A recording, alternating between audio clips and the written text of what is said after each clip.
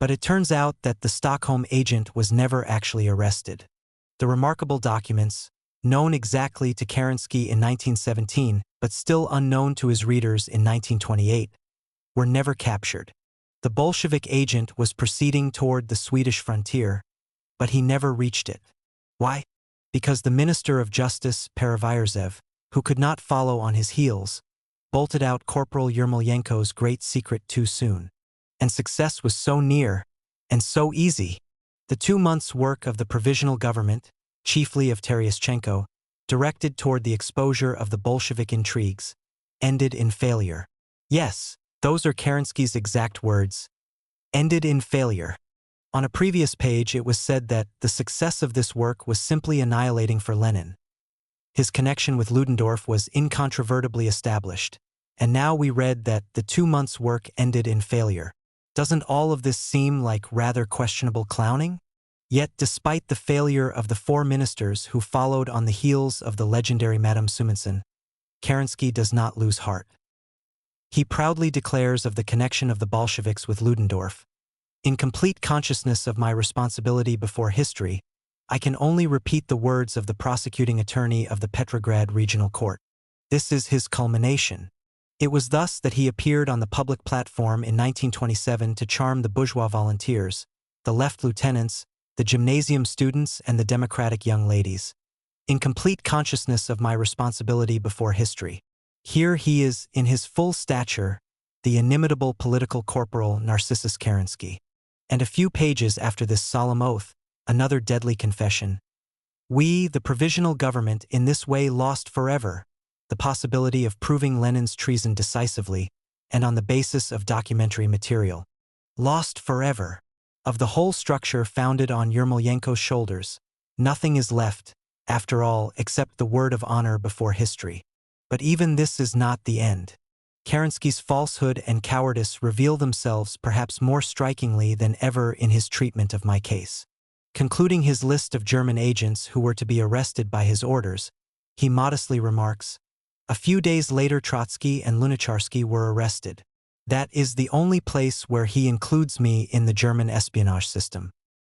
He does it with studied vagueness, without any elocutionary bouquets, and saving his words of honor. There is reason enough for this. Kerensky cannot avoid mentioning me altogether, because his government did arrest me on the same charge as that preferred against Lenin. But he does not want to, nor is he able to, dwell on the evidence against me, because in my case his government disclosed its aforementioned ass's hoof in a very spectacular way. The only evidence against me that the court examiner Alexandrov produced was the allegation that I together with Lenin had passed through Germany in a sealed car. The old watchdog of Tsarist justice had not the ghost of an idea that Lenin's companion in the sealed car was not I but the leader of the Mensheviks, Martov. Whereas I arrived a month after Lenin from New York, traveling by way of a Canadian concentration camp in Scandinavia. The charges against the Bolsheviks were being compiled by such sorry and contemptible dealers in lies that they did not even think it necessary to find out from the newspapers when and by what route Trotsky had come back to Russia. I showed the court examiner up, then and there. I flung his dirty little papers in his face and turned my back on him. Then I sent a protest to the provisional government. Kerensky's criminal guilt toward his readers is all the more obvious in its crudeness on this point.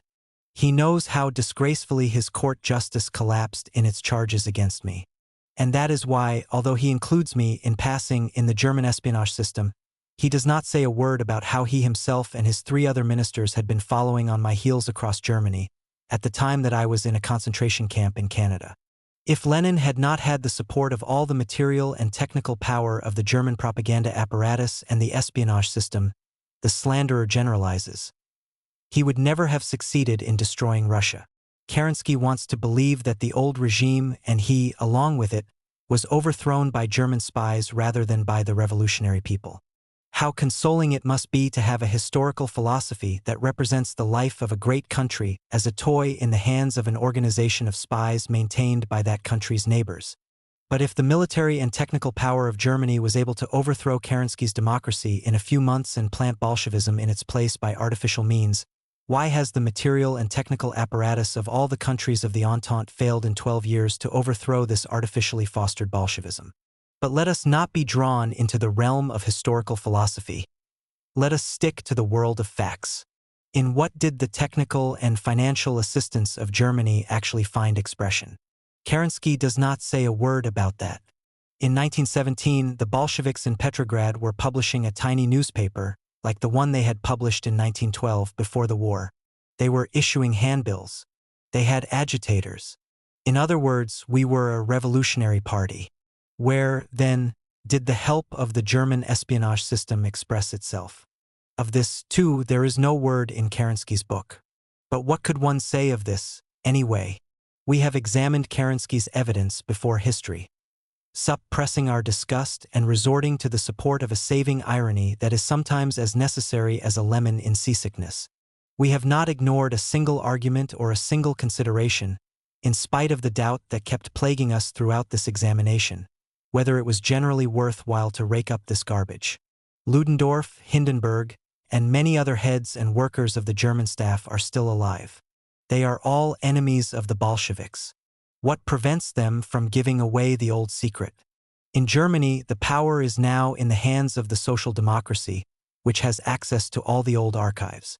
If Ludendorff did not hide his connection with Lenin from Yermolenko, there are surely many people in Germany who knew at least as much as was confided to the Russian corporal. Why do all these implacable enemies of the Bolsheviks and the October Revolution keep silent? It is true that Kerensky mentions Ludendorff's memoirs. But only one fact emerges from these memoirs. Ludendorff hoped that the revolution in Russia would lead to a disintegration of the Russian army, first the February Revolution, and later the October one. No memoirs were necessary to disclose this scheme of his. The fact that he allowed a group of Russian revolutionaries to pass through Germany was enough. On Ludendorff's part, this was an adventure dictated by the grave military situation in Germany. Lenin took advantage of Ludendorff's plans to further thereby his own. Ludendorff was saying to himself, "Lenin will overthrow the patriots, and then I will strangle Lenin and his friends."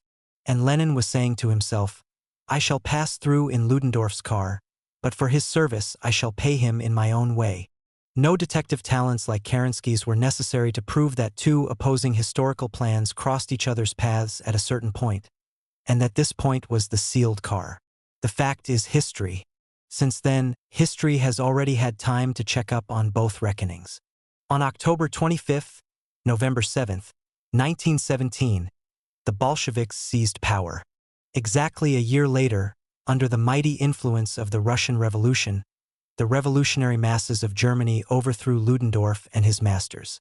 And 10 years after that, the democratic Narcissus whose feelings history had hurt tried to give fresh life to a stupid calumny, not against Lenin, but against a great nation and its revolution. Chapter 26. From July to October. On June 4th, a declaration that I had submitted concerning Kerensky's preparation for an offensive at the front was read by the Bolshevik faction at the Congress of the Soviets. We had pointed out that the offensive was an adventure that threatened the very existence of the army. But the provisional government was growing intoxicated with its own speechifying.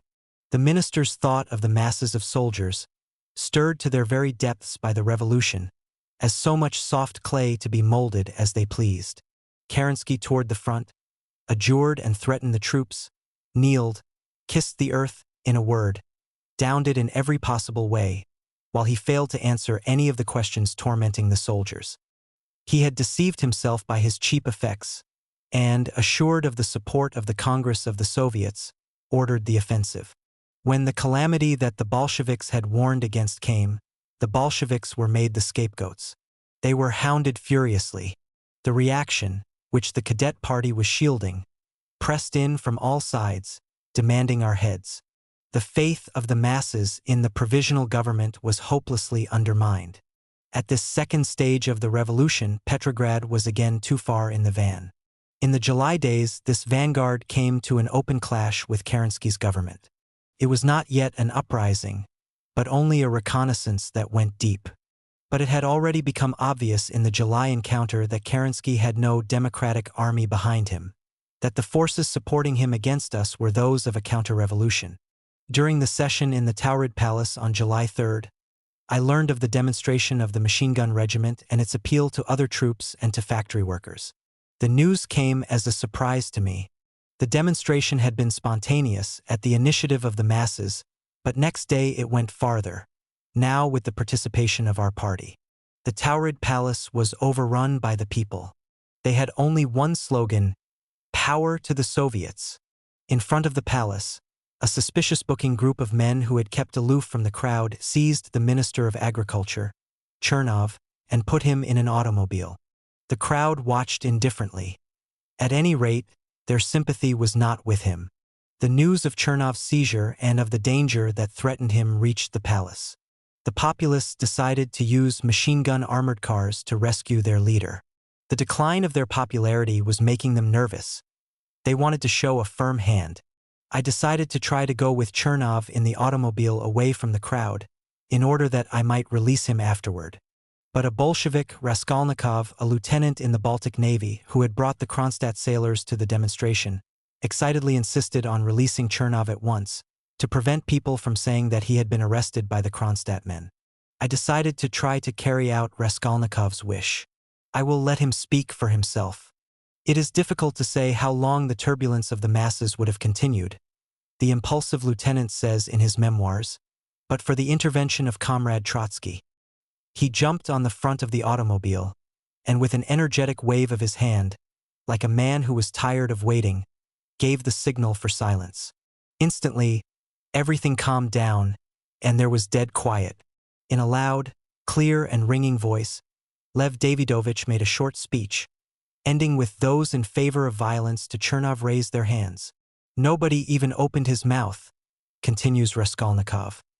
"No one uttered a word of protest. 'Citizen Chernov, you are free,' Trotsky said, as he turned around solemnly to the Minister of Agriculture and with a wave of his hand, invited him to leave the automobile. Chernov was half dead and half alive. I helped him to get out of the automobile, and with an exhausted, expressionless look and a hesitating, unsteady walk, he went up the steps and disappeared into the vestibule of the palace. Satisfied with his victory, Lev Davidovich walked away with him. If one discounts the unnecessarily pathetic tone, the scene is described correctly. It did not keep the hostile press from asserting that I had Chernov seized to have him lynched. Chernov shyly kept silent. How could a people's minister confess his indebtedness not to his own popularity, but to the intervention of a Bolshevik for the safety of his head?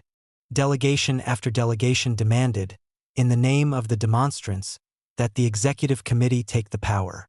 Cheeds, Tseretelli, Dan, and Gotz were sitting in the presidium like statues. They did not answer the delegations, and looked blankly off into space or exchanged perturbed and cryptic glances. Bolsheviks spoke one after another in support of the delegations of workers and soldiers. The members of the presidium were silent. They were waiting, but for what? Hours passed in this way. Then, in the middle of the night, the halls of the palace resounded suddenly with the triumphant blare of trumpets. The members of the presidium came to life as if they had been touched by an electric current. Someone solemnly reported that the Volyn regiment had arrived from the front to put itself of the disposal of the Central Executive Committee. In all of the Petrograd garrison, the democracy had not had a single unit that it could rely on, and so it had had to wait until an armed force could come from the front. Now the whole setting changed immediately. The delegations were driven out. Bolsheviks were not allowed to speak. The leaders of the democracy were wreaking on us their vengeance for the fear that the masses had made them suffer. Speeches from the platform of the executive committee told of an armed mutiny suppressed by the loyal troops of the revolution. The Bolsheviks were declared a counter-revolutionary party. The arrival of that one Volyn regiment had done all this. 3.5 months later, the same regiment cooperated wholeheartedly in the overthrow of Kerensky's government. On the morning of the 5th I met Lenin. The offensive by the masses had been beaten off. "Now they will shoot us down one by one," said Lenin. "This is the right time for them." But he overestimated the opponent, not his venom, but his courage and ability to act. They did not shoot us down one by one, although they were not far from it. Bolsheviks were being beaten down in the streets and killed.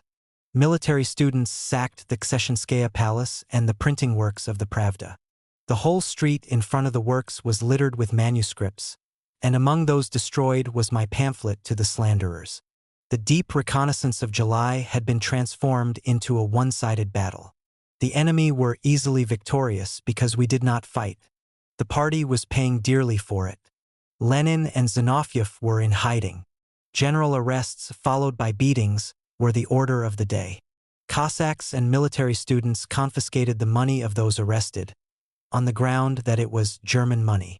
Many of our sympathizers and half-friends turned their backs on us. In the Taurid Palace, we were proclaimed counter-revolutionists and were actually put outside the law. The situation in the ruling circles of the party was bad. Lenin was away. Kamenev's wing was raising its head. Many, and these included Stalin, simply let events take their own course so that they might show their wisdom the day after. The Bolshevik faction in the Central Executive Committee felt orphaned in the Taurid Palace. It sent a delegation to ask me if I would speak to them about the situation, although I was not yet a member of the party. My formal joining had been delayed until the party congress, soon to meet. I agreed readily, of course. My talk with the Bolshevik faction established moral bonds of the sort that are forged only under the enemy's heaviest blows. I said then that after this crisis we were to expect a rapid upswing, that the masses would become twice as strongly attached to us when they had verified the truth of our declaration by facts, that it was necessary to keep a strict watch on every revolutionary, for at such moments men are weighed on scales that do not err. Even now I recall with pleasure the warmth and gratitude that the members showed me when I left them. Lenin is away, Muralov said, and of the others only Trotsky has kept his head. If I had been writing these memoirs under different circumstances, although in other circumstances I should hardly have been writing them at all, I should have hesitated to include much of what I say in these pages. But now I cannot forget that widely organized lying about the past which is one of the chief activities of the epigones. My friends are in prison or in exile. I am obliged to speak of myself in a way that I should never have done under other conditions. For me, it is a question not merely of historical truth but also of a political struggle that is still going on. My unbroken fighting friendship as well as my political friendship with Muralov began then. I must say at least a few words about the man. Muralov is an old Bolshevik who went through the revolution of 1905 in Moscow. In Serpukhov in 1906, he was caught in the pogrom of the Black Hundred, carried out, as usual, under the protection of the police. Muralov is a magnificent giant, as fearless as he is kind. With a few others, he found himself in a ring of enemies who had surrounded the building of the Zemstvo administration. Muralov came out of the building with a revolver in his hand and walked evenly toward the crowd. It moved back a little, but the shock company of the Black Hundred blocked his path, and the cabmen began to howl taunts at him. "Clear away," ordered the giant without slackening his advance. As he raised the hand holding the revolver, several men pounced on him. He shot one of them down and wounded another. The crowd drew back again. With the same even step, cutting his way through the crowd like an icebreaker, Muralov walked on toward Moscow. His subsequent trial lasted for 2 years, and, in spite of the frenzy of the reaction that swept over the country, he was acquitted.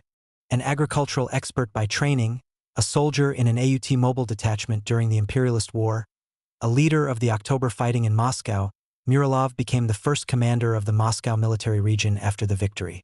He was a fearless marshal of the Revolutionary War, always steady, simple, and unaffected. In his campaigning, he was a tireless living example. He gave agricultural advice, mowed grain, and in his free moments gave medical treatment to both men and cows.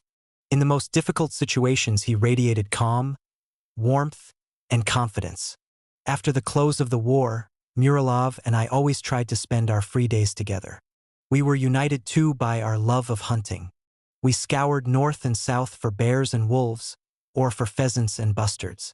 At present, Muralov is hunting in Siberia as an exiled oppositionist. In the July days of 1917, Muralov held his head up, as usual, and encouraged many others. In those days, we all needed a lot of self-control to stride along the corridors and halls of the Taurid Palace without bowing our heads, as we ran the gauntlet of furious glances, venomous whispers, grinding of teeth, and a demonstrative elbowing that seemed to say, "Look! Look! There is no fury greater than that of a vain and pampered, revolutionary Philistine when he begins to perceive that the revolution which has suddenly lifted him to the top is about to threaten his temporary splendor." The route to the canteen of the executive committee was a little Golgotha in those days.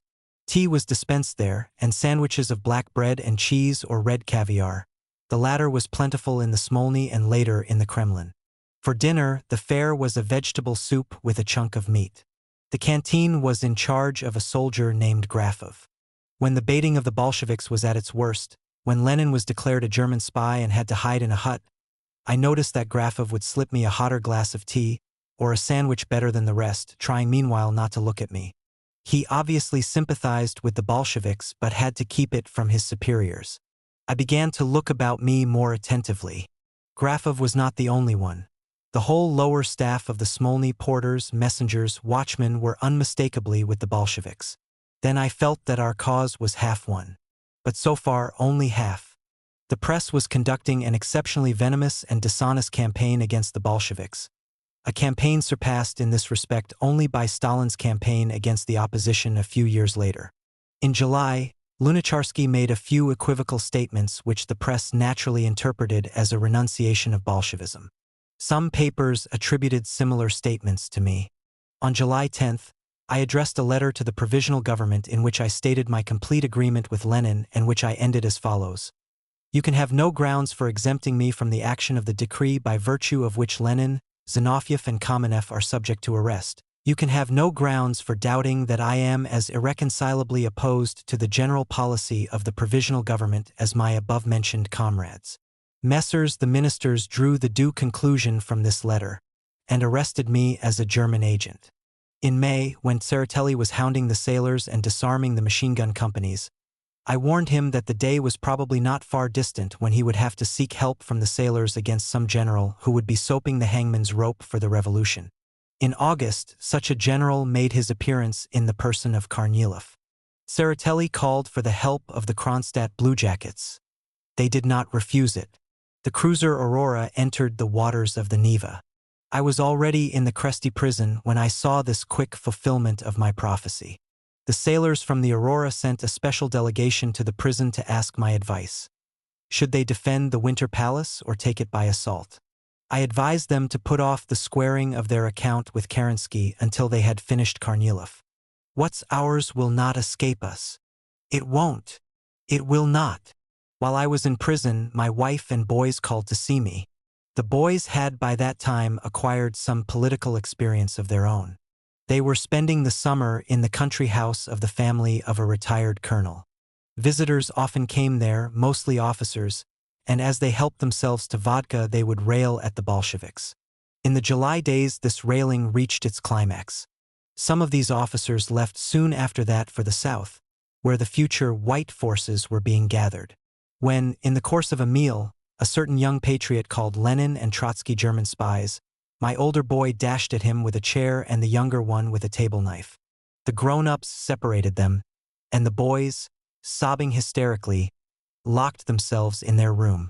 They were secretly planning to make their way on foot to Petrograd to find out what was happening to the Bolsheviks there. But fortunately their mother came, pacified them, and took them away. But in the city things seemed hardly better. The newspapers were denouncing the Bolsheviks. Their father was in prison. The revolution was definitely disappointing. But that did not prevent them from delightedly watching my wife furtively slip me a penknife through the grating in the prison reception room. I continued to console them by saying that the real revolution was still to come. My daughters were being drawn more actively into political life. They attended the meetings in the modern circus and took part in demonstrations. During the July days, they were both shaken up in a mob. One of them lost her glasses, both lost their hats, and both were afraid that they would lose the father who had just reappeared on their horizon. During the days of Kornilov's advance on Petrograd, the prison regime was hanging by a thread. Everybody realized that if Kornilov entered the city, he would immediately slaughter all the Bolsheviks arrested by Kerensky. The Central Executive Committee was afraid too that the prisons might be raided by the White Guard elements in the capital. A large detachment of troops was detailed to guard the Kresti. Of course, it proved to be not democratic but Bolshevik, and ready to release us at any moment. But an act like that would have been the signal for an immediate uprising, and the time for that had not yet come. Meanwhile, the government itself began to release us, for the same reason that it had called in the Bolshevik sailors to guard the Winter Palace. I went straight from the Kresti to the newly organized Committee for the Defense of the Revolution, where I sat with the same gentleman who had put me in prison as an agent of the Hohenzollerns, and who had not yet withdrawn the accusation against me. I must candidly confess that the populists and Mensheviks, by their very appearance, made one wish that Kornilov might grip them by the scruffs of their necks and shake them in the air. But this wish was not only irreverent, it was unpolitical. The Bolsheviks stepped into the harness and were everywhere in the first line of the defense. The experience of Kornilov's mutiny completed that of the July days. Once more Kerensky and company revealed the fact that they had no forces of their own to back them. The army that rose against Kornilov was the army-to-be of the October Revolution. We took advantage of the danger to arm the workers whom Tseretelli had been disarming with such restless industry. The capital quieted down in those days. Kornilov's entry was awaited with hope by some and with terror by others. Our boys heard someone say, "He may come tomorrow." And in the morning, before they were dressed, they peered out of the window to see if he had arrived. But Kornilov did not arrive. The revolutionary upswing of the masses was so powerful that his mutiny simply melted away and evaporated. But not without leaving its trace. The mutiny was all grist to the Bolshevik mill. Retribution is not slow in coming. I wrote in the Kornilov days. Hounded, persecuted, slandered. Our party never grew as rapidly as it is growing now. And this process will spread from the capitals to the provinces, from the towns to the country and the army, without ceasing for a moment to be the class organization of the proletariat. Our party will be transformed in the fire of persecution into a true leader of all the oppressed, downtrodden, deceived and hounded masses. We were hardly able to keep pace with the rising tide. The number of Bolsheviks in the Petrograd Soviet was increasing daily. We represented almost half of the membership, and yet there was not a single Bolshevik in the Presidium. We raised the question of re-electing the Soviet Presidium. We offered to form a coalition Presidium with the Mensheviks and the populists. Lenin, as we afterward found out, was displeased at that, because he was afraid that it implied conciliatory tendencies on our part. But no compromise was effected. Despite our recent joint struggle against Kornilov, Tseretelli declined the coalition Presidium. We had hoped for this. Nothing but a vote on the lists of candidates along party lines could solve the problem now. I asked whether the list of our opponents included Kerensky. Formally, he was a member of the Presidium, though he did not attend the Soviet, and showed his disregard of it in every way. The question took the Presidium by surprise. Kerensky was neither liked nor respected, but it was impossible to disavow one's prime minister. After consulting one another, the members of the Presidium answered, "Of course, he is included. We wanted nothing better." Here is an extract from the minutes. We were convinced that Kerensky was no longer in the Presidium. Tumultuous applause. But we see now that we have been mistaken. The shadow of Kerensky is hovering between Chids and Zavodai. When you are asked to approve the political lineup of the Presidium, remember that you are asked in this way to approve the policies of Kerensky. Tumultuous applause. This threw over to our side another 100 or so of the delegates who had been vacillating. The Soviet numbered considerably more than 1,000 members. The voting was performed by going out the door. There was tremendous excitement, for the question at issue was not the Presidium, but the revolution. I was walking about in the lobbies with a group of friends. We reckoned that we should be 100 votes short of half, and were ready to consider that a success.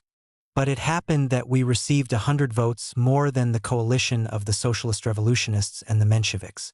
We were the victors. I took the chair. Tseretelli, taking his leave, expressed his wish that we might stay in the Soviet at least half as long as they had been leading the revolution. In other words, our opponents opened for us a credit account of not more than 3 months. They made a gross miscalculation. We were undeviating in our march to power. Chapter 27. The deciding night. The 12th hour of the revolution was near. The Smolny was being transformed into a fortress. In its garret there were a dozen or two machine guns, a legacy from the old executive committee. Captain Grekov, commandant of the Smolny, was an undisguised enemy. On the other hand, the chief of the machine gun company came to tell me that his men were all on the side of the Bolsheviks. I instructed some one, perhaps Markin, to inspect the machine guns. They proved to be in poor condition as a result of continuous neglect. The soldiers had grown slack because they had no intention of defending Kerensky. I had a new and more reliable machine gun detachment brought to the Smolny. October 24th, a gray morning, early. I roamed about the building from one floor to another, partly for the sake of movement and partly to make sure that everything was in order and to encourage those who needed it. Along the stone floors of the interminable and still half-dark corridors of the Smolny, the soldiers were dragging their machine guns. With a hearty clangor and tramping of feet, this was the new detachment I had summoned. The few socialist revolutionists and Mensheviks still in the Smolny could be seen poking sleepy, frightened faces out at us. The music of the guns was ominous in their ears, and they left the Smolny in a hurry, one after the other. We were now in full command of the building that was preparing to rear a Bolshevist head over the city and the country. Early in the morning, two workers, a man and a woman, panting after their run from the party printing works, bumped into me on the staircase. The government had closed down the central organ of the party and the paper of the Petrograd Soviet. Government agents, accompanied by military students, had put seals on the printing works. For a moment the news startled us. Such is the power exercised over the mind by legal formality. Couldn't we break the seals? The woman asked. Break them, I answered. And to make it safe for you, we will give you a dependable escort. There is a battalion of sappers next door to us. The soldiers are sure to back us, said the woman printer confidently. The Military Revolutionary Committee immediately issued an order. 1. The printing works of revolutionary newspapers to be reopened. 2. The editorial staffs and compositors to be invited to continue publishing the papers. 3. The honorary duty of protecting the revolutionary printing works from counter-revolutionary attacks to be entrusted to the gallant soldiers of the Litovsky Regiment and the 6th Sapper Reserve Battalion. And from that time on, the printing works ran without interruption, and both newspapers continued publication. On the 24th, there was difficulty at the telephone exchange. Military students had entrenched themselves there, and under their protection the telephone operators went into opposition to the Soviet and refused to make our connections. This was the first sporadic instance of sabotage. The Military Revolutionary Committee sent a detachment of sailors to the telephone exchange, and the detachment placed 2 small guns at the entrance. The telephone service was restored. Thus began the taking over of the organs of administration. On the 3rd floor of the Smolny, in a small corner room, the committee was in continuous session. All the reports about the movements of troops, the attitude of soldiers and workers, the agitation in the barracks, the designs of organizers of pogroms, the intrigues of the bourgeois politicians and the foreign embassies, the happenings in the Winter Palace, all these came to this center, as did the reports of the conferences of the parties formerly in the Soviet.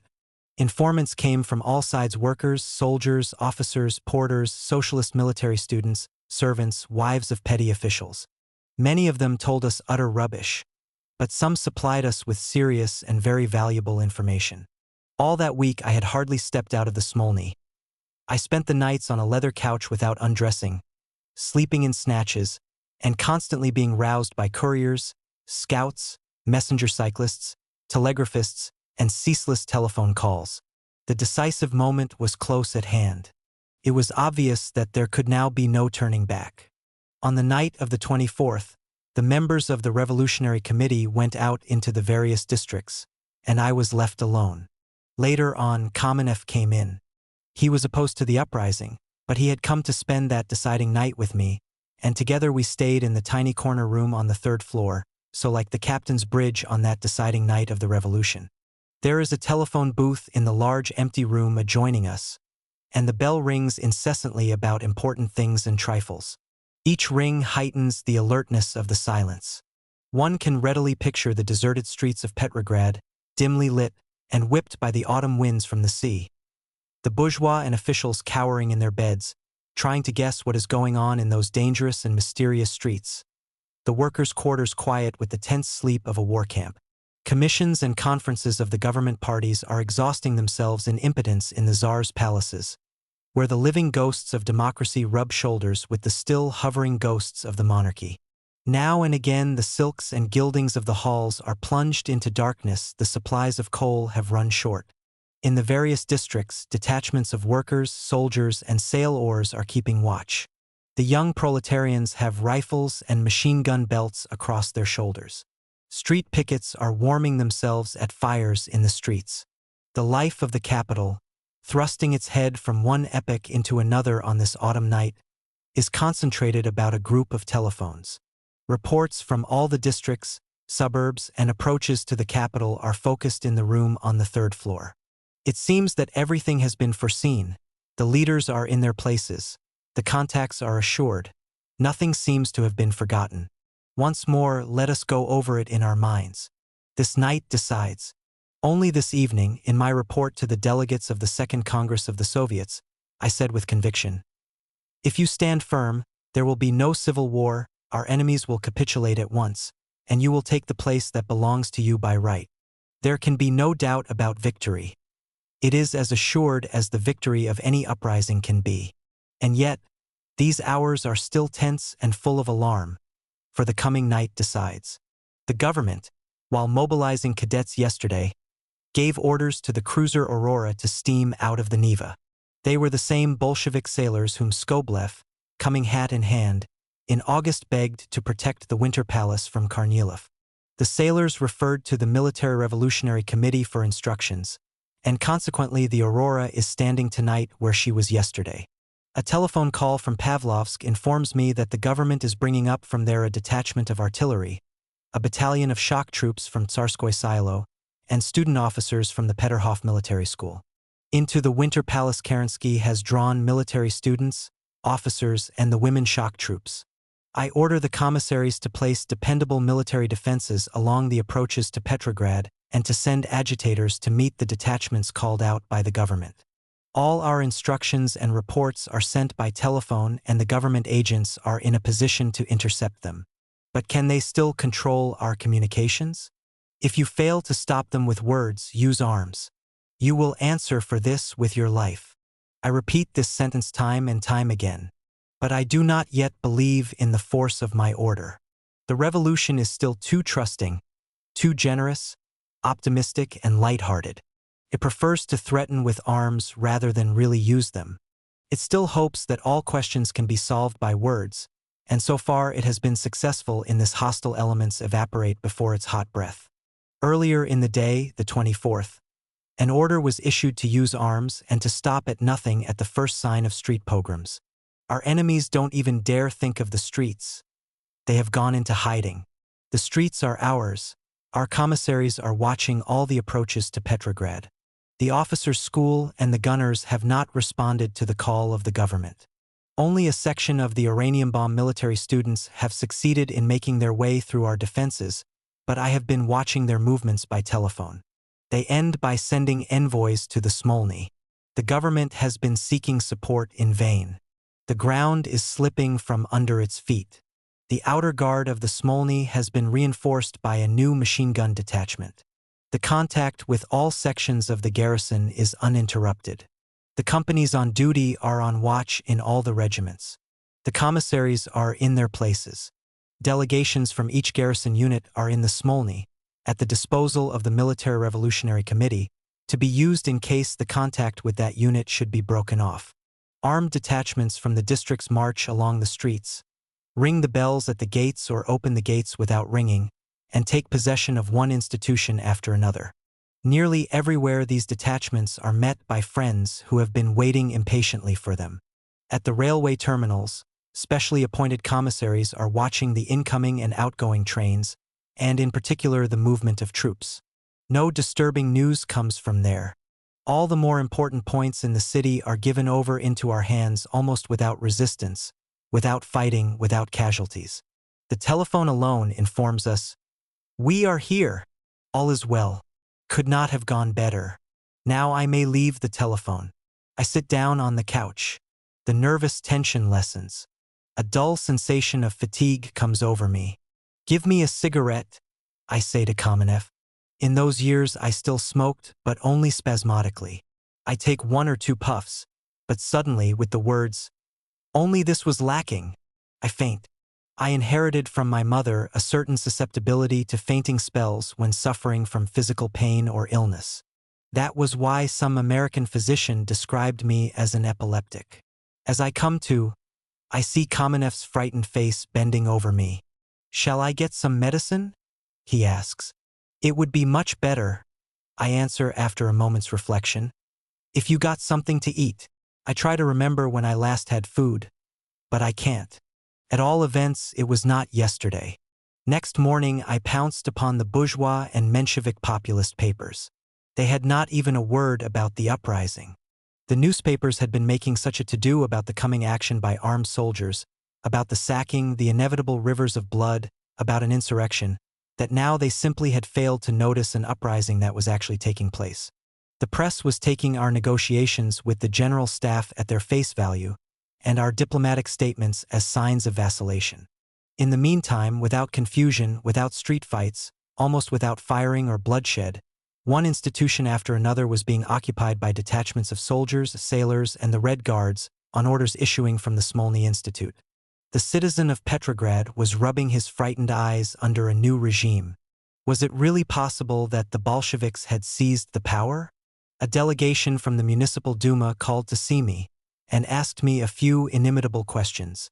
"Do you propose military action? If so, what and when?" The Duma would have to know of this not less than 24 hours in advance. What measures had the Soviet taken to ensure safety and order? And so on and so forth. I replied by expounding the dialectic view of the revolution and invited the Duma to send a delegate to the Military Revolutionary Committee to take part in its work. This scared them more than the uprising itself. I ended, as usual, in the spirit of armed self-defense. "If the government uses iron, it will be answered with steel. Will you dissolve us for being opposed to the transfer of power to the Soviets?" I replied, "The present Duma reflects yesterday. If a conflict arises, we will propose to the people that they elect a new Duma on the issue of power." The delegation left as it had come, but it left behind it the feeling of an assured victory. Something had changed during the night. 3 weeks ago, we had gained a majority in the Petrograd Soviet. We were hardly more than a banner with no printing works, no funds, no branches. No longer ago than last night, the government ordered the arrest of the Military Revolutionary Committee and was engaged in tracing our addresses. Today, a delegation from the City Duma comes to the arrested Military Revolutionary Committee to inquire about the fate of the Duma. The government was still in session at the Winter Palace, but it was no more than a shadow. Politically, it had ceased to exist. During the day of the 25th, the Winter Palace was being surrounded on all sides by our troops. At 1 o'clock midday, I made a statement of the situation to the Petrograd Soviet. The newspaper account reports it as follows. "On behalf of the Military Revolutionary Committee, I declare that the provisional government is no longer existent." Applause. Some ministers have been arrested. Hembra. Others will be arrested in the course of a few days or hours. Applause. The revolutionary garrison, at the disposal of the Military Revolutionary Committee, has dissolved the session of the pre-parliament.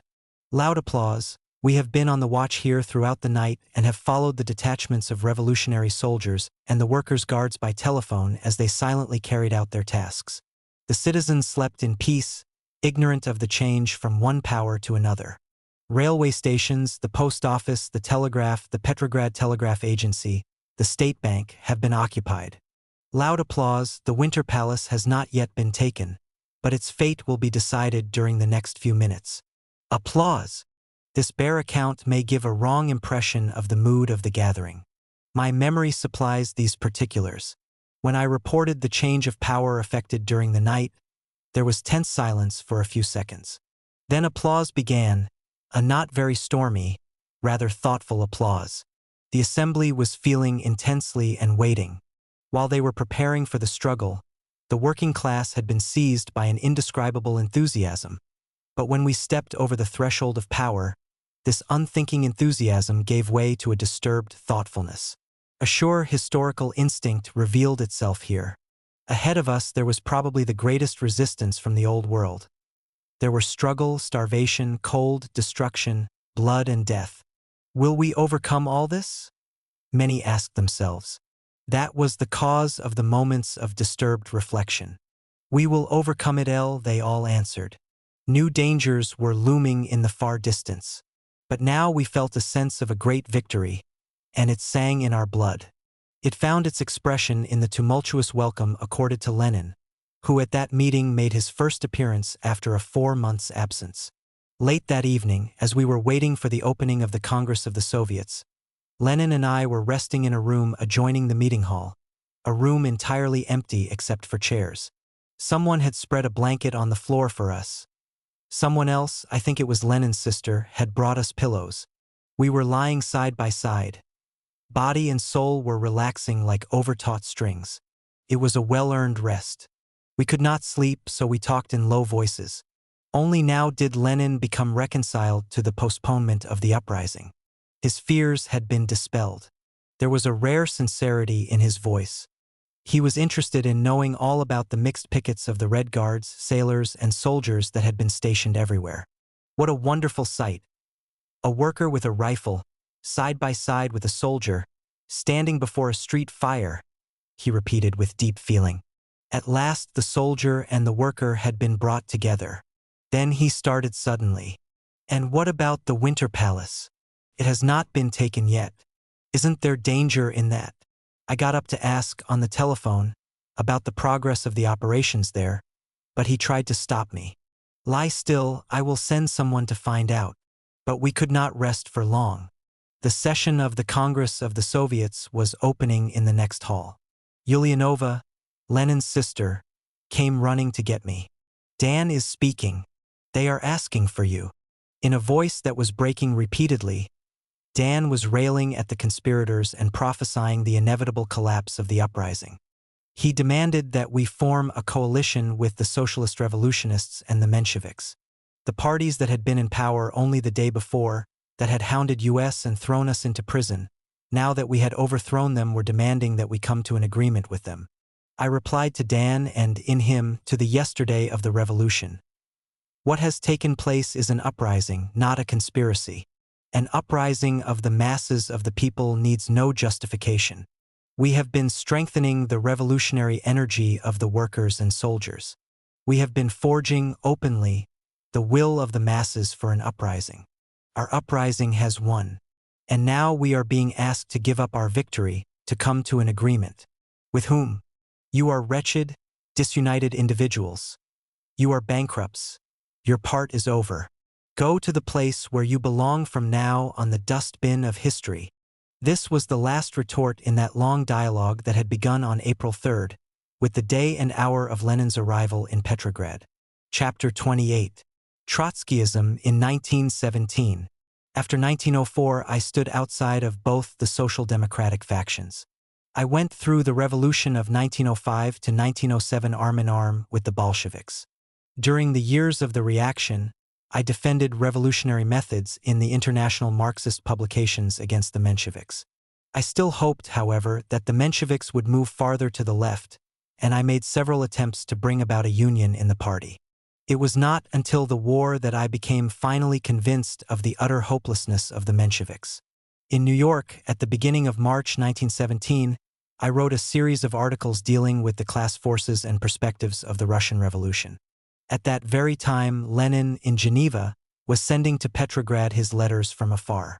And both of us, though we were writing in different parts of the world and were separated by an ocean, gave the same analysis and the same forecast.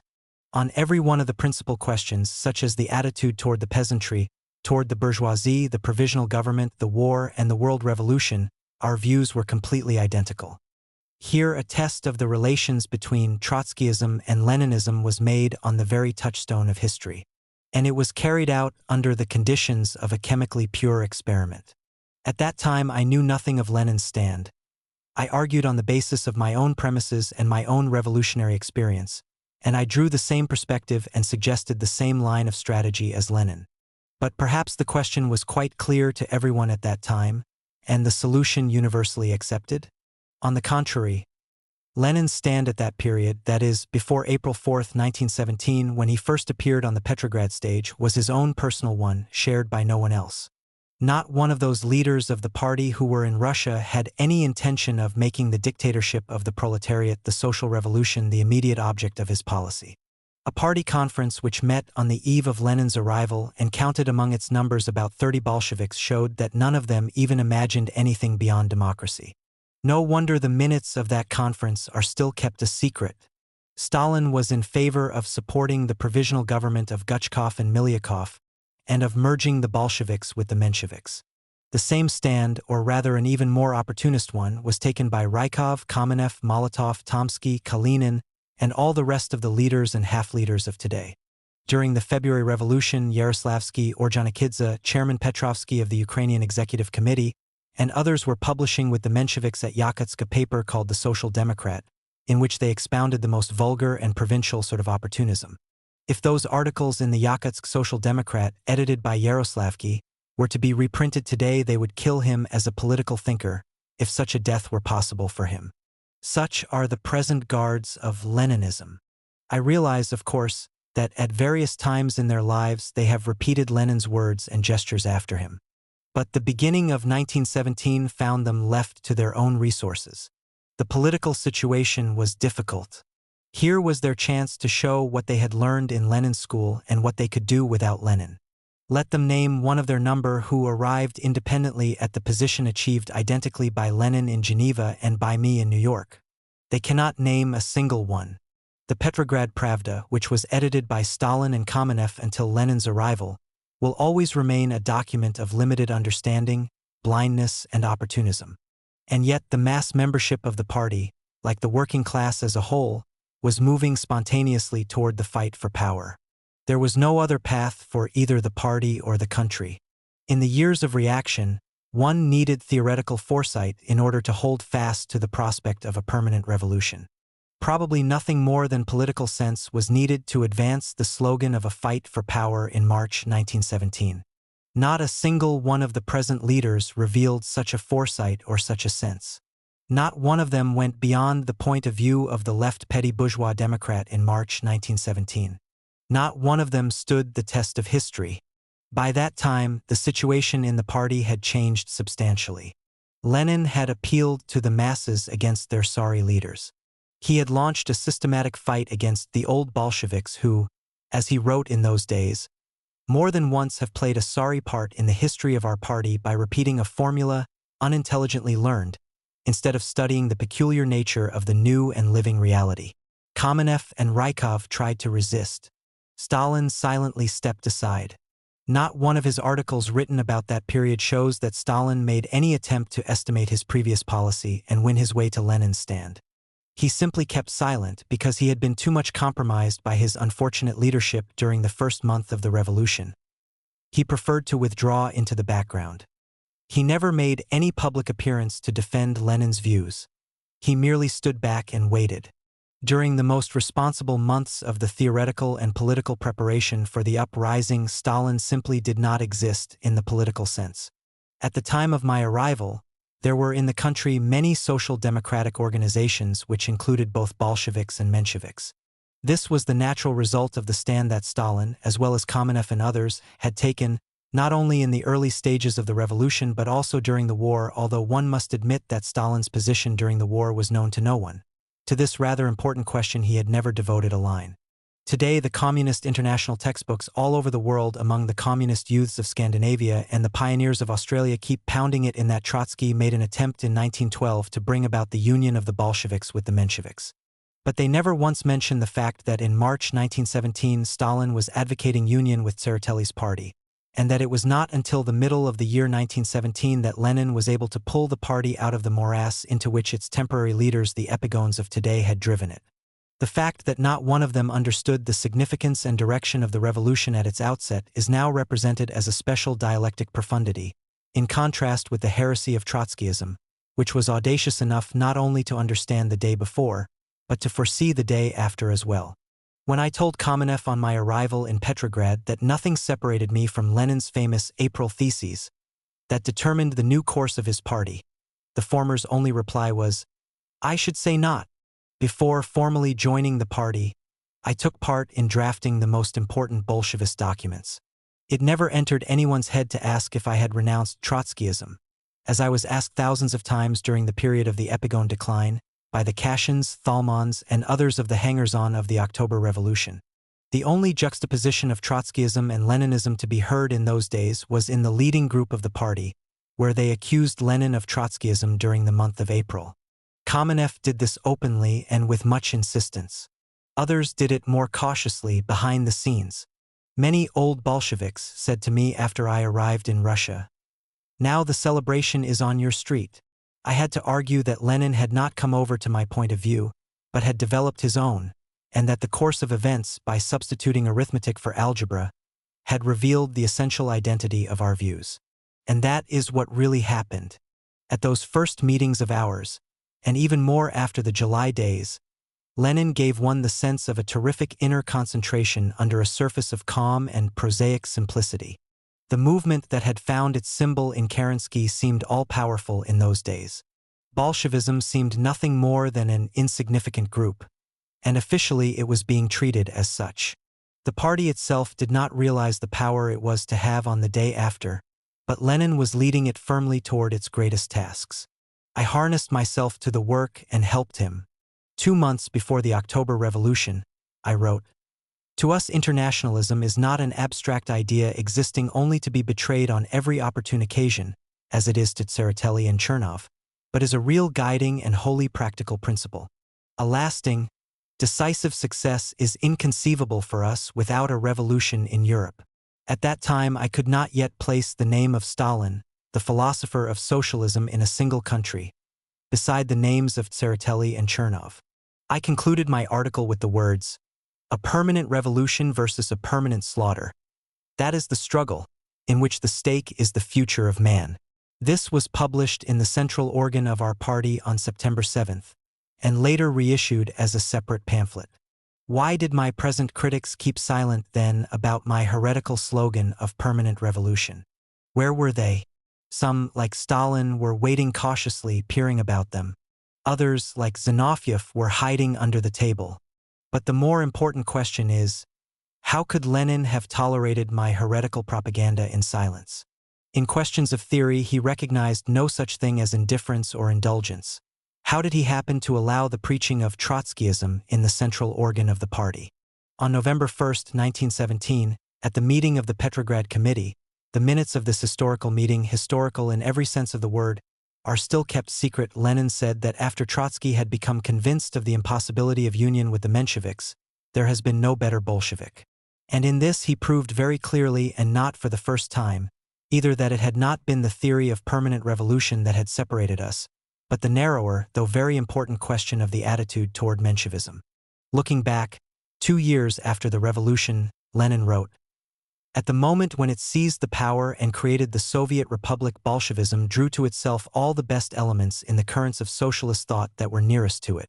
Can there be even a shadow of a doubt that when he spoke so deliberately of the best representatives of the currents closest to Bolshevism, Lenin had foremost in mind what is now called the historical Trotskyism? For what was nearer to it than the current that I represented? And whom else could Lenin have had in mind? Perhaps Marcel Kashin? Or Thalman?" To Lenin, when he surveyed the past development of the party as a whole, Trotskyism was no hostile and alien current of socialist thought, but on the contrary the one that was closest to Bolshevism. The actual course of the development of ideas in the party, as we can see, did not at all resemble the false caricature that the epigones, taking advantage of Lenin's death and the tide of reaction, have been creating. Chapter 20. In Power.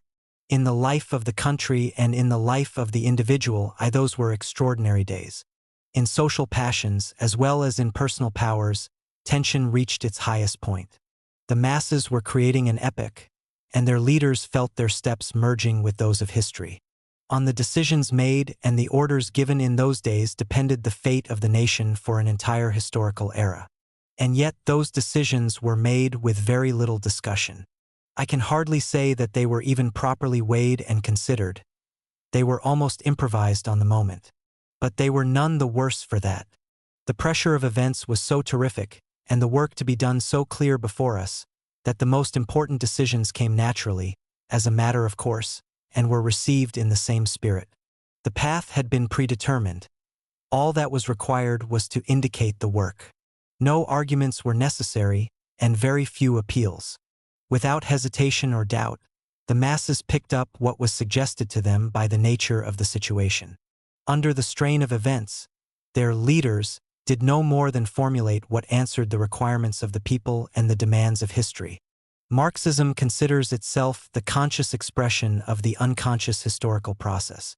But the unconscious process, in the historico-philosophical sense of the term, not in the psychological, coincides with its conscious expression only at its highest point, when the masses, by sheer elemental pressure, break through the social routine and give victorious expression to the deepest needs of historical development. And at such moments the highest theoretical consciousness of the epoch merges with the immediate action of those oppressed masses who are farthest away from theory. The creative union of the conscious with the unconscious is what one usually calls inspiration. Revolution is the inspired frenzy of history. Every real writer knows creative moments, when something stronger than himself is guiding his hand. Every real orator experiences moments when someone stronger than the self of his everyday existence speaks through him. This is inspiration. It derives from the highest creative effort of all one's forces. The unconscious rises from its deep well and bends the conscious mind to its will, merging it with itself in some greater synthesis. The utmost spiritual vigor likewise infuses at times all personal activity connected with the movement of the masses. This was true for the leaders in the October days. The hidden strength of the organism, its most deeply rooted instincts, its power of scent inherited from animal forebears, all these rose and broke through the psychic routine to join forces with the higher historico-philosophical abstractions in the service of the revolution. Both these processes, affecting the individual and the mass, were based on the union of the conscious with the unconscious, the union of instinct, the mainspring of the will, with the higher theories of thought. Outwardly, it did not look very imposing. Men went about tired, hungry, and unwashed, with inflamed eyes and unshaven beards, and afterward none of them could recall much about those most critical days and hours. Here is an extract from notes made considerably later by my wife. During the last days of the preparation for October, we were staying in Taurid Street. Lev Davidovich lived for whole days at the Smolny. I was still working at the Union of Woodworkers, where the Bolsheviks were in charge, and the atmosphere was tense. All the working hours were spent in talking about the uprising. The chairman of the union upheld the point of view of Lenin Trotsky, as it was called then, and we carried on our agitation together. The question of the uprising was discussed everywhere in the streets, at mealtime, at casual meetings on the stairs of the Smolny. We ate little, slept little, and worked almost 24 hours a day. Most of the time we were separated from our boys, and during the October days I worried about them. Lyova and Seryoza were the only Bolsheviks in their school except for a third, a sympathizer, as they called him. Against them these three had a compact group of offshoots of the ruling democracy cadets and socialist revolutionists. And as usually happens in such cases, criticism was supplemented by practical arguments. On more than one occasion, the headmaster had to extricate my sons from under the piled-up Democrats who were pummeling them. The boys, after all, were only following the example of their fathers. The headmaster was a cadet, and consequently always punished my sons with, "Take your hats and go home." After the revolution, it was quite impossible for the boys to remain in that school, and so they went to a people's school instead. Everything was much simpler and cruder there, but one could breathe more freely. LD and I very seldom were at home. The boys would come home from school and, finding that we weren't in, would think it unnecessary for them to stay within the four walls either. In those days of demonstrations, dashes, and shootings we were worried for their safety, because they were then in such a revolutionary mood. At our brief meetings they would tell us with the greatest joy, Today we were with some Cossacks in a streetcar and saw them read Dad's appeal, Brother Cossacks. Well, they read it and passed it on to others. It was fine. Fine. Fine punto. An acquaintance of LD's, the engineer K, who had a large family of children of all ages, with a governess and so forth, offered to keep the boys in his home, where there would be someone to look after them. I jumped at this as a saving grace. I had to call at the Smolny about 5 times a day to carry out different commissions for LD. We would return to Taurid Street late at night. In the morning we would separate again, LD going to the Smolny and I to the Union. At the culmination of events, we almost never left the Smolny. 4 days at a time LD would not come to Taurid Street even to sleep. And I often stayed at the Smolny as well. We slept on sofas and chairs without undressing. The weather was not exactly warm. It was autumn. The days were dry and lowering, and the wind blew in sharp, cold gusts. The main streets were quiet and deserted. And in this stillness one felt an intense watchfulness. The Smolny was bubbling over. The enormous hall sparkled with the thousands of lights from the magnificent chandeliers. Day and night it was filled to the brim with people. They were as still as if the city, in fright, had drawn its head down between its shoulders. I remember that on the morning of the 2nd or 3rd day after the uprising, I dropped into a room at the Smolny and found Vladimir Ilyich Lenin there with Lev Davidovich. With them, if I remember correctly, were Dzerzhinsky, Joff, and a crowd of others. Their faces were a grayish-green from lack of sleep. Their eyes were inflamed, their collars soiled, and the room was full of smoke. Someone was sitting at a table surrounded by people waiting for orders. Lenin and Trotsky were also in the midst of a waiting mob. It seemed to me that orders were being given as if by people who were asleep. There was something of the somnambulist in the way they talked and moved about. For a moment I felt as if I were seeing it all in a dream, and that the revolution was in danger of being lost if they didn't get a good sleep and put on clean collars. The dream was closely bound up with those collars. I remember that next day I met Lenin's sister, Maria Ilyinishna, and reminded her hurriedly that Vladimir Ilyich needed a clean collar. "Oh, yes, of course," she replied, laughing. But by that time this matter of clean collars had lost its nightmarish significance for me. The power is taken over, at least in Petrograd. Lenin has not yet had time to change his collar, but his eyes are very wide awake, even though his face looks so tired. He looks softly at me, with that sort of awkward shyness that with him indicates intimacy. "You know," he says hesitatingly, "from persecution and a life underground, to come so suddenly into power," he pauses for the right word. "Es schwindelt," he concludes, changing suddenly to German, and circling his hand around his head. We look at each other and laugh a little. All this takes only a minute or two, then a simple passing to next business. The government must be formed. We number among us a few members of the Central Committee. A quick session opens over in a corner of the room. "What shall we call them?" asks Lenin, thinking aloud. "Anything but ministers, that's such a vile, hackneyed word." "We might call them commissaries," I suggest. "But there are too many commissaries just now. Perhaps supreme commissaries?" "No, supreme does not sound well either. What about people's commissaries?" "People's commissaries? Well, that might do, I think," Lenin agrees. "And the government as a whole? A Soviet, of course. The Soviet of People's Commissaries, eh? The Soviet of People's Commissaries?" Lenin picks it up. "That's splendid. Smells terribly of revolution." Lenin was not much inclined toward the aesthetics of revolution, or toward relishing its romantic quality.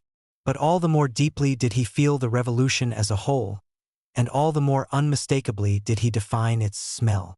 "And what," Vladimir Ilyich once asked me quite unexpectedly, during those first days, "what if the White Guards kill you and me? Will Svyerdlov and Bukharin be able to manage?" "Perhaps they won't kill us," I rejoined, laughing. "The devil knows what they might do," said Lenin, laughing in turn. In 1924, in my recollections of Lenin, I described this incident for the first time. I learned afterward that the members of what was then a trio, Stalin, Zinoviev, and Kamenev, felt terribly offended by it, although they did not dare contradict it. But the fact remains that Lenin only mentioned Svyerdlov and Bukharin. He did not think of any others.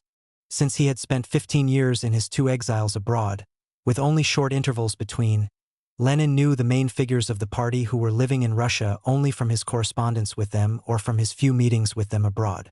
It was not until after the revolution that he was able to see them at close range and actually at work.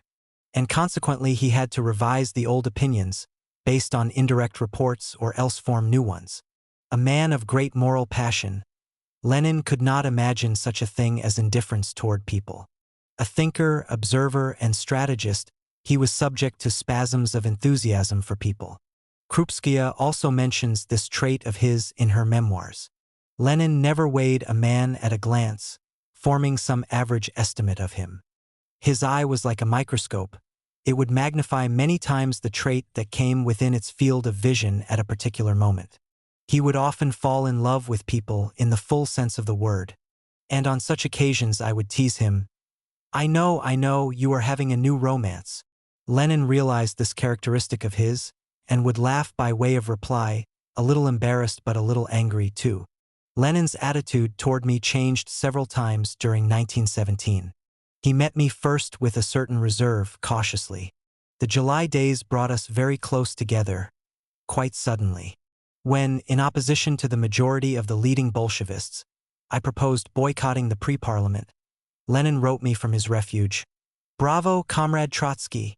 Later on, judging from some accidental and quite erroneous indications, he concluded that I was being too dilatory in the matter of an armed uprising, and this suspicion was reflected in several of his letters during October. By contrast, his attitude toward me on the day of the revolution, when we were resting on the floor of a half-dark, empty room, became all the more unmistakable in its warmth and friendliness.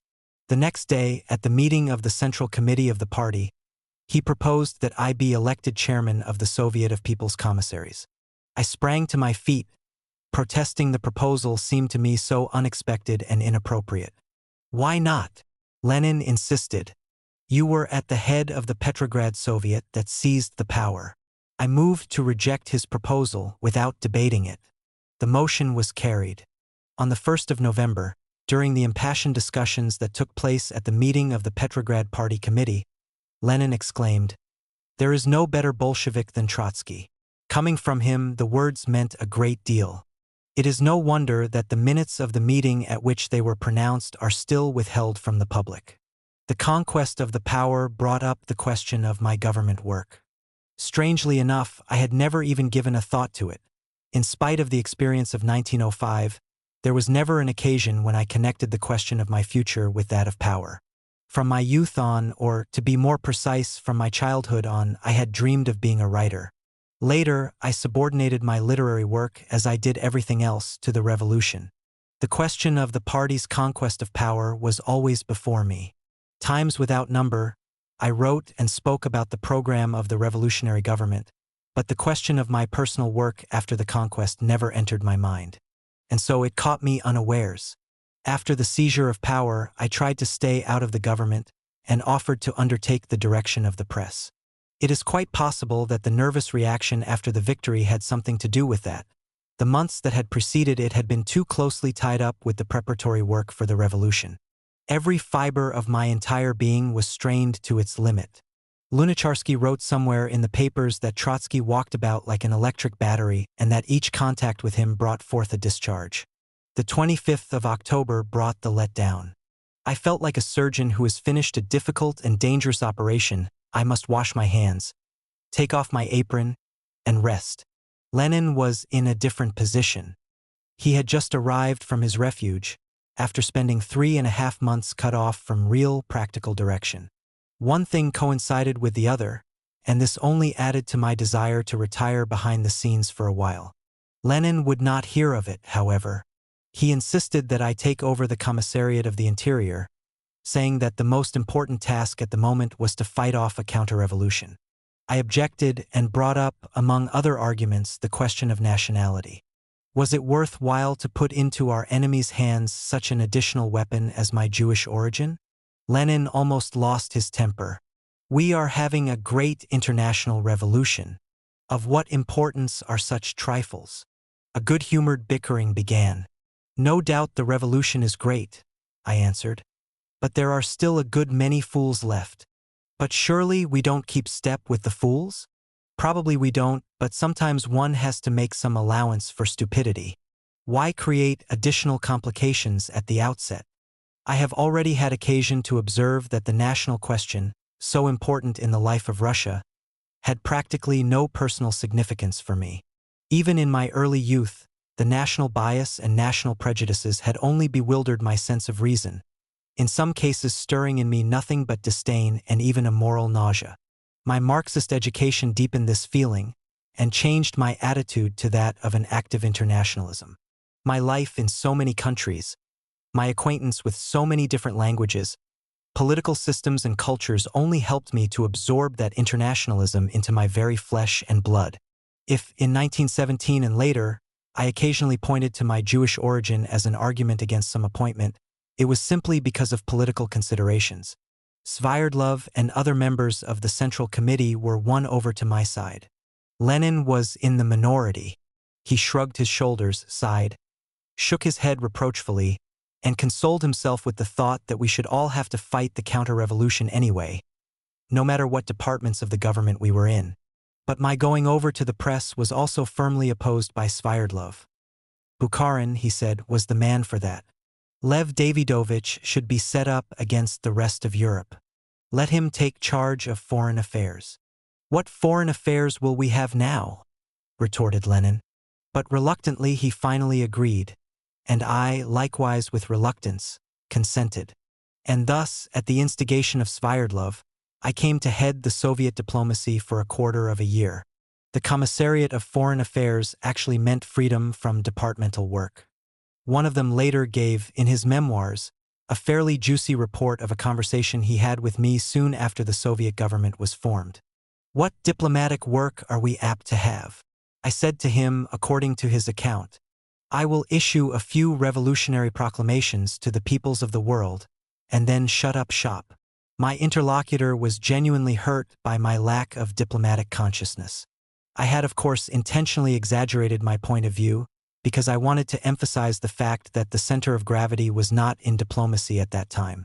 The principal tasks were to develop the October Revolution further, extend it to the entire country, beat off the raid against Petrograd by Kerensky and General Krasnov, and fight the counter-revolution.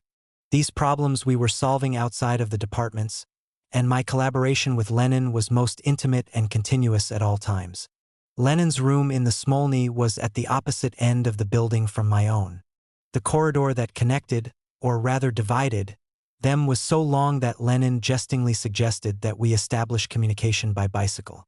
We were connected by telephone, and several times each day I would walk the endless corridor that looked like an anthill to Lenin's room for our conferences. A young sailor who was known as Lenin's secretary was constantly running between us, bringing me Lenin's notes, which consisted of 2 or 3 firmly expressed sentences, with the more important words underscored 2 or 3 times and the final question aimed point blank. Often the notes were accompanied by drafts of decrees that required immediate comment. The archives of the Soviet of People's Commissaries hold a great many documents of that period, some written by Lenin, some by me, Lenin's texts with my amendments, or my proposals with Lenin's additions. During the first period, roughly speaking, until August 1918, I was active in the general work of the Soviet of People's Commissaries. During the Smolny period, Lenin was eagerly impatient to answer all problems of economic, political, administrative, and cultural life by decrees.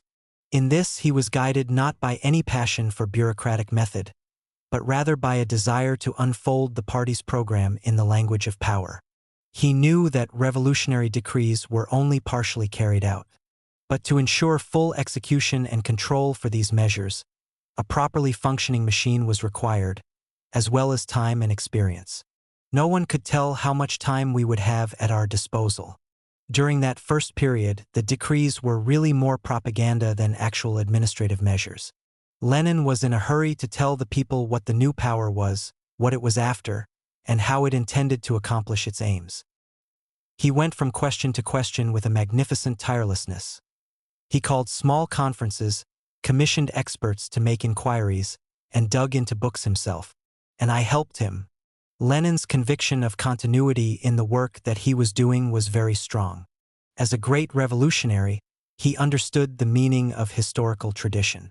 It was impossible to tell in advance whether we were to stay in power or be overthrown. And so it was necessary, whatever happened, to make our revolutionary experience as clear as possible for all men. Others would come, and, with the help of what we had outlined and begun, would take another step forward. That was why Lenin insisted impatiently on the earliest possible publication of the classics of socialism and materialism in Russian translation. He was anxious to have as many revolutionary monuments erected as possible, even if they were of the simplest sort, like busts or memorial tablets to be placed in all the towns, and, if it could be managed, in the villages as well, so that what had happened might be fixed in the people's imagination, and leave the deepest possible furrow in memory. Every meeting of the Soviet of People's Commissaries, which changed its membership often at first, presented a picture of an immense legislative improvisation. Everything had to proceed from the beginning. There were no precedents, since history had none to offer. Lenin presided indefatigably at the Soviet for 5 and 6 hours on end, and the meetings of the People's Commissaries were held every day. As a rule, matters were brought up for consideration without previous preparation, and almost always as urgent business.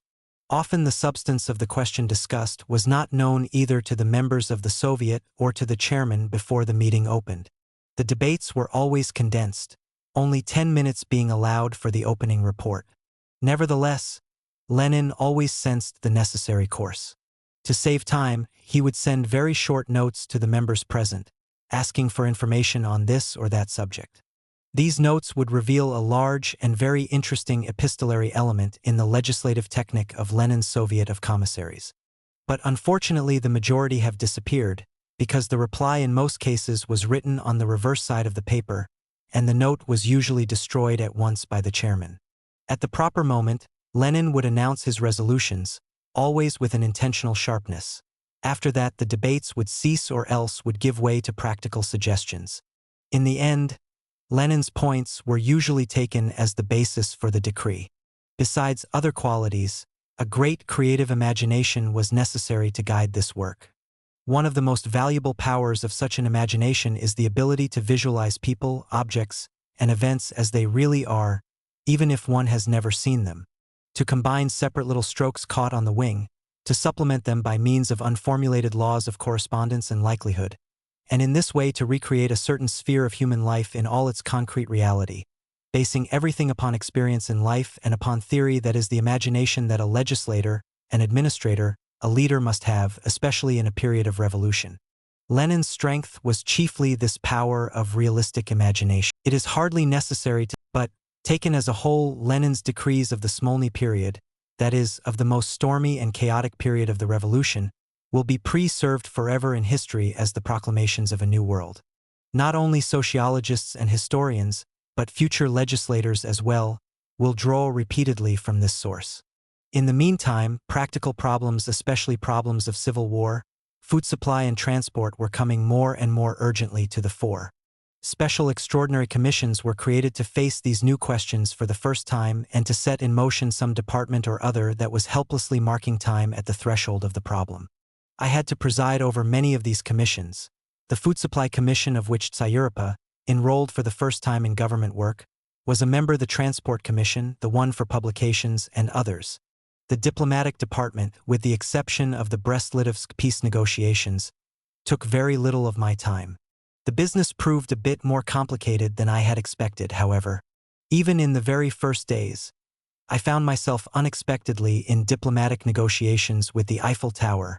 During the uprising, we had been too rushed to pay heed to the foreign radios. But now, as the People's Commissary for Foreign Affairs, I had to watch the reaction of the capitalist world toward the revolution. It is quite unnecessary to say that no greetings reached us from anywhere. The Berlin government, although it was ready to flirt with the Bolsheviks, set up interference from its Nauen station when the Tsarskoye Selo station was broadcasting my statement about our victory over Kerensky's troops.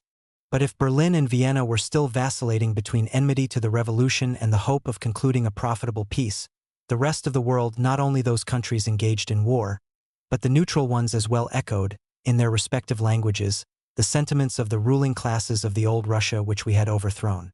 In this chorus, the Eiffel Tower stood out for its very fury. In those days, it spoke even in Russian, obviously seeking some direct appeal to the hearts of the Russian people. Sometimes, when I read the Paris radios, I thought that Clemenceau himself must be sitting on top of the tower. I knew him as a journalist well enough to recognize his spirit, if not his style. The hatred in those radios almost choked in its own venom. Malice reached its utmost limit. Sometimes it seemed as if the radio scorpion on the Eiffel Tower would sting its head with its own tail. We had the Tsarskoye Selo station at our disposal, and so there was nothing to impose silence upon us. For several days I dictated answers to Clemenceau's abuse. I knew enough of the political history of France to characterize the principal dramatis personae none too flatteringly. I reminded them of certain forgotten facts in their past history, beginning with the Panama business. For several days a tense duel raged between Paris and the Tsarskoye Selo station. Ether, being a neutral agent, conscientiously transmitted the arguments of both sides. And what happened? Even I had not expected such quick results. Paris changed its tone abruptly. Henceforth it expressed itself in a still hostile but civil manner. Later I often remembered with pleasure that I had begun my diplomatic activity by teaching the Eiffel Tower good manners. On November 18, General Judson, the chief of the American mission, made an unexpected call on me at the Smolny. He informed me that he was not yet able to speak in the name of the American government, but he hoped that everything would be all right. Did the Soviet government intend to work toward the conclusion of the war in conjunction with the Allies? I replied that, in view of the complete publicity of the forthcoming negotiations, the Allies would be able to watch their progress and join them at any stage. In conclusion, the peace-loving general said, "The time for protests and threats against the Soviet power has passed, if there ever was such a time. But, as we know, one swallow, even if it has the rank of general, does not make a summer." My first and last meeting with the French ambassador, Newlands, took place early in December. A former radical deputy, he had been sent to establish friendly relations with the February Revolution, in place of the declared monarchist, Paleologue, a Byzantine in more than name, whom the Republic had used to keep her friendship with the Tsar. Why Newlands and not someone else was chosen, I do not know. But he did not raise my opinion of the rulers of human destiny. The conference, arranged at his initiative, brought no results. After vacillating for a while, Clemenceau finally went over to the barbed wire regime. I did not have a friendly interview with the head of the French mission, General Niesel, in my office at the Smolny. He had been exercising his aggressiveness in rearguard actions. Under Kerensky, he had been accustomed to command, and he did not want to unlearn this bad habit. To begin with, I had to ask him to leave the Smolny. Presently, relations with the French mission became even more difficult. The information bureau attached to the mission became a factory for the most disgusting insinuations against the revolution. In all the hostile papers, cabled reports from Stockholm began to appear daily, reports that excelled each other in fantastic invention, malice, and sheer stupidity. When questioned as to the source of the Stockholm telegrams, the editors of the papers pointed to the French military mission. I asked for an official explanation from General Niesel, and on December 22, he replied in a truly remarkable document. "Numerous journalists of various shades of opinion," wrote the general, "call at the military mission for information. I am authorized to give them information as to military events on the western front of the war, as to Salonika, Asia, and as to the situation in France." At one question mark of these interviews, one question mark of the young officers allowed himself to communicate a rumor which spread through the city question mark, and whose origin was attributed to Stockholm. In conclusion, the general promised vaguely to take steps to prevent such oversights question mark in the future. This was too much. We had not taught the Paris radio station the rules of decency only to allow General Niesel to create a subsidiary tower of lies in Moscow. The same day I wrote to Niesel, 1. In view of the fact that the propaganda bureau called the Bureau of Information at the French military mission has acted as a source for the dissemination of willfully false rumors, with the object of spreading confusion and chaos in the public mind, this bureau is to be closed at once. 2.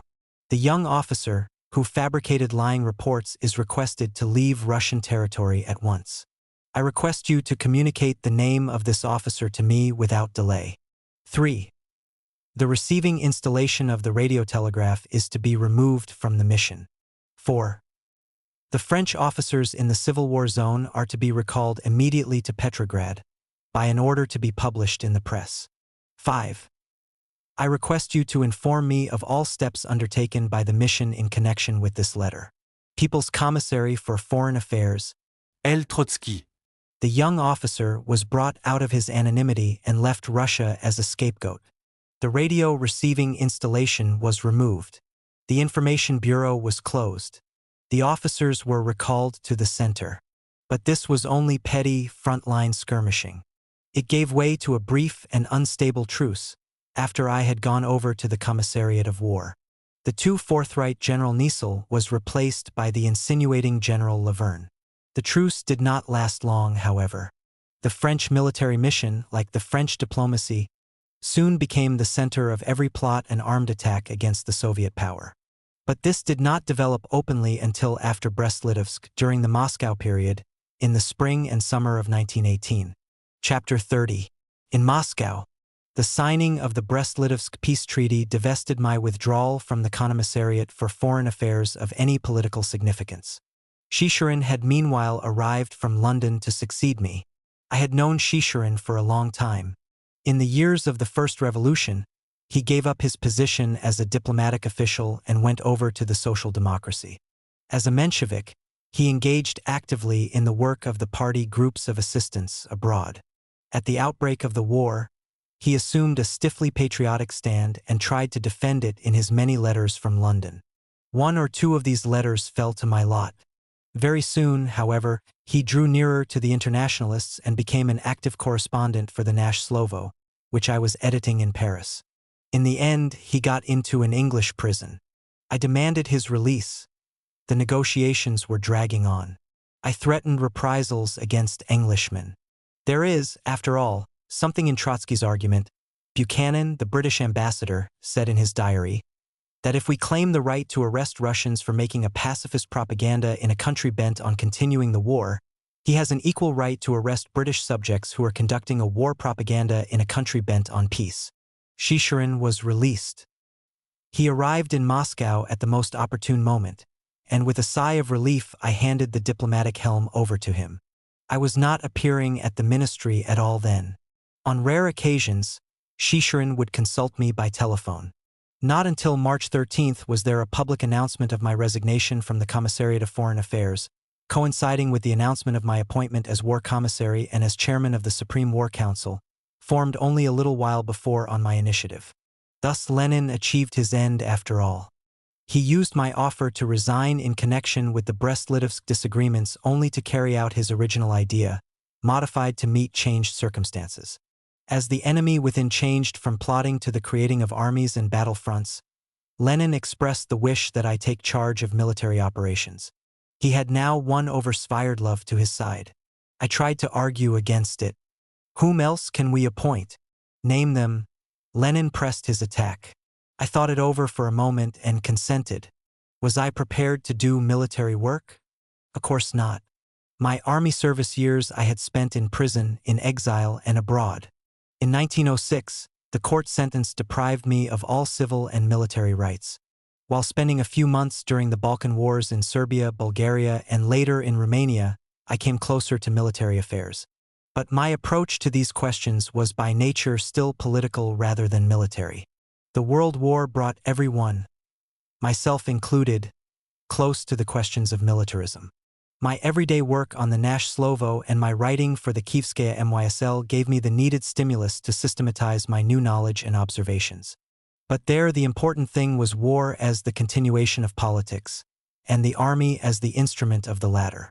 The problems of military organization and technique were still in the background, as far as I was concerned. On the other hand, the psychology of an army, in its barracks, trenches, battles, hospitals, and the like, deeply stirred my interest. This was later very useful. In parliamentary countries, war and navy ministries are often given over to lawyers and journalists who, like myself, see the army chiefly from the window of their editorial offices, although they are more comfortable than mine were. And yet, there was an obvious difference. In capitalist countries, the problem is that of maintaining the existing army, strictly speaking, of maintaining a political cover for a self-sustaining system of militarism. With us, the problem was to make a clean sweep of the remains of the old army, and in its place to build, under fire, a new army, whose plan was not to be discovered in any book. This explains sufficiently why I felt uncertain about my military work, and consented to take it over only because there was no one else to do it. I did not think of myself as in any sense a strategist, and had little patience with the sort of strategist dilettantism that flooded the party as a result of the revolution. It is true that on 3 occasions, in the war with Denikin, in the defense of Petrograd, and in the war with Pilsudski, I took an independent strategic position and defended it first against the High Command, and again against the majority of the Central Committee. But in these cases, my strategic position was determined by political and economic considerations, rather than by those relating to pure strategy. It may be pointed out, however, that questions of high strategy cannot be solved in any other way after all. The change in my work coincided with the change of the seat of the government. The transfer of the central government to Moscow was, of course, a blow to Petrograd. There was almost general opposition to the transfer, headed by Zinoviev, who by that time had become the chairman of the Petrograd Soviet. He was supported by Lunacharsky, who had resigned from the government a few days after the revolution, on the ground that he did not wish to bear the responsibility for the destruction, imaginary, of St. Basil's Church in Moscow. Now, back at his post, he was unwilling to part with the Smolny as the symbol of the revolution. Others brought forward more serious arguments. The majority feared chiefly the bad effect of the transfer on the Petrograd workers. Our enemies at that time were circulating the rumor that we had undertaken to hand Petrograd over to Kaiser Wilhelm. On the contrary, Lenin and I insisted that the transfer of the government to Moscow was to ensure not only the safety of the government but of Petrograd itself. The temptation to seize the revolutionary capital and its government with it in one swift blow could not fail to appeal strongly to both Germany and the Allies. To seize a starving Petrograd without the government would be quite another matter. In the end, resistance broke down and the majority of the Central Committee voted for the transfer. The government actually left for Moscow on March 12, 1918. To soften the impression that we were demoting the October capital, I remained in Petrograd for another week or 2. The railway administration detained me at the station for a few extra hours. The sabotage was diminishing, but it was still considerable. I arrived in Moscow the day after I was appointed war commissary. With its medieval wall and its countless gilded cupolas, the Kremlin seemed an utter paradox as a fortress for the revolutionary dictatorship. To be sure, no more had the Smolny, formerly a private school for girls of the nobility, been intended for workers, soldiers, and peasants' deputies.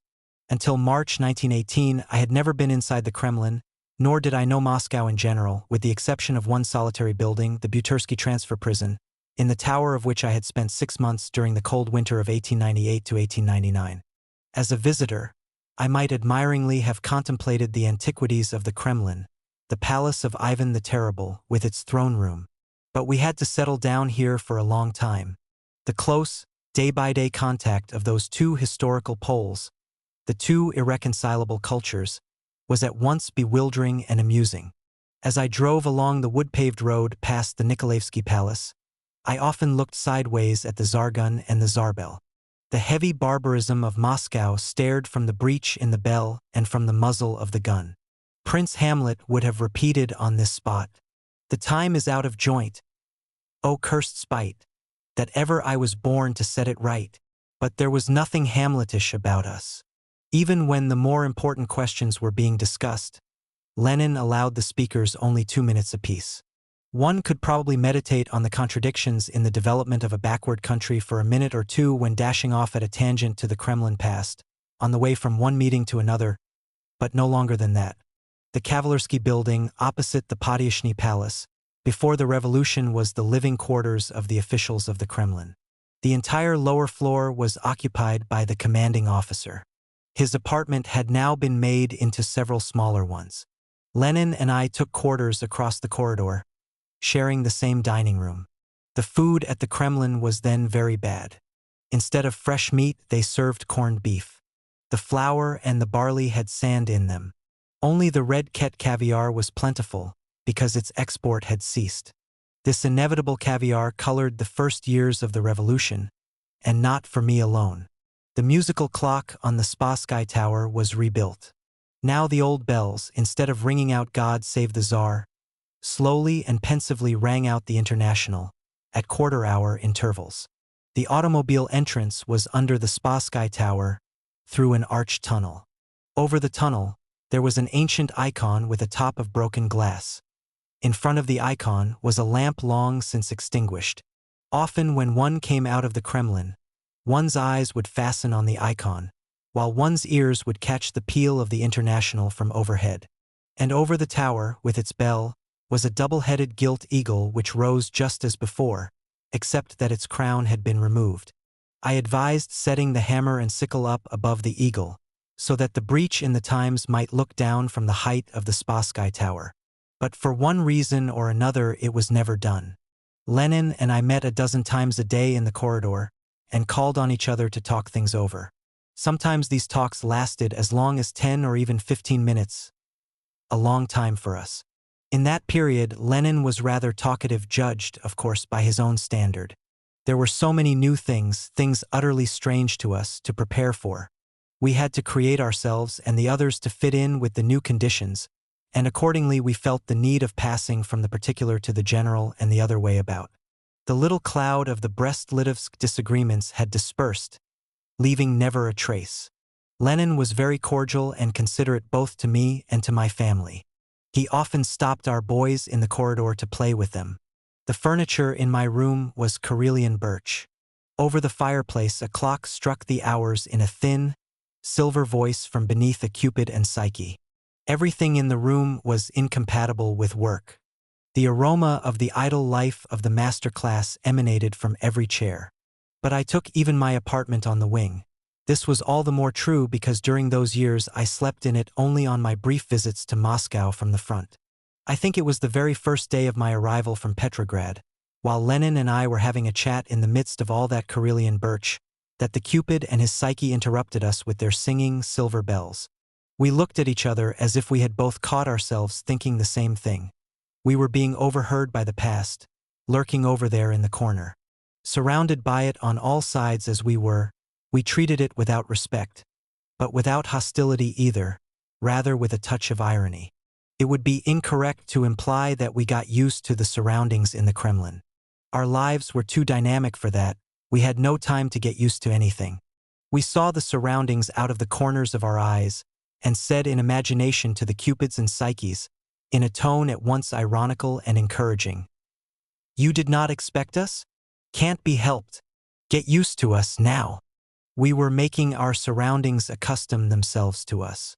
The lower ranks of the old staff were retained at their posts. They received us a little fearfully. Among the countless flunkies and other attendants at the Kremlin were many old men who had waited on several emperors in their time. One of them, Stupashin, a little, clean-shaven man, was a dutiful fellow who had been feared by all the attendants in his day. Now the younger ones looked at him with a respect that was mingled with a new challenge. He shuffled tirelessly along the corridors, putting chairs in their places, dusting them off, and generally keeping up the appearance of the old order. At dinner we were given thin vegetable soup and unpolished buckwheat, served on plates adorned with eagles. "What is he doing? Look!" whispered Seryoza to his mother. The old man was moving like a shadow behind the chairs and silently turning the plates this way or that. Seryoza was the first to guess it. The double-headed eagle on the rim of the plate must be right side up to face the guest. "Did you notice old Stupashin?" I asked Lenin. "How can you help noticing him?" he replied, in a tone of gentle irony. Sometimes one felt sorry for these old men who had been pulled root and branch from their element. Stupashin was soon firmly attached to Lenin. When the latter moved to another building nearer to the Soviet of Commissaries, he transferred his devotion to my wife and me, observing that we appreciated order and valued his care. The entire staff of attendants was soon dissolved. The young ones quickly adapted themselves to the new conditions. Stupashin did not want to be put on a pension. and so he was transferred to a great palace that had been changed into a museum. He would often call at the Kavalersky building to look us up. Afterward, he was doorman in front of the Andreevsky Hall in the palace, during the congresses and conferences. Around him there was always order. He performed the same duties that he had at the receptions of the czars and the Grand Dukes, except that now it was the Communist International. He was fated, like the clock bells in the Spassky Tower, to change his tune from the Tsar's hymn to the hymn of the Revolution. In 1926, when the old man was dying a lingering death in a hospital, my wife sent him presents and he wept with gratitude. Soviet Moscow received us chaotically. Moscow, it seemed, had its own Soviet of People's Commissaries under the chairmanship of the historian Pokrovsky, the last man in the world to hold such a post. The authority of the Moscow Soviet extended all through the Moscow region, whose boundaries no one could define. In the north, it claimed the Archangel province. In the south, the province of Kursk. And so in Moscow we discovered a government that had authority, doubtful as it was, over the main section of the Soviet territory. The traditional antagonism between Moscow and Petrograd survived the October Revolution. Once upon a time, Moscow had been a big village and Petrograd a city. Moscow represented the landowners and merchants, Petrograd the military and the officials. Moscow was regarded as full-blooded Russian, Slavophile, hospitable, in other words, the very heart of Russia. Petrograd was European, impersonal, egotistic, the bureaucratic brains of the country. Moscow developed the textile industries, Petrograd those of metalworking. The antitheses represented literary exaggerations of actual differences. We felt them at once. The local patriotism extended even to the native Moscow Bolshevists. A special commission was set up, with me as chairman, to regulate relations with the Moscow Soviet of Commissaries. It was a curious sort of work. We dissected the regional commissariats patiently, and took for the central government what properly belonged to it. As we progressed with the work, it became quite evident that the second Moscow government was unnecessary. The Muscovites themselves realized the need of winding up their Soviet of Commissaries. The Moscow period, for the second time in Russian history, became one of gathering the state together and of creating organs of administration. Lenin now was showing impatience, irony, and sometimes downright bitter mockery in brushing aside people who continued to answer all questions in terms of propagandist formulas. "Where do you think you are, my man? In the Smolny?"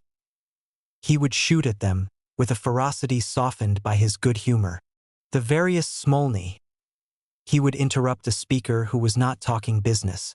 "Please wake up. We are not at the Smolny, we have gone ahead since then." Lenin never spared vigorous words about the past, when it was necessary to prepare for the next day. We were arm in arm in this work. Lenin was very methodical. I was even pedantic. We waged a tireless fight against slovenliness and laxity of any sort. At my suggestion, strict rules against latecomers and the late opening of meetings were passed. Step by step, chaos yielded to order.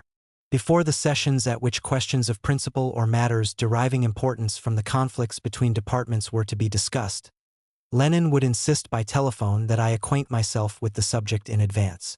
The current literature on the disagreements between Lenin and Trotsky is full of apocrypha. Of course, there were sometimes disagreements, but far more often we came to the same conclusion after we had exchanged a few words by telephone, or else independently of each other. When it was obvious that we both had the same opinion about a certain matter, we knew that we would get the necessary decision adopted. But at times when Lenin was afraid that there might be serious opposition to one of his projects, he would remind me by telephone, "Don't fail to come to the meeting. I'll have you speak first." I would talk for a few minutes and Lenin would say, "Right," perhaps twice during my speech, and that would decide the vote. Not because the others were afraid to oppose us. At that time, there was no sign of the present practice of keeping in line with your superiors and of the revolting fear of compromising yourself by an inappropriate word or vote, but because the less the bureaucratic subservience, the greater the authority of leadership. When I disagreed with Lenin, a fevered discussion not only could but sometimes did develop. But when we agreed, the discussion was always brief. If, for some reason, we were unable to talk things over in advance, we would exchange notes during the meeting, and if these revealed some disagreement between us, Lenin would so guide discussion as to defer the issue. Sometimes in notes stating my disagreement with him, I would write in a humorous vein, and Lenin's whole body would shake while he read them. He was very susceptible to laughter, especially when he was tired. It was one of his childlike traits. In that manliest of all men there were many childlike traits. I would watch him in delight as he struggled so hard to overcome a fit of laughter while trying to direct the meeting with the utmost seriousness. His cheekbones then would bulge even more under the strain. The War Commissariat, where most of my work was done, not only my military work but party and literary work, or any other task there was for me, was situated outside of the Kremlin. I had only my living quarters in the Kavalersky building. No one came to see us there. People who came to see me on business came to the commissariat. As for social visits, no one ever thought of such a thing. We were much too busy for that. We returned home from work at about 5 o'clock. By 7 I was back at the commissariat for the evening sessions. When, much later, the revolution had settled down a little, I devoted my evenings to theoretical and literary work. My wife joined the Commissariat of Education and was placed in charge of museums and ancient monuments. It was her duty to fight for the monuments of the past against the conditions of civil war. It was a difficult matter. Neither the white nor the red troops were much inclined to look out for historical estates, provincial Kremlins, or ancient churches. This led to many arguments between the War Commissariat and the Department of Museums. The guardians of the palaces and churches accused the troops of lack of respect for culture. The military commissaries accused the guardians of preferring dead objects to living people. Formally, it looked as if I were engaged in an endless departmental quarrel with my wife. Many jokes were made about us on this score. I now communicated with Lenin chiefly by telephone. His calls to me and mine to him were very frequent and referred to an infinite number of things. The departments often bothered him with complaints against the Red Army. Lenin would immediately call me. 5 minutes later, he would want to know if I could meet a new candidate for the People's Commissary of Agriculture or Inspection, and tell him what I thought of him. An hour later, he was interested to know if I had watched the theoretical discussion on proletarian culture, and whether I intended to make a counterattack on Bukharin. Then the question would be, could the War Department on the Southern Front allot motor trucks for the transport of food supplies to the stations? Another half hour would bring Lenin's inquiry whether I was following the disagreements in the Swedish Communist Party. And that was the way it went every day that I was in Moscow. From the moment of the German advance, the behavior of the French, at least the more sensible of them, changed suddenly. They had realized the stupidity of the talk about our secret deal with the Hohenzollerns. It was just as clear to them that we could not engage in a war. Some of the French officers even insisted on our signing the peace in order to gain time. This idea was defended with special energy by a French intelligence officer, an aristocrat and royalist with an artificial eye, who offered me his services for the most dangerous commissions.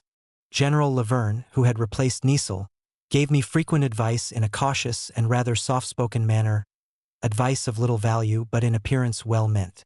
According to him, the French government now accepted the conclusion of the Peace of Brest-Litovsk, and was anxious only to lend us its disinterested help in the building up of the army. He offered to place at my disposal the officers of the many French missions returning from Romania. 2 of them, a colonel and a captain, took quarters opposite the building of the War Commissariat, so that I might always have them close at hand. I must confess that I suspected them of being more competent in military espionage than in military administration. They submitted written reports to me which, in the confusion of those days, I had not even time to look over. One of the episodes of that brief truce was the presentation to me of the military missions of the Allies. There were many of them, and each was composed of a number of men. About 20 of their representatives came into my tiny room. Laverne made the presentations. Some of them uttered little pleasantries. A soft-looking Italian general distinguished himself by congratulating me on our success in ridding Moscow of bandits. "Now," he said with a charming smile, "one can live in Moscow as safely as in any other capital." I remarked that this was rather an exaggeration. After this, we literally did not know what to say to each other. The visitors could not brace themselves to get up and leave, and I did not know how to get rid of them. Finally, General Laverne rescued us from this difficult situation by asking if I would object if the military representatives were to take no more of my time. I answered that, although I was loath to part with so select a company, I would not dare to object. Everyone has had scenes in his life that he can recall only with a somewhat embarrassed laugh. My meeting with the military missions of the Allies was that sort. Gradually, military affairs absorbed most of my time, the more so because I had myself to start with the ABCs. In the technical sphere and in that of operations, I saw my task chiefly as a matter of putting the right man in the right place, and then letting him exercise his abilities. My political and organization work in creating the army merged completely with the work of the party. Success would never have been possible in any other way. Among the party workers at the War Commissariat, I found the Army Dr. Sklyansky. In spite of his youth, in 1918 he was barely 26.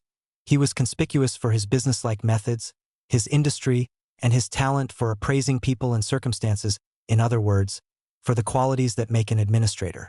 After consulting Sviardlov, who was invaluable in such matters, I chose Sklyansky as my deputy. I never had any occasion to regret it afterward. The duty of deputizing for me involved great responsibility because I was at the front most of the time. In my absence, Sklyansky presided over the Revolutionary War Council, directed all the current work of the Commissariat, which consisted chiefly of attending to the needs of the front, and finally represented the War Commissariat on the Council of Defense, of which Lenin was chairman. If anyone could be compared with Lazare Carnot of the French Revolution, it is Sklyansky. He was always exact, indefatigable, alert, and well-informed. Most of the orders from the War Commissariat were issued over his signature. And since these orders were published in the central organs and local publications, Sklyansky's name became widely known. Like every serious and rigorous administrator, he had many enemies. His youthful abilities irritated not a few mediocre worthies. Stalin stirred them up behind the scenes. Attacks against Sklyansky were made surreptitiously, and especially when I was away. Lenin knew Sklyansky well through the Council of Defense and always defended him with great zeal. "A splendid worker," he would invariably say. "A remarkable worker." Sklyansky kept away from all these intrigues and worked. He listened to the reports of the quartermasters, gathered information from the industries, kept count of cartridges, of which there was always a shortage. Smoking endlessly, he spoke by direct wire, called on the telephone the chief officers, and prepared data for the Council of Defense. One could call him at 2 or 3 in the morning and find him still at his desk in the commissariat. "When do you sleep?" I would ask him. He would reply with a jest. It makes me happy to remember that the War Department was almost free from the personal cliques and squabbles that affected the other departments so gravely. The strenuous nature of the work, the authority of leadership, the correct choice of workers without nepotism or leniency. The spirit of exacting loyalty. It was these that ensured uninterrupted work from a mechanism that was cumbersome, not very well balanced, and very heterogeneous in its composition. Much of the credit for this is due to Sklyansky.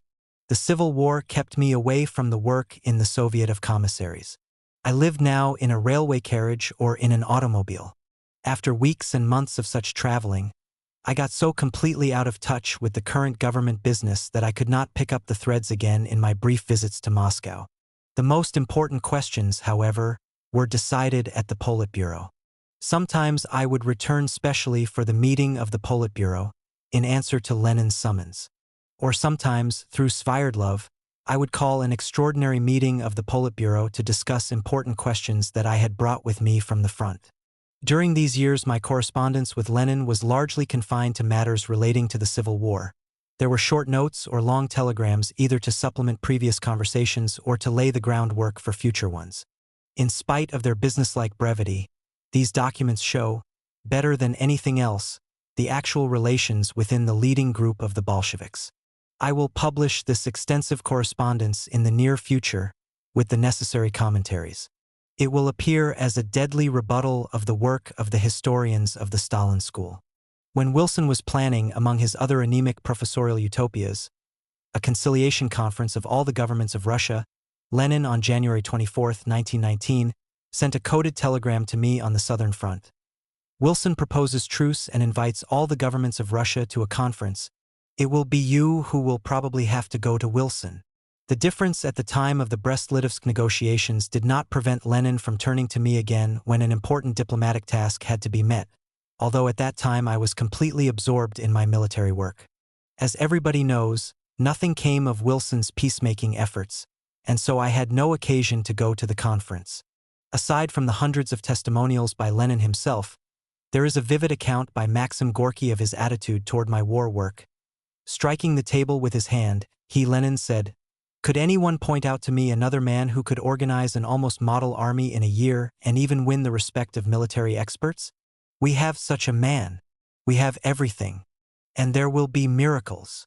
According to Gorky, Lenin said to him in the same conversation, Yes, I know. Some lies are being told about my relations to him. Too many lies are being told, and especially about me and Trotsky. What would Lenin have said today, when the lying about our mutual relations, despite facts, documents, and logic, has become a state cult?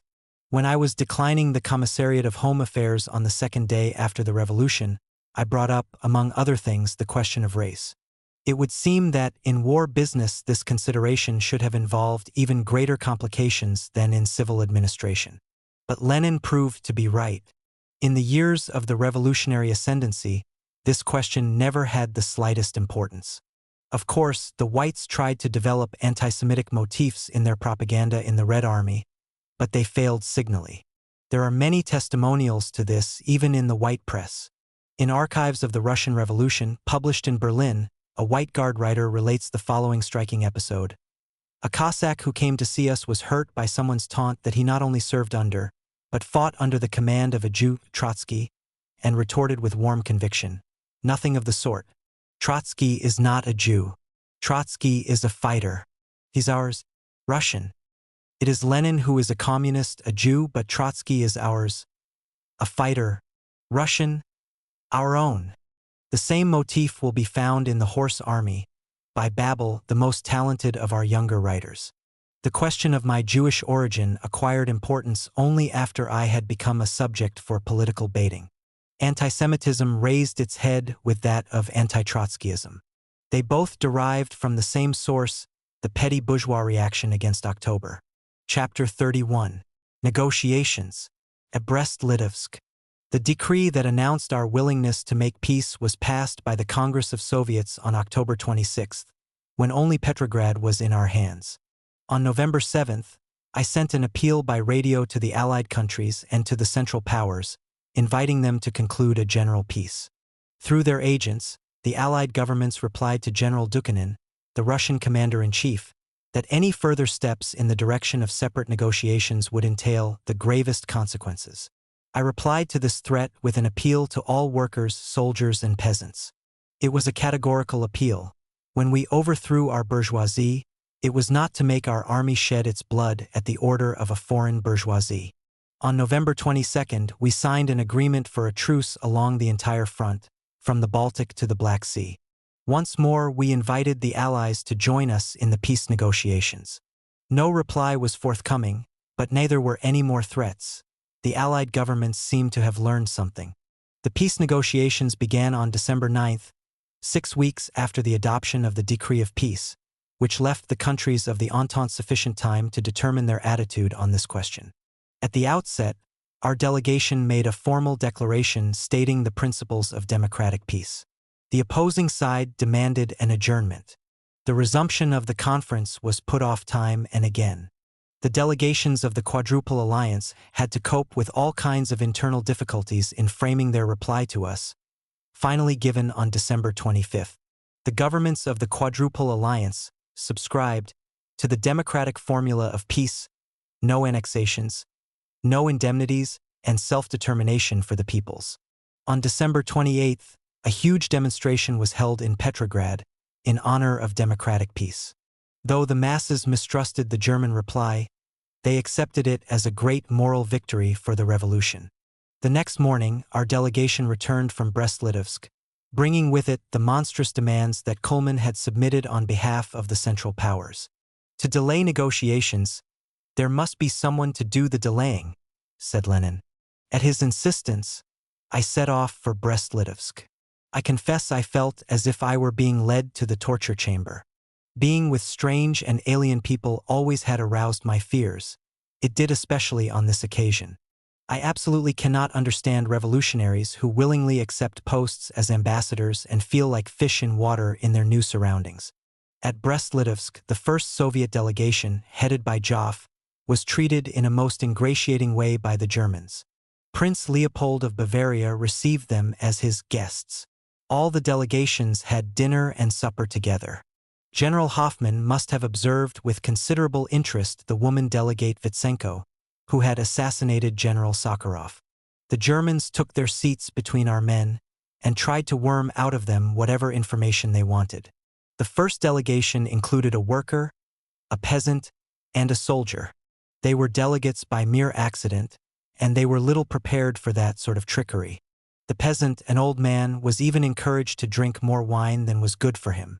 General Hoffmann's staff was publishing a paper called Ruski Vestnik, the Russian Messenger, for the benefit of the Russian prisoners. In its early phases, it always spoke of the Bolsheviks with the most touching sympathy. Our readers ask us who Trotsky is. Hoffmann informed his Russian prisoners in his paper, and with admiring affection told them of my struggle against Tsarism, and of my German book Russland in der Revolution. The whole revolutionary world was thrilled by his successful escape. And farther on, when Tsarism was overthrown, its secret friends threw Trotsky into prison soon after he had returned from a long exile. In a word, there were no more ardent revolutionaries than Leopold of Bavaria and Hoffmann of Prussia. But this idyll did not last long. At the meeting of the Brest-Litovsk Conference of February 7th, which bore the least possible resemblance to an idyll, I remarked, referring to the past, "We are inclined to regret the premature compliments paid us by the official German and Austro-Hungarian press. This was quite unnecessary for the successful progress of peace negotiations. In this affair, the social democracy was again no more than the shadow of the Hohenzollern and Habsburg governments. Scheidman, Ebert, and others tried at first to slap us patronizingly on the back. The Vienna Arbeiterzeitung wrote eloquently on December 15th that the duel between Trotsky and Buchanan is the symbol of the great struggle of our day, the struggle of the proletariat against capital. In the days when Kuhlmann and Chernin were trying to strangle the Russian Revolution at Brest-Litovsk, the Austrian Marxists were able to see nothing but a duel between Trotsky and Buchanan. Even today, one views such hypocrisy only with disgust. Trotsky, wrote the Habsburg Marxists, is the authorized representative of the peaceful will of the Russian working class that is trying to break the iron-gold chain with which it has been bound by English capital. The leaders of the social democracy voluntarily chained themselves to Austro-German capital and were helping their governments forcibly to chain the Russian Revolution. At the most difficult stages of the Brest-Litovsk negotiations, when Lenin or I would come across a copy of the Berlin Vorwärts or the Vienna Arbeiterzeitung, we would silently point out to each other the lines underscored with a colored pencil, lift our eyes to one another for a moment, and then turn away with an inordinate sense of shame for the men who, only the day before, had been our comrades in the International. Everyone who consciously passed through this stage realized forever that, whatever the fluctuations of the political situation, the social democracy was historically dead. To end this improper masquerade, I asked in our own papers if the German staff would not be so good as to tell the German soldiers something about Karl Liebknecht and Rosa Luxemburg. We published a special leaflet on the subject for the German soldiers, and the Weissnick of General Hoffmann bit its tongue. Immediately after my arrival at Brest-Litovsk, Hoffmann protested against our propaganda among the troops. I refused to discuss the matter and suggested that the general continue his own propaganda among the Russian troops. The conditions were the same, the only difference being in the kind of propaganda. I also reminded him that the dissimilarity of our views on certain rather important questions had long been known, and had even been certified to by one of the German courts, the one that during the war had sentenced me in contumacy to prison. This indecorous reminder created a great sensation. Many of the titled gentlemen almost gasped. Turning to Hoffmann, Kuhlmann asked, "Would you like to reply?" To which Hoffmann retorted, "No, that's enough." As chairman of the Soviet delegation, I decided to put an immediate stop to the familiarity that had quite imperceptibly been established during the early stages. Through our military representatives, I made it known that I had no desire to be presented to the Prince of Bavaria. This was noted. I next demanded separate dinners and suppers, under the pretext that we had to hold conferences during the intervals. This was also accepted in silence. In his diary for January 7th, Chernin wrote, "All the Russians, under the leadership of Trotsky, arrived before dinner time. They immediately asked to be excused if, in the future, they did not join in the meals in common. And they generally kept out of sight. This time it seems that quite a different wind is blowing than on the last occasion. The feigned friendliness of relations gave way to an official formality. This was all the more opportune since we had to pass from academic preliminaries to the concrete questions of a peace treaty." Coleman was head and shoulders above Chernin, and probably above all the rest of the diplomats whom I met in the years after the war.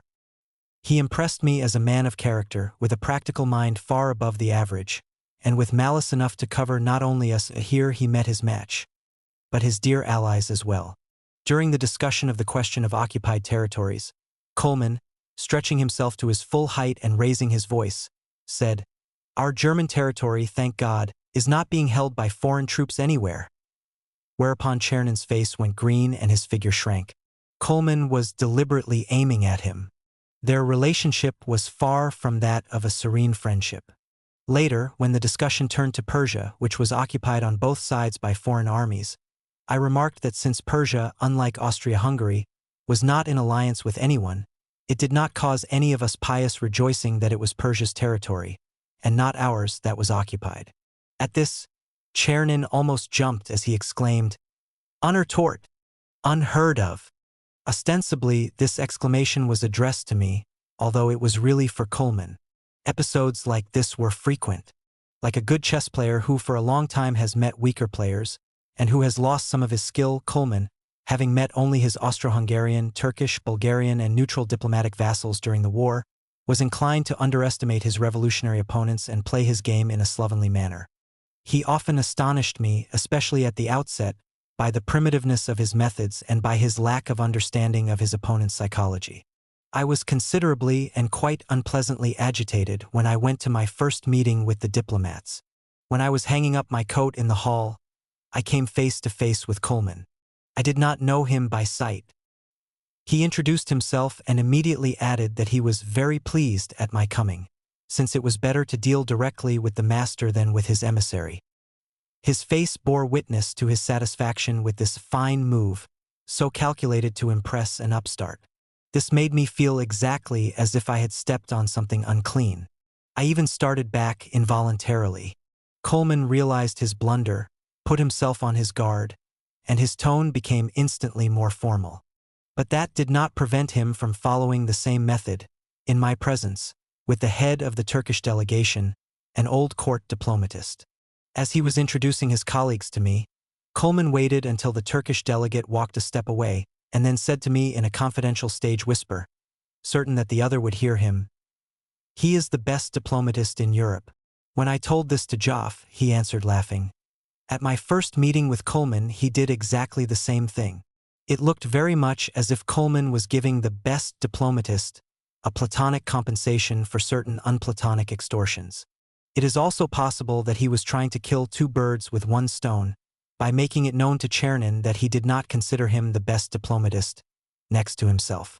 On December 28th, Coleman said to Chernin, according to the latter's account, "The Emperor is the only intelligent man in all Germany."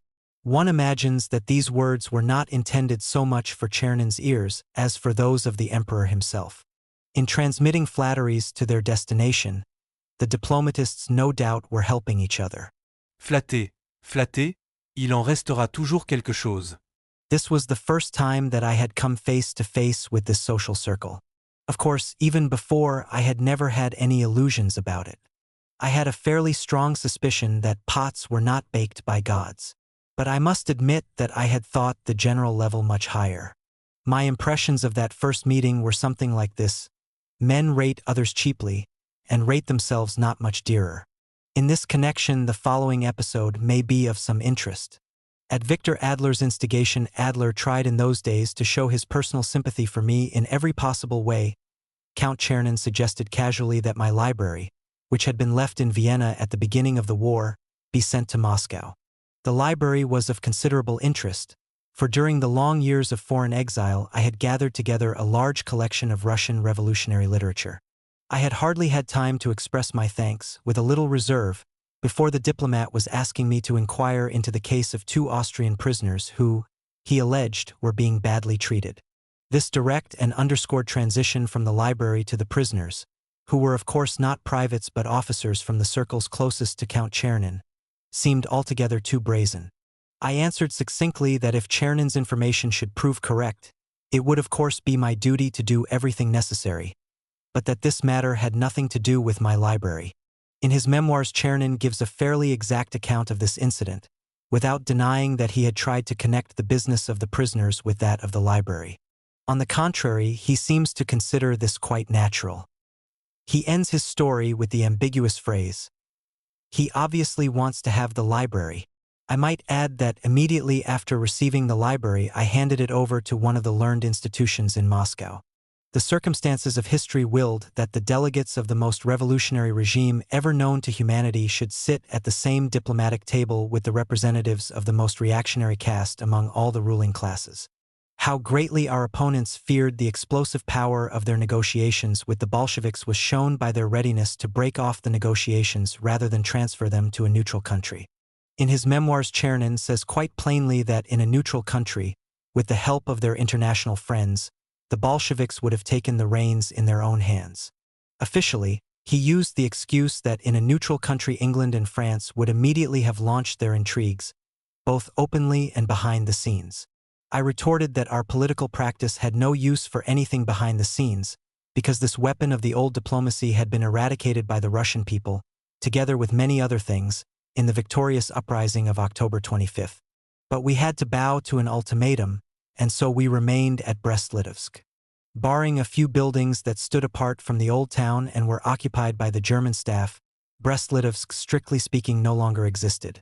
The town had been burned to the ground in impotent rage by the Tsar's troops during their retreat. Hoffmann must have chosen this place for his staff because he knew that he could keep its members within his grasp.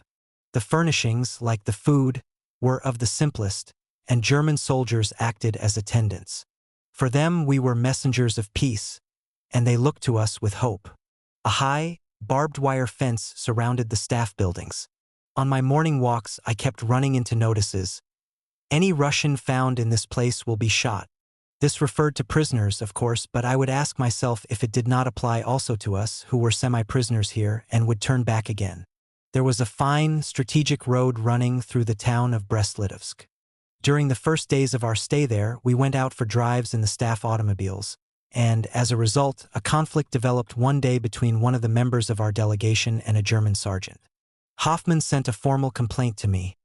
I answered that we declined, with thanks, to make any further use of the automobiles placed at our disposal. The negotiations dragged on. All of us had to communicate with our respective governments by direct wires, and frequently these wires did not work.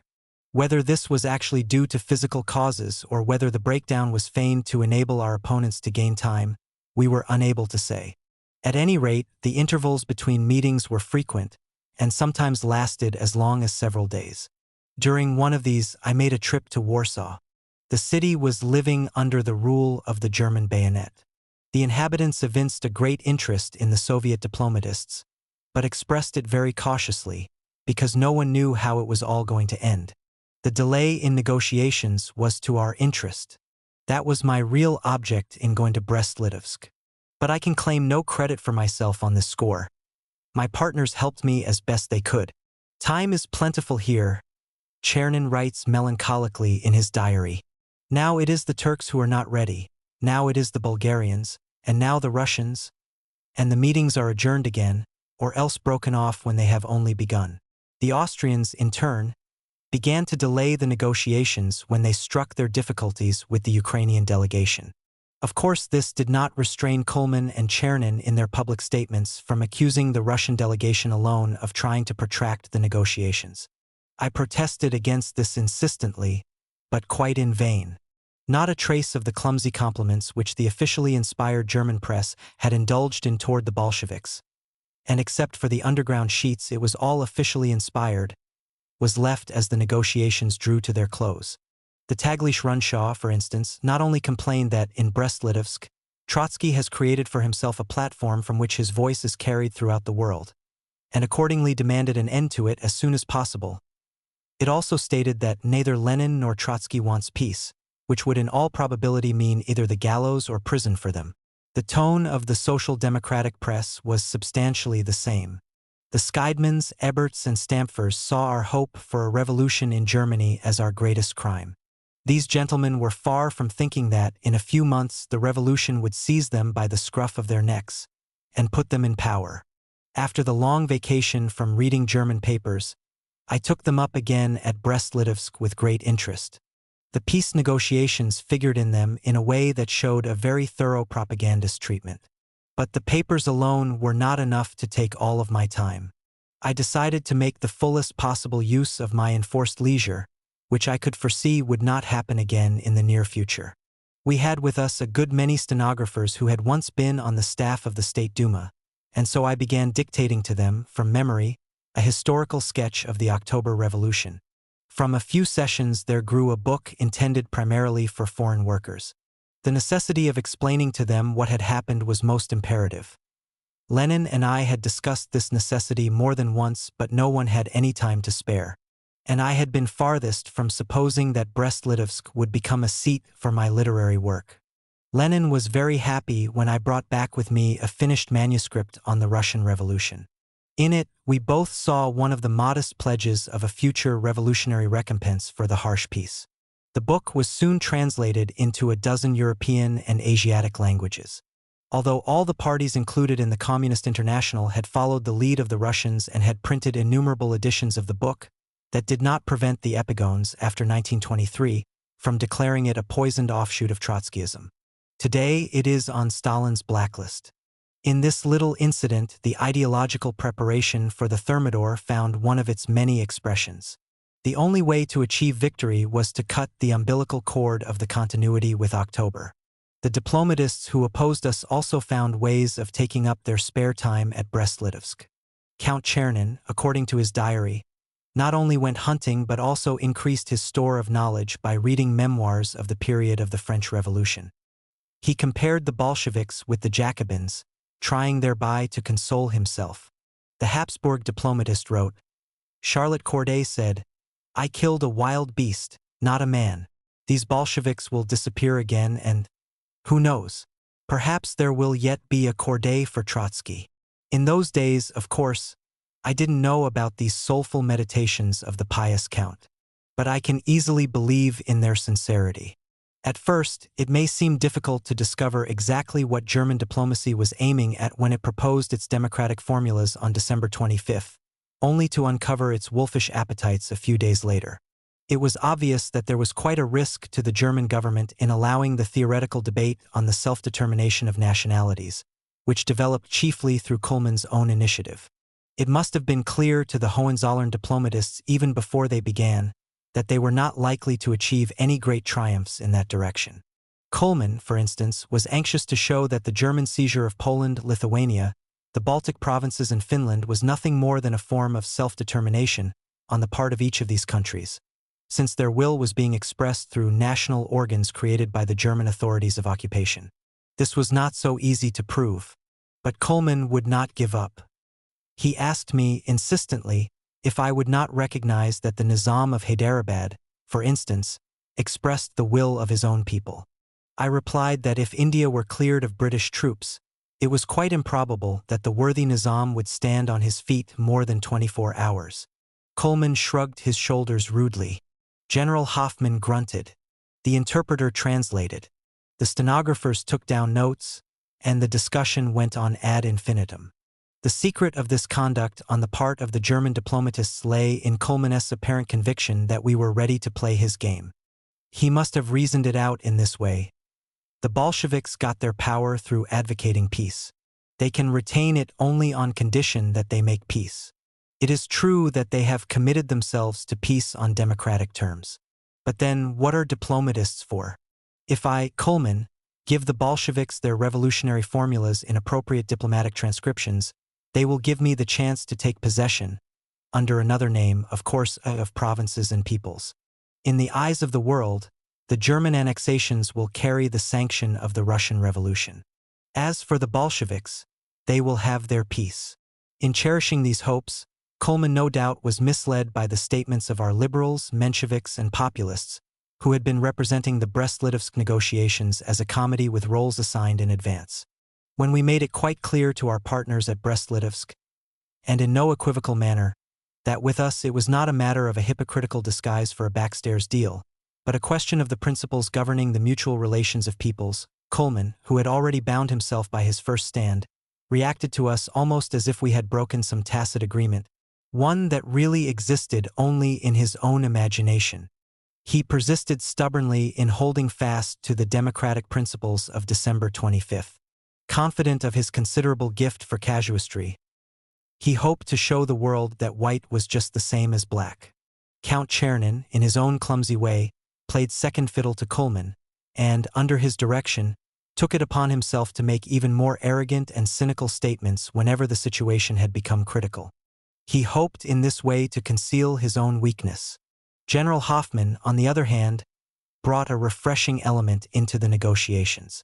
With a quite obvious lack of sympathy for the subtleties of diplomacy, the general on several occasions put his soldier's boot on the table around which the discussion was taking place. For our part, we never for a moment doubted that in these negotiations Hoffmann's boot was the only reality to take seriously. There were times, however, when the general made incursions into discussions that were purely political, and did it in his own way. When he had completely lost patience with all the dreary palaver about the self-determination of peoples, he appeared one fine morning, it was January 14th, with a briefcase packed with Russian newspapers, mostly of the Socialist Revolutionist Party. Hoffmann read Russian easily. In short, staccato sentences, as if he were snarling at someone or giving orders, the general charged the Bolsheviks with suppressing freedom of speech and of assembly, and with violating the principles of democracy, meanwhile quoting approvingly from the articles by the Russian Terrorist Party that since 1902 had sent to the other world quite a number of Russians of the general's way of thinking. The general denounced us indignantly because our government was supported by force. Coming from him, that sounded really magnificent. An entry in Chernin's diary says, Hoffmann made his unfortunate speech. He had been working on it for several days, and is very proud of his success. I replied to Hoffmann that in a society based on classes, every government rests on force.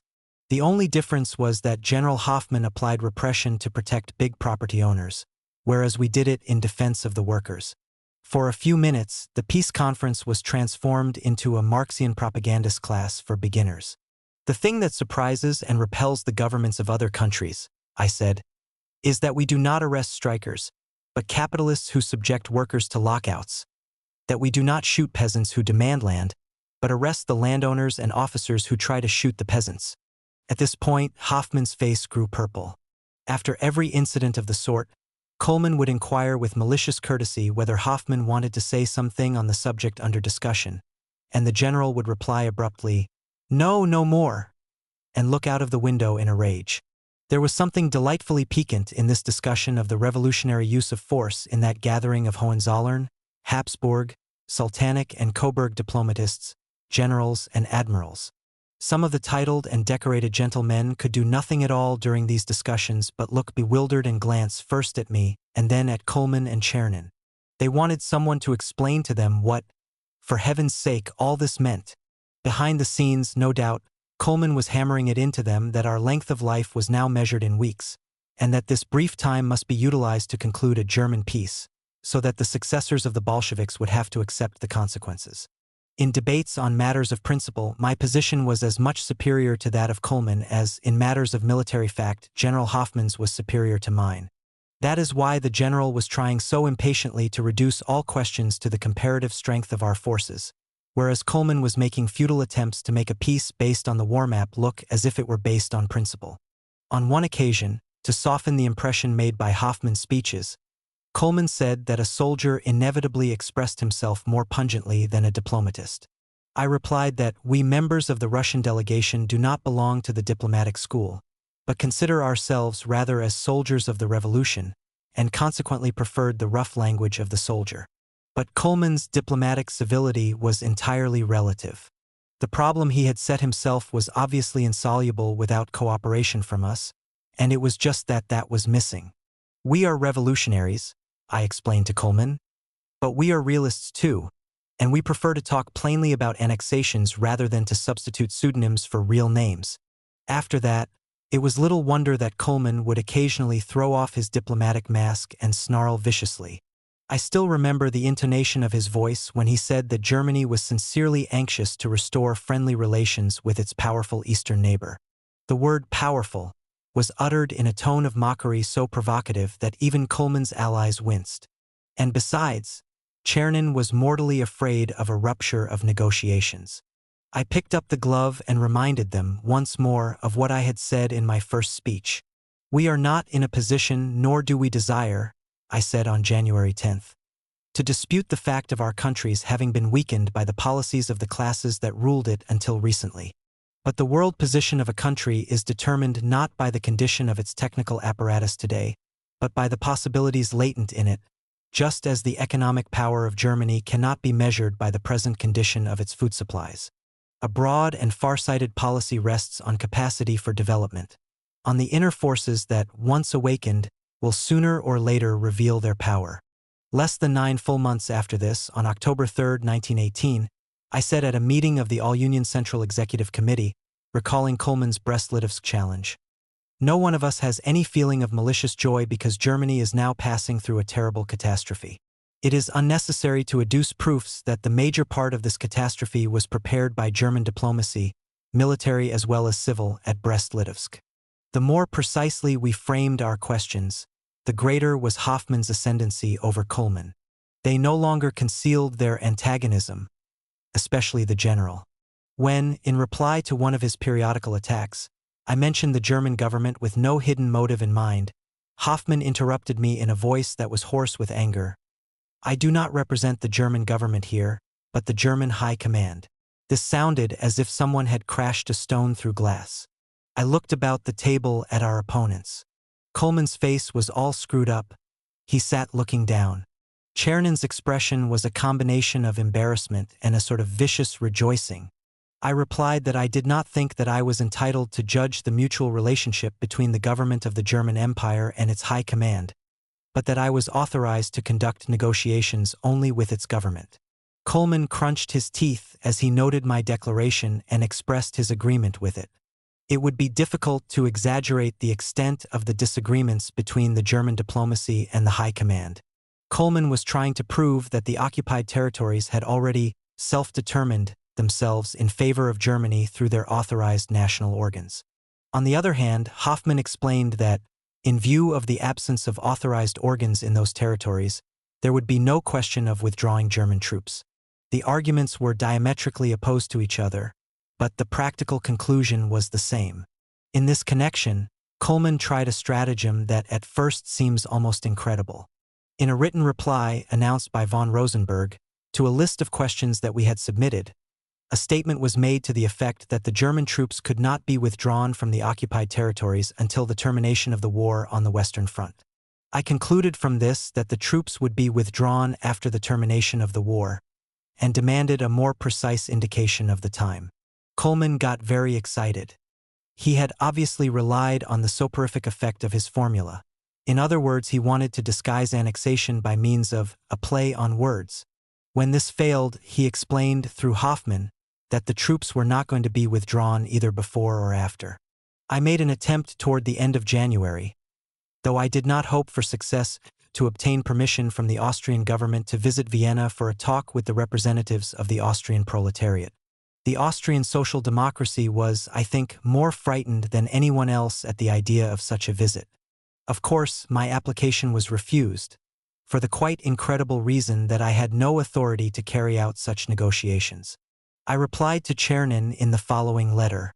Mr. Minister, in forwarding herewith a copy of the letter from Legation Councillor Count Chacky, dated 26 INST, which is apparently to be considered your reply to my telegram of the 24 INST, I hereby beg to inform you that I note the refusal, stated therein, to grant me permission to visit Vienna to conduct negotiations with the representatives of the Austrian proletariat in the interests of bringing about a democratic peace.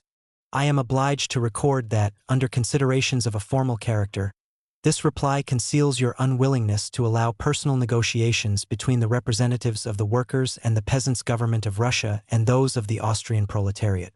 With regard to the reference in the letter to my lack of plenipotentiary powers for conducting such negotiations, a reference that is inadmissible either in form or in fact, I should like to draw your attention, Mr. Minister, to the fact that the right of determining the scope and character of my powers belongs exclusively to my government. During the last stages of the negotiations, Coleman's and Chernin's trump card was the independent action of the Kiev Rada, which was hostile to Moscow. Its leaders represented the Ukrainian variety of Kerenskyism, and differed from their great Russian prototype only in that they were even more provincial. The Brest-Litovsk delegates of the Rada were never intended by nature for any other fate than to be led by the nose by any capitalist diplomatist. Coleman and Chernin both engaged in this business with disdainful condescension. The democratic simpletons felt as if they were walking on air, so elated were they at the thought of the two stalwart firms of Hohenzollern and Habsburg taking them seriously. When the head of the Ukrainian delegation, Golubovich, after making his due comments, sat down in his chair, carefully separating the long skirts of his black frock coat, one was afraid that he would melt on the spot from the intense joy and admiration that were simmering inside him. Chernin eventually succeeded, as he himself records in his diary, in inciting the Ukrainians to come out against the Soviet delegation with an openly hostile statement. But the Ukrainians overdid it. For a quarter of an hour their speaker heaped rudeness on arrogance, even embarrassing the conscientious German interpreter, who could not quite take his pitch from this sort of tuning fork. In describing this scene, the Habsburg Count speaks of my bewilderment, pallor, convulsions, and of the drops of cold sweat that gathered on my face. These exaggerations aside, I must admit that the scene was most distressing, the distressing thing about it being not, as Chernin thinks, that our fellow countrymen were insulting us in the presence of foreigners, but the frantic self-humiliation of what was after all a representative body of the revolution before vain aristocrats who only despised them. A grandiloquent baseness and a servility that choked with its raptures flowed like a fountain from the tongues of these miserable national democrats, who for a moment had been touched with power. Coleman, Chernin, Hoffman, and the rest were breathing heavily, like gamblers at a racecourse who have placed bets on the winning horse. With a glance at his patrons after each sentence, as if he were looking for encouragement, the Ukrainian delegate read from his notes all the vituperation that his delegation had prepared in 48 hours of collective effort. There is no denying that it was one of the vilest scenes that I have ever witnessed. At that time, revolutionary Soviet detachments were victoriously advancing through the Ukraine, fighting their way through to the Dnieper. And on the very day when the matter came to a head, and it was obvious that the Ukrainian delegates had struck up a deal with Coleman and Chernin for the sale of the Ukraine, the Soviet troops took possession of Kiev. When Radek inquired over the direct wire about the situation in the Ukrainian capital, the German telegraph operator, mistaking the person he was addressing for someone else, announced, "Kiev is dead." On February 7th, I called the attention of the delegations of the Central Powers to the telegram from Lenin informing us that the Soviet troops had occupied Kiev on January 29th, that the government of the Rada, now deserted by everyone, was already in hiding, that the Central Executive Committee of the Soviets of the Ukraine had been proclaimed the supreme power in the country and had taken its seat at Kiev, and that the Ukrainian government had adopted a federative connection with Russia, with complete unity in home and foreign policies. At the next meeting, I told Coleman and Chernin that they were treating with the delegation of a government whose entire territory was confined to Brest-Litovsk. By the treaty, this town was to be restored to the Ukraine. But the German government, or rather the German High Command, had already decided by that time to occupy the Ukraine with German troops. The diplomacy of the Central Powers was merely drawing up a passport for their admission. Ludendorff worked magnificently to prepare the final agony of the Hohenzollern army. During those days, confined in a German prison was a man whom the politicians of the social democracy were accusing of crazy utopian ideas, and the Hohenzollern judges of state treason. This prisoner wrote, "The result of Brest-Litovsk is not nil, even if it comes to a piece of forced capitulation.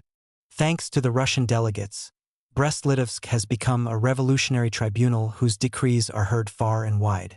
It has brought about the expose of the Central Powers. It has exposed German avidity, its cunning lies and hypocrisy. It has passed an annihilating verdict upon the peace policy of the German Social Democratic majority, a policy which is not so much a pious hypocrisy as it is cynicism. It has proved powerful enough to bring forth numerous mass movements in various countries. And its tragic last act, the intervention against the revolution, has made socialism tremble in every fiber of its being. Time will show what harvest will ripen for the present victors from this sowing. They will not be pleased with it. Chapter 32. Peace. All through the autumn, delegates from the front appeared daily before the Petrograd Soviet to say that unless peace was signed by November 1st, the soldiers themselves would come from the trenches to make peace in their own way. This became the slogan at the front. Soldiers left the trenches in droves. The October Revolution gave a temporary check to this, but not for long. Thanks to the February Revolution, the soldiers had discovered that they had been ruled by the Rasputin gang, which had dragged them into a heinous and futile war. They saw no reason for continuing it because they were asked to do so by a certain young lawyer named Kerensky. They wanted to get back to their homes, their families, the land, and the revolution, which had promised them land and freedom but so far had done nothing but keep them in cold and verminous holes at the front. Kerensky took offense at the soldiers, workers, and peasants, and called them mutinous slaves. He failed to understand one little thing, that revolution consists in exactly this, in slaves mutinying and refusing to be slaves. Buchanan, the patron and the power behind Kerensky, was incautious enough to tell us in his memoirs what war and revolution meant to him and to his sort. Several months after the October Revolution, Buchanan wrote the following description of Russia in 1916, the terrible year of the defeat of the Tsar's armies and the breakdown of the economic life, a year of breadlines with a government leapfrogging at Rasputin's command. At one of the many beautiful villas which we visited, Buchanan is writing of his trip to the Crimea in 1916. We were not only presented with bread and salt on a silver platter, but found in our motor, on leaving, a case with a dozen bottles of old Burgundy, whose praises I had sung while drinking it at luncheon. It is terribly sad to look back on those happy bygone days, ! And to think of all the misery and misfortunes which have befallen those who showed us such kindness and hospitality. Buchanan refers not to the sufferings of the soldiers in the trenches, or to the starving mothers in the breadlines, but to the misfortune of the former owners of beautiful villas in the Crimea, owners of silver platters and Burgundy. Reading those blissfully shameless lines, one can only say, the October Revolution was not in vain. Not in vain did it sweep away not only the Romanovs but the Buchanans and Kerenskys as well. When I was crossing the front line for the first time on my way to Brest-Litovsk, our sympathizers in the trenches could not muster up much of a protest against the monstrous demands of Germany because the trenches were almost deserted. After the experiments of Buchanan and Kerensky, no one dared to speak even conditionally of continuing the war. Peace, peace at any price. Later, on one of my return trips from Brest-Litovsk to Moscow, I tried to persuade one of the representatives from the front on the Central Executive Committee to give a little support to our delegation by a vigorous speech. Impossible, he replied. Absolutely impossible. We shouldn't be able to return to the trenches. They wouldn't understand us, and would say that we were continuing to deceive them as Kerensky did. It was obvious that going on with the war was impossible. On this point, there was not even a shadow of disagreement between Lenin and me. We were both equally bewildered at Bukharin and the other apostles of a revolutionary war. But there was another question quite as important. How far could the Hohenzollern government go in their struggle against us? In a letter to one of his friends, Chernin wrote that if they had been strong enough, they would have sent their troops against Petrograd to establish order there, instead of negotiating with the Bolsheviks. There was certainly no lack of ill will. But was there strength enough? Could Hohenzollern send his troops against revolutionaries who wanted peace? How had the February Revolution and, later on, the October Revolution affected the German army? How soon would any effect show itself? To these questions, no answer could as yet be given. We had to try to find it in the course of the negotiations. Accordingly, we had to delay the negotiations as long as we could. It was necessary to give the European workers time to absorb properly the very fact of the Soviet Revolution, including its policy of peace. And this was all the more important since the press of the Entente, like the Russian conciliatory and bourgeois press, was portraying the peace negotiations in advance as a comedy with the roles ingeniously distributed. Even in Germany, among the social democratic opposition of that period, which was apt to see its own weaknesses reflected in us, people were talking about the Bolsheviks working hand in hand with the German government. And this version must have been even more credible in France and in England. It was obvious that if the bourgeoisie of the Entente and the social democracy succeeded in spreading the wrong idea about us among the masses of workers, the future military intervention of the Allies would be made all the simpler. So I insisted that before signing a separate peace, if that proved absolutely unavoidable, we must at all costs give the workers of Europe a striking and incontestable proof of the deadly enmity existing between us and the German ruling classes. It was these considerations that gave me the idea of a political demonstration at Brest-Litovsk expressing the slogan, "We end war, we demobilize the army, but we do not sign peace." If German imperialism finds itself unable to send troops against us, I reasoned, it will mean that we have achieved a tremendous victory of far-reaching consequences. But if it were still possible for the Hohenzollerns to strike against us, we should always be able to capitulate early enough. I consulted the other members of the delegation, among them Kamenev, and found them in sympathy with me, and wrote Lenin to that effect. His reply was, "When you come to Moscow, we will talk it over." "One could want nothing better," Lenin answered my arguments.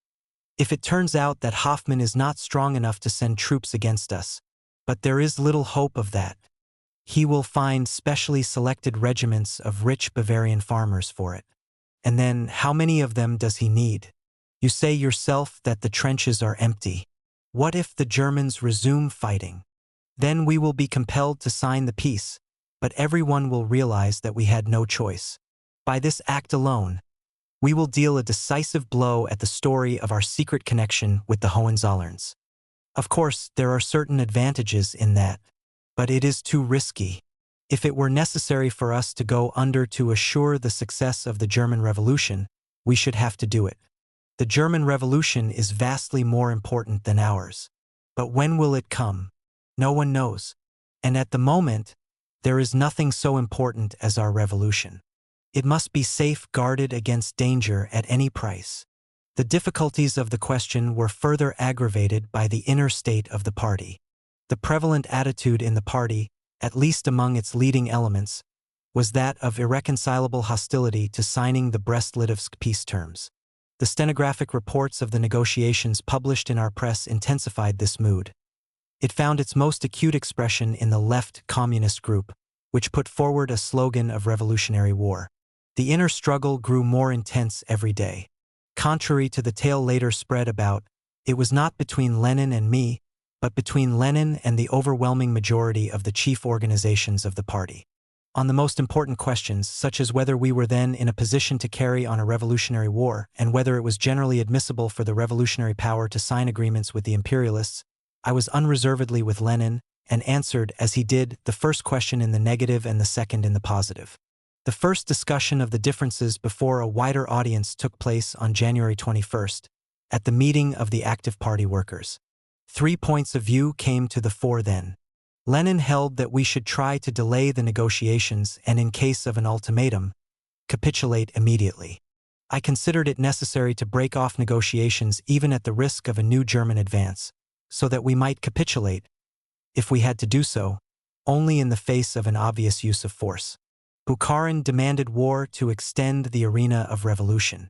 Lenin waged a bitter fight against the advocates of revolutionary war at that meeting, although he made only a slight criticism of my proposal. The supporters of revolutionary war obtained 32 votes, Lenin 15, and I 16. But these figures are not really indicative of the mood of the party. In the upper stratum, if not in the masses, the left wing was even stronger than at this particular meeting. It was this fact that ensured the temporary victory of my formula. Those who shared Bukharin's view regarded my proposal as a step in their own direction. On the other hand, Lenin believed, and rightly, that postponement of the final decision would work for his eventual victory. At this time our own party, no less than the workers of Western Europe, was much in need of some visual demonstration of the actual state of things. In all the directing institutions of the party and state, Lenin was in a minority. Over 200 local Soviets, in response to the invitation of the Soviet of Commissaries, stated their views on war and peace. Of them all, only two large Soviets, Petrograd and Sebastopol, the latter with reservations, went on record as being in favor of peace. On the other hand, several of the big workers' centers, such as Moscow, Ekaterinburg, Kharkov, Ekaterinoslav, Ivan-Novovoznezhensk, Kronstadt, etc., voted by overwhelming majorities to break off negotiations. The same attitude prevailed among our party organizations and, of course, among the left socialist revolutionists. Lenin's point could have been carried out by means of a split in the party and a coup d'état, but not otherwise. And yet, every day was bound to increase the number of Lenin's followers. In these circumstances, the formula of neither war nor peace actually served as a bridge to Lenin's stand. And it was the bridge over which the majority of the party, or at least of its directing elements, made the crossing. All right, let's suppose that we have actually refused to sign a peace, and that the Germans answer it by an advance. What are you going to do then? Lenin questioned me. We will sign peace at the point of a bayonet. The situation will be clear to all the world. But in that case, you won't support the slogan of revolutionary war, will you? Under no circumstances. In that case, the experiment will probably not be so dangerous. We will only risk losing Estonia or Latvia. And with a sly chuckle, Lenin added, for the sake of a good peace with Trotsky, Latvia and Estonia are worth losing. For several days, that was his favorite refrain. It was at this decisive session of January 22nd that the Central Committee adopted my proposals to delay negotiations, in the event of a German ultimatum to declare war at an end, but to refuse to sign peace, to act thereafter according to the demands of circumstance. Late at night, on January 25th, a joint session of the Central Committees of the Bolsheviks and the left socialist revolutionists, our allies then, was held, and the same formula was voted by an overwhelming majority. As we often did then, we declared that this decision of both the Central Committees should stand as that of the Soviet of People's Commissaries. On January 31st, I telegraphed Lenin at the Smolny over a direct wire from Brest-Litovsk. Among the countless rumors and reports reaching the German press, there has appeared the absurd statement that we intend to refuse, demonstratively, to sign the peace treaty, that there are disagreements among the Bolsheviks on this score, and so forth and so on. I am referring to a telegram of this sort that came from Stockholm and quoted the Politiken as its authority. If I am not mistaken, the Politiken is the organ of Hoagland. Could you ask him why his editors publish such absurd nonsense, in case it is true that a report of this nature appeared in the paper? Inasmuch as the bourgeois press is full of all sorts of malicious gossip, the Germans are not likely to attach much significance to this report. But, in this case, the source is a newspaper of the left wing, one of whose editors is in Petrograd. This gives the report a certain authoritativeness that can only confuse the minds of our opponents. The Austrian and German press are full of reports of horrors in Petrograd, Moscow, and throughout Russia, of hundreds and thousands of dead, of the rattle of machine guns, etc. It is absolutely necessary to appoint a level-headed man to issue daily reports on the state of the country, and to make them public through the Petrograd Telegraph Agency and the radio. It would be a good thing if Comrade Zinoviev would take this upon himself. It is extremely important, and the reports should be sent, first of all, to Vorovsky and Litvinov. This could be done through Shishirin. We have only had one formal meeting so far. The Germans are delaying negotiations, apparently because of their own internal crisis. The German press has begun to shout that we really do not want peace and are only anxious to spread the revolution to other countries. These jackasses are incapable of understanding that it is simply because we want to further European revolution that the earliest peace possible is of the utmost importance to us. Have any measures been taken toward expelling the Romanian embassy? I believe that the King of Romania is in Austria. According to a report in one of the German papers, we have stored in Moscow not the National Romanian Fund, but the Gold Fund of the National Bank of Romania. The sympathies of official Germany are, of course, entirely on the Romanian side. Yours, Trotsky. This note demands a little explanation. Cable dispatches from Brest-Litovsk were regarded as safe from listening in or tapping. But we had every reason to believe that the Germans at Brest-Litovsk were reading our correspondence over the direct wire. We had enough respect for their technical resourcefulness to believe this. It was impossible for us to code all our messages, and we did not consider coding a sufficient protection. At the same time, the newspaper Politiken was doing us no service by spreading its inopportune but authentic information. For this reason, my dispatch was written not so much to warn Lenin that the secret of our decision had been blabbed abroad, but to try to put the Germans off the track. I used the very discourteous word jackasses in referring to the newspaper men only to make the message read quite naturally. I can't say to what extent my stratagem succeeded in deceiving Coleman. At any event, my declaration on February 10th seemed to impress our opponents as something quite unexpected. In Chernin's diary for February 11th, we read, "Trotsky refuses to sign. War is over, but there is no peace." It is hard to believe, but in 1924 the school of Stalin and Zinoviev made an attempt so to represent this matter as to make me seem to have acted at Brest-Litovsk contrary to the decision of the party and the government. The falsifiers did not even bother to look up the old minutes and read their own statements. Zinoviev spoke at the Petrograd Soviet on February 11th, the day after I had made the declaration at Brest-Litovsk, and averred that our delegation has found the only correct way out of the situation as it now stands. And it was Zinoviev who moved the resolution which was adopted by the majority of all against one, with the Mensheviks and Socialist Revolutionists abstaining, and approved the refusal to sign the peace treaty. On February 14th, after I had made my report to the Central Executive Committee, Svyerdlov, on behalf of the Bolshevik faction, moved a resolution that began with the words, "Having heard and fully considered the report of the peace delegation, the Central Executive Committee fully approves of the action of its representatives at Brest-Litovsk." There was not a single party or Soviet local organization that did not express its approval of the conduct of the Soviet delegation during the interval between February 1st and 15th.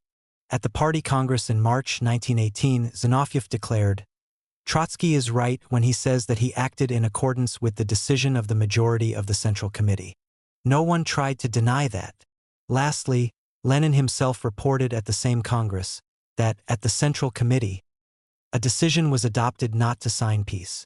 All this has not prevented the establishing, in the Communist International, of the new dogma that Trotsky alone was responsible for the refusal to sign peace at Brest-Litovsk. After the October strikes in Germany and Austria, the question of whether the German government would decide on an offensive was not as obvious, either to us or to the German government, as it is being represented today, after the fact, by many intelligent persons. On February 10th, the delegations of Germany and Austria-Hungary at Brest-Litovsk arrived at the conclusion that the situation proposed in Trotsky's declarations must be accepted. Only General Hoffmann opposed it. At their concluding conference next day, according to Chernin, Coleman spoke with complete assurance of the necessity of accepting the de facto peace. Echoes of this reached us at once. All of our delegation returned to Moscow under the impression that the Germans would not start an offensive. Lenin was very pleased with the result. "And perhaps they will deceive us?" he was still asking. We shrugged our shoulders. To all appearances it did not look that way. "Well, if it is so, it's all to the good," said Lenin. "Appearances are saved, and the war is over." However, 2 days before the expiration of the week fixed for the German reply, a cabled dispatch from General Samoilo, who had remained at Brest-Litovsk, informed us that the Germans had announced, through General Hoffmann, that from midnight of February 18th they would consider themselves in a state of war with Russia, and had therefore invited him to leave Brest-Litovsk. Lenin got the telegram first. I was in his room at the time, where a conference was being held with the left socialist revolutionists. Without saying a word, Lenin handed me the telegram. His face made me realize instantly that something was up. He hurried the conversation with the socialist revolutionists so that he could discuss the situation after they had left. "They have deceived us, after all. Gained 5 days. This wild beast will let nothing escape it. There is nothing left, then, but to sign the old terms, provided that the Germans will agree to leave them exactly as they are." As before, I insisted that Hoffmann be allowed actually to start an offensive so that the workers of Germany, as well as of the countries of the Allies, would learn of the offensive as a fact rather than as a threat. No, rejoined Lenin. We can't afford to lose a single hour now. The test has been made. Hoffman wants to and can fight. Delay is impossible. This beast jumps fast. In March, at the party congress, Lenin said, "It was agreed between us, that is, Lenin and me, that we hold out until a German ultimatum, but that after the ultimatum we were to surrender." I described the agreement above. Lenin consented not to attack my point of view before the party only because I promised him not to support the advocates of a revolutionary war. The official representatives of that group, Trotsky, Radek, and, I believe, Osinski, came to me with an offer of a single front. I made it quite clear to them that our positions had nothing in common. When the German High Command gave notice of the expiration of the truce, Lenin reminded me of our agreement. I answered that by an ultimatum I had not meant simply a verbal statement, but an actual German offensive that would leave no doubt as to the real relations between the countries. At the meeting of the Central Committee on February 17th, Lenin put the preliminary question to a vote. If the German offensive becomes a fact, and no revolutionary upheaval takes place in Germany, are we still to sign peace? Bukharin and his followers answered this cardinal question by abstaining from voting. Krastinsky acted in the same way. Joff voted against peace. Lenin and I voted in favor of it. The next day I voted against the immediate dispatch of the telegram stating our readiness to sign peace, as Lenin proposed. During the day, however, telegraphic reports informed us that the Germans had opened an offensive, had seized our military supplies, and were advancing in the direction of Dvinsk. That evening I voted for Lenin's telegram. Now there was no possible doubt that the German offensive would be broadcast to the entire world. On February 21st, we received new terms from Germany, framed, apparently, with the direct object of making the signing of peace impossible. By the time our delegation returned to Brest-Litovsk, these terms, as is well known, had been made even harsher.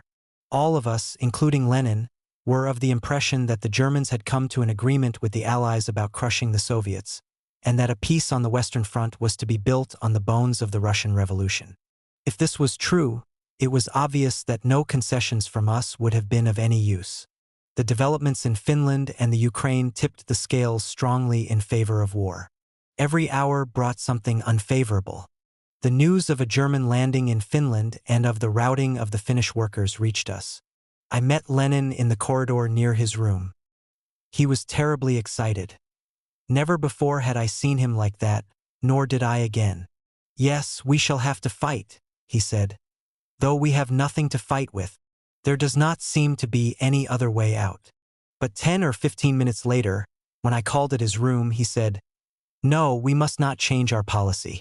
Military action on our part would not be able to save the revolution in Finland, but it would most certainly ruin us.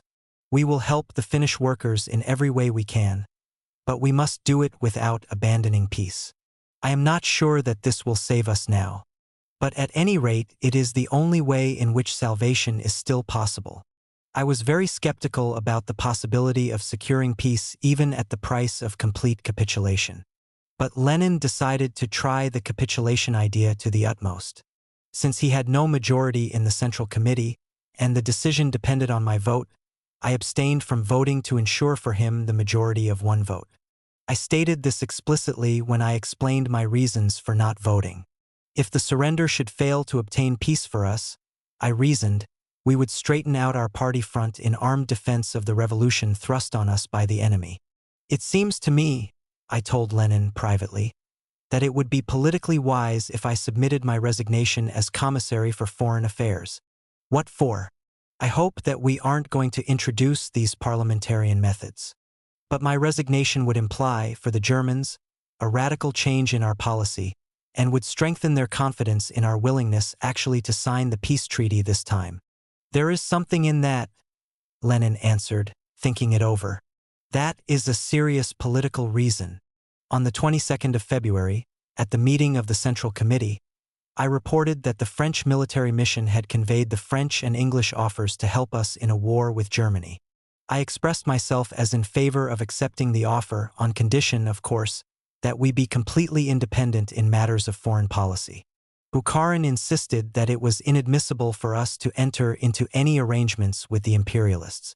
Lenin came vigorously to my aid, and the Central Committee adopted my resolution by 6 votes against 5. As far as I can remember now, Lenin dictated the resolution in these words: that Comrade Trotsky be authorized to accept the assistance of the brigands of the French imperialism against the German brigands. He always preferred formulas that left no room for doubt. After I left the meeting, Bukharin overtook me in the long corridor of the Smolny, threw his arms about me and began to weep. "What are we doing?" he exclaimed. "We are turning the party into a dung heap."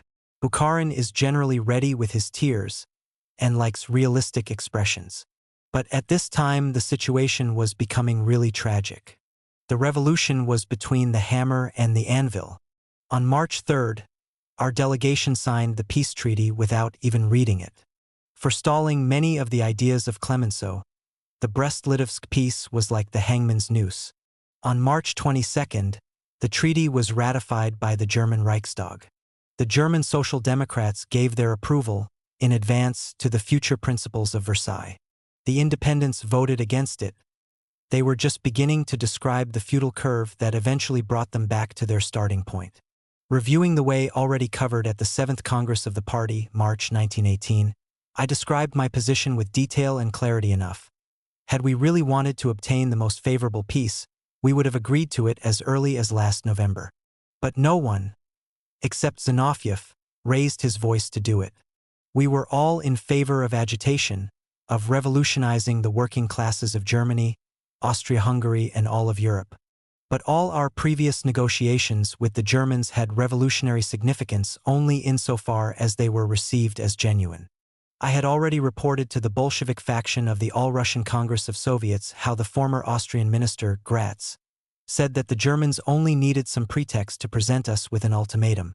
They believed that we ourselves were inviting it, that we understood in these circumstances if we had refused to sign peace, we should have been threatened with the loss of Reval and other territories, whereas, on the other hand, if we had signed too hastily, we should have risked the loss of the sympathy of the world proletariat, or at least of the larger part of it. I was one of those who thought that the Germans were not likely to advance, but that if they did, we should always have time to sign the peace, even if it involved still harsher terms. In due course of time, I said then, everyone would have become convinced that there was no other way out. It is remarkable that Liebknecht wrote at the same time from prison. In no sense can it be said that the present solution of the problem is not as favorable for future development as a surrender at Brest-Litovsk would have been at the beginning of February. Quite the contrary. A surrender like that would have thrown the worst light on all preceding resistance and would have made the subsequent submission to force appear as vis haud ingrata. The cynicism that cries to heaven and the brutal character of the ultimate German action have driven all suspicions into the background. Liebknecht grew amazingly during the war. He learned to establish a gulf between himself and the honest characterlessness of Hassa. It is unnecessary to say that Liebknecht was a revolutionary of endless courage. But he was only now developing himself into a strategist. This disclosed itself in questions of his personal life, as well as of revolutionary policy. Considerations of personal safety were absolutely alien to him. After his arrest, many friends shook their heads at his self-sacrificing recklessness. Lenin, on the contrary, was always much concerned about the safety of the leadership. He was the head of the general staff and always remembered that, during war, he had to ensure the functioning of the high command. Liebknecht was like a general who himself leads his troops to battle. For this reason, as well as for various others, it was hard for him to understand our strategy at Brest-Litovsk. At first he wanted us simply to challenge fate and advance to meet it. In that period, he repeatedly condemned the policy of Lenin-Trotsky, quite reasonably making no distinction in this basic question between Lenin's stand and my own. But later on he began to see the policy of Brest-Litovsk in a different light. Early in May he wrote, "One thing over and above all is necessary for the Russian Soviets, and that is certainly not demonstrations and decorations, but a stern, harsh power. For this they need intelligence and time as well as energy. Intelligence so that they may gain the time that is necessary for even the most intelligent energy. This is a complete recognition of the rightness of Lenin's Brest-Litovsk policy, which was wholly directed toward gaining time. Truth makes its way, but nonsense is just as tenacious. Professor Fisher of America, in a big book describing the first years of Soviet Russia, The Famine in Soviet Russia, attributed to me the idea that the Soviets will never enter into a war with the bourgeois governments nor make peace with them. Fisher, like many another, copied this nonsensical formula from Zinoviev and the epigones in general, adding to it some of his own lack of understanding. My belated critics have long since taken my Brest-Litovsk proposal from the context of its time and place and turned it into a universal formula in order to reduce it more easily to absurdity. In doing so, however, they have failed to notice that the state of no peace, no war, or more precisely, of neither peace treaty nor war, held nothing unnatural in itself. Exactly these relations exist today between Soviet Russia and the greatest countries of the world, the United States and Great Britain. True, it was not by our wish that they became established as such, but that does not alter matters. Moreover, there is a country with which we have established exactly those relations of no peace, no war on our own initiative. I refer to Romania. While attributing to me a universal formula which they portray as sheer absurdity, my critics seem to be very ignorant of the fact that they are reproducing the absurd formula in the existing relations of the Soviet Union with many other countries. How did Lenin himself regard the Brest-Litovsk episode when it was a thing of the past? Lenin generally considered occasional differences of opinion with me as not worth mentioning. But more than once he spoke of the tremendous propagandist importance of the Brest-Litovsk negotiations. For instance, in his speech of May 17, 1918, at the Congress of the Party a year after the peace, Lenin remarked, "Our extreme isolation from Western Europe and all the other countries deprived us of any objective materials for judging the possible rate of development or the forms of growth of the proletarian revolution in the West. The result of all this complicated situation was that the question of the Brest-Litovsk peace brought out many differences of opinion in our party." The speech of March 18, 1919. There remains the question of the behavior during those days of my later critics and accusers. For almost a year, Bukharin had fought furiously with Lenin and me, threatening to split the party. Kuybyshev, Yaroslavsky, Bubnov, and many of the other current pillars of Stalinism were with him. Zinoviev, on the contrary, demanded an immediate signing of the peace, forswearing the propagandist possibilities of Brest-Litovsk. Lenin and I were unanimous in condemning this stand. Kamenev agreed with my formula while he was at Brest-Litovsk, but joined Lenin on his return to Moscow. Rykov was not on the Central Committee at the time, and so took no part in the deciding conferences. Dzerzhinsky was against Lenin, but on the last vote went over to him. What was Stalin's position? As usual, he had none. He was simply waiting and calculating. "The old man is still hoping for peace," he would nod to me, referring to Lenin. "He won't get any." Afterward, he would go to Lenin and probably make the same sort of observation about me. He never spoke in public. Nobody was much interested in his contradictions, either. My principal object, to make our conduct in the question of peace understood by the world proletariat in the best possible light, was no doubt a matter of secondary importance to Stalin. He was interested in peace in one country, as he later was in socialism in one country. In the deciding vote, he joined Lenin. It was not until several years later that he worked out a semblance of a point of view for himself on the events of Brest-Litovsk, and that was simply in the interests of his struggle against Trotskyism. It is hardly necessary to dwell much longer on all this. As it is, I have devoted a disproportionately large space to the disagreements at Brest-Litovsk. But it seemed necessary to disclose at least one of the debatable episodes in all its completeness, to show what really happened and how it was represented later. And with this I wanted to put the epigones in their places. As regards Lenin, no serious person will suspect that I am guided in my attitude toward him by the sentiment known in German as Rechthaberei. Long before anyone else, I made a public appreciation of Lenin's part in the Brest-Litovsk days. On October 3, 1918, at the extraordinary joint meeting of the higher organs of the Soviet government, I said, "I deem it my duty to say, in this authoritative assembly, that at the hour when many of us, including myself, were doubtful as to whether it was admissible for us to sign the Brest-Litovsk peace, Only Comrade Lenin maintained stubbornly, with amazing foresight and against our opposition, that we had to go through with it to tide us over until the revolution of the world proletariat. And now we must admit that we were wrong. I did not wait for the delayed revelations from the epigones to recognize the political courage of Lenin's genius, which had saved the dictatorship of the proletariat in the Brest-Litovsk days. In the words I have just quoted, I took upon myself a larger share of responsibility for the errors of others than was really my due. I did it as an example to the others. At this point, the stenographic report notes, prolonged ovation. The party wanted to show in this way that it understood and appreciated my attitude toward Lenin, an attitude devoid of jealousy or pettiness. I realized only too well what Lenin meant to the revolution, to history, and to me. He was my master. This does not mean that I repeated his words and gestures a bit late, but that I learned from him to arrive independently at the same decision. Chapter 33. A month at Sviazhsk. The spring and summer of 1918 were unusually hard. All the aftermath of the war was then just beginning to make itself felt at times. It seemed as if everything were slipping and crumbling, as if there were nothing to hold to, nothing to lean upon.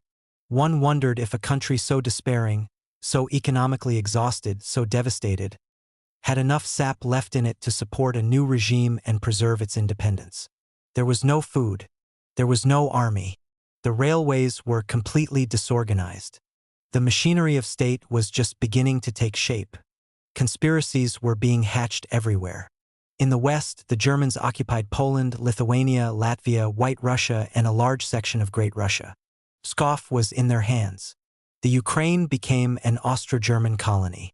On the Volga, in the summer of 1918, agents of France and England engineered a rebellion of Czechoslovak regiments, made up of former war prisoners. The German High Command let me know, through their military representatives, that if the Whites approached Moscow from the east, the Germans would come from the west, from the direction of Orsha and Pskov, to prevent the forming of a new Eastern Front. We were between hammer and anvil. In the north, the French and English occupied Murmansk and Archangel, and threatened an advance on Vologda. In Yaroslavl, there broke out an insurrection of the White Guards, organized by Savinkov at the instigation of the French ambassador Newlands and the English representative Lockhart, with the object of connecting the northern troops with the Czechoslovaks and White Guards on the Volga, by way of Vologda and Yaroslavl. In the Urals, Dutov's bands were at large. In the south, on the Don, an uprising was spreading under the leadership of General Krasnov, then in actual alliance with the Germans. The left socialist revolutionists organized a conspiracy in July and murdered Count Mirbach. They tried, at the same time, to start an uprising on the Eastern Front. They wanted to force us into war with Germany. The Civil War front was taking more and more the shape of a noose closing ever tighter about Moscow. After the fall of Simbirsk, it was decided that I should go to the Volga, where we were facing the greatest danger. I began to get a special train ready. In those days, not so simple a matter. Everything was missing, or, to be more exact, no one knew where to find anything. The simplest task became a complicated improvisation. I never imagined then that I would have to live in that train for 2 years and a half. I left Moscow on August 7th, still ignorant of the fall of Kazan the day before. Only en route did I hear that very disturbing news. Red units hastily drawn up for service had left their posts without a struggle and had bared the defenses of Kazan. Part of the staff proved to be traitors. The others had been caught off guard and had to run for safety as best they could, under a rain of bullets. No one knew where the commander-in-chief or the other commanding officers were. My train stopped at Sviazhsk, the nearest sizable station to Kazan. There, for a whole month, the fate of the revolution hung again in the balance. That month was a great training school for me. The army at Sviazhsk was made up of detachments which had retreated from Simbirsk and Kazan, and of assisting units rushed in from all directions. Each unit lived its own distinct life, sharing in common only a readiness to retreat. So superior were the enemy in both organization and experience. Some white companies made up exclusively of officers performed miracles. The soil itself seemed to be infected with panic. The fresh red detachments, arriving in vigorous mood, were immediately engulfed by the inertia of retreat. A rumor began to spread among the local peasantry that the Soviets were doomed. Priests and tradesmen lifted their heads. The revolutionary elements in the villages went into hiding. Everything was crumbling. There was nothing to hold to. The situation seemed hopeless. Here, before Kazan, one could see on a small stretch of land the multiple diversity of the factors in human history, and could draw up arguments against that cowardly historical fatalism which, on all concrete questions, hides behind the passive working of the law of cause and effect, ignoring the while that most important factor, the living and active man. Could much more be needed to overthrow the revolution? Its territory was now reduced to the size of the ancient Moscow Principality. It had hardly any army. It was surrounded by enemies on all sides. After Kazan would have come the turn of Nizhny Novgorod, from which a practically unobstructed road lay open to Moscow. The fate of the revolution was being decided here at Sviazhsk. And here, at the most critical moment, it rested on a single battalion, on one company, on the courage of one commissary. In short, it really was hanging by a thread. And thus it went, day in and day out. Despite all this, the revolution was saved. What was needed for that? Very little. The front ranks of the masses had to realize the mortal danger in the situation.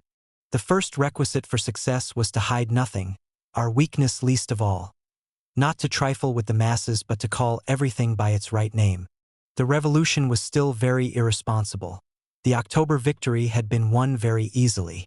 At the same time, the revolution had not removed, by a single stroke, all the hardships that had fostered it. The spontaneous pressure had relaxed. The enemy was gaining its successes through military organization, the very thing we did not have. But the revolution was achieving it before Kazan. The propaganda throughout the country was being fed by telegrams from Sviazhsk. The Soviets, the party, the trades unions all devoted themselves to raising new detachments and sent thousands of communists to the Kazan front. Most of the youth of the party did not know how to handle arms, but they had the will to win, and that was the most important thing. They put backbone into the soft body of the army. The commander-in-chief on the Eastern Front was Colonel Vatsidis, who had been in command of a division of Latvian rifles. This was the only unit left over from the old army. The Latvian farmhands, laborers, and poor peasants hated the Baltic barons. Tsarism had capitalized this antagonism in the war with the Germans, and the Latvian regiments had been the best troops in the Tsar's army. After the February Revolution, they came almost to a man under the Bolshevik influence and played an important role in the October Revolution. Vatsidis was enterprising, energetic, and resourceful. He had distinguished himself during the insurrection of the left socialist revolutionists. Under his direction, light guns were placed in front of the conspirators' headquarters, and 2 or 3 volleys, merely to frighten them without casualties, were enough to make them take to their heels. Vatsidis replaced Muravyov after the treason of the adventurer in the East. Unlike the other officers trained at the military academy, he never lost himself in the chaos of the revolution, but plunged cheerfully in, blowing bubbles, appealing, exhorting, giving orders even when there was little hope of their being carried out. While other specialists in government service were more fearful of overstepping their authority than of anything else, Vatsidis in his moments of inspiration would issue orders as if the Soviet of Commissaries and the Central Executive Committee did not exist. About a year later, he was accused of dubious schemes and connections and had to be dismissed, but there was really nothing serious about the accusations. Perhaps before going to sleep, the chap had been reading Napoleon's biography and confided his ambitious dreams to 2 or 3 young officers. Today, Vatsidis is a professor in the military academy. In the retreat from Kazan on August 6th, he was one of the last to leave the staff headquarters when the Whites were already entering the building. He managed to make his escape and arrived at Sviazhsk by way of a circuitous route, having lost Kazan but not his optimism. We considered the more important questions together, appointed the Latvian officer Slavan commander of the Fifth Army, and said goodbye to each other. Vatsidis left for his staff headquarters and I remained at Sviazhsk. Among the party workers who arrived on the same train with me was a man named Guzov.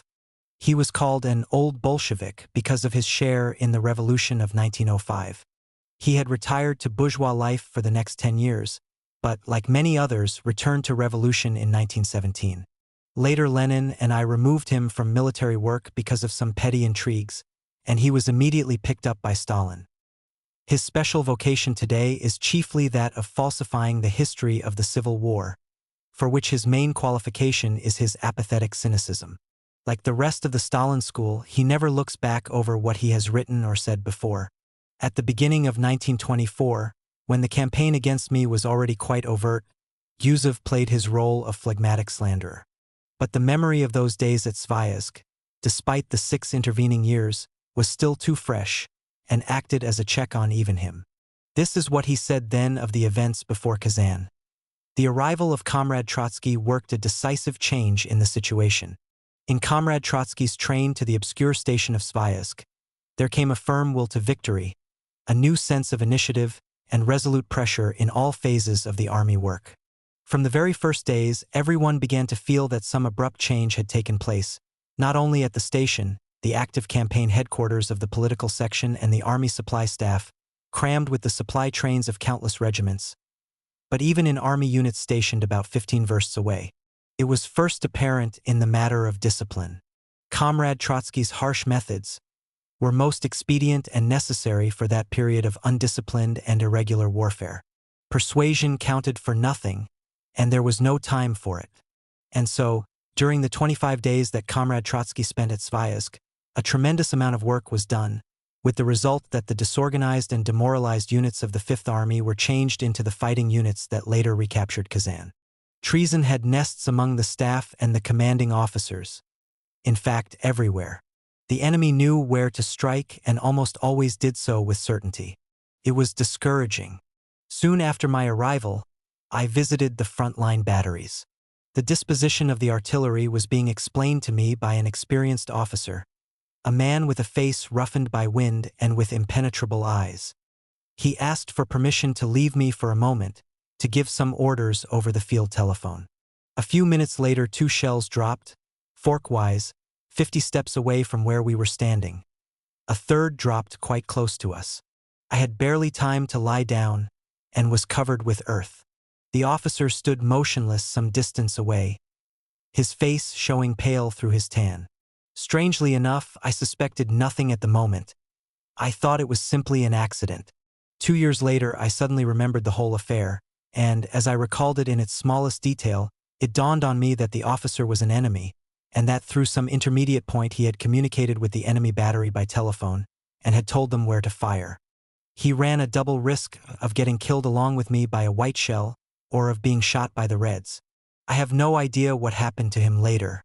I had no sooner returned to my carriage than I heard rifle shots all about me. I rushed to the door. A white airplane was circling above us, obviously trying to hit the train. 3 bombs dropped on a wide curve, one after another, but did no damage. From the roofs of our train, rifles and machine guns were shooting at the enemy. The airplane rose out of reach, but the fusillade went on. It seemed as if everyone were drunk. With considerable difficulty, I managed to stop the shooting. Possibly the same artillery officer had sent word as to the time of my return to the train. But there may have been other sources as well. The more hopeless the military situation of the revolution, the more active the treason. It was necessary, no matter what the cost, to overcome as quickly as possible the automatic inertia of retreat, in which men no longer believe that they can stop, face about, and strike the enemy in the chest. I brought about 50 young party men from Moscow with me on the train. They simply outdid themselves, stepping into the breach and fairly melting away before my very eyes through the recklessness of their heroism and sheer inexperience. The posts next to theirs were held by the 4th Latvian Regiment. Of all the regiments of the Latvian division that had been so badly pulled to pieces, this was the worst. The men lay in the mud under the rain and demanded relief, but there was no relief available. The commander of the regiment and the regimental committee sent me a statement to the effect that unless the regiment was relieved at once, consequences dangerous for the revolution would follow. It was a threat. I summoned the commander of the regiment and the chairman of the committee to my car. They sullenly held to their statement. I declared them under arrest. The communications officer of the train, who is now the commander of the Kremlin, disarmed them in my compartment. There were only 2 of us on the train staff. The rest were fighting at the front. If the men arrested had showed any resistance, or if their regiment had decided to defend them and had left the front line, the situation might have been desperate. We should have had to surrender Sviazhsk and the bridge across the Volga. The capture of my train by the enemy would undoubtedly have had its effect on the army. The road to Moscow would have been left open, but the arrest came off safely. In an order to the army, I announced the commitment of the commander of the regiment to trial before the Revolutionary Tribunal. The regiment remained at its post. The commander was merely sentenced to prison. The communists were explaining, exhorting, and offering example, but agitation alone could not radically change the attitude of the troops, and the situation did not allow sufficient time for that. We had to decide on sterner measures. I issued an order which was printed on the press in my train and distributed throughout the army. I give warning that if any unit retreats without orders, the first to be shot down will be the commissary of the unit, and next the commander. Brave and gallant soldiers will be appointed in their places. Cowards, bastards, and traitors will not escape the bullet. This I solemnly promise in the presence of the entire Red Army. Of course, the change did not come all at once. Individual detachments continued to retreat without cause, or else would break under the first strong onset. Sviazhsk was open to attack. On the Volga, a steamboat was held ready for the staff. 10 men of my train crew, mounted on bicycles, were on guard over the pathway between the staff headquarters and the steamship landing. The military soviet of the Fifth Army proposed that I move to the river. It was a wise suggestion, but I was afraid of the bad effect on an army already nervous and lacking in assurance. Just at that time, the situation at the front suddenly grew worse. The fresh regiment on which we had been banking left its post, with its commissary and commander at its head, and seized the steamer by threat of arms, intending to steam to Nizhny Novgorod. A wave of alarm swept over the front. Everyone began to look toward the river. The situation seemed almost hopeless. The staff remained at its post, though the enemy was only a kilometer or two away and shells were bursting close at hand. I had a talk with the indispensable Markin. Boarding an improvised gunboat with a score of tested men, he sailed up to the steamer held by the deserters, and at the point of a gun demanded their surrender. Everything depended on that one moment. A single rifle shot would have been enough to bring on a catastrophe. But the deserters surrendered without resisting. The steamer docked alongside the pier. The deserters disembarked. I appointed a field tribunal which passed death sentences on the commander, the commissary, and several privates. To a gangrenous wound, a red-hot iron was applied. I explained the situation to the regiment without hiding or softening anything. A number of communists were injected into the regiment, which returned to the battlefront with new commanding officers and a new spirit. Everything happened so quickly that the enemy did not have time to take advantage of the disturbance in our ranks. It was necessary to organize an aviation service.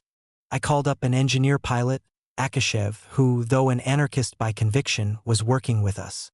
Akashev showed his initiative and quickly rounded up an air squadron. At last we got with its help a full picture of the enemy front. The command of the Fifth Army had come out of the dark. The flyers made daily air raids on Kazan, and a frenzy of alarm took hold of the city. Some time later, after Kazan had been taken, I received some documents that included the diary of a bourgeois girl who went through the siege of Kazan. Pages were given over to descriptions of the panic that our airmen caused, and alternated with pages describing the girl's affairs of the heart. Life went on. Czech officers vied with Russian. Affairs begun in the drawing rooms of Kazan ran their course and reached their finale in the cellars that served as shelters from the bombs. On the 28th of August, the Whites launched an outflanking movement. Colonel Kappel, later a celebrated white general, penetrated to our rear under cover of darkness, with a strong detachment behind him, and seized a small railway station, destroyed the tracks, and cut down the telegraph poles. When he had cut off our retreat in this way, he advanced to attack Sviazhsk. If I am not mistaken, Kappel's staff included Savinkov. This move caught us quite off our guard. We were afraid to disrupt the already shaky front, and so we withdrew only 2 or 3 companies. The commander of my train again mobilized everyone he could lay his hands on, both in the train and at the station, including even the cook. We had a good stock of rifles, machine guns, and hand grenades. The train crew was made up of good fighters. The men took their posts about a verst from the train. The battle went on for about 8 hours, and both sides had losses. Finally, after they had spent themselves, the enemy withdrew. Meanwhile, the break in the connection with Sviazhsk had stirred up Moscow and the whole line. Small units were rushed to our relief. The line was quickly repaired. Fresh detachments poured into the army. At that time, the Kazan papers were reporting that I had been cut off, taken prisoner, killed, had flown away in an airplane, but that my dog was captured as a trophy. This faithful animal later was captured on all the Civil War fronts. In most cases, it was a chocolate-colored dog, but sometimes a Saint Bernard.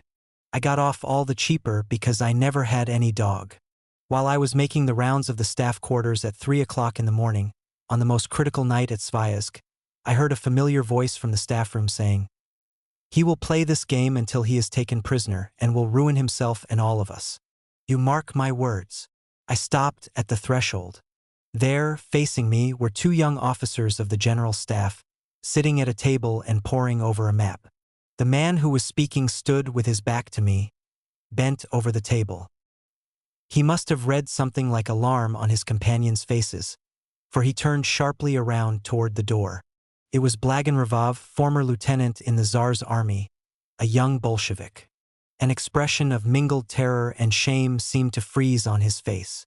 As a commissary, it was his duty to keep up the morale of the specialists attached to the army.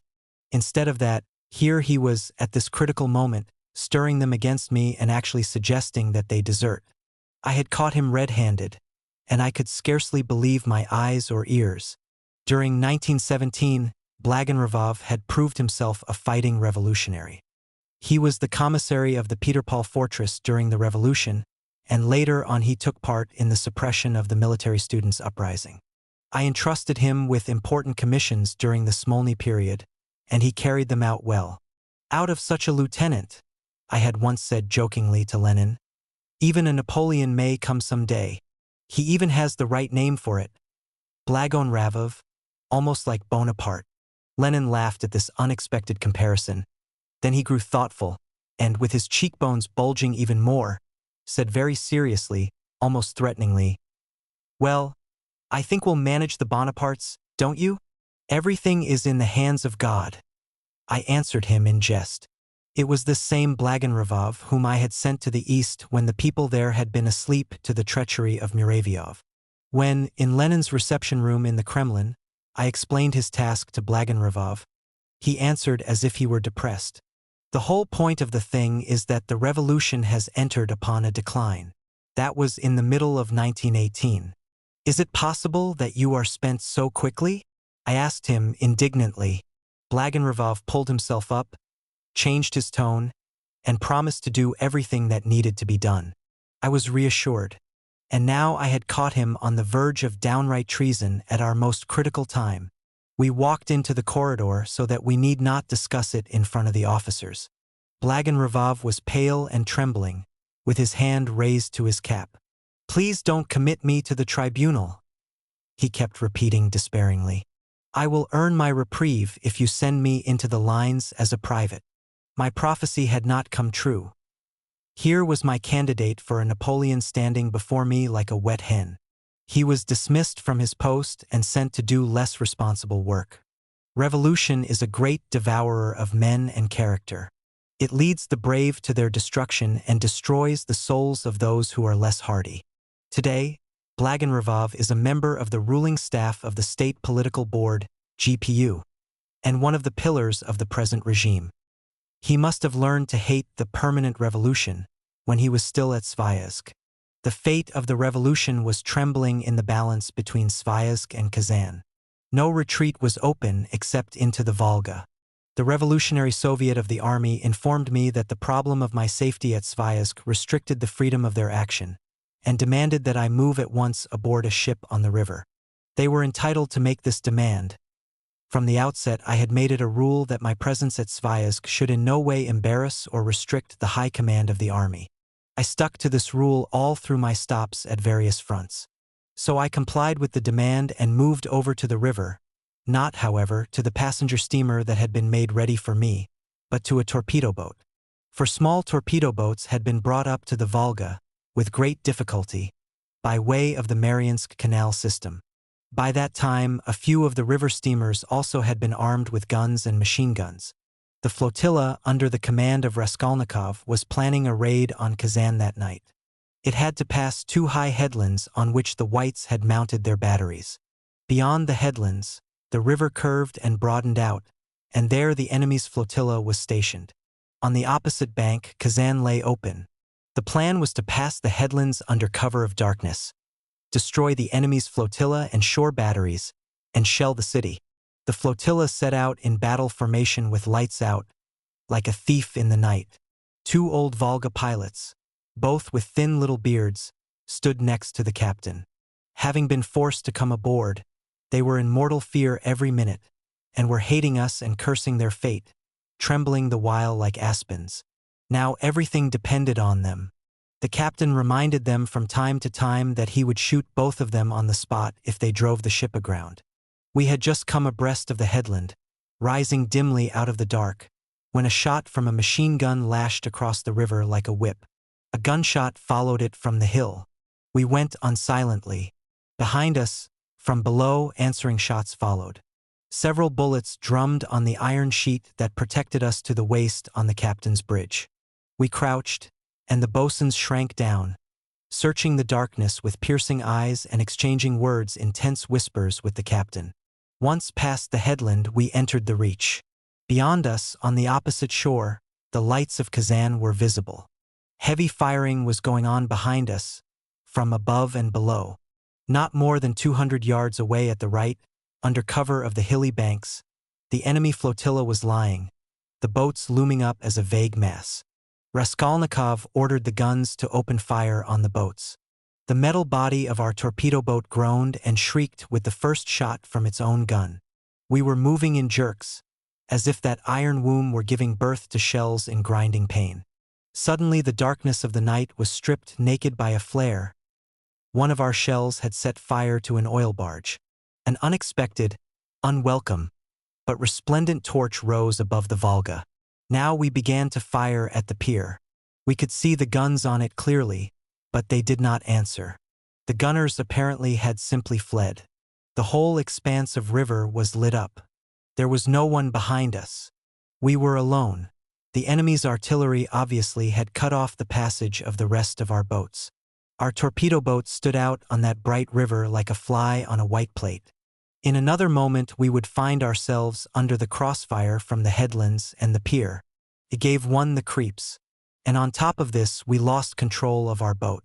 The steering gear had been broken, probably by a shot. We tried to turn the rudder by hand, but the broken chain got tangled around it, and the rudder became useless. We had to stop the engines. The boat was slowly drifting toward the Kazan bank when it ran into an old, half-submerged barge. The firing ceased altogether. It was as light as day and as silent as night. We were in a trap. The only thing that seemed incomprehensible was the fact that we were not being pounded by shells. We did not realize the destruction and panic caused by our raid. Finally, the young commanders decided to push away from the barge and regulate the movement of the boat by running the right and left engines alternately. Proved successful. With the oil torch still blazing, we went on to the headland. There were no shots. Around the headland, we sank into darkness again. A sailor who had fainted was brought up from the engine room. The battery stationed on the hill did not fire a single shot. Obviously, we were not being watched, and probably there was no one there to watch us. We were saved. An easy word to write. Saved. Cigarettes were lighted. The charred remains of one of our improvised gunboats were lying sadly on the shore. We found a few wounded men on the other boats. Only then did we notice that the bow of our torpedo boat had been neatly pierced by a 3-inch shell. It was the hour before dawn. We all felt as if we had been born a second time. One thing followed another. A flyer who had just come down with welcome news was brought to me. A detachment of the Second Army under the command of the Cossack Azin had come right up to Kazan from the northeast. They had captured 2 armored cars, had disabled 2 guns, routed an enemy detachment, and occupied 2 villages 12 versts away from Kazan. The airmen flew back at once with instructions and an appeal. Kazan was being squeezed in the clutch of the pincers. Our night raid, as we soon learned through our reconnaissance men, had cracked the white resistance. The enemy flotilla had been almost completely destroyed, and the shore batteries had been reduced to silence. The word torpedo boat on the Volga had the effect on the whites that the word tank had on the young red troops before Petrograd some time later. Rumors were spread about to the effect that the Bolsheviks had Germans fighting with them. The prosperous classes began to flee in hordes from Kazan. The workers' districts lifted their heads again. A revolt broke out in the powder works. An aggressive spirit became apparent among our troops. The month at Sviazhsk was crammed full of exciting episodes. Something happened every day. In this respect, the nights quite often were not far behind the days.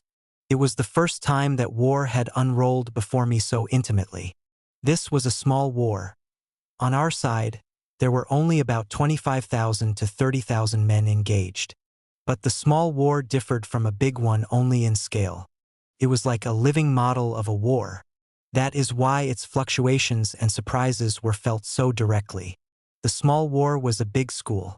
Meanwhile, the situation before Kazan changed beyond recognition.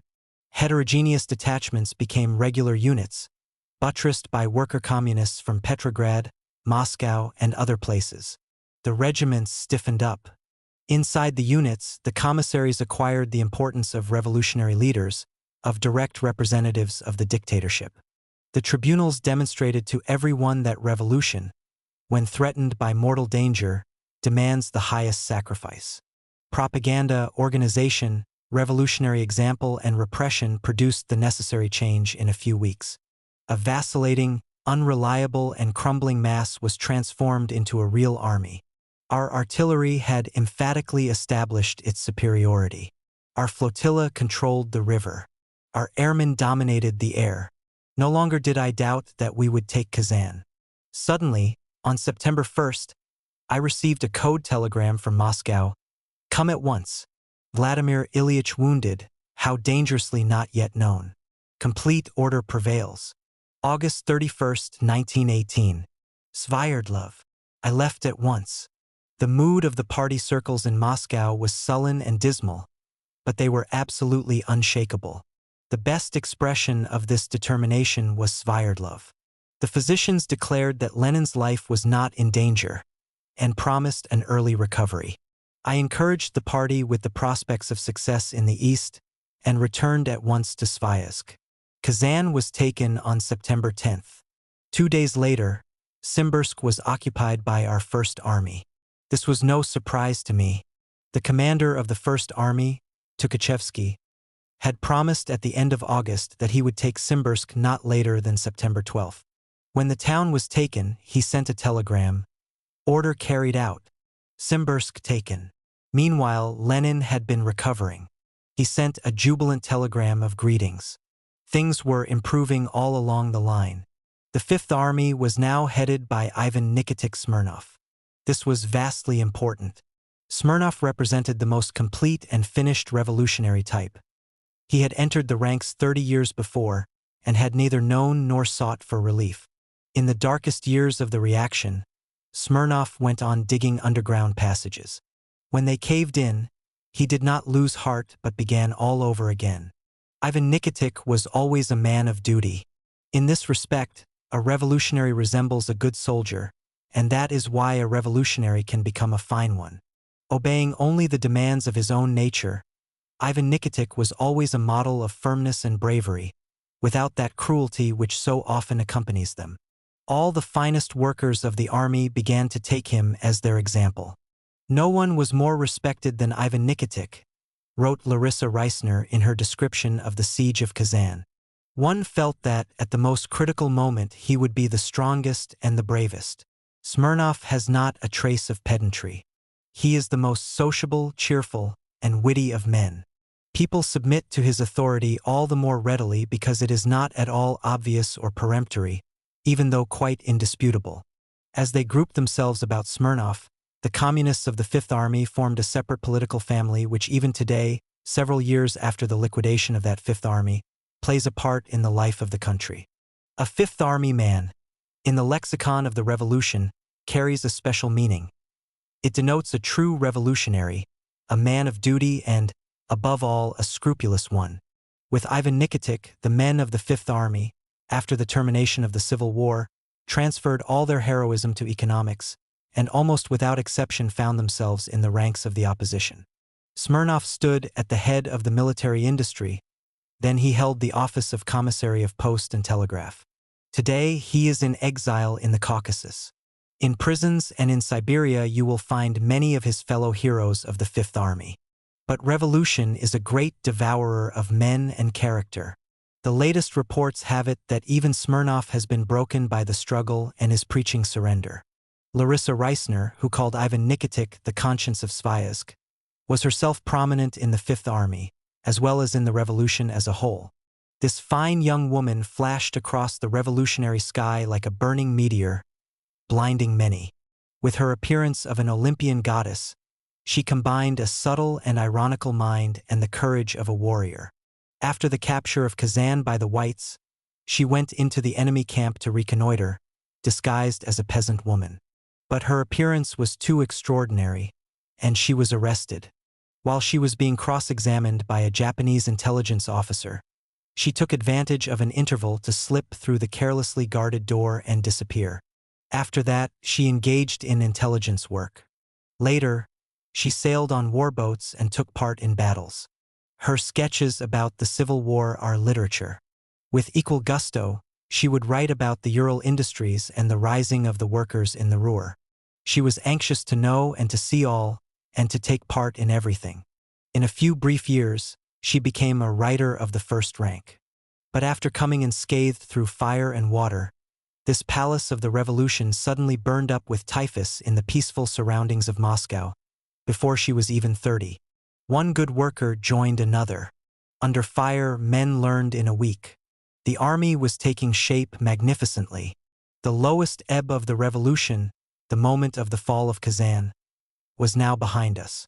Along with this, a tremendous change was taking place in the peasantry. The whites were teaching the moujiks their political ABCs.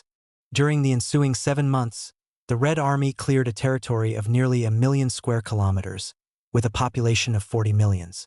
The revolution was again advancing.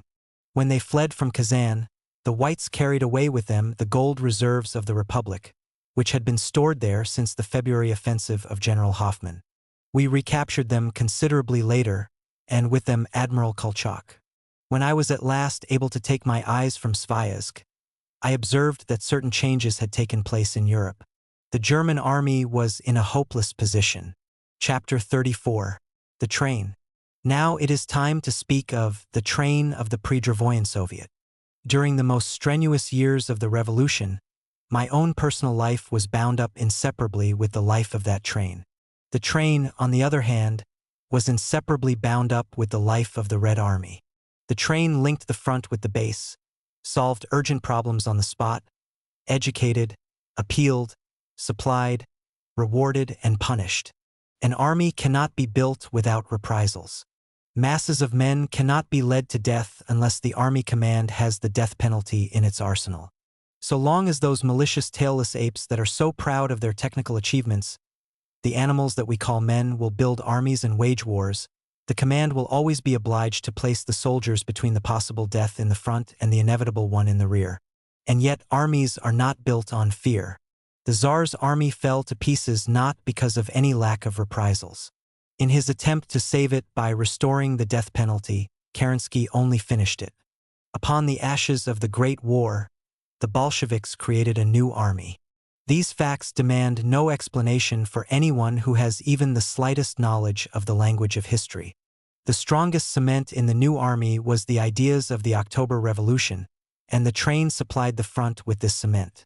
In the provinces of Kaluga, Voronezh, and Ryazan, tens of thousands of young peasants had failed to answer the first recruiting summons by the Soviets.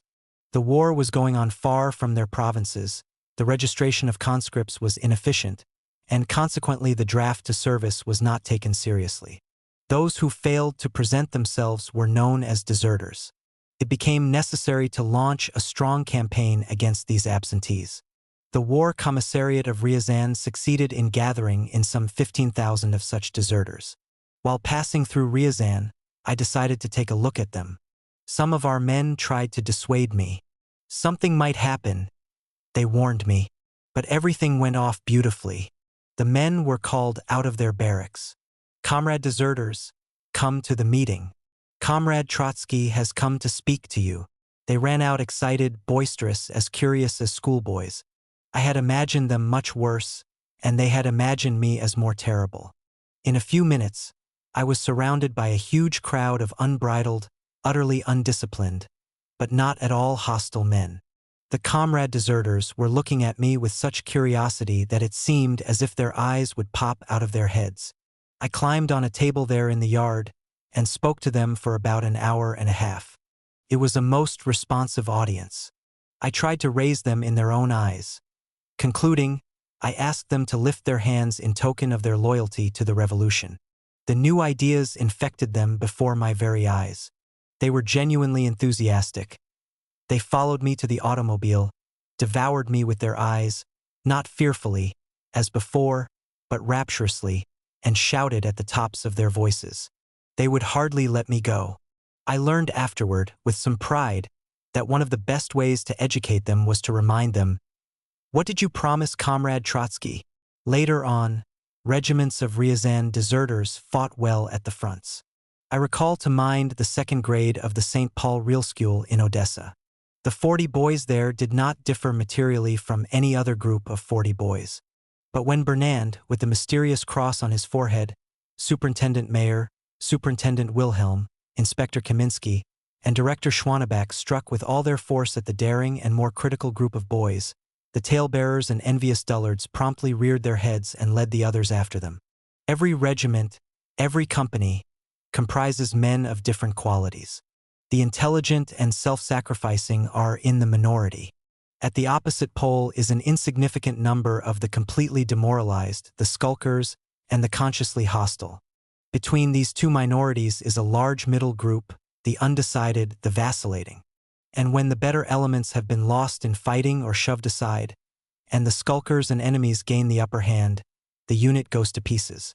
In such cases, the large middle group do not know whom to follow and, in the moment of danger, succumb to panic. On February 24, 1919, I said to the young commanders gathered in the Hall of Columns in Moscow, "Give me 3,000 deserters, call them a regiment. I will give them a fighting commander, a good commissary, fit officers for battalions, companies, and platoons, and these 3,000 deserters in the course of 4 weeks in our revolutionary country will produce a splendid regiment." During the last few weeks, I added, we tested this again by experience in the Narva and Pskov sections of the front, where we succeeded in making fine fighting units out of a few scattered fragments. For 2.5 years, except for comparatively short intervals, I lived in a railway coach that had formerly been used by one of the ministers of communication. The car was well fitted out from the point of view of ministerial comfort, but it was scarcely adapted to work. There I received those who brought reports, held conferences with local military and civil authorities, studied telegraphic dispatches, dictated orders and articles. From it, I made long trips along the front in automobiles with my coworkers. In my spare time, I dictated my book against Kautsky and various other works. In those years, I accustomed myself, seemingly forever, to writing and thinking to the accompaniment of Pullman wheels and springs. My train was hurriedly organized in Moscow on the night of August 7, 1918. In the morning, I left in it for Sviazhsk, bound for the Czechoslovak front. The train was continually being reorganized and improved upon, and extended in its functions. As early as 1918, it had already become a flying apparatus of administration. Its sections included a secretariat, a printing press, a telegraph station, a radio station, an electric power station, a library, a garage, and a bath. The train was so heavy that it needed 2 engines. Later, it was divided into 2 trains. When we had to stop for some time at some one section of the front, one of the engines would do service as courier, and the other was always under steam. The front was shifting constantly, and one could take no chances. I haven't the history of the train at hand. It is buried in the archives of the War Department. At one time, it was painstakingly worked over by my young assistants. The diagram of the train's movements prepared for the Civil War exhibition used to attract a great many visitors, as the newspapers reported at the time. Later, it was put in the Civil War Museum. Today, it must be hidden away with hundreds and thousands of other exhibits, such as placards, proclamations, orders, flags, photographs, films, books and speeches reflecting the most important moments of the Civil War and connected, in some way or other, with my part in it. During the years of 1922 to 1924, that is, before repressions were begun against the opposition, the military publishing house managed to bring out 5 volumes of my works relating to the Army and the Civil War. The history of the train is not dealt with in these volumes. I can only partially reconstruct the orbit of the train's movements from the place names under the leading articles in the train newspaper: en route, Samara, Chelyabinsk, Vyatka, Petrograd, Balashov, Smolensk, Samara again, Rostov-on-Don, Novocherkassk, Kiev, Zhytomyr, and so on without end. I haven't even the exact figures of the total distance covered by the train during the Civil War. One of the notes to my military books mentions 36 trips, with a total run of over 105,000 kilometers. One of my former fellow travelers writes that he reckons from memory that in 3 years we circled the Earth 5.5 times. He gives, that is, a figure twice as large as the one mentioned above. This does not include thousands of kilometers done by automobile from the railway line into the heart of the front lines. Since the train always went to the most critical points, the diagram of its journeyings gives a fairly exact and comprehensive picture of the relative importance of the different fronts. The greatest number of trips was in 1920, the last year of the war. My trips to the Southern Front were especially frequent, because all during that period it was the most stubborn, dangerous, and extended of all the fronts. What was the train of the chairman of the Revolutionary Military Council seeking on the Civil War fronts? The general answer is obvious. It was seeking victory. But what did it give the fronts? What methods did it follow? What were the immediate objects of its endless runs from one end of the country to the other? They were not mere trips of inspection. No, the work of the train was all bound up with the building up of the army, with its education, its administration, and its supply. We were constructing an army all over again, and under fire at that. This was true not only at Svayansk, where the train recorded its first month, but on all the fronts. Out of bands of irregulars, of refugees escaping from the Whites, of peasants mobilized in the neighboring districts, of detachments of workers sent by the industrial centers, of groups of communists and trades unionists, out of these we formed at the front companies, battalions, new regiments, and sometimes even entire divisions. Even after defeats and retreats, the flabby, panicky mob would be transformed in 2 or 3 weeks into an efficient fighting force. What was needed for this? At once much and little. It needed good commanders, a few dozen experienced fighters, a dozen or so of communists ready to make any sacrifice, boots for the barefooted, a bathhouse, an energetic propaganda campaign, food, underwear, tobacco, and matches. The train took care of all this. Of course, the actual material resources of the train were slight in comparison with the needs of the army, but they were constantly being replenished. But, what is even more important, tens and hundreds of times they played the part of the shovelful of coal that is necessary at a particular moment to keep the fire from going out. A telegraph station was in operation on the train. We made our connections with Moscow by direct wire, and my deputy there, Sklyansky, took down my demands for supplies urgently needed for the army, sometimes for a single division or even for a regiment.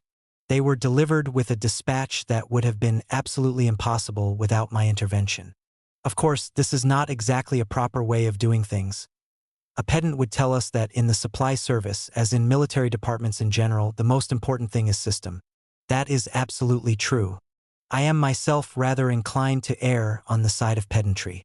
But the point is that we did not want to perish before we could build up a smoothly running system. That is why, especially in that early period, we had to substitute improvisations for a system, so that later on we might develop a system on their foundations. On all of my trips, I was accompanied by the chief workers in all the principal departments of the army, especially in those connected with the supply service. We had inherited from the old army supply service officers who tried to work in the old way or in even worse fashion, for the conditions became infinitely more difficult. On these trips, many of the old specialists had to learn new ways, and new ones received their training in live experience. After making the round of a division and ascertaining its needs on the spot, I would hold a conference in the staff car or the dining car, inviting as many representatives as possible, including those from the lower commanding force and from the ranks, as well as from the local party organizations, the Soviet administration, and the trades unions. In this way, I got a picture of the situation that was neither false nor highly colored. These conferences always had immediate practical results. No matter how poor the organs of the local administration might be, they always managed to squeeze a little tighter and cut down some of their own needs to contribute something to the army. The most important sacrifices came from institutions. A new group of communists would be drawn from the institutions and put immediately into an unreliable regiment. Stuff would be found for shirts and for wrappings for the feet, leather for new soles, and an extra hundredweight of fat. But of course, the local sources were not enough. After the conference, I would send orders to Moscow by direct wire, estimating our needs according to the resources of the center, and, as a result, the division would get what it desperately needed, and that in good time. The commanders and commissaries of the front learned from their experience on the train to approach their own work, whether they were commanding, educating, supplying, or administering justice, not from above, from the standpoint of the pinnacle of the staff, but from below, from the standpoint of the company or platoon, of the young and inexperienced new recruit. Gradually, more or less efficient machinery for a centralized supply service for the front and the armies was established. But, alone, it did not and could not satisfy all needs. Even the most ideal organization will occasionally misfire during a war, and especially during a war of maneuvers based entirely on movement. Sometimes, alas, in quite unforeseen directions. And one must not forget that we fought without supplies. As early as 1919, there was nothing left in the central depots. Shirts were sent to the front direct from the workshop. But the supply of rifles and cartridges was most difficult of all. The Tula munition factories worked for the needs of the current day. Not a carload of cartridges could be sent anywhere without the special authorization of the commander-in-chief. The supply of munitions was always as taut as a string. Sometimes the string would break and then we lost men and territory. Without constant changes and improvisations, the war would have been utterly impossible for us. The train initiated these and at the same time regulated them. If we gave an impulse of initiative to the front and its immediate rear, we took care to direct it into the channels of the general system. I do not want to say that we always succeeded in this. But, as the Civil War has demonstrated, we did achieve the principal thing: victory. The trips to the sections of the front where often the treason of the commanding officers had created catastrophes were especially important. On August 23, 1918, during the most critical period before Kazan, I received a coded telegram from Lenin and Svyerdlov, Svyazk Trotsky. Treason on the Saratov front, though discovered in time, has yet produced very dangerous wavering. We consider your going there at once absolutely necessary, for your appearance at the front has an effect on soldiers and the entire army. Let us together arrange for your visits to other fronts. Reply stating date of your departure, all by code, August 22, 1918. Lenin. Svyerdlov. I thought it quite impossible to leave Svyazk, as the departure of the train would have shaken the Kazan front, which was having a difficult enough time as it was. Kazan was in all respects more important than Saratov. Lenin and Svyerdlov themselves soon agreed with me on this. I went to Saratov only after the recapture of Kazan. But telegrams like this reached the train at all stages of its travels. Kiev and Vyatka, Siberia and the Crimea would complain of their difficult positions and would demand, in turn or at the same time, that the train hasten to their rescue. The war unrolled on the periphery of the country, often in the most remote parts of a front that stretched for 8,000 kilometers. Regiments and divisions were cut off from the rest of the world for months at a time. Very often they had not enough telephone equipment even for their own intercommunication, and would then succumb to hopelessness. The train, for them, was a messenger from other worlds. We always had a stock of telephone apparatus and wires. A wireless aerial had been arranged over a particular car in our train so that we could receive radio messages from the Eiffel Tower, from Nauen, and from other stations, 13 in all, with Moscow, of course, foremost. The train was always informed of what was going on in the rest of the world. The more important telegraphic reports were published in the train newspaper and given passing comment in articles, leaflets, and orders. Cap's raid, conspiracies at home, the English elections, the progress of grain collections, and feats of the Italian fascismo were interpreted while the footprints of events were still warm, and were linked up with the fates of the Astrakhan or Archangel fronts. These articles were simultaneously transmitted to Moscow by direct wire, and radioed from there to the press of the entire country. The arrival of the train put the most isolated unit in touch with the whole army, and brought it into the life not only of the country, but of the entire world. Alarmist rumors and doubts were dispelled, and the spirit of the men grew firm.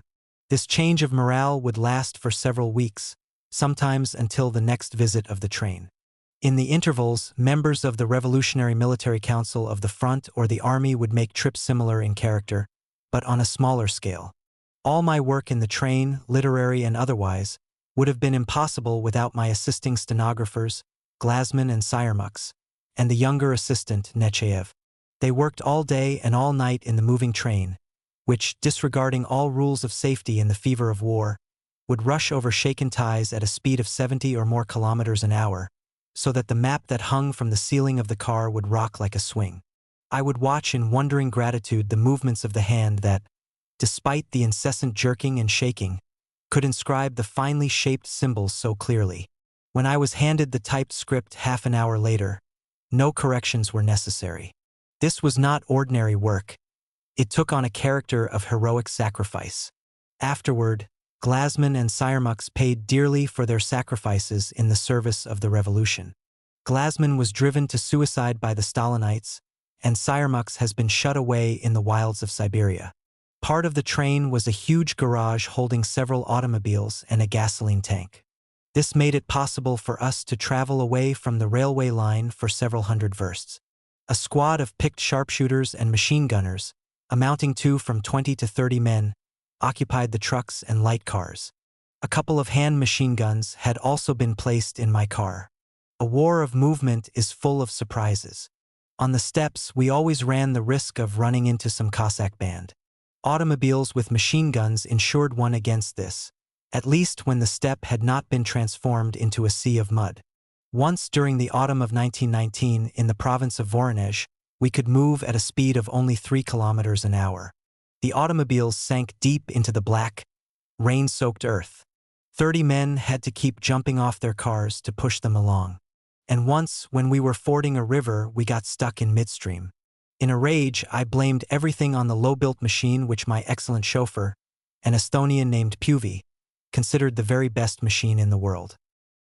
He turned round to me, and raising his hand to his cap, said in broken Russian, "I beg to state that the engineers never foresaw that we should have to sail on water." In spite of the difficulty of the moment, I felt like embracing him for the cold aptness of his irony. The train was not only a military administrative and political institution, but a fighting institution as well. In many of its features, it was more like an armored train than a staff headquarters on wheels. In fact, it was armored, or at least its engines and machine gun cars were. All the crew could handle arms. They all wore leather uniforms, which always make men look heavily imposing. On the left arm, just below the shoulder, each wore a large metal badge, carefully cast at the mint, which had acquired great popularity in the army. The cars were connected by telephone and by a system of signals. To keep the men on the alert while we were traveling, there were frequent alarms both by day and by night. Armed detachments would be put off the train as landing parties. The appearance of a leather-coated detachment in a dangerous place invariably had an overwhelming effect. When they were aware of the presence of the train just a few kilometers behind the firing line, even the most nervous units, their commanding officers especially, would summon up all their strength. In the unstable poise of a scale, only a small weight is enough to decide. The role of that weight was played by the train and its detachments a great many times during its 2.5 years of travel. When we took the returned landing party aboard, we usually found someone missing. Altogether, the train lost about 15 men in killed and wounded, not counting the ones who joined the units in the field and disappeared from our view. For instance, a squad was made up from our train crew for the model armored train named for Lenin. Another joined the troops in the field before Petrograd. For its share in the battles against Yudenik, the train as a whole was decorated with the Order of the Red Flag. Sometimes the train was cut off and shelled or bombed from the air. No wonder it was surrounded by a legend woven of victories both real and imagined. Time and again the commander of a division, of a brigade, or even of a regiment would ask me to stay at his staff headquarters for an extra half hour, just whiling away the time, or to drive with him by automobile or on horseback to some distant sector, or even to send a few men from the train there with supplies and gifts, so that the news of the train's arrival might be spread far and wide. "This will be as good as a division in reserve," commanders would say. The news of the arrival of the train would reach the enemy lines as well. Their people imagined a mysterious train infinitely more awful than it really was. But that only served to increase its influence on morale. The train earned the hatred of its enemies and was proud of it. More than once, the socialist revolutionists made plans to wreck it. At the trial of the socialist revolutionists, the story was told in detail by Semyonov, who organized the assassination of Volodarsky and the attempt on Lenin's life, and who also took part in the preparations to wreck the train. As a matter of fact, such an enterprise presented no great difficulty, except that by that time the socialist revolutionists, weakened politically, had lost faith in themselves and no longer had much influence with the younger generation. On one of our trips south, the train was wrecked at the station of Gorky. In the middle of the night, I was suddenly jerked out of bed and was seized by that creepy feeling one has during an earthquake, of the ground slipping away under 1 inch's feet, with no firm support anywhere. Still half asleep, I clutched the sides of the bed. The familiar rumbling had stopped at once. The car had turned on its edge and stood stock still. In the silence of the night, a single, pitiful voice was the only thing to be heard. The heavy car doors were so bent that they could not even be opened, and I could not get out. No one appeared, which alarmed me. Was it the enemy? With a revolver in my hand, I jumped out of the window and ran into a man with a lantern. It was the commander of the train, unable to get to me. The car was standing on a slope, with 3 wheels buried deep in the embankment, and the other 3 rising high above the rails. The rear and front of the car had crumpled. The front grating had pinned down a sentry, and it was his pitiful little voice, like the crying of a child, that I had heard in the darkness. It was no easy matter to release him from the grating covering him so tightly. To everyone's surprise, he got off with nothing but bruises and a scare. In all, 8 cars were destroyed. The restaurant car, which was used as the club for the train, was a heap of polished splinters. A number of men had been reading or playing chess while they waited for their turn to go on duty, but they had all left the club at midnight, 10 minutes before the accident. The trucks with books, equipment, and gifts for the front were all badly damaged as well. None of the men was seriously hurt. The accident was due to faulty switching. Whether because of negligence or deliberate action, we never found out. Fortunately for us, the train was passing a station at the time, running at a speed of only 30 kilometers. The train crew performed many other tasks besides their special duties.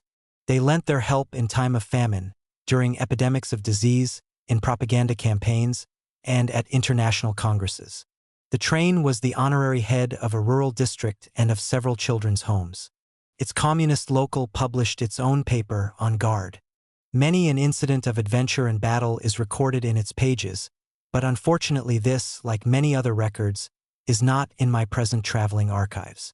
When I was leaving to prepare an offensive against Wrangel, who had entrenched himself in the Crimea, I wrote in the train newspaper En Route, on October 27, 1920, "Our train is again bound for the front.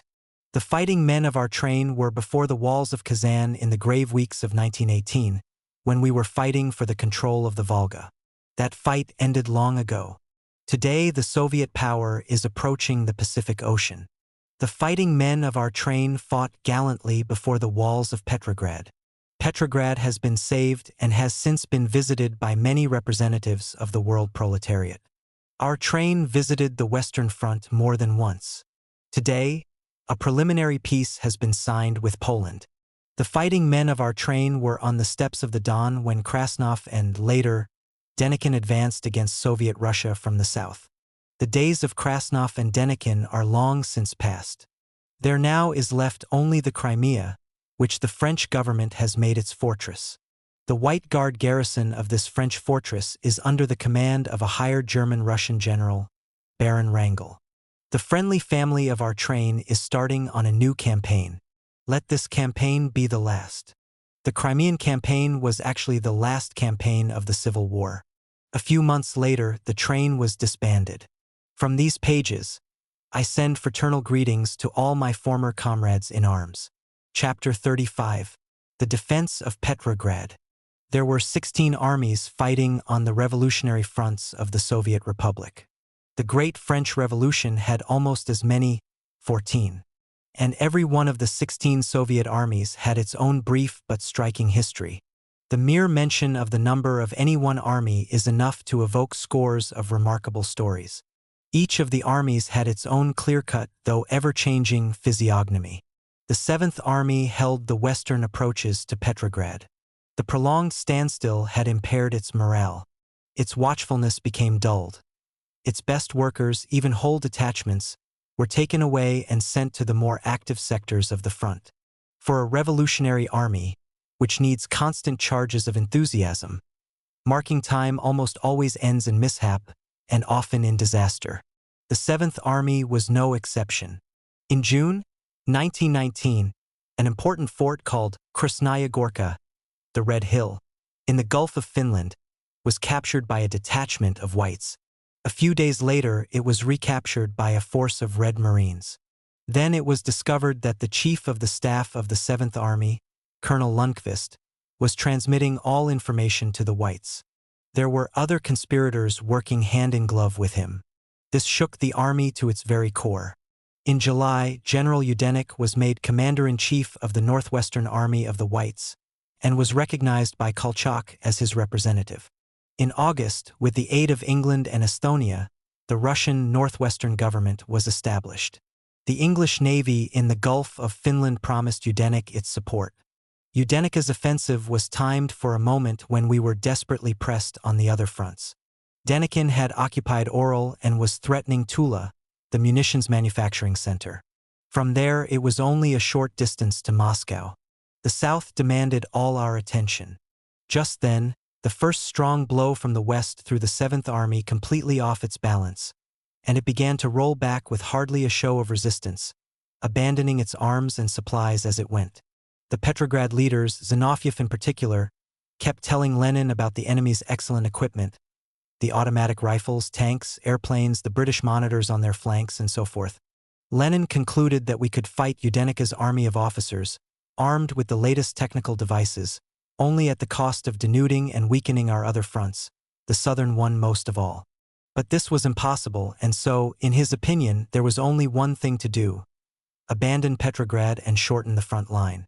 After he decided that such an amputation was essential, Lenin began to try to win over other leaders. When I arrived in Moscow, I firmly opposed this plan. Yudenich and his masters would not have been satisfied with Petrograd alone. They wanted to meet Denikin in Moscow. In Petrograd, Yudenich would have found enormous industrial resources and manpower. Moreover, there would be no serious obstacles in his way from Petrograd to Moscow. So I decided that we had to save Petrograd at any cost, and found support first of all among the citizens of Petrograd. Krastinsky, at that time a member of the Politburo, sided with me. I believe that Stalin also supported my stand.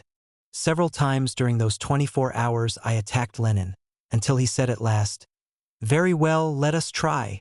On October is the Politburo adopted my resolution on the situation at the fronts. Recognizing the existence of an acute military danger, we must take steps really to transform Soviet Russia into a military camp. With the help of the party and the trades unions, a registration must be carried out listing every member of the party, of the Soviet institutions and the trades unions, with a view to using them for military service. This was followed by a list of practical measures. Regarding Petrograd, the resolution said, "Not to be evacuated." The same day I submitted the draft of a decree to the Council of Defense. To defend Petrograd to the last ounce of blood, to refuse to yield a foot, and to carry the struggle into the streets of the city. I had no doubt that even if the White Army of 25,000 fighting men could manage to force its way into the city of 1 million inhabitants, It would be doomed to extinction if it met serious and well-organized resistance in the streets. At the same time, with an eye especially on the possible intervention of Estonia and Finland, I thought it necessary to plan for the withdrawal of the army and workers toward the southeast, since that was the only way to save the flower of the Petrograd proletariat from wholesale extermination. On the 16th, I left for Petrograd. The next day Lenin wrote me, October 17, 1919, Comrade Trotsky, last night transmitted in code. The decision of the Council of Defense. As you will see, your plan has been accepted. But the withdrawal of the Petrograd workers to the south is, of course, not rejected. I am told that you expounded it to Krasin and Rykov. But to discuss it before the need arises would distract attention from the fight to the finish. An attempt to outflank and cut off Petrograd will, of course, bring corresponding changes which you will carry out on the spot. I enclose a proclamation which I wrote at the suggestion of the Council of Defense. I did it hastily, and it did not turn out well. You had better put my name under your own text. Greetings, Lenin. This letter, it seems to me, definitely shows how the most violent disagreements between Lenin and me, inevitable in a work of such scope, were overcome in practice, and left no trace on our personal relations or on our joint work. It occurs to me that if it had been me against Lenin instead of Lenin against me, who in October 1919 defended the idea of surrendering Petrograd, there would have been plenty of literature today in every known language exposing this destructive manifestation of Trotskyism. During the course of the year 1918, the Allies were forcing a civil war on us, supposedly in the interests of victory over the Kaiser. But now it was 1919. Germany had long since been defeated. Yet the Allies continued to spend hundreds of millions to spread death, famine, and disease in the country of the revolution. Yudenich was one of the condottieri in the pay of England and France. His rear was propped up by Estonia, his left flank was covered by Finland. The Allies demanded that both these countries, freed by the revolution, should help to butcher it. There were endless negotiations in Helsingfors, as there were in Reval. The scales tipped this way and that. We watched in alarm the two little states that constituted a hostile pincers about the head of Petrograd. On the 1st of September, I wrote in the Pravda by way of warning, among the divisions we are now bringing over to the Petrograd front, the part of the Bashkir horsemen will not be least important, and if the bourgeois Finns attempt to attack Petrograd, the Red Bashkirs will advance with the battle cry, to Helsingfors L. The Bashkir cavalry division had been formed only a short time before. From the outset, I had planned to transfer it to Petrograd for a few months, so that the men from the steppes might have a chance to live for a time amid the cultural surroundings of the city, come into closer contact with the workers, and visit clubs, meetings, and theaters. To this, a new and still more urgent consideration was now added, that of frightening the Finnish bourgeoisie with the specter of a Bashkir invasion. But our warnings carried less weight than the swift successes of Yudenich. He took Luga on the 13th of October, Krasnoye Selo and Gachina on the 16th, directing his blow at Petrograd in such a way that he could cut off the railway line connecting Petrograd and Moscow. On the 10th day of his offensive, Yudenich advanced as far as Tsarskoye Selo. His scouts on horseback could see the gilded dome of St. Isaac's Cathedral from the hill. The Finnish radio, forestalling the event, reported the occupation of Petrograd by Yudenich's troops. The ambassadors of the Allies in Helsingfors reported this officially to their governments. All through Europe and the rest of the world, the news spread that the Red Petrograd had fallen. A Swedish newspaper wrote of a world week of Petrograd fever. The ruling circles in Finland were especially excited. The government, as well as the military, was advocating intervention. No one wanted to let the quarry slip out of his hands. As was to be expected, the Finnish social democracy promised to observe neutrality. A white historian writes, the question of intervention was now discussed only from the financial side. All that remained was to ratify the guarantee of 50 million francs. That was the price of the blood of Petrograd in the Allied markets. The question of Estonia was no less acute. I wrote to Lenin on October 17th. If we save Petrograd, as I hope, we shall be in a position to make an end of Yudenich. The difficulty will be his right of asylum in Estonia. Estonia must close its frontiers to him. In case he does enter, we must retain the right of invading Estonia on Yudenich's heels. This proposal was accepted after our army had begun to drive Udenik, but it took some time to start the drive. In Petrograd, I found the leaders in a state of utmost demoralization. Everything was slipping. The troops were rolling back and breaking up into separate units. The commanding officers looked to the communists to Zinoviev, and Zinoviev was the very center of utter confusion.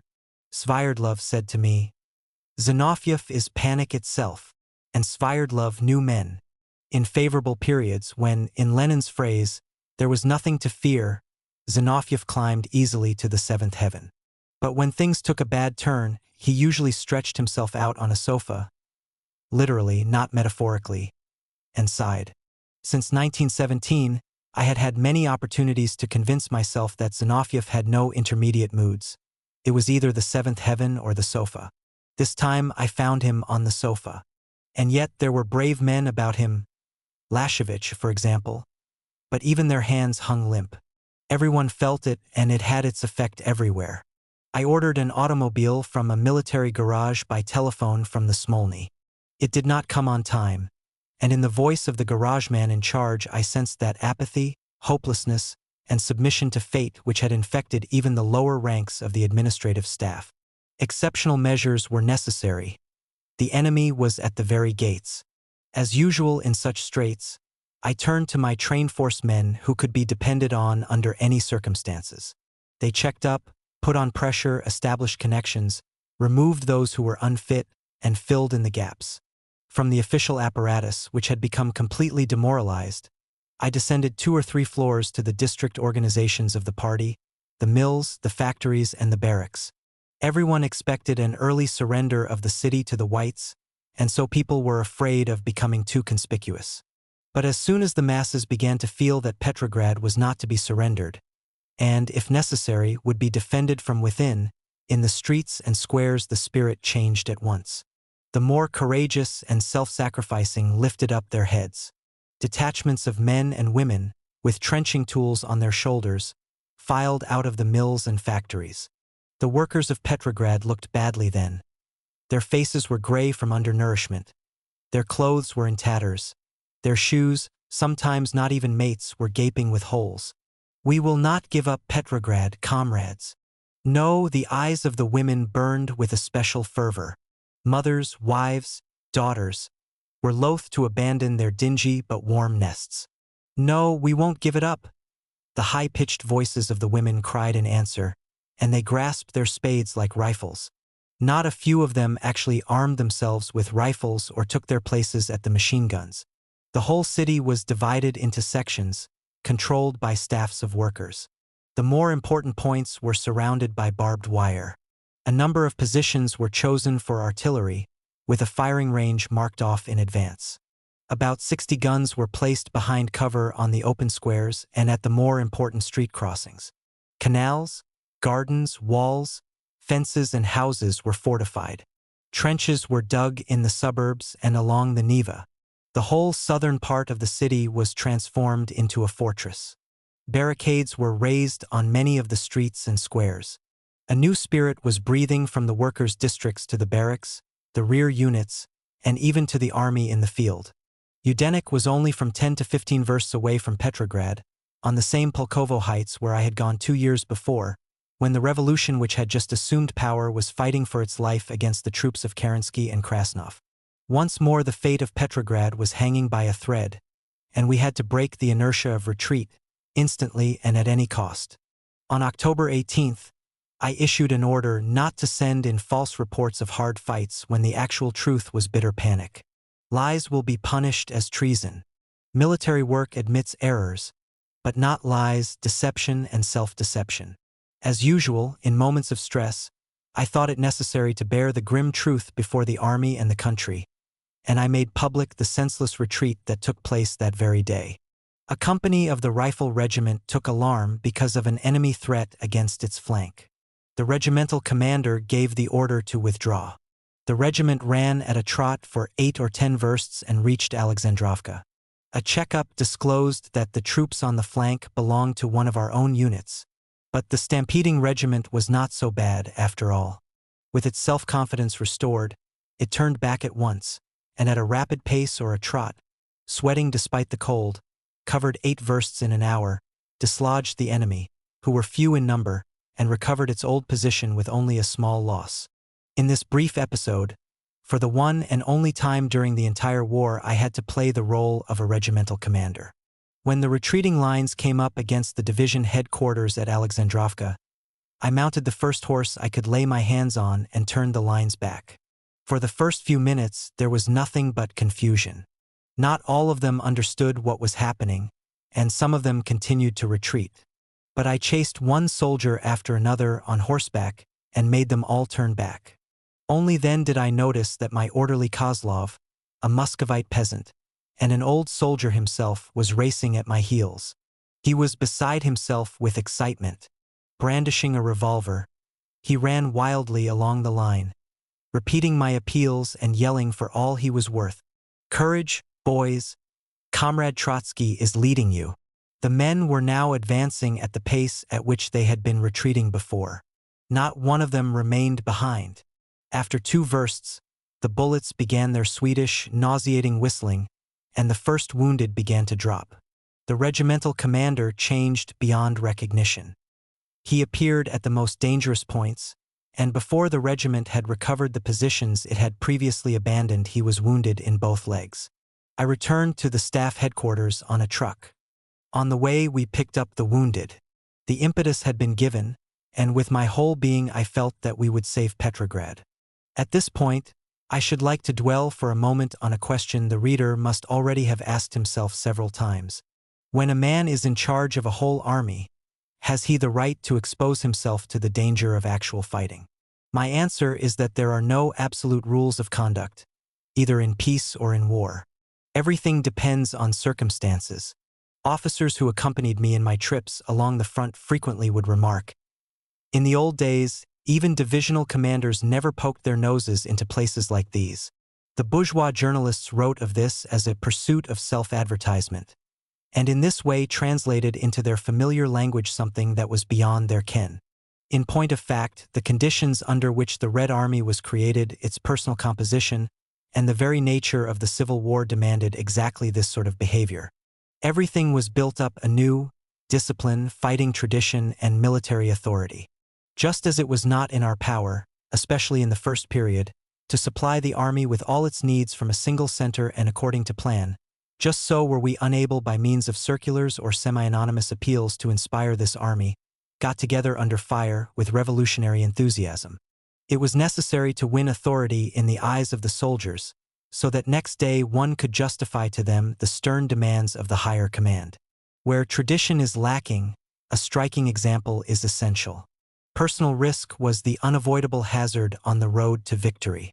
The commanding staff, which had been drawn into a series of failures, needed to be shaken up, refreshed, and renewed. Greater changes had to be made among commissaries. All the units were strengthened from the inside by adding communists, and fresh units were also beginning to arrive.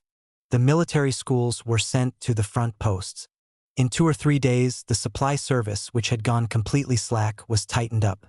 The rank and file of the Red Army got some heartier food, changed their linen and boots, listened to a speech or two, pulled themselves together, and became quite different men. October 21st was a critical day.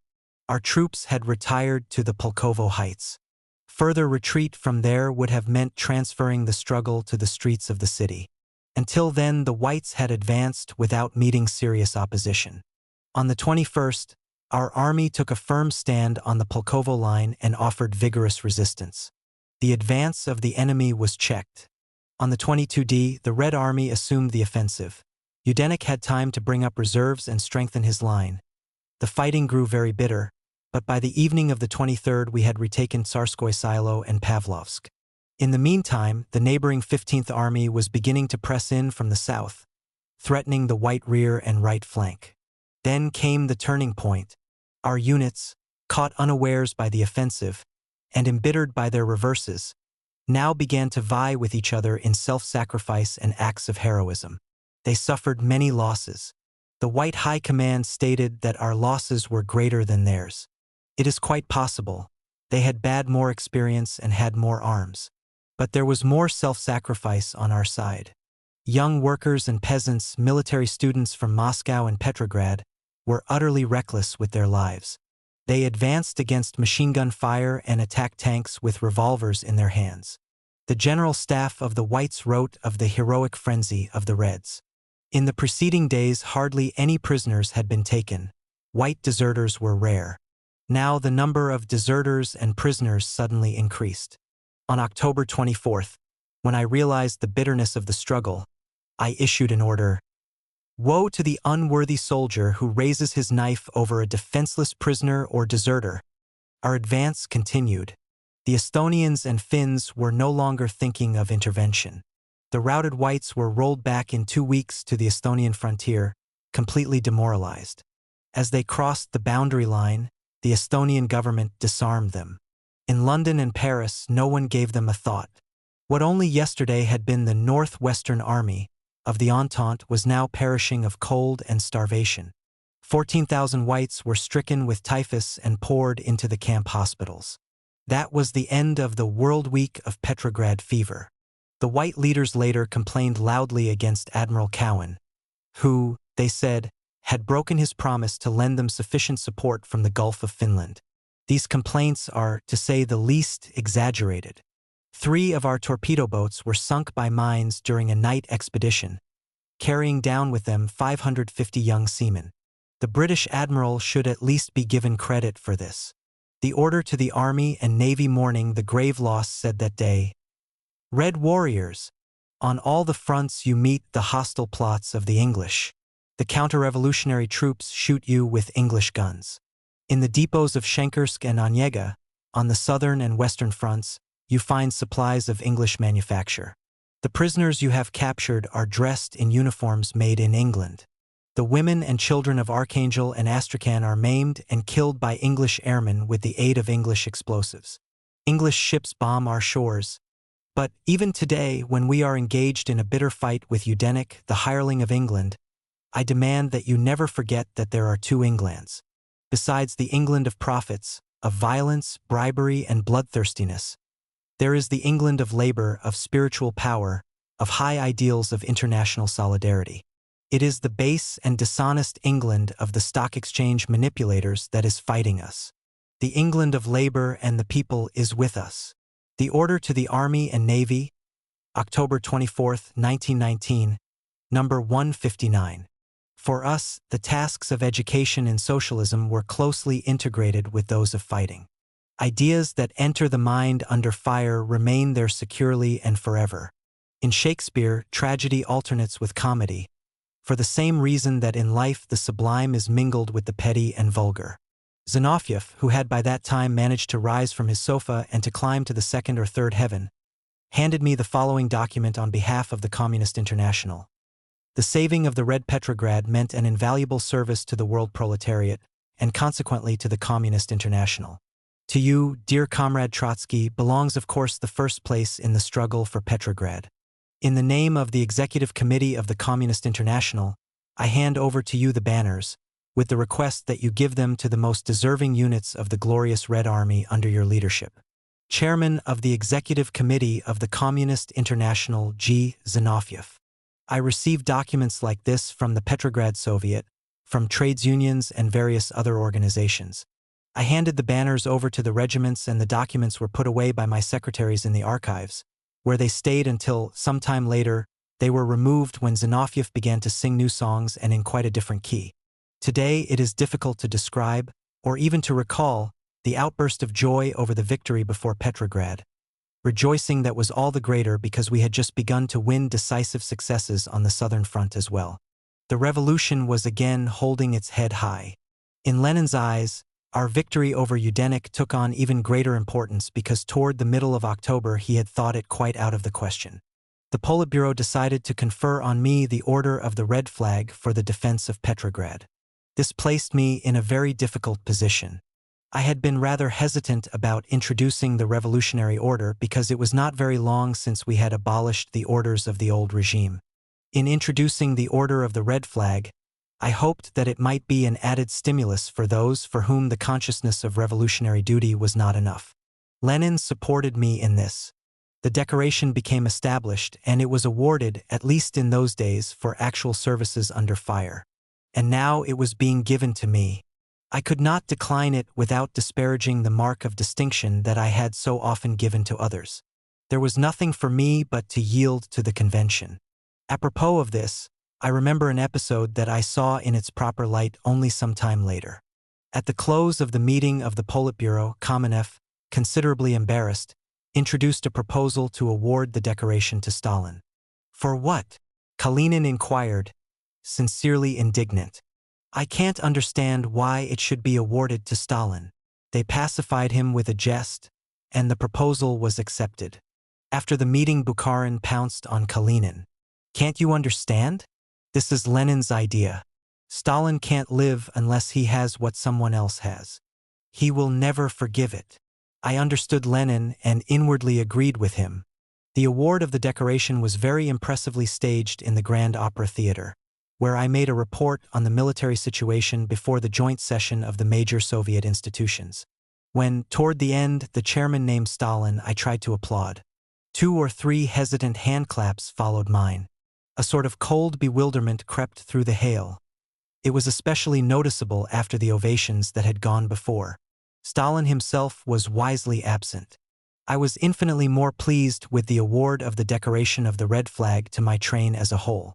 In the heroic fight of the 7th Army from October 17th to November 3rd, I stated in the order of November 4th, the members of our train played a deserving part. Comrades Kilger, Ivanov, and Zaster fell in battle. Comrades Preed, Drodin, Purin, Chernyavtsev, Kuprevich, and Tesnek were wounded. Comrades Adamson, Purin, and Kaselis are suffering from shell shock. I do not mention other names because, if I did, everyone would be mentioned. In the striking change that came over the front, the members of our train played a most important part. Some months later, Lenin asked me by telephone, "Have you read Kurdetsov's book?" The name suggested nothing to me. He is a white, an enemy. He writes about Yudenika's advance on Petrograd. I must add here that Lenin generally watched the white publications more closely than I. A day later he asked me again, "Have you read it? Would you like me to send it over to you?"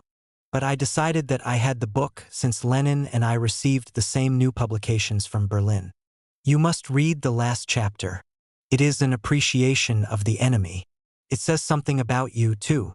But somehow I didn't find opportunity to read the book. Strangely enough, I came across it in Constantinople and remembered Lenin's insistence that I read the last chapter. Here is the appreciation from the enemy as given by one of Yudenika's ministers.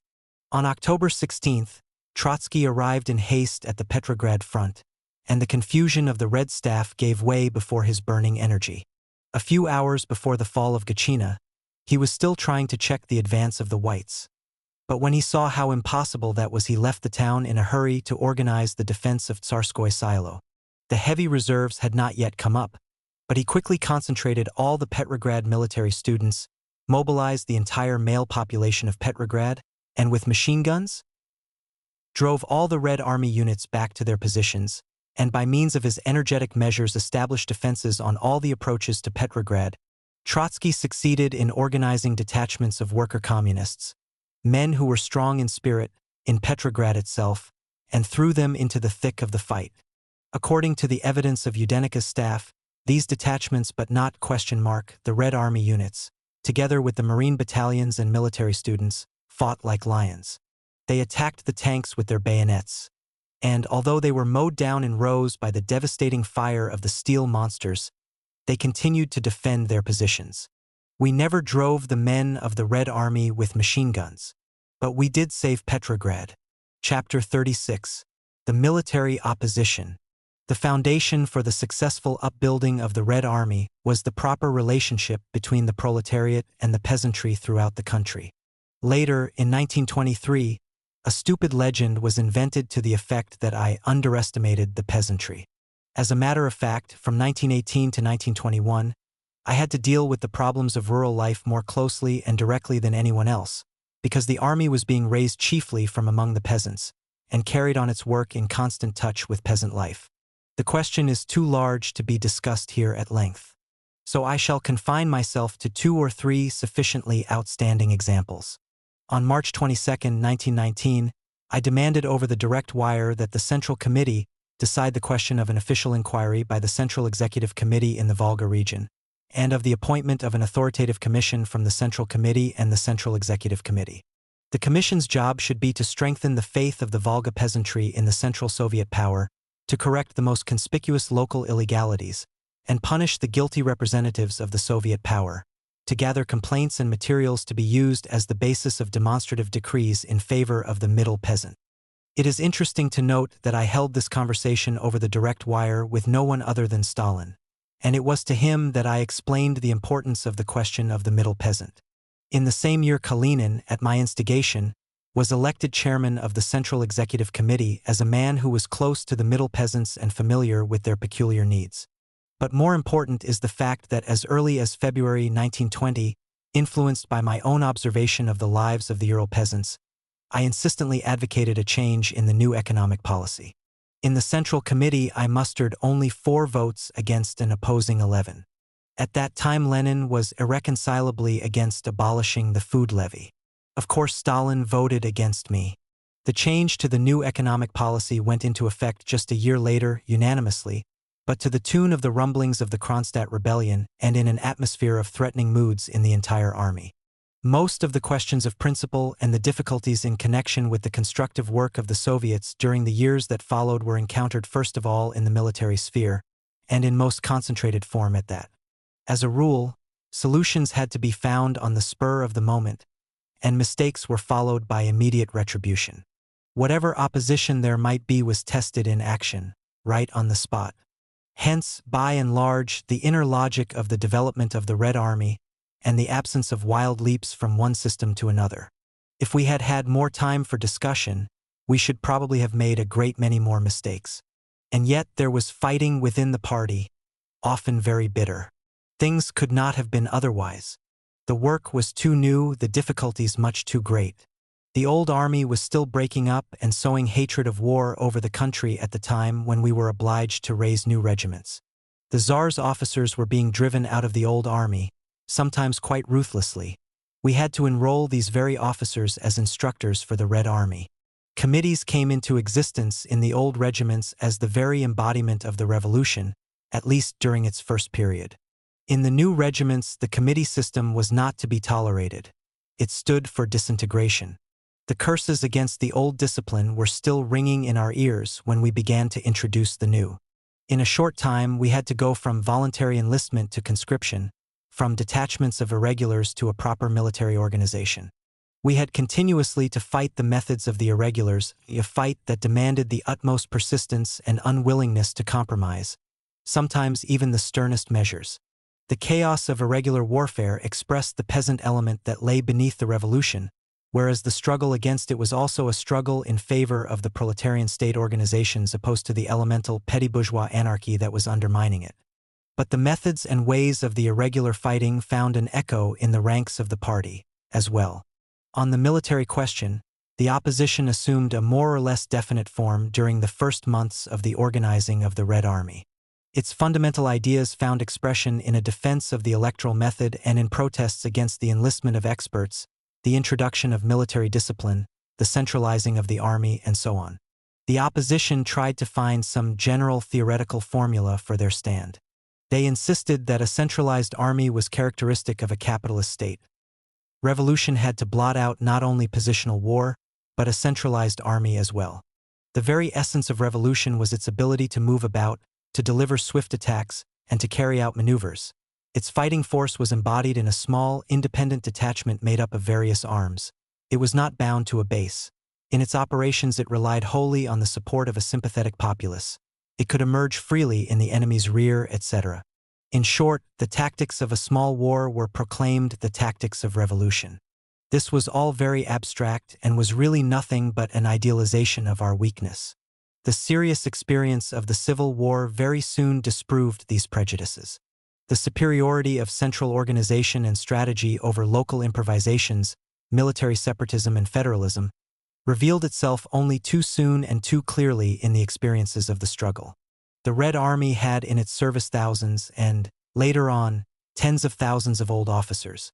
In their own words, many of them only 2 years before had thought of moderate liberals as extreme revolutionaries, while the Bolsheviks, in their eyes, belonged to the fourth dimension. We should indeed have a low opinion of ourselves and of our party.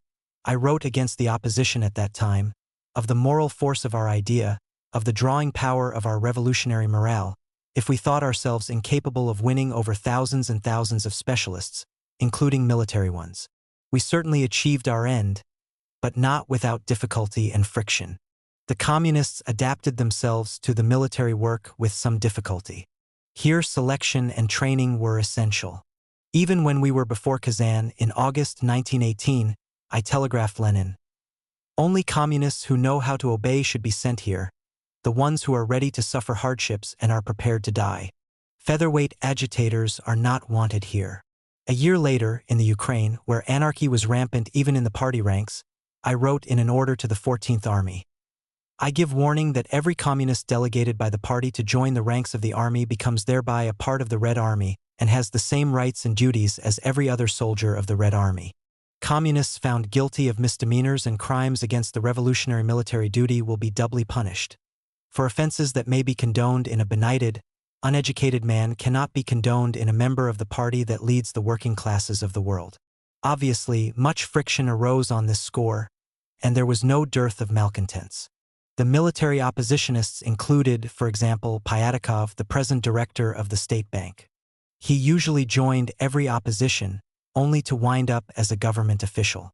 3 or 4 years ago, when Pyatakov belonged to the same group as I did, I prophesied in jest that in the event of a Bonapartist coup d'état, Pyatakov would go to the office the next day with his briefcase. Now I can add more earnestly that if this fails to come about, it will be only through lack of a Bonapartist coup d'état, and not through any fault of Pyatakov's. In the Ukraine, he enjoyed considerable influence, not by accident but because he is a fairly well-educated Marxist, especially in the realm of economics, and is undoubtedly a good administrator with a reserve of will. In the early years, Pyatakov showed revolutionary energy, but it later changed to a bureaucratic conservatism. In fighting his semi-anarchist views, I resorted to giving him an important post from the very outset so that he would have to change from words to deeds. This method is not new but often is very efficacious. His administrative sense soon prompted him to apply the very methods against which he had been waging his war of words. Such changes were common. All the best elements of the military opposition were soon drawn into the work. At the same time, I offered the most implacable an opportunity to organize a few regiments according to their own principles, promising for my part to give them all the necessary resources. Only one district group on the Volga accepted the challenge, and organized a regiment that was in no way different from the rest. The Red Army was winning on all the fronts, and the opposition eventually melted away.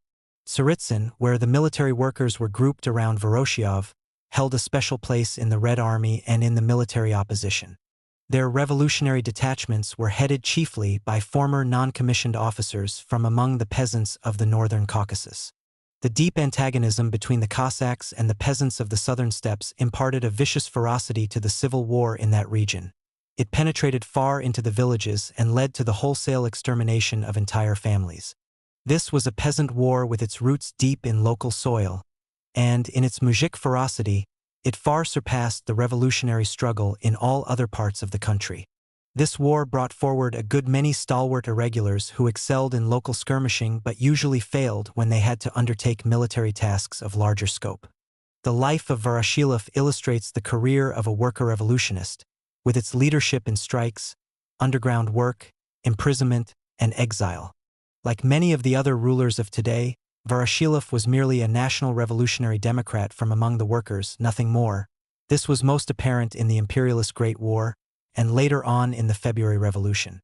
In the official biographies of Voroshilov, the years 1914 to 17 are a great blank, as is true of most of the present leaders. The secret of this blank is that during the war most of these men were patriots, and discontinued their revolutionary work. In the February Revolution, Voroshilov, like Stalin, supported the government of Guchkov and Mayakov from the left. They were extreme revolutionary Democrats, but in no sense internationalists. As a rule, the Bolsheviks who were patriots during the war were Democrats after the February Revolution, and are today followers of Stalin's National Socialism. Voroshilov is no exception.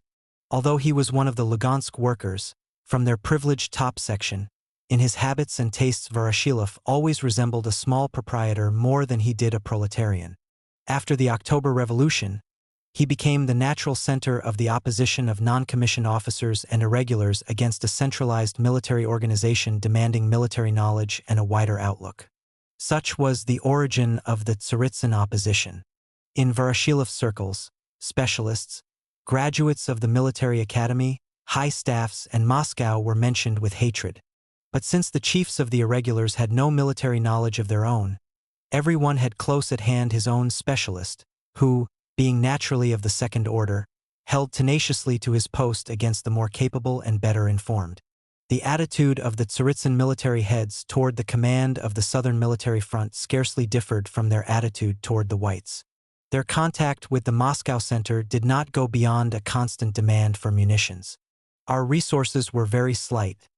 Everything produced by the factories was immediately sent to the armies. Not one of them, however, absorbed as many rifles or cartridges as the Tsaritsyn army. Whenever its demands were refused, Tsaritsyn would raise the cry of treason by the Moscow specialists. It kept a special representative in Moscow, a sailor named Zavodier, to extort supplies for its army. When we tightened up on the discipline, Zavodier turned bandit. I believe that later he was caught and shot. Stalin stayed in Tsaritsyn for a few months, shaping his intrigue against me with the aid of the homebred opposition of Voroshilov and his closest associates. Even then it was assuming a very prominent place in his activities. He so conducted himself, however, as to be able to withdraw at any moment. Every day I would receive from the High Command or the Front Command such complaints against Tsaritsyn as, "It is impossible to get executions of an order, it is impossible to find out what is going on there, it is even impossible to get an answer to an inquiry." Lenin watched the conflict develop with alarm. He knew Stalin better than I did, and obviously suspected that the stubbornness of Tsaritsyn was being secretly staged by Stalin. The situation became intolerable. I decided to enforce order in Tsaritsyn. After a new clash between the High Command and Tsaritsyn, I obtained Stalin's recall. It was done through the medium of Svyerdlov, who went in a special train to bring Stalin back.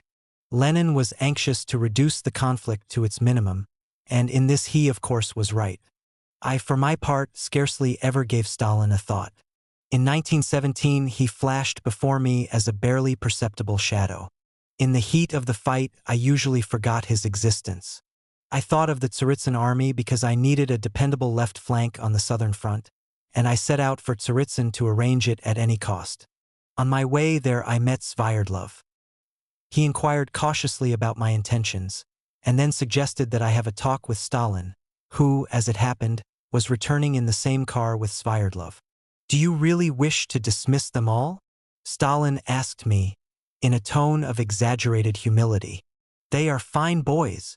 Those fine boys will ruin the revolution, which can't wait for them to grow out of their adolescence."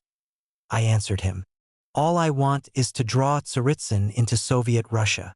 A few hours later I met Voroshilov. The staff was in a state of alarm. The rumor was that Trotsky was coming with a big broom and his score of Tsarist generals to replace the irregular chiefs, who, I must add, had all hurriedly renamed themselves as commanders of regiments, brigades, and divisions by the time I arrived there. I put the question to Voroshilov. How did he regard the orders from the front and the High Command? He opened his heart to me. Tsaritsyn thought it necessary to execute only such orders as it considered right. That was too much. I retorted that if he did not undertake to carry out the orders and military tasks exactly and absolutely as they were given to him, I would immediately send him under convoy to Moscow for committal before the Revolutionary Tribunal. I dismissed no one, satisfied with the formal assurance of obedience. Most of the communists in the Tsaritsyn army supported me with utter sincerity, not merely out of fear. I visited all the units and encouraged the irregulars, among whom there were many excellent soldiers who needed only proper leadership. With this, I returned to Moscow. In all this affair, I had no feeling of personal prejudice or ill will. I think I can rightfully say that in all my political activity personal considerations have never played a part. But in the great struggle that we were carrying on, the stakes were too big to permit me to consider side issues.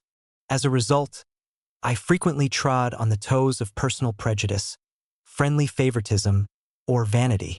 Stalin carefully picked up the men whose toes had been trodden on. He had the time and the personal interest to do it. From that time on, the Tsaritsyn ruling circle became one of his chief weapons. As soon as Lenin fell ill, Stalin, with the help of his allies, had Tsaritsyn renamed Stalingrad. The mass of the people had not the ghost of an idea what the name meant. And if Voroshilov is today a member of the Politburo, the only reason, I see no other, is that in 1918 I forced his submission by the threat of sending him under convoy to Moscow. I feel that it will be interesting to illustrate the chapter on our military work, or rather on the struggle connected with it within the party, by a few excerpts from the party correspondence of that time, hitherto unpublished anywhere. On October 4, 1918, I said to Lenin and Svyerdiev over a direct wire from Tambov, I insist categorically on Stalin's recall. The Tsaritsyn front is in a bad way, despite the abundance of troops. I leave him, Voroshilov, as commander of the 10th Tsaritsyn Army on condition of obedience to the commander of the Southern Front. Until now the men there have not even sent reports of operations to Kozlov. I made them undertake to send in reports of operations and reconnoitering twice a day. If this is not done tomorrow, I will commit Voroshilov to trial and announce this in an order to the army. There is only a short time left for an offensive before the roads become impassable either by foot or by horse. We have no time for diplomatic negotiations. Stalin was recalled. Lenin understood that I was guided only by military considerations. At the same time, he was naturally disturbed by the disagreement and tried to smooth out our relations. On October 23, he wrote to me at Balashov. Today, Stalin returned bringing with him news of 3 big victories by our troops before Tsaritsyn. Stalin has persuaded Voroshilov and Minin, whom he considers very valuable and quite irreplaceable workers, not to leave, and to obey in full the orders of the center. The only cause of their dissatisfaction, according to him, is the extreme delay or even failure in sending them shells and cartridges, for lack of which the 200,000 strong of the Caucasian army, which is in fine fettle, are also perishing.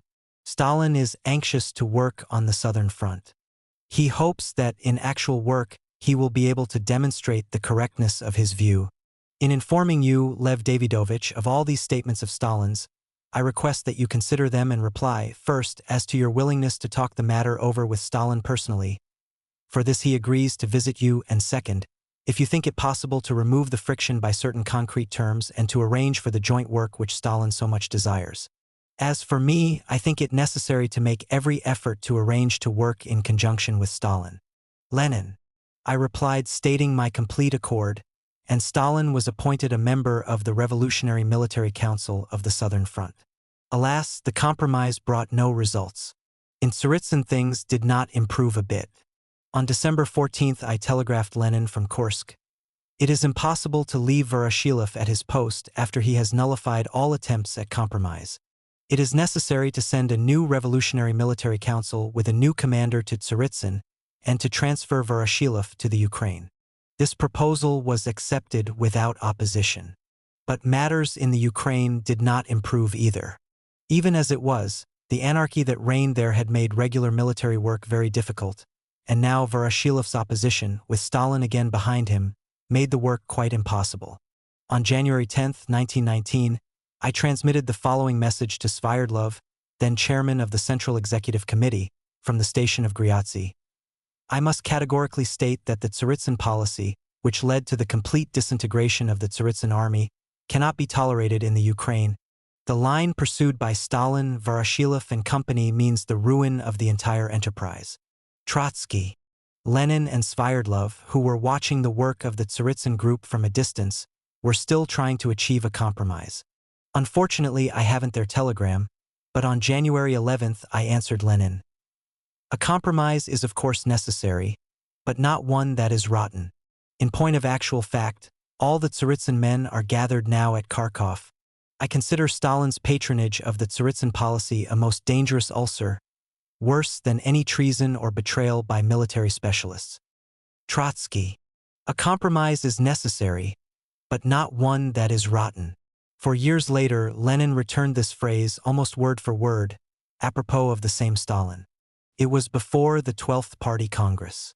Lenin was getting ready to rout the Stalin group and opened his attack on the line of the question of nationality. When I suggested a compromise, Lenin answered, "Stalin will make a rotten compromise and then he will deceive us." In a letter to the Central Committee in March 1919, I replied to Zinoviev, who was flirting equivocally with the military opposition. I cannot engage in investigations of individual psychology to determine which group of the military opposition Voroshilov should be included in, but I will say that the only thing I can blame myself for in regard to him is my protracted attempt, extending over 2 or 3 months, to proceed by means of negotiations, persuasions, and personal combinations, when the interests of the work demanded instead a firm, administrative decision. For, after all, the problem of the 10th Army was not one of changing Voroshilov's views, but of securing military success in the shortest possible time. On May 30th, an insistent demand reached Lenin from Kharkov to form a separate Ukrainian group of armies under Voroshilov's command. Lenin communicated this to me at the station of Kantemirovka, over the direct wire. On June 1st, I replied to him, "The insistent demands of certain Ukrainians to merge the 2nd, 8th and 13th armies under Voroshilov are utterly indefensible. What we need is not an operative unity in the Donetsk district but a general unity against Denikin. The idea of a military and food dictatorship by Voroshilov in the Ukraine is the result of the Donetsk separatism directed against Kiev, i.e., against the Ukrainian government and the Southern Front. I have no doubt that the realization of this plan would only increase the chaos and would utterly kill the direction of operations. Please demand that Voroshilov and Meslok carry out the real task that has been given them." Trotsky. On June 1st, Lenin telegraphed Voroshilov, "It is absolutely imperative that all agitation be stopped immediately, and that all work be placed on a military basis, that no more time be wasted on all the fine projects about separate groups and similar attempts at restoring the Ukrainian front." Lenin. Having learned from experience how difficult it was to manage the undisciplined separatists, Lenin called a meeting of the Politburo the same day and got the following decision adopted. It was sent immediately to Voroshilov and to all interested persons. The Politburo of the Central Committee met on June, and in complete agreement with Trotsky rejected decisively the Ukrainian plan to create a separate Donetsk unity.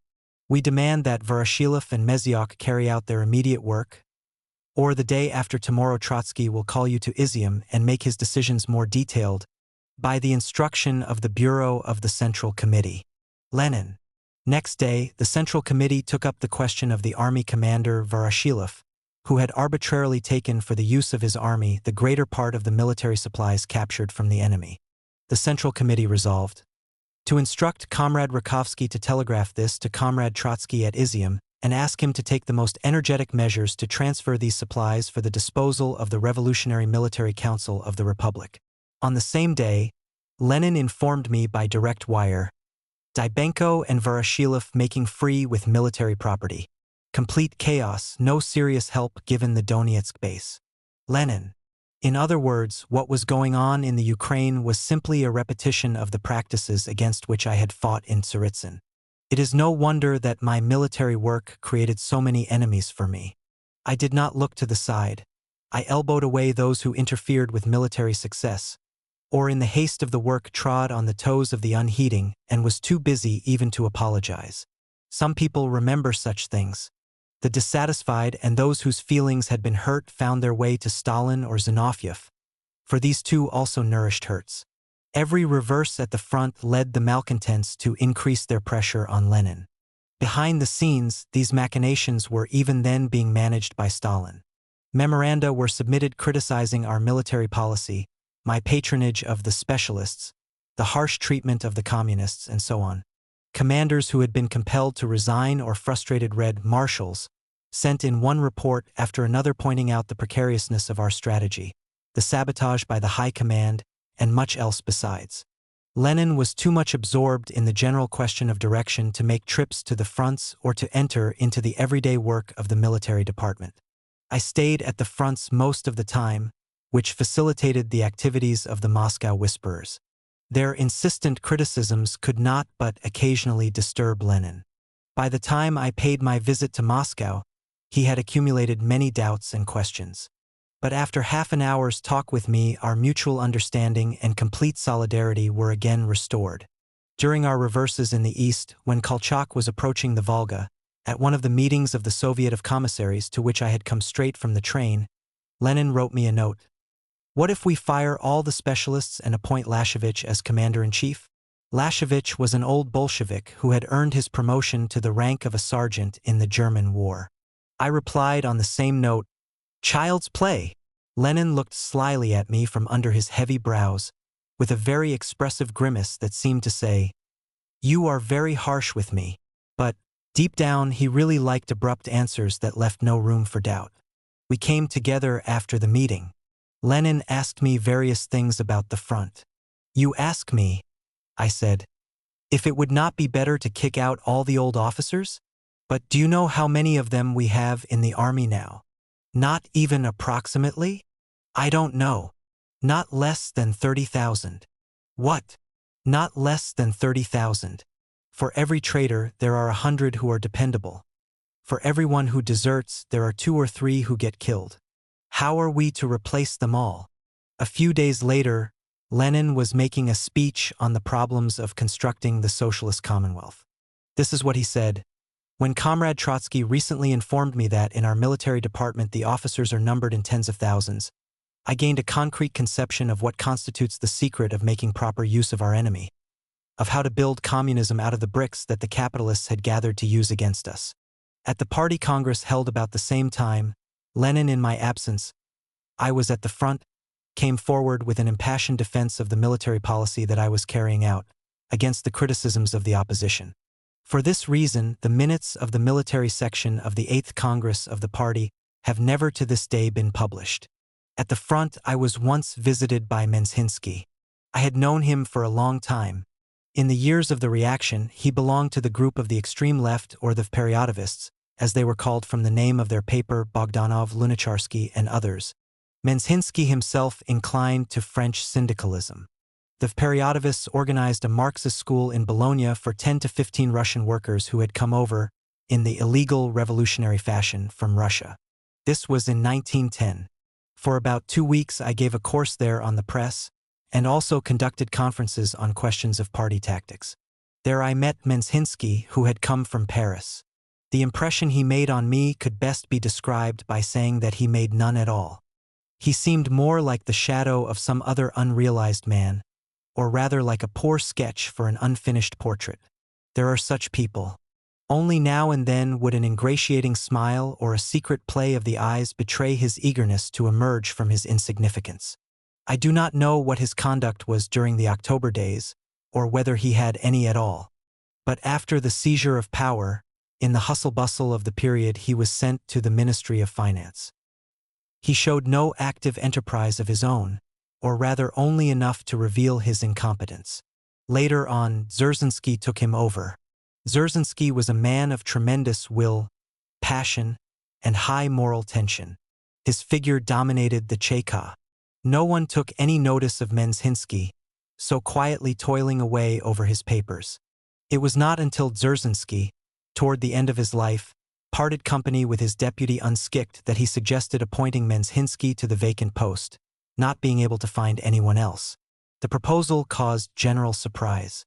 "But who else?" Dzerzhinsky said in excuse. "There is no one."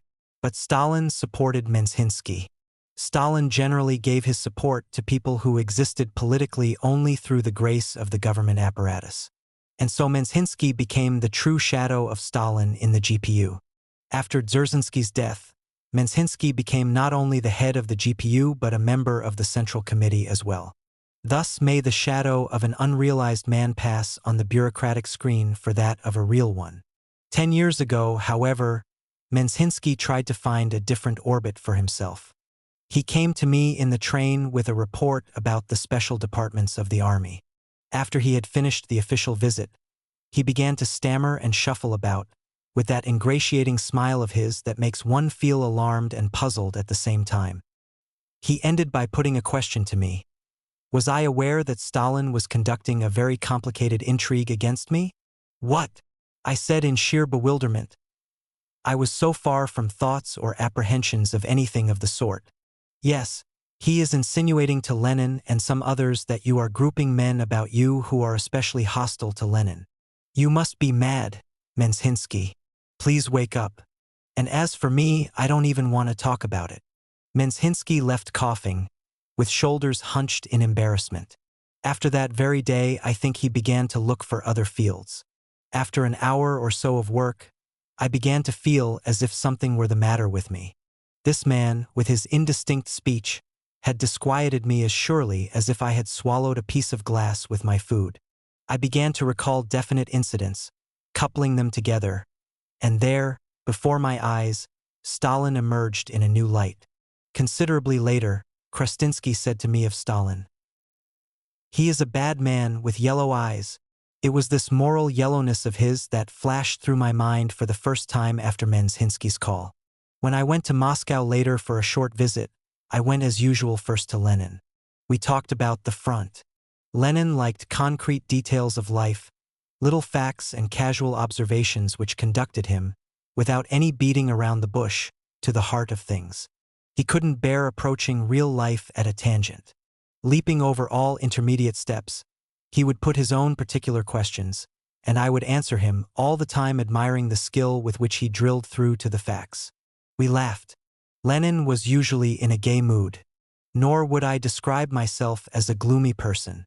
In the end, I told him about Menzhinsky's visit at the Southern Front. "Is it really possible that there is any truth in it?" I asked. I noticed that Lenin immediately became excited, and that the blood rushed to his face.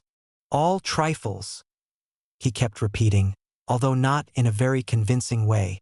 "I am interested in knowing only one thing," I said. "Could you possibly entertain, if only for a moment, such a horrible thought as that I was picking up men to oppose you?" "Trifles," replied Lenin, but this time with a firmness that instantly reassured me. The little cloud that had hung over us seemed to melt away, and our parting was unusually friendly. But I realized that Menzhinsky was not talking through his hat. If Lenin denied it without telling me everything, it was only because he wanted to avoid a conflict, a personal quarrel. In this I was fully in accord with him. But Stalin was obviously sowing trouble. Not until much later did I realize how systematically he had been doing that. Almost nothing but that. For Stalin never did any serious work. Stalin's first quality is laziness, Bukharin had once told me. And his second is an implacable jealousy of anyone who knows more or does things better than he. He even tried to dig under Ilyich. Chapter 37. Disagreements over war strategy. In these pages, I am not recounting the history of the Red Army or of its battles. Both these themes, so inseparably bound up with the history of the revolution, and going far beyond the scope of an autobiography, will probably make the subject matter for another book. But I cannot pass by the political strategic disagreements that sprang up in the progress of the Civil War. The fate of the revolution depended on the course of military operations. As time went on, the Central Committee of the party was more and more absorbed in the problems of war, among them the questions of strategy. The chief commanding posts were occupied by military experts of the old school who lacked an understanding of social and political conditions. The experienced revolutionary politicians who comprised the Central Committee of the party lacked military knowledge. The strategic conceptions on a large scale were usually the result of collective work, and, as always in such cases, gave rise to dissension and conflict. There were 4 instances when the Central Committee was divided by strategic disagreements. In other words, there were as many disagreements as there were main fronts. Here I can deal with these only very briefly, merely introducing the reader to the essence of the problems that presented themselves to the military leadership, and at the same time disposing, in passing, of the later inventions about me. The first acute argument in the Central Committee took place in the summer of 1919, apropos of the situation on the Eastern Front. The commander-in-chief at the time was Vetsidis, of whom I spoke in the chapter on Svyazk. I directed my efforts toward making Vetsidis sure of himself, of his rights and his authority. Without this, command is impossible. Vetsidis's point of view was that, After our great successes against Kolchak, we abstained from rushing too far into the east, to the other side of the Urals. He wanted the Eastern Front to stay at the mountains for the winter. This would have enabled us to withdraw a few divisions from the east and switch them to the south, where Denikin was getting more dangerous. I supported this plan, but it met with rigorous opposition from Kamenev, the commander of the Eastern Front and a colonel of the general staff in the Tsar's army, as well as from two members of the military council, both old Bolsheviks, Smilga and Lashevich. They insisted that Kolchak was so far defeated that only a few men were necessary to follow him, and that the most important thing was that he be prevented from getting a breathing spell, because in that case he would recover during the winter and we would have to start the Eastern campaign all over again in the spring. The entire question hinged, therefore, on a true estimate of the condition of Kolchak's army and rear. Even then, I considered the Southern Front far more important and dangerous than the Eastern. Later on, this was fully confirmed. But it proved to be the command of the Eastern Front that was right in appraising Kolchak's army. The Central Committee adopted a decision against the High Command, and therefore against me because I supported Vatsidis, on the ground that this strategic equation had several unknowns in it, but that one of the important and known quantities was the need of maintaining the still new authority of the Commander-in-Chief. The decision of the Central Committee proved right. The Eastern armies released some troops for the Southern Front and continued, at the same time, their advance on the heels of Kolchak into the heart of Siberia. This brought about a change in the High Command. Vatsidis was dismissed and Kamenev put in his place. The disagreement in itself was of a practical nature, and of course had not the slightest bearing on my relations with Lenin. But out of these small episodic disagreements the intrigue was weaving its nets. On June 4, 1919, Stalin, writing from the south, was trying to scare Lenin with the dangers of the military direction. "The whole question now is," he wrote, "whether the Central Committee can find enough courage to draw the proper conclusions. Has the Central Committee sufficient character and firmness?" The meaning of the above lines is quite obvious. I was ignorant of all this at the time, but I sensed some intrigue afoot. Being without time or desire to go into the matter, I offered my resignation to the Central Committee, so as to make an end of it. On July 5, the Central Committee replied as follows. The Organizational and Political Bureau of the Central Committee, after considering the statement of Comrade Trotsky and discussing it in full, has unanimously come to the conclusion that it is quite unable to accept Comrade Trotsky's resignation and comply with his request. The Organizational and Political Bureau of the Central Committee will do everything in its power to make the work on the Southern Front, now the most difficult, dangerous, and significant, and which Comrade Trotsky himself has chosen, most convenient for him and profitable for the Republic. In his capacity as War Commissar and as chairman of the Revolutionary Military Council, Comrade Trotsky is fully able to act as a member of the Revolutionary Military Council of the Southern Front in cooperation with the commander of the front, whom he himself proposed and whom the Central Committee accordingly appointed. The Organizational and Political Bureau of the Central Committee give Comrade Trotsky full power to use all means for securing whatever he thinks will correct the line from the military point of view, and if he wishes, to expedite the party congress. Lenin, Kamenev, Ksastinsky, Kalinin, Serebryakov, Stalin, Stasova. This decision carries Stalin's name among the others. Although he was carrying on an intrigue behind the scenes and accusing Lenin of lack of courage and firmness, Stalin did not have spirit enough to go into open opposition to the Central Committee. The Southern Front, as already mentioned, assumed the principal place in the Civil War. The enemy's forces were composed of two independent parts: the Cossacks, particularly in the province of Kuban, and the volunteer White Army, recruited from all over the country. The Cossacks were anxious to defend their borders from the onslaught of the workers and peasants. The volunteer army was anxious to capture Moscow. These two interests merged only so long as the volunteers formed a common front with the Kuban Cossacks in the northern Caucasus. But Denikin found it very difficult, and in fact impossible, to bring the Cossacks out of their province of Kuban. Our High Command approached the problem of the Southern Front as one of abstract strategy, ignoring its social basis. The Kuban province was the chief base of the volunteers. The High Command, therefore, decided to deliver the decisive blow at that base from the Volga. It reasoned, let Denikin rush on and try to reach Moscow at the head of his armies. In the meantime, we will sweep away his Kuban base behind his back. Then Denikin will be suspended in the air and we will catch him barehanded. That was the general strategic scheme. Had this not been a civil war, the plan would have been correct. But in its application to the real Southern Front, the plan proved to be merely a theoretical one and greatly helped the enemy. Whereas Denikin had failed to persuade the Cossacks to a long marching campaign against the north, he now was helped by our striking at the Cossack nests from the south. After this, the Cossacks could no longer defend themselves on their own land. We had ourselves bound up their fate with that of the volunteer army. In spite of the careful preparation for our operations and the concentration of forces and technical means, we had no success. The Cossacks formed a formidable bulwark in Denikin's rear. They seemed to be rooted to their land and held on with their claws and teeth. Our offensive put the whole Cossack population on their feet. We were expending our time and energy and managing only to drive all those capable of bearing arms directly into the White Army. In the meantime, Denikin swept the Ukraine, filled his ranks, advanced toward the north, took Kursk and Oryol and was threatening Tula. The surrender of Tula would have been a catastrophe because it would have involved the loss of the rifle and cartridge manufacturing plants. The plan that I advocated from the outset was exactly the opposite.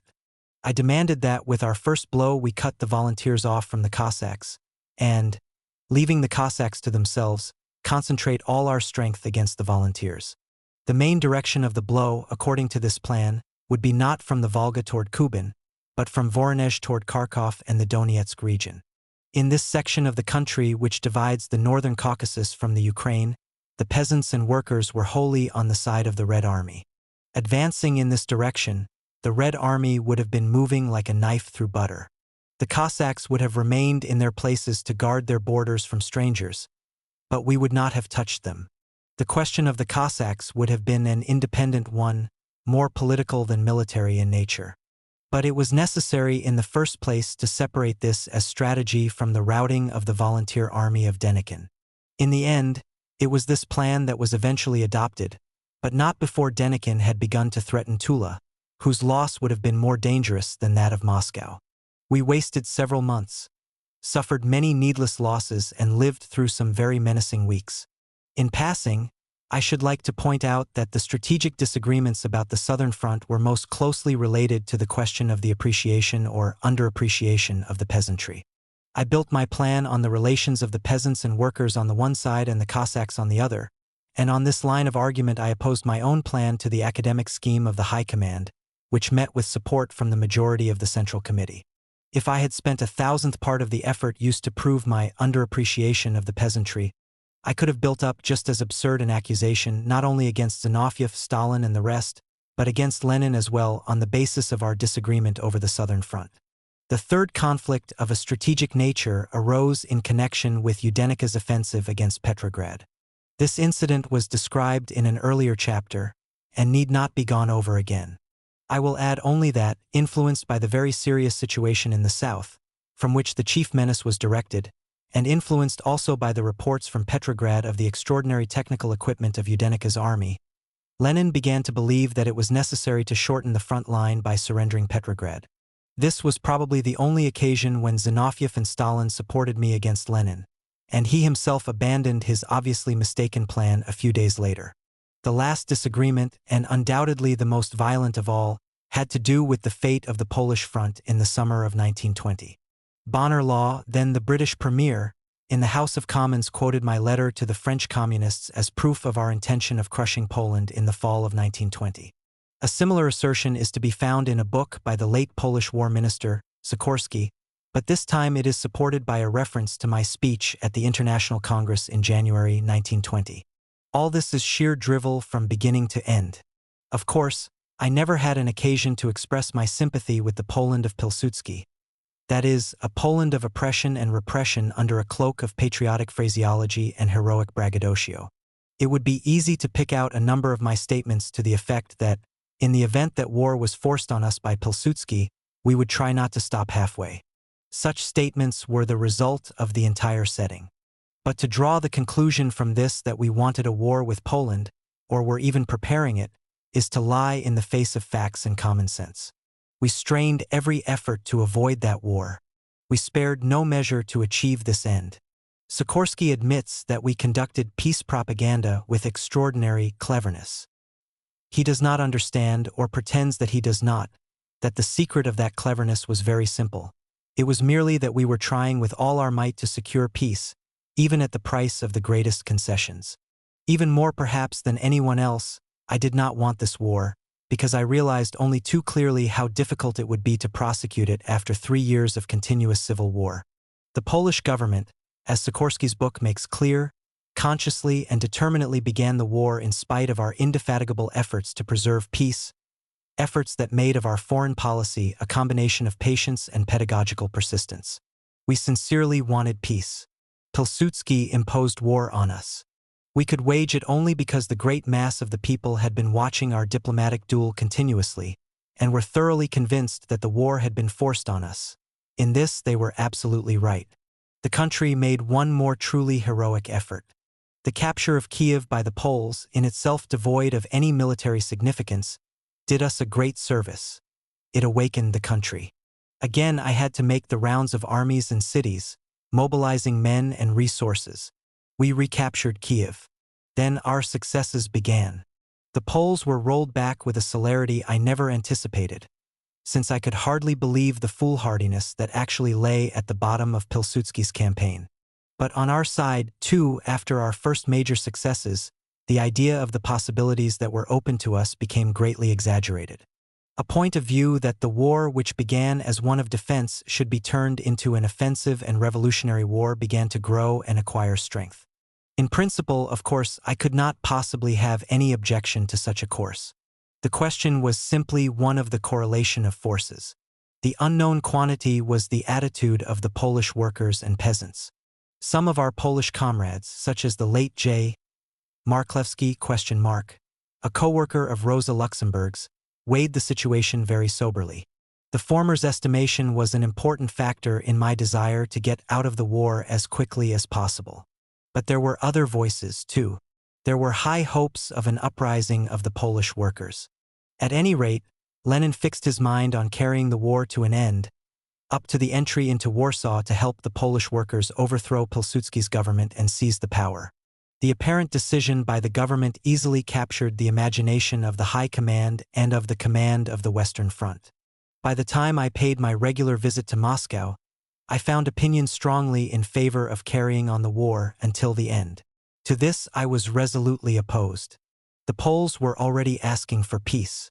I thought that we had reached the peak of our successes, and if we went farther, misjudging our strength, we would run the risk of passing beyond the victory already won to a defeat. After the terrific effort that enabled the Fourth Army to cover 600 kilometers in 5 weeks, it could move forward only through inertia. Everything hung on the nerves, and these were but thin threads. One strong blow would have been enough to shake our front and turn our unprecedented and unexampled offensive thrust. Even Foch was obliged to admit this, into a defeat that would be a catastrophe. I demanded an immediate conclusion of peace, before the army should grow too exhausted. I was supported, as far as I can remember now, only by Rykov. All the rest were won over by Lenin during my absence. Thus it was decided to continue the offensive. In contrast with the Brest-Litovsk period, the roles had been completely reversed. Then it was I who demanded that the signing of the peace be delayed. That even at the price of losing some territory, we give the German proletariat time to understand the situation and get in its word. Now it was Lenin who demanded that our army continue its advance and give the Polish proletariat time to appraise the situation and rise up in arms. The Polish War confirmed from the opposite side what was demonstrated by the Brest-Litovsk War, that the events of war and those of the revolutionary mass movement are measured by different yardsticks. Where the action of armies is measured by days and weeks, the movement of the masses of people is usually reckoned in months and years. If this difference in tempo is not taken fully into account, the gears of war will only break the teeth of the revolutionary gears instead of setting them in motion. At any rate, that is what happened in the short Brest-Litovsk War and in the Great Polish War. We passed over and beyond our own victory to a heavy defeat. One must note that one of the reasons for the extraordinary proportions which the catastrophe before Warsaw assumed was the conduct of the command of the southern group of the Soviet armies, operating in the direction of Lvov, Lemberg. The chief political figure in the Revolutionary Military Council of this group was Stalin. Stalin wanted, at whatever cost, to enter Lvov at the same time that Smilga and Tukhachevsky entered Warsaw. Some people are capable of having even such ambitions. When the danger to the armies under Tukhachevsky was fully revealed, and the High Command ordered the southwestern armies to change the direction of their advance so as to strike at the flank of the Polish armies before Warsaw, the Southwestern Command, encouraged by Stalin, continued advancing due west. For was it not more important that they should themselves capture Lvov than that they should help others to take Warsaw? Only after repeated orders and threats did the Southwestern Command change the direction of its advance. But the few days of delay had already had their fatal effect. Our armies were rolled back 400 or more kilometers. After the brilliant victories of the day before, no one would be reconciled to the situation. On my return from the Wrangel front, I found Moscow favoring a second Polish war. Now, even Rykov went over to the other camp. Once started, he was saying, we must carry it through to the end. The command of the Western Front was encouraging hopes. Sufficient reserves had come up, the artillery had been replenished, and so on and so forth. The wish was father to the thought. What have we on the Western Front? I rejoined. Only morally defeated units into which we have now poured raw human dough. One can't fight with such an army.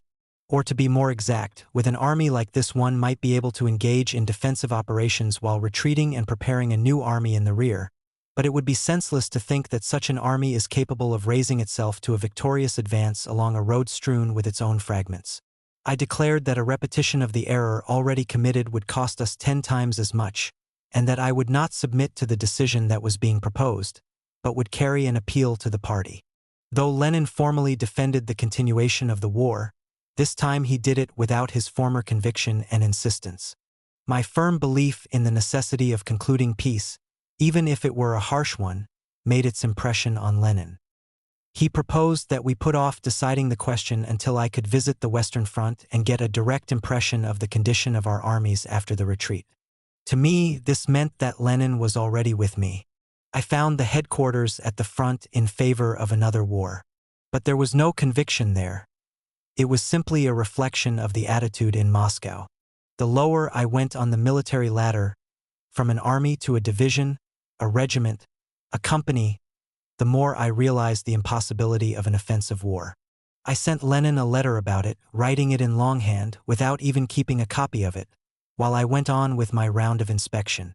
The 2 or 3 days that I spent at the front were enough to confirm the conclusion I had brought with me from Moscow.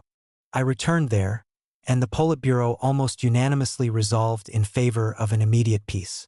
The error in the strategic calculations in the Polish War had great historical consequences. The Poland of Pilsudski came out of the war unexpectedly strengthened. On the contrary, the development of the Polish Revolution received a crushing blow. The frontier established by the Riga Treaty cut off the Soviet Republic from Germany, a fact that later was of great importance in the lives of both countries. Lenin, of course, understood better than anyone else the significance of the Warsaw mistake, and returned to it more than once in thought and word. In the literature of the epigones, Lenin is now pictured in somewhat the same light that the icon painters of Suzdal represent Christ and the saints. Instead of an ideal image, you get a caricature much as the icon painters try to rise above themselves. In the end, they reflect only their own tastes, and as a result they must paint their own idealized portraits. As the authority of the epigone leadership is maintained by forbidding people to doubt its infallibility, so Lenin is represented in the epigone literature not as a revolutionary strategist who showed genius in his appreciation of the situation, but as a mechanical automaton of faultless decisions. The word genius in relation to Lenin was first applied by me, at a time when others did not have the courage to pronounce it. Yes, Lenin was as much of a genius as a man can be. But he was not an automatic reckoning machine that makes no mistakes. He made them less often than anyone else in his position would, but he made them all the same, and grave ones at that, in accord with the titanic scope of all of his work. Chapter 38. The transition to the new economic policy, and my relations with Lenin.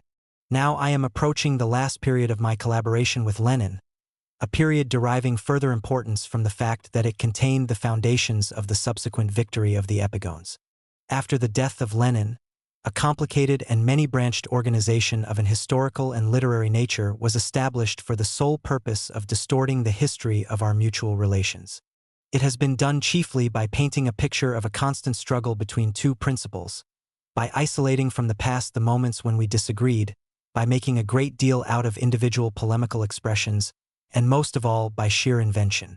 The history of the Church, as written down by the medieval apologists, is a model of scientific treatment compared with the historical investigations of the epigones. Their work was somewhat facilitated by the fact that when I disagreed with Lenin, I mentioned it aloud, and, when I thought it necessary, even appealed to the party. Whereas the epigones, when they disagreed with Lenin, which happened much more often than in my case, usually either kept silent about it or, like Stalin, sulked and hid away for a few days in the country, somewhere near Moscow.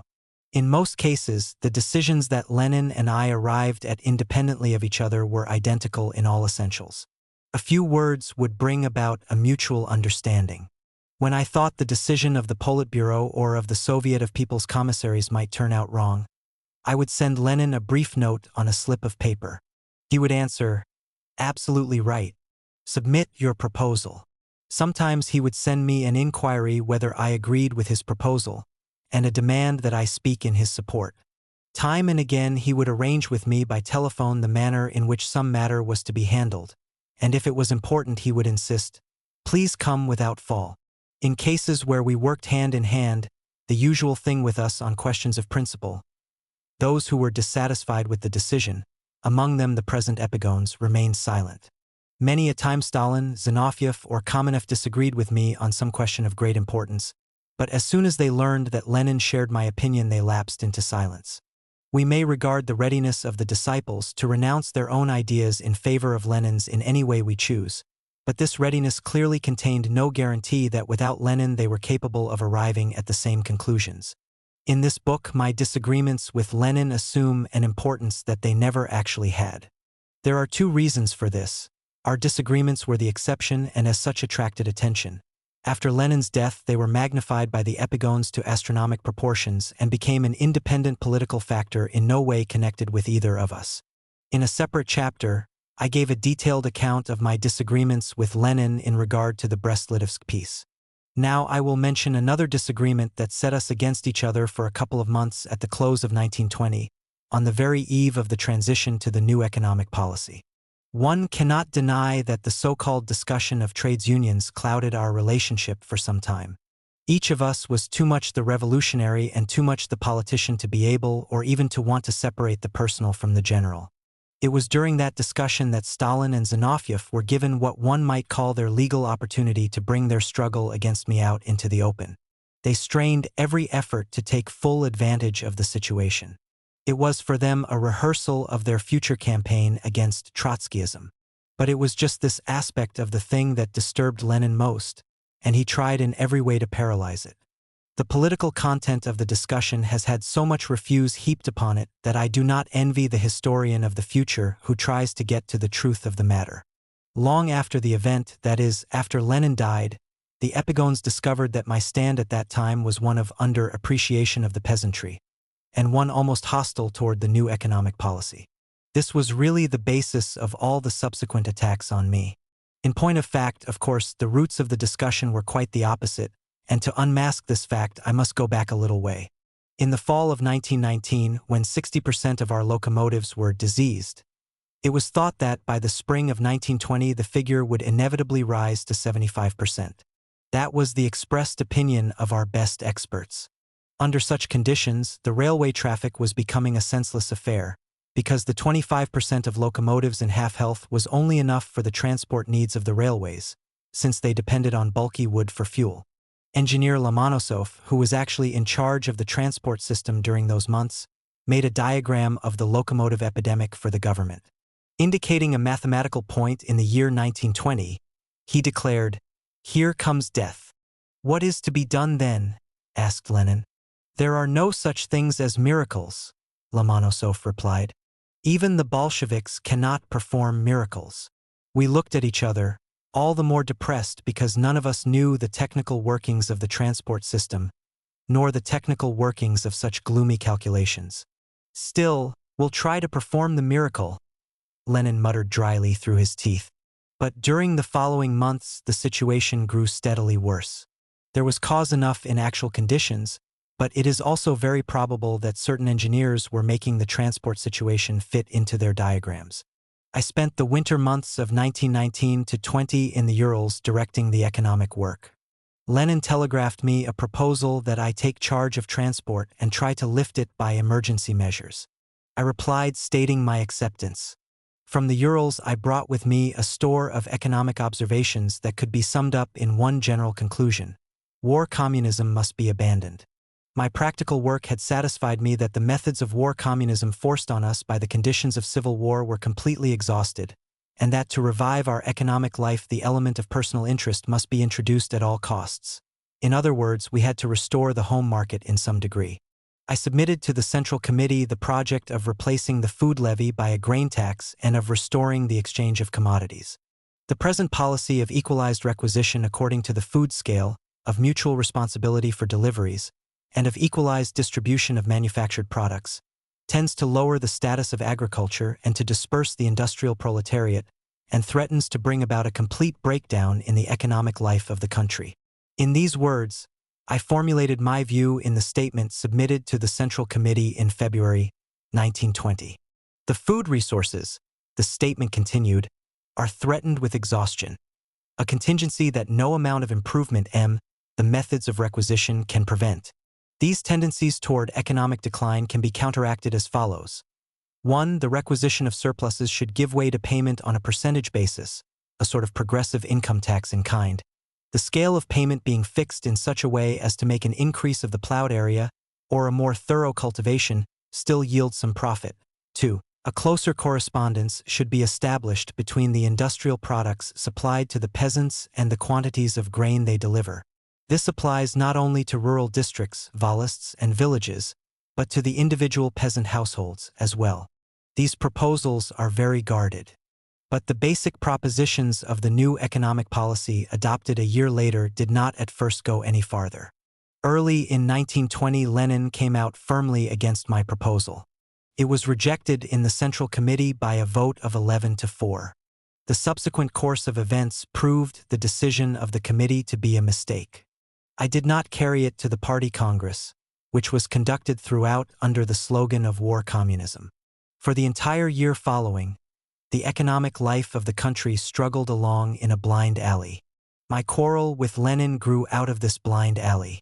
When the change to the market system was rejected, I demanded that the war methods be applied properly and with system, so that real economic improvements could be obtained.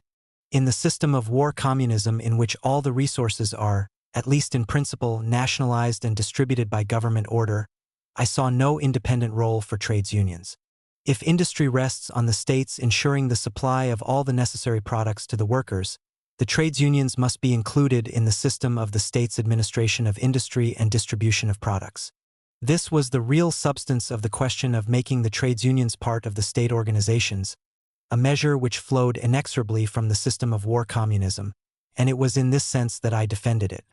The principles of war communism approved by the Ninth Congress were the basis of my work in the organization of transport. The trade union of railwaymen was closely bound to the administrative machinery of the department. The methods of military discipline were extended to the entire transport system.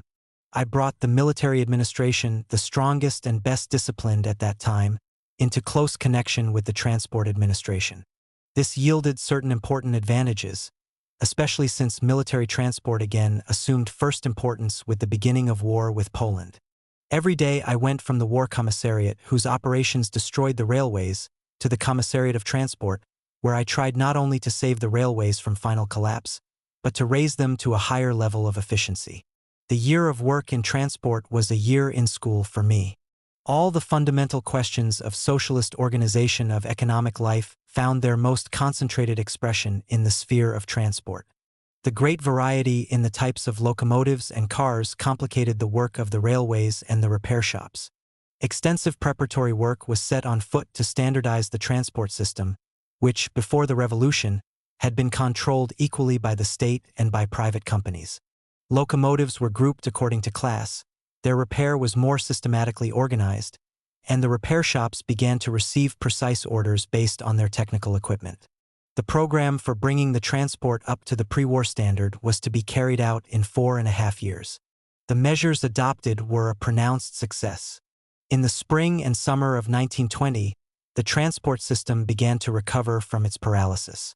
Lenin never missed an occasion to remark the restoration of the railways. If the war started by Pilsudski in the hope that our transport system would collapse failed to yield Poland the expected result, it was because the curve of railway transport had begun to rise steadily upward. But the working masses, who had gone through 3 years of civil war, were more and more disinclined to submit to the ways of military rule. With his unerring political instinct, Lenin sensed that the critical moment had arrived. Whereas I was trying to get an ever more intensive effort from the trades unions, taking my stand on purely economic considerations on the basis of war communism, Lenin, guided by political considerations, was moving toward an easing of the military pressure. On the eve of the 10th Congress, our lines crossed antagonistically. A discussion flared up in the party. It was actually beside the point. The party was considering the rate at which the trades unions were to be converted into a part of the state mechanism, whereas the question at issue was really one of daily bread, of fuel, of raw material for the industries. The party was arguing feverishly about the school of communism, whereas the thing that really mattered was the economic catastrophe hanging over the country. The uprisings at Kronstadt and in the province of Tambov broke into the discussion as the last warning. Lenin shaped the first and very guarded theses on the change to the new economic policy.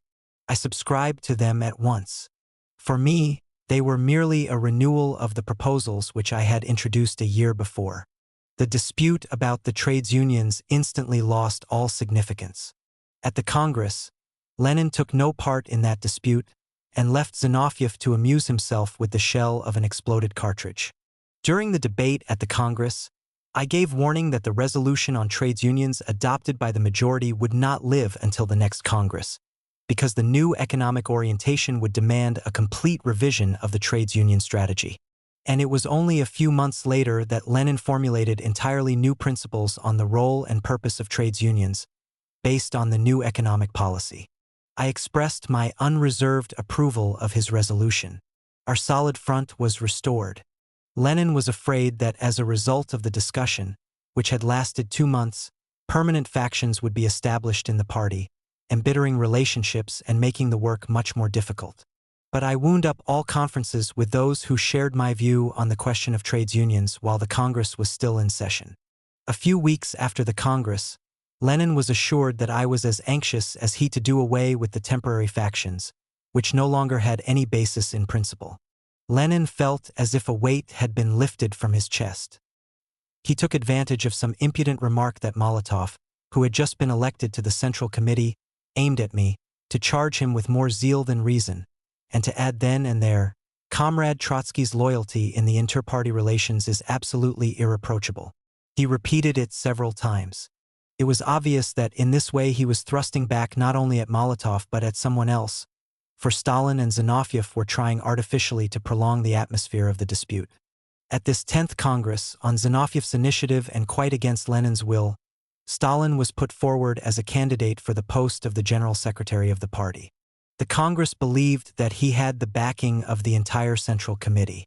But no one attached much importance to this appointment. Under Lenin, the post of General Secretary, established by the 10th Congress, could have only a technical character, never political. Yet Lenin had his fears. "This cook will make only peppery dishes," he would say of Stalin. That was why Lenin, at one of the first meetings of the Central Committee after the Congress, insisted on emphasizing Trotsky's loyalty. It was a thrust at a subterranean intrigue. Lenin's remark was no casual one. During the Civil War, Lenin had once expressed his moral confidence in me, not by word but by action, so completely that no man could either have asked or received more. The occasion was provided by that same military opposition directed behind the scenes by Stalin. During the war, I had practically unlimited power. The Revolutionary Tribunal held its sessions in my train, the fronts were subordinate to me, and the bases auxiliary to the fronts, and at times, Nearly the entire territory belonging to the Republic, not occupied by whites, consisted of bases and fortified regions. Those who happened to get run over by the wheels of the military had relatives and friends who did whatever they could to get relief for them. Petitions, complaints, and protests concentrated in Moscow by various channels, and especially at the Presidium of the Central Executive Committee. The first episodes of this sort were connected with events that had taken place as long before as the month at Sviazhsk. I have already told about the incident of the commander of the 4th Latvian Regiment who was put on trial by me for threatening to withdraw it from its position. The tribunal sentenced the commander to 5 years' imprisonment. Several months later, petitions began to come in, pleading for his release. The pressure of Sviardlov was especially great. He put the question to the Politburo. I briefly described the military situation of that time, when the regiment commander had threatened me with consequences that would be dangerous for the revolution. During my narrative, Lenin's face grew grayer and grayer. I had hardly finished my story when he exclaimed in that stifled, hoarse voice that with him always indicated excitement, "Let him stay in. Let him stay there." Sviardlov looked at both of us and said, "I think so too." The second episode, a much more significant one, was that connected with the shooting of the commander and the commissary who withdrew their regiment from its post, seized a steamer by threat of arms, and prepared to steam to Nizhny Novgorod. The regiment had been formed at Smolensk under the direction of those opponents of my military policy who later became its ardent supporters. But at that time they were loud in protest. The commission of the Central Committee, appointed at my request, was unanimous in stating that the action of the military authorities was absolutely right, that the situation had warranted it. But the ambiguous rumors continued. Several times I felt that their source was not far from the Politburo, but I was too busy to conduct an investigation or to disentangle intrigues. Only once did I remark, at the meeting of the Politburo, that if it had not been for the ruthless measures at Sviazhsk, we would not have been holding our meeting. Absolutely. Lenin picked it up, and then and there began to write very fast, as he always did, in red ink at the bottom of a blank sheet that bore the seal of the Soviet of People's Commissaries. Lenin was in the chair, and so the meeting stopped. 2 minutes later, he handed me the sheet of paper. "I will give you," said Lenin, "as many forms like this as you want. In circumstances as serious as those of civil war, with its necessity of making hasty and irrevocable decisions, some of which might have been mistaken, Lenin gave his signature in advance to any decision that I might consider necessary in the future. And these were decisions that carried life or death with them. Could there be a greater confidence of one man in another? The very idea of this extraordinary document could have come to Lenin only because he knew better than I did, or else suspected the source of the intrigue and thought it necessary to strike back at it with the utmost vigor. But he could risk such a step only because he was so firmly convinced that I could not be disloyal or abuse the power. This confidence in me he expressed to the full in a few lines. The epigones may look in vain for such a document among their possessions. If Stalin finds anything in his archives, it could only be Lenin's will, which Stalin concealed from the party, the will in which Stalin himself is referred to as a disloyal man, capable of abuse of power. It is enough simply to juxtapose these two texts, the unlimited moral power of attorney which Lenin conferred on me, and the moral wolf's passport, issued to Stalin, to realize to the full his attitude toward each of us. Chapter 39. Lenin's illness. I took my first leave in the spring of 1920, before the Second Congress of the Communist International, and spent about 2 months near Moscow. My time was given over to a course of medical treatment. I was just beginning to take my health seriously, working on the manifesto that during the following years served as a substitute for the program of the Communist International and hunting for game. After the years of strain, I felt the need of rest. But I didn't have the habit, and walks did not rest me any more then than they do today. The attraction in hunting is that it acts on the mind as a poultice does on a sore. One Sunday early in May 1922, I went fishing with a net in the old channel of the Moscow River. It was raining, the grass was wet, and I slipped and broke the ligaments of my foot. It was nothing serious, and I had merely to spend a few days in bed. On the third day Bukharin came to see me. "You too are in bed?" he exclaimed in horror. "And who besides?" I asked him. "Lenin is very ill. He has had a stroke, and he cannot walk or talk. The doctors are utterly at a loss. Lenin always showed great interest in the health of his colleagues, and often quoted the words of some émigré, "The old men will die and the young ones will surrender." How many of us know what Europe is, what the world labor movement is? As long as we are the only ones with a revolution, he said frequently, the international experience of the upper group of our party cannot be replaced. Lenin himself was considered a man of robust health, and this health seemed to be one of the indestructible pillars of the revolution. He was always active, alert, even-tempered and gay. Only occasionally did I notice alarming symptoms.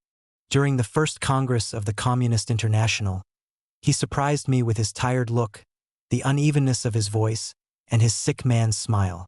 More than once I told him that he was spending himself on matters of secondary importance. He agreed, but said that he couldn't do otherwise.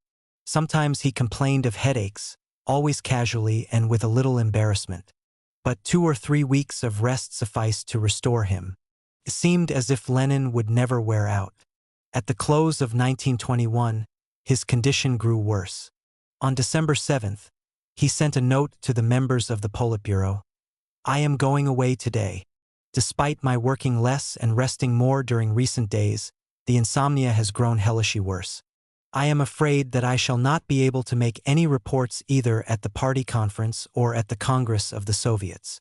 Lenin began to spend a great deal of his time in a village near Moscow. But he watched the progress of the work most carefully from there. At that time, preparations for the Geneva Conference were underway. On January 23, 1922, Lenin wrote to the members of the Politburo, "I have just received 2 letters from Shishirin, dated the 20th and the 22d. He asks whether it wouldn't be desirable to agree, for a proper compensation, to some small changes in the Constitution, namely to the representation of the parasitic elements in the Soviets. This to please the Americans. This proposal of Shishirin's shows, in my opinion, that he must be sent to a sanitarium at once.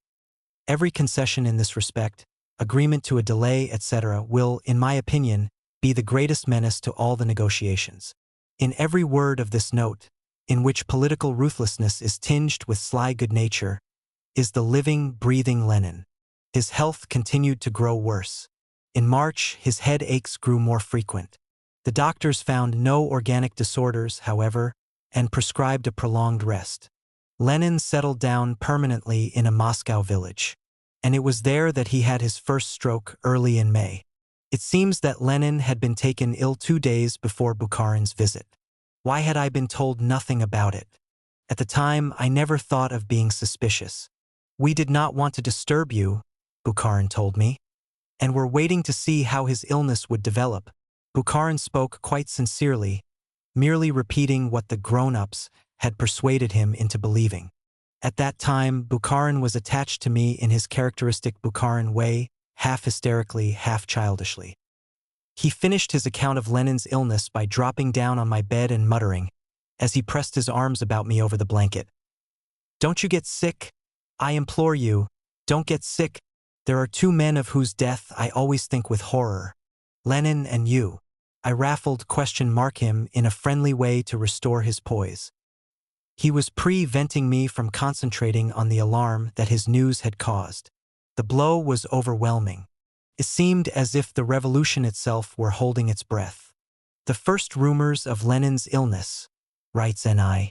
Sedova in her notes, "were only whispered. It seemed that no one thought that Lenin could ever be taken ill. Many knew that he watched intently over the health of others, but it seemed that he himself was immune to disease. Nearly all the revolutionaries of the older generation had some affection of the heart, weakened by the excessive strain put on it. The doctors would complain, nearly all of them have their motors misfiring. There are only 2 hearts in proper order," Professor Gettier said to Lev Davidovich, "Lenin's and yours. With such a heart, one can live to be 100. The examination by foreign specialists confirmed this, that out of all the hearts examined by them in Moscow, only those of Lenin and Trotsky worked exceptionally well. When Lenin's sudden turn of health became known more widely, it was like a shift in the revolution itself. Was it possible that Lenin could fall ill and die like anyone else? It was terrible to hear that Lenin had lost his ability to move about and speak. I could not help firmly believing that he would overcome it all, would rise and recover. This was the sentiment of the entire party. Looking back considerably later, I remembered with fresh surprise that I had not got news of Lenin's illness until the third day. At that time, I did not stop to think about it. But this could have been no accident. Those who for a long time had been preparing to become my opponents, Stalin above all, were anxious to gain time. Lenin's illness was of the sort that might come to a tragic end at any moment. Tomorrow, or even today, all questions of leadership might become crucial ones. My opponents thought it important to gain time for preparation, even if it were only a day. They conferred secretly and sounded out ways and means. It must be assumed that the idea of the trio, Stalin, Zinoviev, Kamenev, to oppose me was already decided on. But Lenin recovered.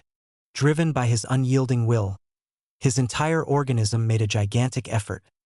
The brain that was failing from lack of blood, that had lost the power to join together sounds or letters, suddenly revived.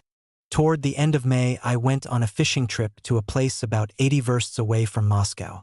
The place happened to have a sanitarium named after Lenin. The children walked along the lake with me, asked me questions about Lenin's health, and gave me field flowers and a letter for him. Lenin as yet could not write. He dictated a few lines through his secretary. Vladimir Ilyich has asked me to write you that he welcomes your suggestion to take a present from him to the children of the sanitarium at the station of Podsolnechnya. Vladimir Ilyich also requests you to tell the little ones that he thanks them very much for their kind letter and flowers, and is sorry that he is unable to take advantage of their invitation. He has no doubt that he would soon recover in their company. In July, Lenin was on his feet again, and although he did not officially return to work until October, he kept his eye on everything and studied everything. During those months of convalescence, among the things that engaged his attention was the trial of the socialist revolutionists. The socialist revolutionists had killed Volodarsky and Uritsky, had wounded Lenin seriously, and had made 2 attempts to blow up my train. We could not treat all this lightly. Although we did not regard it from the idealistic point of view of our enemies, we appreciated the role of the individual in history. We could not close our eyes to the danger that threatened the revolution if we were to allow our enemies to shoot down, one by one, the whole leading group of our party. Our humanitarian friends of the neither hot nor cold species have explained to us more than once that they could see the necessity of reprisals in general, but that to shoot a captured enemy means to overstep the limits of necessary self-defense. They demanded that we show magnanimity. Clara Zetkin and other European communists who still dared at that time to say what they thought, in opposition to Lenin and me, insisted that we spare the lives of the men on trial. They suggested that we limit their punishment to confinement in prison. This seemed the simplest solution. But the question of reprisals on individuals in times of revolution assumes a quite specific character from which humanitarian generalities rebound in impotence. The struggle then is for actual power, a struggle for life or death, since that is what revolution is. What meaning, under such conditions, can imprisonment have for people who hope to seize the power in a few weeks and imprison or destroy the men at the helm? From the point of view of the absolute value of the human personality, revolution must be condemned, as well as war, as must also the entire history of mankind taken in the large. Yet the very idea of personality has been developed only as a result of revolutions, a process that is still far from complete. In order that the idea of personality may become a reality and the half-contemptuous idea of the masses may cease to be the antithesis of the philosophically privileged idea of personality, the masses must lift themselves to a new historical rung by the revolutionary crane, or, to be more exact, by a series of revolutions. Whether this method is good or bad from the point of view of normative philosophy, I do not know, and I must confess I am not interested in knowing.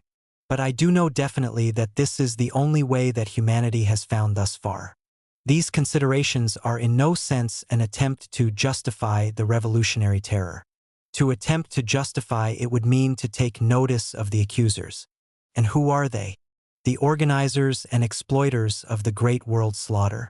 The nouveau riches who offer up to the unknown soldier the aroma of their after-dinner cigars? The pacifists who fought war only when there was none, and who are ready to repeat their repulsive masquerade.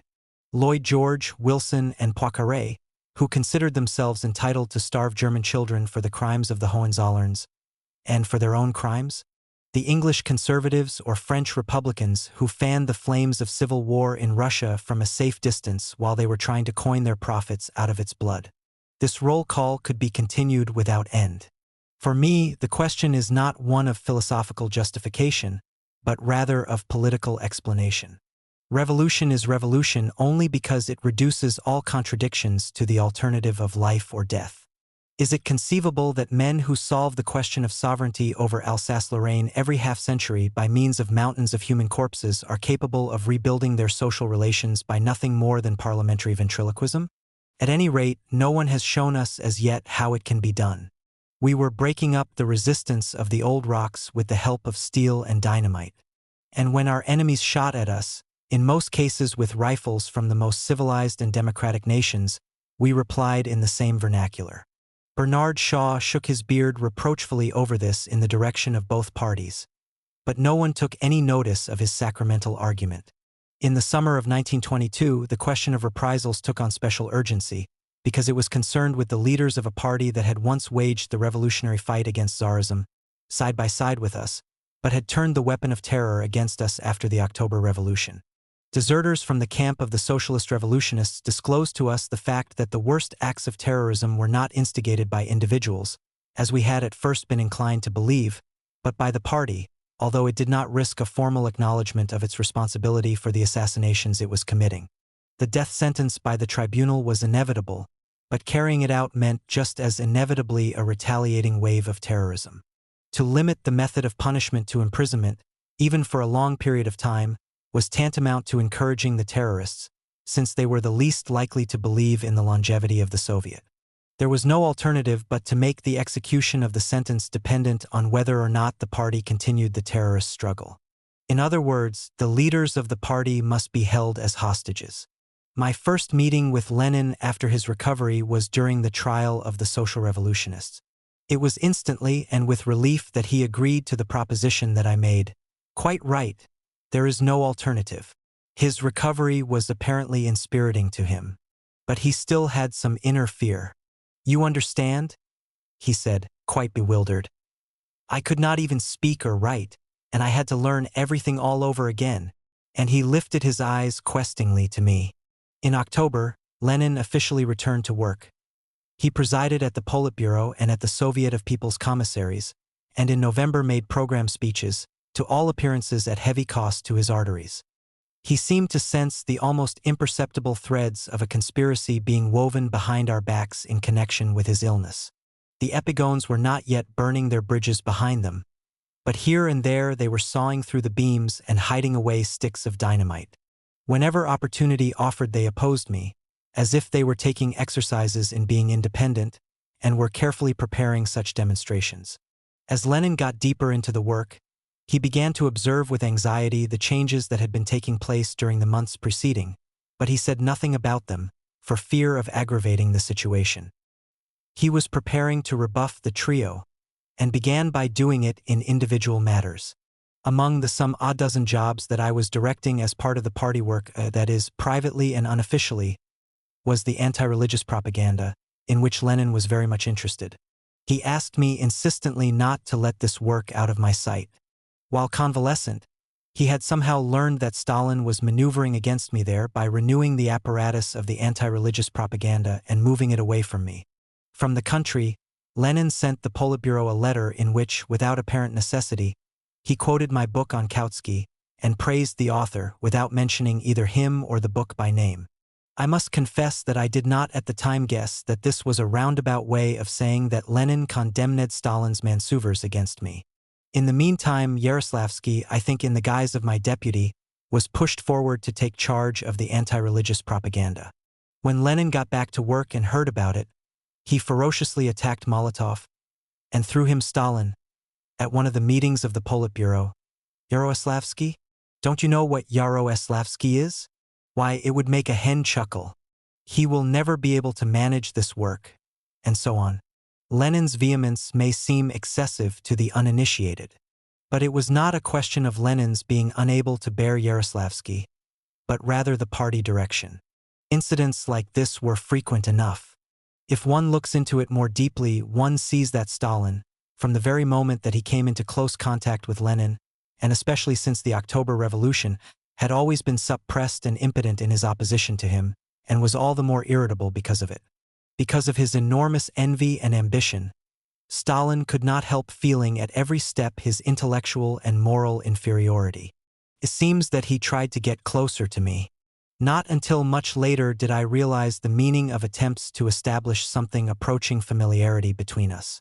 But I was repelled by those very qualities that were his strength on the wave of decline, the narrowness of his interests, his empiricism, the coarseness of his psychological makeup, his peculiar cynicism of a provincial whom Marxism has freed from many prejudices without, however, replacing them with a philosophical outlook thoroughly thought out and mentally assimilated. Judged by some of his casual remarks, which at the time seemed accidental but actually were not, Stalin was trying to find in me support against Lenin, whose control he found so irksome.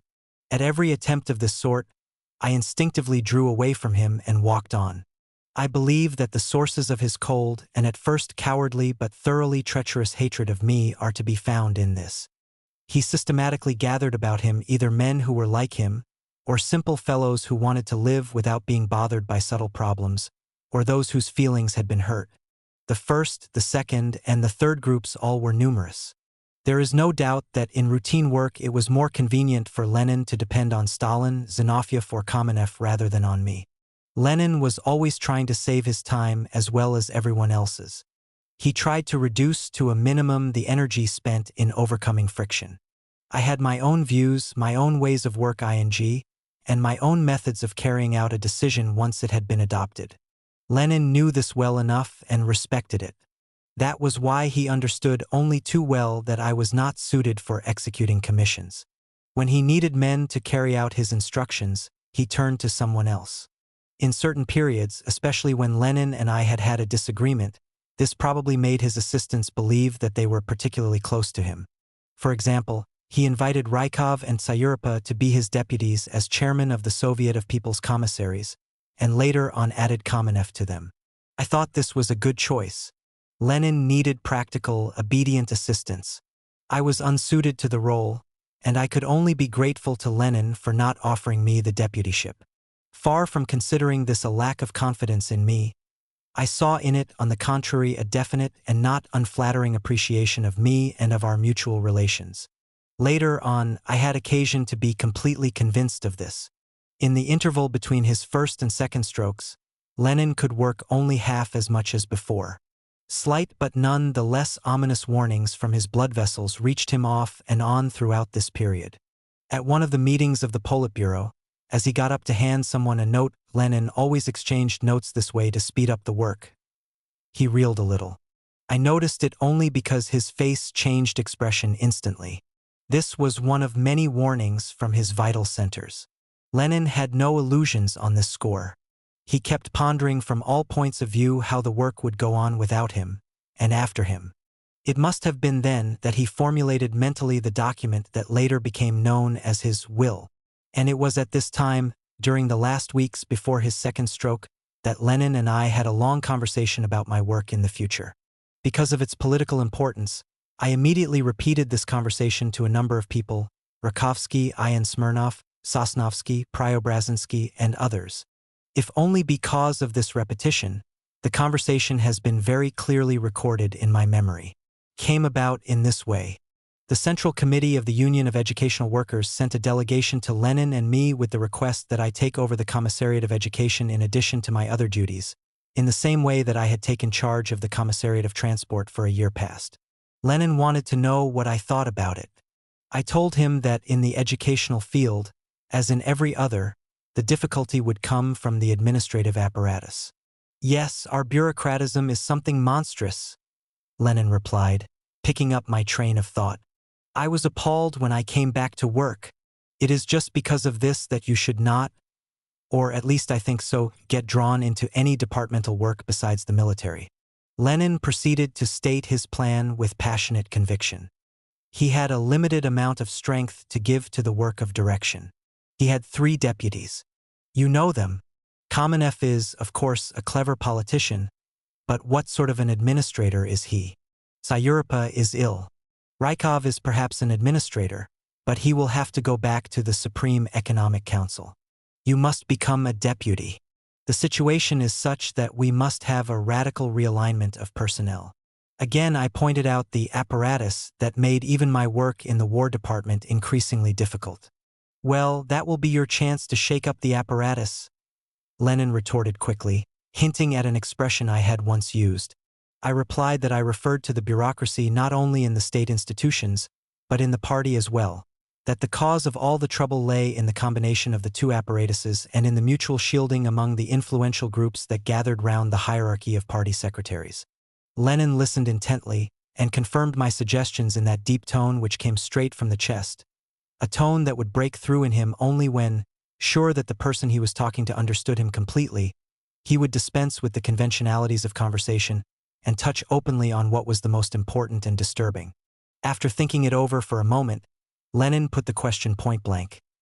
You propose then to open fire not only against the state bureaucracy, but against the organizational bureau of the Central Committee as well?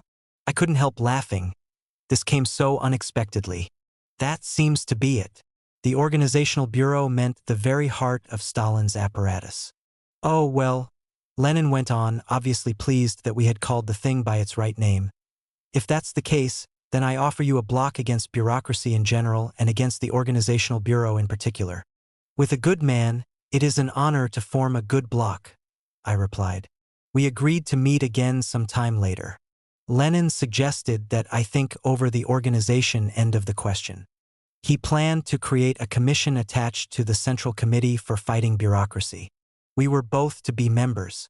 This commission was essentially to be the lever for breaking up the Stalin faction as the backbone of the bureaucracy, and for creating such conditions in the party as would allow me to become Lenin's deputy, and, as he intended, his successor to the post of chairman of the Soviet of People's Commissaries. Only in this connection does the full meaning of the so-called will become clear. Lenin names only 6 people there, and sums them up briefly, weighing each word. Unquestionably, his object in making the will was to facilitate the work of direction for me.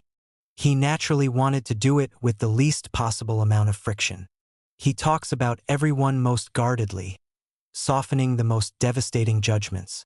At the same time, he qualifies with reservations the too definite indication of the one whom he thinks entitled to first place. Only in his analysis of Stalin does one feel a different tone's a tone which in the later postscript to the will is nothing short of annihilating. Of Zinoviev and Kamenev, Lenin writes, with an effect of casualness, that their capitulation in 1917 was not an accident. In other words, it is in their blood. Obviously, such men cannot direct the revolution, but they should not be reproached for their pasts. Bukharin is not a Marxist but a scholastic. He is, however, a sympathetic person. Pyatakov is an able administrator, but a very bad politician. It is quite possible, however, that these two, Bukharin and Pyatakov, will still learn. The ablest is Trotsky. His defect is his excess of self-confidence.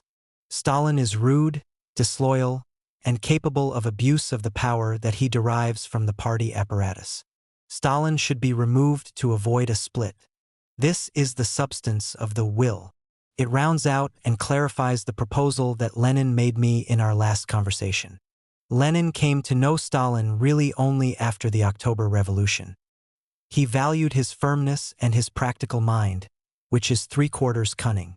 And yet, at every step, Lenin struck at Stalin's ignorance, at his very narrow political horizon, and his exceptional moral coarseness and unscrupulousness. Stalin was elected to the post of General Secretary of the party against the will of Lenin, who acquiesced only so long as he himself headed the party. But after his first stroke, when he returned to work with his health undermined, Lenin applied himself to the entire problem of leadership. This accounts for the conversation with me, hence to the will. Its last lines were written on January 4th. After that, 2 more months passed during which the situation took definite shape.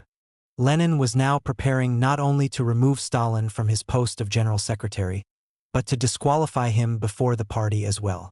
On the question of monopoly of foreign trade, on the national question, on questions of the regime in the party, of the worker-peasant inspection, and of the Commission of Control, He was systematically preparing to deliver at the 12th Congress a crushing blow at Stalin as personifying bureaucracy, the mutual shielding among officials, arbitrary rule, and general rudeness. Would Lenin have been able to carry out the regrouping in the party direction that he planned?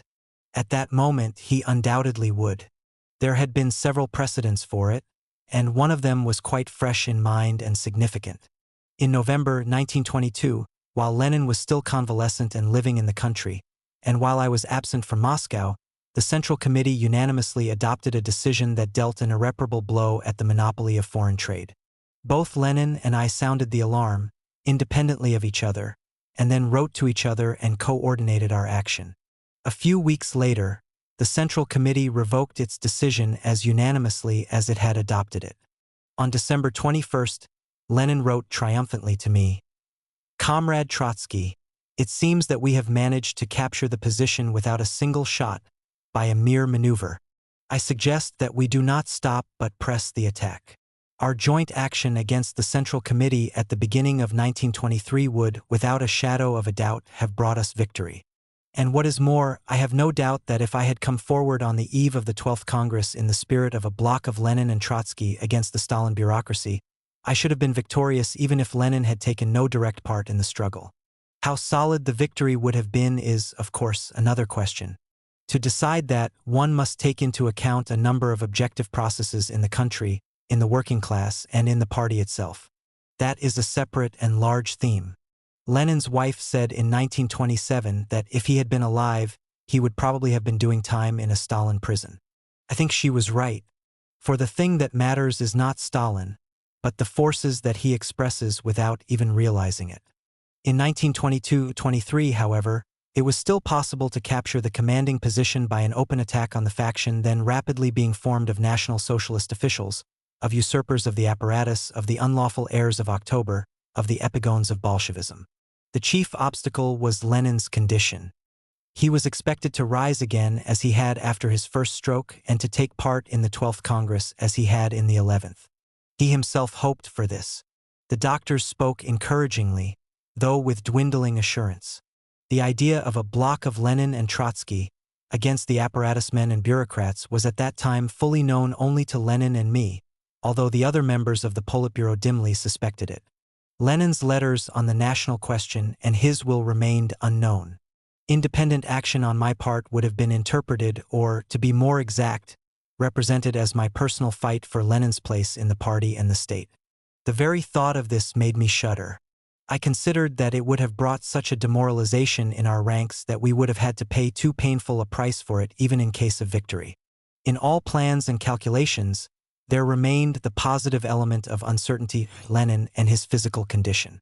Would he be able to state his own views? Would he still have time? Would the party understand that it was a case of a fight by Lenin and Trotsky for the future of the revolution, and not a fight by Trotsky for the place held by Lenin, who was ill? Because of Lenin's exceptional position in the party, the uncertainty of his personal condition became the uncertainty of the condition of the entire party. The indefinite situation was being prolonged, and the delay simply played into the hands of the epigones, since Stalin, as General Secretary, became the majordomo of the apparatus for the entire period of the interregnum. It was the beginning of March 1923. Lenin was lying in his room in the huge building of the Courts of Justice. The second stroke was near. It was preceded by a series of lesser shocks. I spent several weeks in bed with Lumbago in the former Kavalerskaya building, where we had our apartment, and was separated from Lenin by the enormous courtyard of the Kremlin. Neither Lenin nor I could reach the telephone. Furthermore, the doctors strictly forbade Lenin to hold any telephone conversations. Lenin's two secretaries, Fodeyeva and Glasser, did service as liaison officers. This is what they came to tell me. Vladimir Ilyich was very much disturbed by Stalin's preparations for the coming party congress, especially in connection with his factional machinations in Georgia. Vladimir Ilyich is preparing a bomb for Stalin at the Congress. That was Fodeyeva's phrase, verbatim. The word bomb was Lenin's, not hers. Vladimir Ilyich asks you to take the Georgian case in your hands. He will then feel confident. On March 5th, Lenin dictated this note to me. Dear Comrade Trotsky, I wish very much to ask you to take upon yourself the defense of the Georgian case in the Central Committee of the party. At present, the case is under the persecution of Stalin and Dzerzhinsky, and I cannot trust their impartiality. Quite the opposite. If you were to agree to undertake the defense, my mind would be at rest. If for some reason you cannot agree to do so, please return the entire dossier to me. I shall consider that a sign of refusal from you. With best comradely greetings, Lenin. What had brought the question to such an acute stage? I inquired. It turned out that Stalin had betrayed Lenin's confidence. In order to ensure himself support in Georgia, acting behind Lenin's back and without the knowledge of the entire Central Committee, he had carried out, with the help of Ordzhonikidze and not without support from Dzerzhinsky, an organized coup d'état there against the best section of the party, shielding himself falsely behind the authority of the Central Committee. As Lenin's illness made it impossible for him to meet other comrades, Stalin had taken advantage of this and had surrounded him with misinformation. Lenin instructed his secretaries to gather all the material they could on the Georgian matter and decided to come out openly with a statement. It is hard to say what shocked Lenin most, Stalin's personal disloyalty or his rough and bureaucratic policy on the national question. Probably it was a combination of both. Lenin was getting ready for the struggle, but he was afraid that he would not be able to speak at the Congress, and this worried him. Why not talk the matter over with Zinoviev or Kamenev? His secretaries kept prompting him, but Lenin waved them aside impatiently. He foresaw that if he withdrew from activity, Zinoviev and Kamenev would join Stalin to make up a trio against me, and thus would betray him. Do you happen to know Trotsky's attitude on the Georgian question? Lenin asks. At the plenary meeting, Trotsky spoke in agreement with your views, answers Glasser, who acted as the secretary at the meeting. Are you sure? Quite. Trotsky accused Ordzhonikidze, Voroshilov, and Kalinin of failing to understand the national question. Verify it again, Lenin demands. The next day, at the meeting of the Central Committee at my house, Glasser handed me a note with a brief summary of my speech of the day before, concluding with the question, "Did I understand you correctly? What do you want it for?" I asked. "For Vladimir Ilyich," Glasser answered. "Yes, this is correct," I replied. In the meantime, Stalin watched our correspondence with alarm, but at that moment I was still unaware of what it was all about. After he read my correspondence with you, Glasser told me afterward, Vladimir Ilyich fairly shone.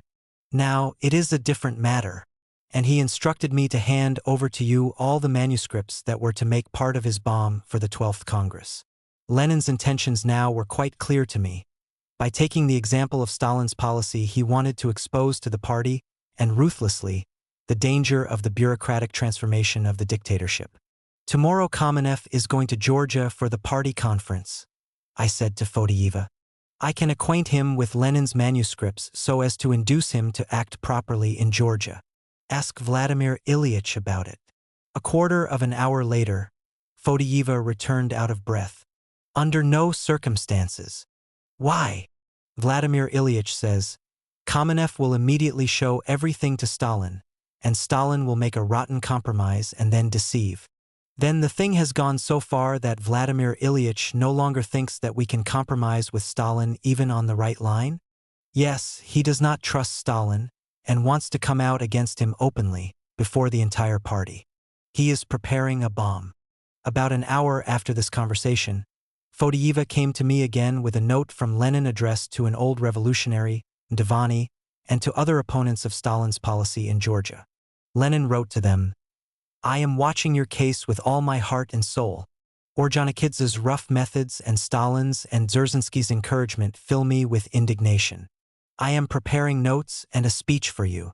The copy of the note was addressed not only to me, but to Kamenev as well. This surprised me. Then Vladimir Ilyich has changed his mind? I asked.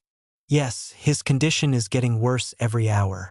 You must not believe the reassuring statements of the doctors. He can speak now only with difficulty. The Georgian question worries him terribly. He is afraid he will collapse before he can undertake anything. When handing me this note, he said, Before it is too late, I am obliged to come out openly before the proper time. But this means that now I can talk to Kamenev? Obviously. Ask him to come to see me. Kamenev came an hour later. He was completely at sea. The idea of a trio, Stalin, Zinoviev, Kamenev, had long been established. Their spear point was directed at me. The whole plan of the conspirators was that after they had mustered enough support in the organizations, they would be crowned legitimate successors to Lenin. The little note cut into their plan like a sharp wedge. Kamenev did not know what to do, and admitted it to me quite frankly. I gave him Lenin's manuscript to read over. Kamenev was an experienced enough politician to understand at once that for Lenin the question was not only one of Georgia but of Stalin's entire role in the party. Kamenev gave me some additional facts. He had just been to see Nadezhda Konstantinovna Krupskaya, at her request. She told him in great alarm. Vladimir has just dictated to his stenographer a letter to Stalin saying that he breaks off all relations with him. The immediate cause of this was of a semi-personal character. Stalin had been trying to isolate Lenin from all sources of information, and in this connection had been very rude to Nadezhda Konstantinovna. But you know Vladimir, Krupskaya added. He would never have decided to break off personal relations if he had not thought it necessary to crush Stalin politically. Kamenev was quite pale and agitated. The ground was slipping away under his feet. He did not know what to do next or which way to turn. It is quite likely that he was simply afraid of my acting in an unfriendly way toward him. I gave him my opinion of the situation. Sometimes, I said, out of fear of an imaginary danger, people are capable of bringing real danger down upon themselves. Remember, and tell others that the last thing I want is to start a fight at the Congress for any changes in organization. I am for preserving the status quo. If Lenin gets on his feet before the Congress, of which there is unfortunately little chance, he and I will discuss the matter together anew. I am against removing Stalin and expelling Ordzhonikidze and displacing Dzerzhinsky from the Commissariat of Transport. But I do agree with Lenin in substance. I want a radical change in the policy on the national question, a discontinuance of persecutions of the Georgian opponents of Stalin, a discontinuance of the administrative oppression of the party, a firmer policy in matters of industrialization, and an honest cooperation in the higher centers. On the national question, the Stalin resolution is good for nothing. It places the high-handed and insolent oppression by the dominant nation on the same level with the protest and resistance of small, weak, and backward nationalities. I gave my resolution the form of amendments to Stalin's to make it easier for him to alter his line of policy. But there must be an immediate and radical change. In addition, it is necessary that Stalin should write to Krupskaya at once to apologize for his rudeness, and that he revise his behavior. Let him not overreach himself. There should be no more intrigues, but honest cooperation. And you, and here I turn to Kamenev, when you are at the conference at Tiflis, must arrange a complete reversal of the policy toward Lenin's Georgian supporters on the national question. Kamenev gave a sigh of relief. He accepted all my proposals. His only fear was that Stalin would be obstinate. He's rude and capricious. I don't think, I answered, that Stalin has any alternative now. Late that night Kamenev informed me that he had been to see Stalin in the country, and that Stalin had accepted all the terms. Krupskaya had already received his letter of apology, but she could not show it to Lenin, for his condition had grown worse. I gained the impression, however, that Kamenev's tone was different from that at our parting a few hours earlier. It was not until later that I realized that the change was the result of Lenin's more serious condition. On his way to Tiflis, or immediately after his arrival, Kamenev received from Stalin a telegram in code telling him that Lenin was paralyzed again and unable to speak or write. At the Georgian conference, Kamenev carried out Stalin's policy against Lenin's. Cemented by personal treachery, the trio had become a fact. Lenin's offensive was directed not only against Stalin personally, but against his entire staff and, first of all, his assistants Dzerzhinsky and Ordzhonikidze. Both of them are mentioned constantly in Lenin's correspondence on the Georgian question. Dzerzhinsky was a man of great and explosive passion. His energy was held at a high pitch by constant electric discharges. In every discussion, even of things of minor importance, he would fire up, His nostrils would quiver, his eyes would sparkle, and his voice would be so strained that often it would break. Yet, in spite of this high nervous tension, Dzerzhinsky had no apathetic intervals. He was always in that same state of tense mobilization. Lenin once compared him to a spirited thoroughbred. Dzerzhinsky fell in love in a mad infatuation with everything he did, and guarded his associates from criticism and interference with a passionate fanaticism that had no element of the personal in it, for he was completely dissolved in his work. Dzerzhinsky had no opinions of his own. He never thought of himself as a politician, at least while Lenin was alive. On various occasions, he said to me, "I am not a bad revolutionary, perhaps, but I am no leader, statesman, or politician." This was not mere modesty. His self-appraisal was essentially right. In political matters, Dzerzhinsky always needed someone's immediate guidance. For many years he had followed Rosa Luxemburg, and with her had gone through not only the struggle against Polish patriotism, but that against Bolshevism as well. In 1917 he joined the Bolsheviks. Lenin said to me with great joy, "No traces of the old fight are left." During the first 2 or 3 years, Dzerzhinsky was especially drawn to me. In his last years he supported Stalin. In his economic work, he accomplished things through sheer temperament, appealing, urging, and lifting people off their feet by his own enthusiasm. He had no considered ideas about economic development. He shared all Stalin's errors and defended them with all the passion of which he was capable. He died practically on his feet, just after he had left the platform from which he had so passionately been denouncing the opposition. Stalin's other ally, Ordzhonikidze, Lenin thought it necessary to expel from the party because of his bureaucratic high-handedness in the Caucasus. I argued against it. Lenin answered me through his secretary. At least for 2 years.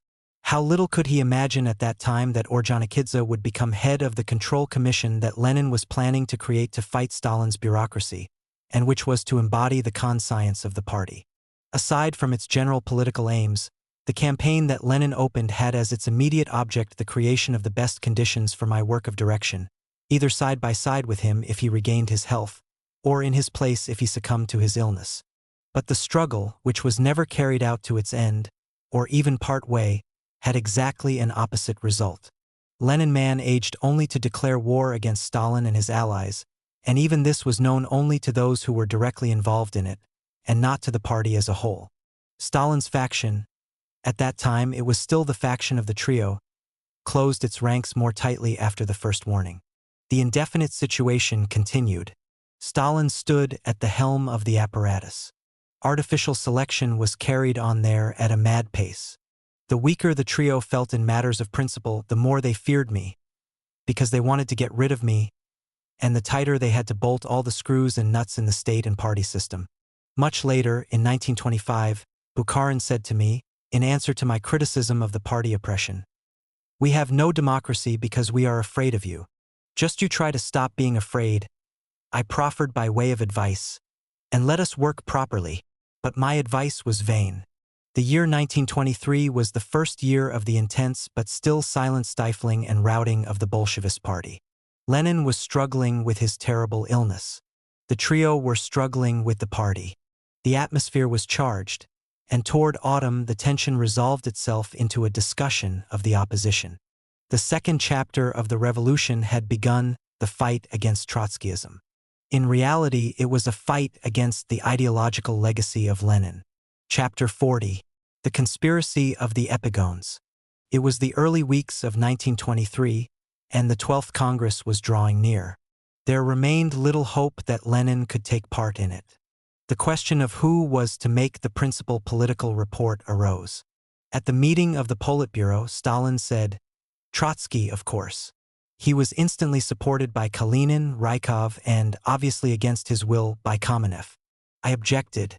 The party will be ill at ease if any one of us should attempt, as it were personally, to take the place of the sick Lenin. This time let us manage without an introductory political report, and say what we have to say in connection with the separate items of the agenda. Besides, I added, there are differences between us on economic questions. I don't see any differences, Stalin replied, while Kalinin added, on almost all questions, The Politburo adopts your proposals. Zinoviev was on leave in the Caucasus. The question remained undecided. At any rate, I agreed to report on industry. Stalin knew that a storm was menacing him from Lenin's direction, and tried in every way to ingratiate himself with me.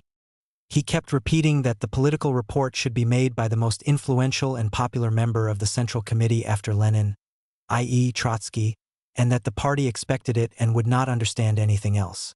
In his feigned attempts at friendliness, he seemed even more alien than in his frank exhibitions of enmity, the more so because his motives were so obvious. Zinoviev soon returned from the Caucasus. At that time, very close factional conferences were continually being held behind my back. Zinoviev demanded that he be allowed to make the political report. Kamenev was asking the old Bolsheviks, the majority of whom had at some time left the party for 10 or 15 years, are we to allow Trotsky to become the one person empowered to direct the party and the state? They began more frequently to rake up my past and my old disagreements with Lenin. It became Zinoviev's specialty. In the meantime, Lenin's condition took a sharp turn for the worse, so that danger no longer threatened there. The trio decided that the political report should be made by Zinoviev. I raised no objection when, after due preparation behind the scenes, the question was put before the Politburo. Everything bore the stamp of a temporary arrangement. No disagreements were manifest, just as no independent line could be found anywhere in the policy of the trio. My theses on industry were at first accepted without discussion. But when it seemed certain that there was no prospect of Lenin's returning to work, the trio made a sharp about-face, frightened by the too peaceful preparations for the Congress. It was looking now for a chance to line itself up against me in the upper circle of the party. At the last moment before the Congress, Kamenev proposed the addition of a clause about the peasantry to my resolution, which had already been approved. There would be no sense in dwelling on the subject matter of this amendment, which had no theoretical or political importance, but was designed as an act of provocation, to provide the basis for accusations, so far, only behind the scenes of my underappreciation of the peasantry. 3 years after his break with Stalin, Kamenev, with his characteristic good-humored cynicism, told me how they had cooked up this accusation, which of course none of its authors took seriously. Political morals proceed from politics itself, and are one of its functions. Only a politics that serves a great historical task can ensure itself morally irreproachable methods. On the contrary, the lowering of the level of political aims inevitably leads to moral decline. Figaro, as everyone knows, refused to differentiate at all between politics and intrigue. And he lived before the advent of the era of parliamentarism. When the moralists of the bourgeois democracy attempt to perceive the source of bad political morals in revolutionary dictatorship as such, one can only shrug one's shoulders compassionately. It would be very instructive to make a cinematic record of modern parliamentarism, if but for a single year. But the camera should be placed not alongside the President of the Chamber of Deputies at the moment when a patriotic resolution is being adopted, but in quite other places. In the offices of bankers and industrialists, in the private rooms of editorial offices, in the palaces of the princes of the church, in the salons of political ladies, in the ministries, and, with it, let the eye of the camera record also the secret correspondence of the party leaders. On the other hand, it would be perfectly right to say that very different demands should be imposed on the political morals of a revolutionary dictatorship and on those of parliamentarism. The sharpness of the weapons and methods of dictatorship demands watchful antiseptics. A dirty slipper is nothing to fear, but an unclean razor is very dangerous. The very methods of the trio were, in my eyes, a sign of political backsliding. The chief difficulty that the conspirators faced was that of coming out openly against me before the masses of the people. The workers knew Zinoviev and Kamenev and listened to them readily. But their behavior during 1917 was still too fresh in everyone's memory. They had no moral authority in the party. Stalin, beyond the narrow circle of the old Bolsheviks, was almost unknown. Some of my friends used to say to me, "They will never dare to come out against you in the open. In the minds of the people you are too inseparably bound to Lenin's name. It is impossible to erase the October Revolution, or the Red Army, or the Civil War." I did not agree with this. In politics, and especially in revolutionary politics, popular names of acknowledged authority play a very important, sometimes gigantic, but yet not decisive part. In the final analysis, the fate of personal authority is determined by the deeper processes going on in the masses. During the rising tide of the revolution, the slanders against the Bolshevist leaders only strengthened the Bolshevists. During the ebb tide of the revolution, the slanders against the same men were able to provide the weapons of victory for the Thermidorian reaction. The objective processes in the country and in the world arena were helping my opponents. But their task, nevertheless, was no easy one. The literature, press, and agitators of the party were still living on the memories of the preceding days passed under the sign of Lenin and Trotsky. It was necessary to turn all this around 180 degrees, not at once, of course, but by several stages. To show the extent of the turn, one must give at least a few illustrations of the prevailing tone of the party press toward the leading figures of the revolution. On October 14, 1922, at the time when Lenin had already returned to work after his first stroke, Rodek wrote in the Pravda, "If Comrade Lenin may be called the reason of the revolution, dominating through his transmission of will, Comrade Trotsky may be characterized as the iron will bridled by reason." Trotsky's speech sounded like a bell summoning to work. All its importance, all its meaning, as well as the meaning of our work during the last few years, appears very dearly. And so forth. It is true that Rodek's personal exuberance became a byword. He was capable of saying one thing and just as capable of following it with another. Much more important is the fact that these lines were printed in the central organ of the party, while Lenin was still alive, without jarring on anyone's ears. In 1923, with the conspiracy of the trio already a fact, Lunacharsky was one of the first to try to raise Zinovyev's prestige. But how did he set about his work? Of course, he wrote in his character sketch of Zinovyev, "Lenin and Trotsky have become the most popular, whether loved or hated, personalities of our epoch, perhaps of the whole world. Zinovyev somewhat recedes before them. But then Lenin and Trotsky had for so long been regarded in our ranks as men of such great gifts, as such undisputed leaders, that no one was much surprised at their amazing growth during the revolution. If I quote these pompous panegyrics in somewhat doubtful taste, I do it only because I need them as elements in the general picture, or, if you like, as evidence for a court trial. It repels me to have to quote yet a third witness, Yaroslavsky, whose panegyrics are perhaps even more insufferable than his calumnies. This man now plays a most important R6 in the party, Mayasuranji by his insignificant stature the depth of the downfall of its leadership. Yaroslavsky rose to his present position entirely by his slandering of me. As the official corrupter of the history of the party, he represents the past as an unbroken struggle of Trotsky against Lenin. It goes without saying that Trotsky underappreciated the peasantry, ignored the peasantry, did not notice the peasantry. But in February of 1923, that is, at a time when Yaroslavsky must already have been familiar with my relations to Lenin and my views on the peasantry, in a long article dealing with the first steps of my literary activity, the years 1900 to 1902, he characterized my past in the following way. The brilliant work of Comrade Trotsky as a writer and publicist has earned him the world name of Prince of Pamphleteers, as he was called by the English author George Bernard Shaw. Those who have watched his activity for a quarter of a century will find that his talent shone with particular brightness. Missing passage, and so on and so forth. Many readers must have seen the much reproduced photograph of the youthful Trotsky, etc.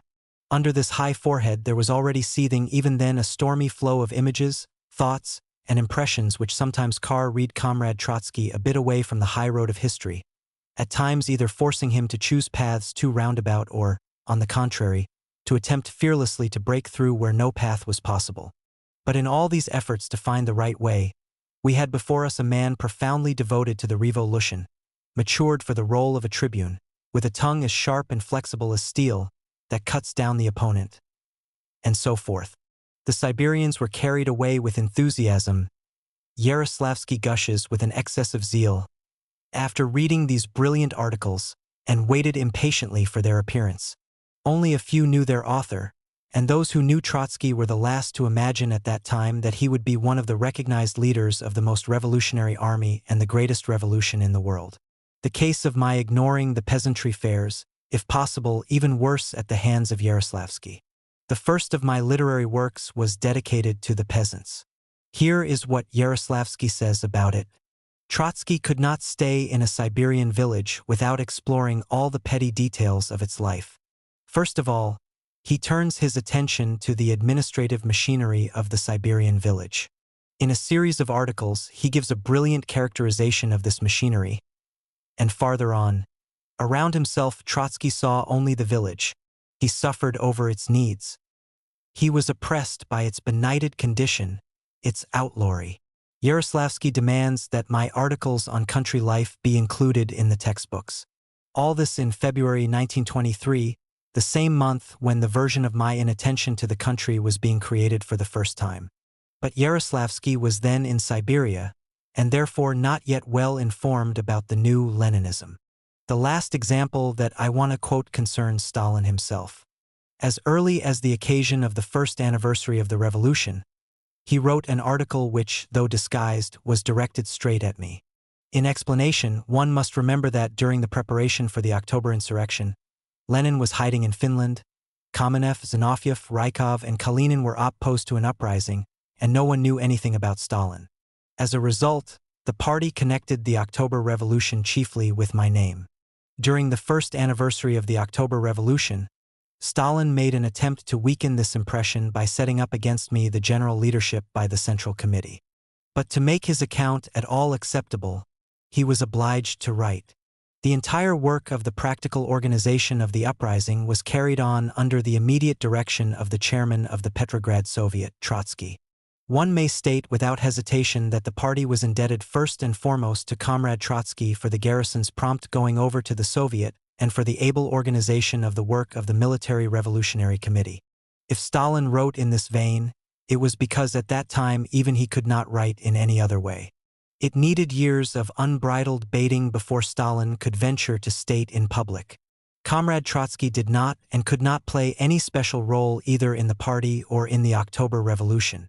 When the contradiction was pointed out to him, he replied by merely redoubling his rudeness. The trio could under no circumstances pit itself against me. Could pit against me only Lenin. But for this it was necessary that Lenin himself no longer be able to oppose the trio. In other words, the success of their campaign required either a Lenin who was fatally ill, or his embalmed corpse in a mausoleum.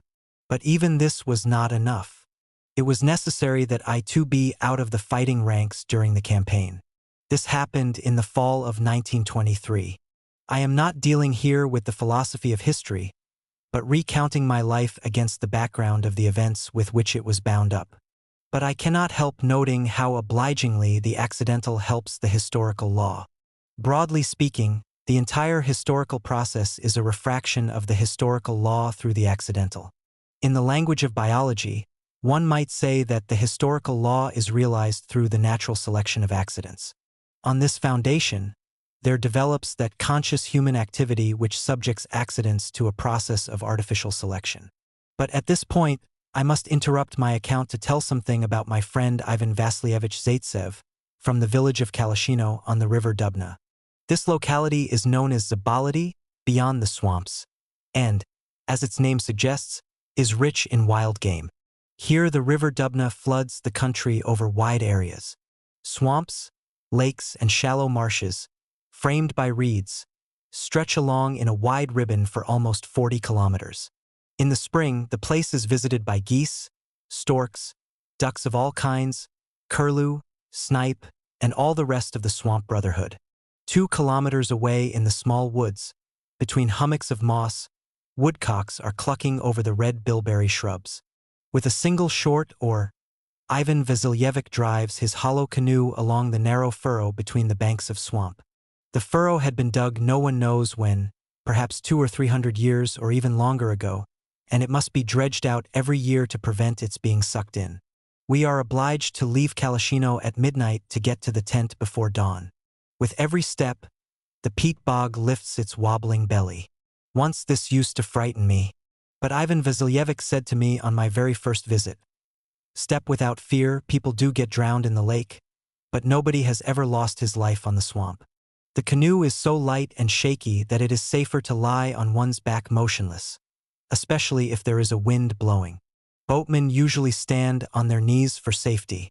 Only Ivan Vasilyevich, though lame in one leg, stands upright.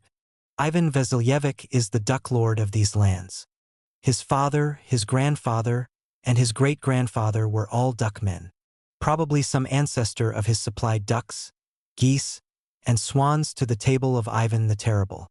Zaitsev has no interest in moorcocks, woodcocks, or curlews. "Not of my guild," he will say cursorily, but he knows the duck through and through, its feathers, its voice, its soul.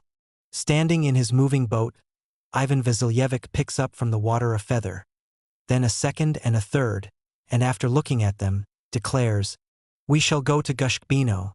The duck rested there in the evening. How do you know? The feather, you see, floats on the water. It is not soaked yet. A fresh feather. The duck was flying in the evening, and there is no other place she could fly to but Gushchino. And so, whereas other sportsmen bring back a brace or two, Ivan and I bring 5 or even 8 braces. His the merit, mine the credit. It often happens so in life. In the reed tent, Ivan Vasilyevich would put his rough palm to his lips and begin quacking like a duck, so tenderly that the most cautious drake, shot at many a time, would succumb to the spell and come swinging around the tent or a light plop on the water a few paces off, so that one actually felt ashamed to shoot it. Zaitsev notices everything, knows everything, senses everything. "Get ready," he whispers to me. "The drake is heading right toward you." I see the 2 commas of his wings far off over the woods, but cannot figure out that this is a drake. Such mysteries are open only to Ivan Vasilyevich, the great master of the Duck Guild. But the drake is really heading toward me. If you miss, Ivan Vasilyevich will emit a low, polite groan. But it is better never to have been born than to hear this groan behind you. Before the war, Zaitsev worked in a textile factory. In the winter, he now goes to Moscow to work as a fireman or in a power station. During the first years after the revolution, battles were going on all over the country, woods and peat bogs were burning, the fields were bare, and the ducks stopped flying. Zaitsev had his doubts then about the new regime. But after 1920, the ducks came again, this time in hordes, and Ivan Vasilyevich fully recognized the Soviet power. About 2 kilometers from here, a small Soviet wick factory ran for a year. Its director was the former chauffeur of my military train. Zaitsev's wife and daughter used to bring home about 30 rubles a month apiece. This was untold wealth. But the factory soon supplied the whole district with wicks and then closed down, and the duck again became the basis of the family's well-being. One May Day, Ivan Vasilyevich found himself in a large Moscow theater, among the guests of honor on the stage. Ivan Vasilyevich sat in the first row, with his lame leg under him, showing a little embarrassment but, as always, a marked dignity, and listened to my report. He had been brought there by Murilov, with whom I usually shared the joys and sorrows of game shooting. Ivan Vasilyevich was pleased with the report, understood absolutely everything, and recounted it all back at Kalashino. This cemented the friendship of the 3 of us even more solidly. It should be noted that the old hunters, especially from the parts near Moscow, are all spoiled. They rubbed shoulders with the great of the earth and are masters of flattery, lying, and braggadocio. But Ivan Vasilyevich is different. He has a great deal of simplicity, a power of observation, and personal dignity. It is because he is not at heart a trader, but an artist. Lenin also went hunting with Zaitsev, and Ivan Vasilyevich would always point out the place in a wooden shed where Lenin had lain on the hay. Lenin was passionately fond of game hunting, but he rarely went for a hunt. When he did, he usually got excited in spite of his great self-control in important things. Just as great strategists usually are bad chess players, so men with a genius for political marksmanship can be mediocre shots. I remember how Lenin, almost in despair, as if conscious of something that could never be repaired, complained to me of missing a fox at 25 paces in a drive hunt. I understood him, and my heart swelled with sympathy. Lenin and I never had a chance to go hunting together, though we agreed to do so and made firm plans for it many times. In the first years after the revolution, there was generally no time for this sort of thing. Lenin occasionally managed to leave Moscow for the open spaces, but I was hardly ever free of the railway carriage, the staffs, or the automobile, and I did not once have a shotgun in my hands. And in the later years, after the end of the Civil War, something unforeseen was always cropping up to prevent one or the other of us from keeping our agreement. Later on, Lenin's health began to give way. A short time before he was laid low, we arranged to meet on the River Shosha in Tver province. But Lenin's automobile got stuck on the country road, and I waited for him in vain. When he recovered from his first stroke, he fought insistently to go shooting game. Finally, the doctors yielded, on the condition that he not overexert himself. At some agronomic conference, Lenin sidled up to Muralov. "You and Trotsky often go game shooting together, don't you?" "Sometimes." "And do you fare well?" "Sometimes." "Take me with you, will you?" "But are you allowed to go?" Muralov asks cautiously. "Of course I am allowed. So you will take me?" "How can I refuse to take you, Vladimir Ilyich? I'll give you a ring, shall I?" "We'll be looking forward to it." But Lenin did not ring. His illness rang a second time instead. Then death.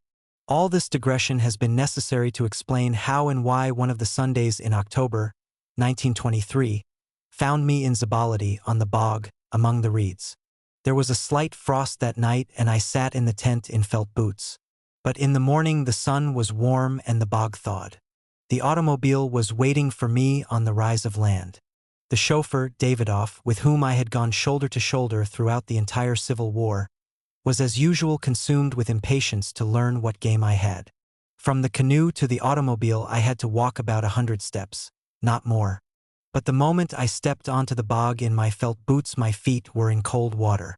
By the time I leaped up to the automobile, my feet were quite cold. Sitting beside Davidov, I took off my boots and tried to warm my feet by the heat of the motor. But the cold got the better of me. I had to stay in bed. After the influenza, some cryptogenic temperature set in. The doctors ordered me to stay in bed, and thus I spent the rest of the autumn and winter.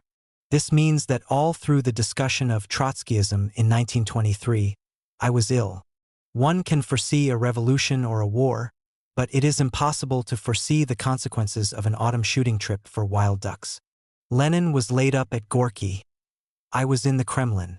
The epigones were widening the circle of the conspiracy. At first they proceeded cautiously and insinuatingly, adding to their praise ever larger doses of poison. Even Zinoviev, the most impatient of them, surrounded his slander with reservations. The authority of Comrade Trotsky is known to everyone. Zinoviev was saying at the party conference in Petrograd on December 15, 1923, as well as his services. In our midst, there is no need of dwelling on it. But errors remain errors. When I erred, the party pulled me up sharply enough. And so on, in that cowardly yet aggressive tone that was for so long the one characteristic of the conspirators. Only after a deeper sounding of their ground, and a further occupying of positions, did they grow bolder. A whole science was created for fabricating artificial reputations, composing fantastic biographies, and boosting the appointed leaders. A special small science was devoted to the question of the honorary presidium. Since October, it had been the custom at the meetings to elect Lenin and Trotsky to the honorary presidium. The combination of these two names was included in everyday speech, in articles, poems, and folk ditties. It now became necessary to separate the two names, at least mechanically, so that later on it might be possible to pit one against the other politically. Now the Presidium began to chide all the members of the Politburo. Then they began to be placed on the list in alphabetical order. Later on, the alphabetical order was abandoned in favor of the new hierarchy of leaders. The first place came to be accorded to Zinoviev, in that Petrograd set the example. Some time later, the honorary presidiums would appear here and there without Trotsky at all. Stormy protests from the body of the gathering always greeted this, and on occasion the chairman was obliged to explain the omission of my name as a mistake. But the newspaper report was of course silent on this point. Then the first place began to be given to Stalin. If the chairman was not clever enough to guess what was required of him, he was invariably corrected in the newspapers. Careers were made and unmade in accordance with the arrangement of names in the honorary presidium. This work, the most persistent and systematic of all, was justified by the necessity of fighting against the cult of the leaders. At the Moscow Conference of January 1924, Preobrazhensky said to the Epigones, "Yes, we are against the cult of the leaders, but we are also against practicing, instead of the cult of one leader, the cult of others merely of smaller stature." Those were hard days. My wife writes in her memoirs, "Days of tense fighting for Lev Davidovich at the Politburo against the rest of the members. He was alone and ill and had to fight them all. Owing to his illness, the meetings were held in our apartment. I sat in the adjoining bedroom and heard his speeches. He spoke with his whole being. It seemed as if with every such speech he lost some of his strength. He spoke with so much blood, and in reply I heard cold, indifferent answers. Everything, of course, had been decided in advance, so what was the need of getting excited? After each of these meetings, LD's temperature mounted. He came out of his study soaked through, and undressed and went to bed. His linen and clothes had to be dried as if he had been drenched in a rainstorm. At that time, the meetings were frequent and were held in LD's room, whose faded, old carpet appeared in my dream every night in the shape of a live panther. The meetings during the day became nightmares. Such was the first stage of the struggle before it came out into the open. In the later struggle by Zinoviev and Kamenev against Stalin, the secrets of this period were disclosed by the members of the conspiracy themselves. For it was a real conspiracy. A secret political bureau of 7 was formed. It comprised all the members of the official Politburo except me, and included also Kuybyshev, the present chairman of the Supreme Economic Council.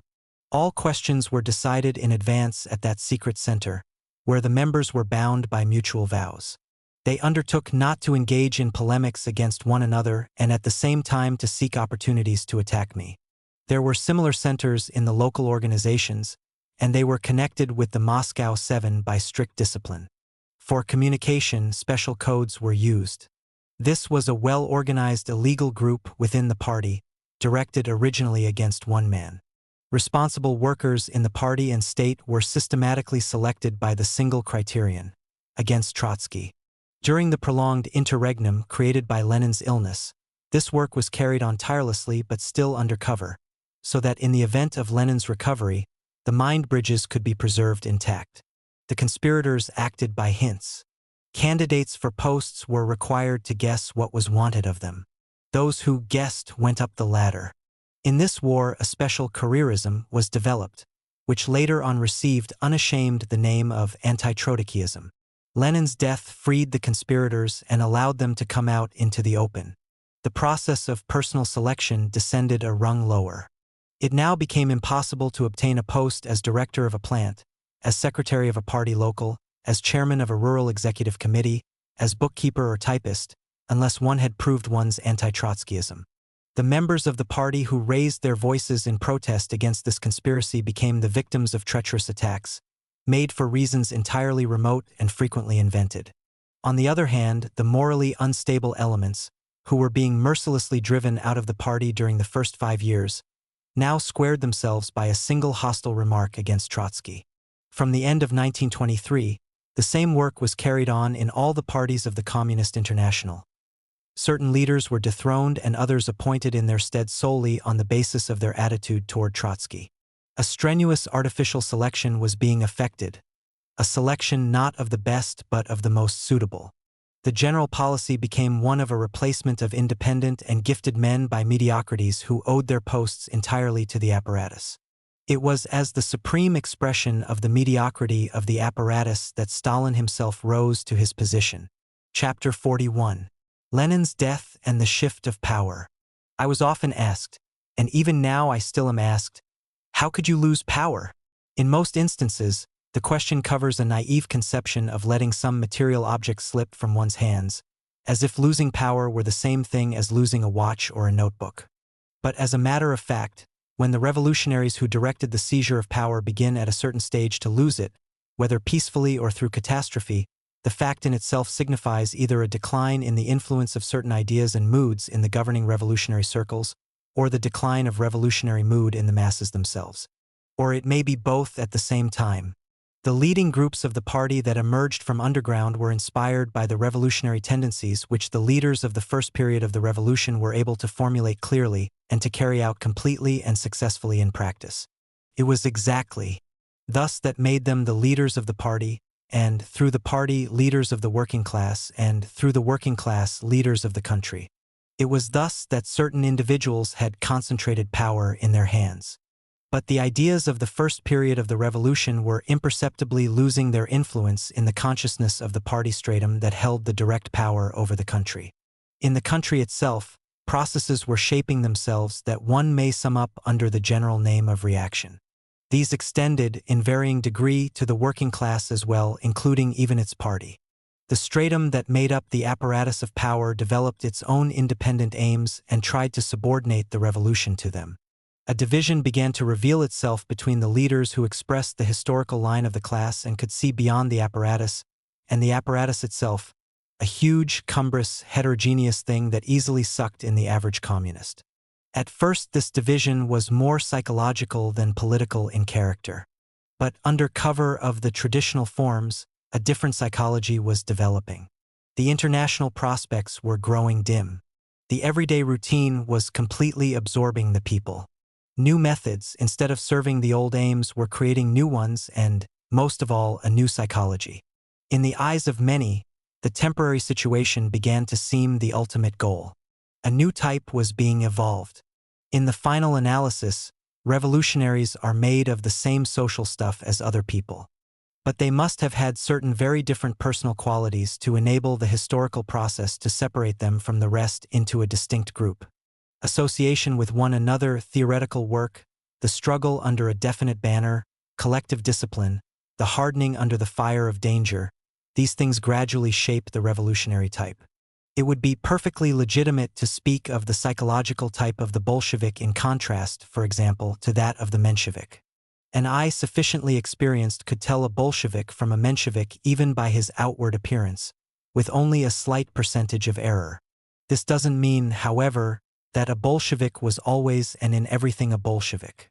To absorb a certain philosophic outlook into one's flesh and blood, to make it dominate one's consciousness, and to coordinate with it one's sensory world is given not to everyone but to only a few. In the working masses, a substitute is found in the class instinct, which in critical periods attains a high degree of sensitiveness. But there are many revolutionaries in the party and the state who come from the masses but have long since broken away from them, and who, because of their position, are placed in a separate and distinct class. Their class instinct has evaporated. On the other hand, they lack the theoretical stability and outlook to envisage the process in its entirety. Their psychology retains many unprotected surfaces, which, with the change of circumstances, expose them to the easy penetration of foreign and hostile ideological influences. In the days of the underground struggle, of the uprisings, and the Civil War, people of this type were merely soldiers of the party. Their minds had only one string, and that sounded in harmony with the party tuning fork. But when the tension relaxed and the nomads of the revolutions passed on to settled living, the traits of the man in the street, the sympathies and tastes of self-satisfied officials, revived in them. Quite frequently I heard isolated remarks of Kalinin, Voroshilov, Stalin, or Rykov with alarm. Where does this come from? I asked myself, from what well does it gush? When I came to a meeting and found groups engaged in conversation, often they would stop when they saw me. There was nothing directed against me in those conversations, nothing opposed to the principles of the party. But they showed an attitude of moral relaxation, of self-content and triviality. People began to feel an urge to pour out these new moods upon each other, moods in which the element of Philistine gossip came to have a very prominent place. Heretofore they had realized the impropriety of this sort of thing not only in Lenin's or my presence but even with one another. On occasions when vulgarity showed itself, for example, on the part of Stalin, Lenin, without even lifting his head from his papers, would look around as if trying to find someone else who was repelled by the remark. In such cases, a swift glance, or an intonation in the voice was enough to reveal indisputably to both of us our solidarity in these psychological appraisals. If I took no part in the amusements that were becoming more and more common in the lives of the new governing stratum, it was not for moral reasons, but because I hated to inflict such boredom on myself. The visiting at each other's homes, the assiduous attendance at the ballet, the drinking parties at which people who were absent were pulled to pieces, had no attraction for me. The new ruling group felt that I did not fit in with this way of living, and they did not even try to win me over. It was for this very reason that many group conversations would stop the moment I appeared, and those engaged in them would cut them short with a certain shamefacedness and a slight bitterness toward me. This was, if you like, a definite indication that I had begun to lose power. I am here limiting myself to the psychological aspect of the matter and disregarding its social basis, that is, the changes in the anatomy of the revolutionary society. In the final reckoning, it is, of course, these latter changes that decide. But in actual life, it is their psychological reflection that one encounters directly. The inner events were developing rather slowly, facilitating the molecular processes of the transformation of the upper stratum, and leaving no opening for contrasting the two irreconcilable positions before the masses. One must add that the new moods were for a long time, and still are, disguised by traditional formulas. This made it all the more difficult to determine how far the process of metabolism had gone. The Thermidor conspiracy at the end of the 18th century, prepared for by the preceding course of the revolution, broke out with a single blow and assumed the shape of a sanguinary finale. Our Thermidor was long drawn out. The guillotine found its substitute, at least for a while, in intrigue. The falsifying of the past, systematized on the conveyor plan, became a weapon for the ideological re-arming of the official party. Lenin's illness and the expectation of his return to the leadership made the temporary situation indefinite, and it lasted, with an interval, for over 2 years. If the revolution had been in the ascendancy, the delay would have played into the hands of the opposition. But the revolution on the international scale was suffering one defeat after another, and the delay accordingly played into the hands of the national reformism by automatically strengthening the Stalin bureaucracy against me and my political friends. The out-and-out Philistine, ignorant, and simply stupid baiting of the theory of permanent revolution grew from just these psychological sources. Gossiping over a bottle of wine or returning from the ballet, one smug official would say to another, "He can think of nothing but permanent revolution." The accusations of unsociability, of individualism, of aristocratism were closely connected with this particular mood. The sentiment of not all and always for the revolution, but something for oneself as well, was translated as down with permanent revolution. The revolt against the exacting theoretical demands of Marxism and the exacting political demands of the revolution gradually assumed, in the eyes of these people, the form of a struggle against Trotskyism. Under this banner, the liberation of the Philistine in the Bolshevik was proceeding.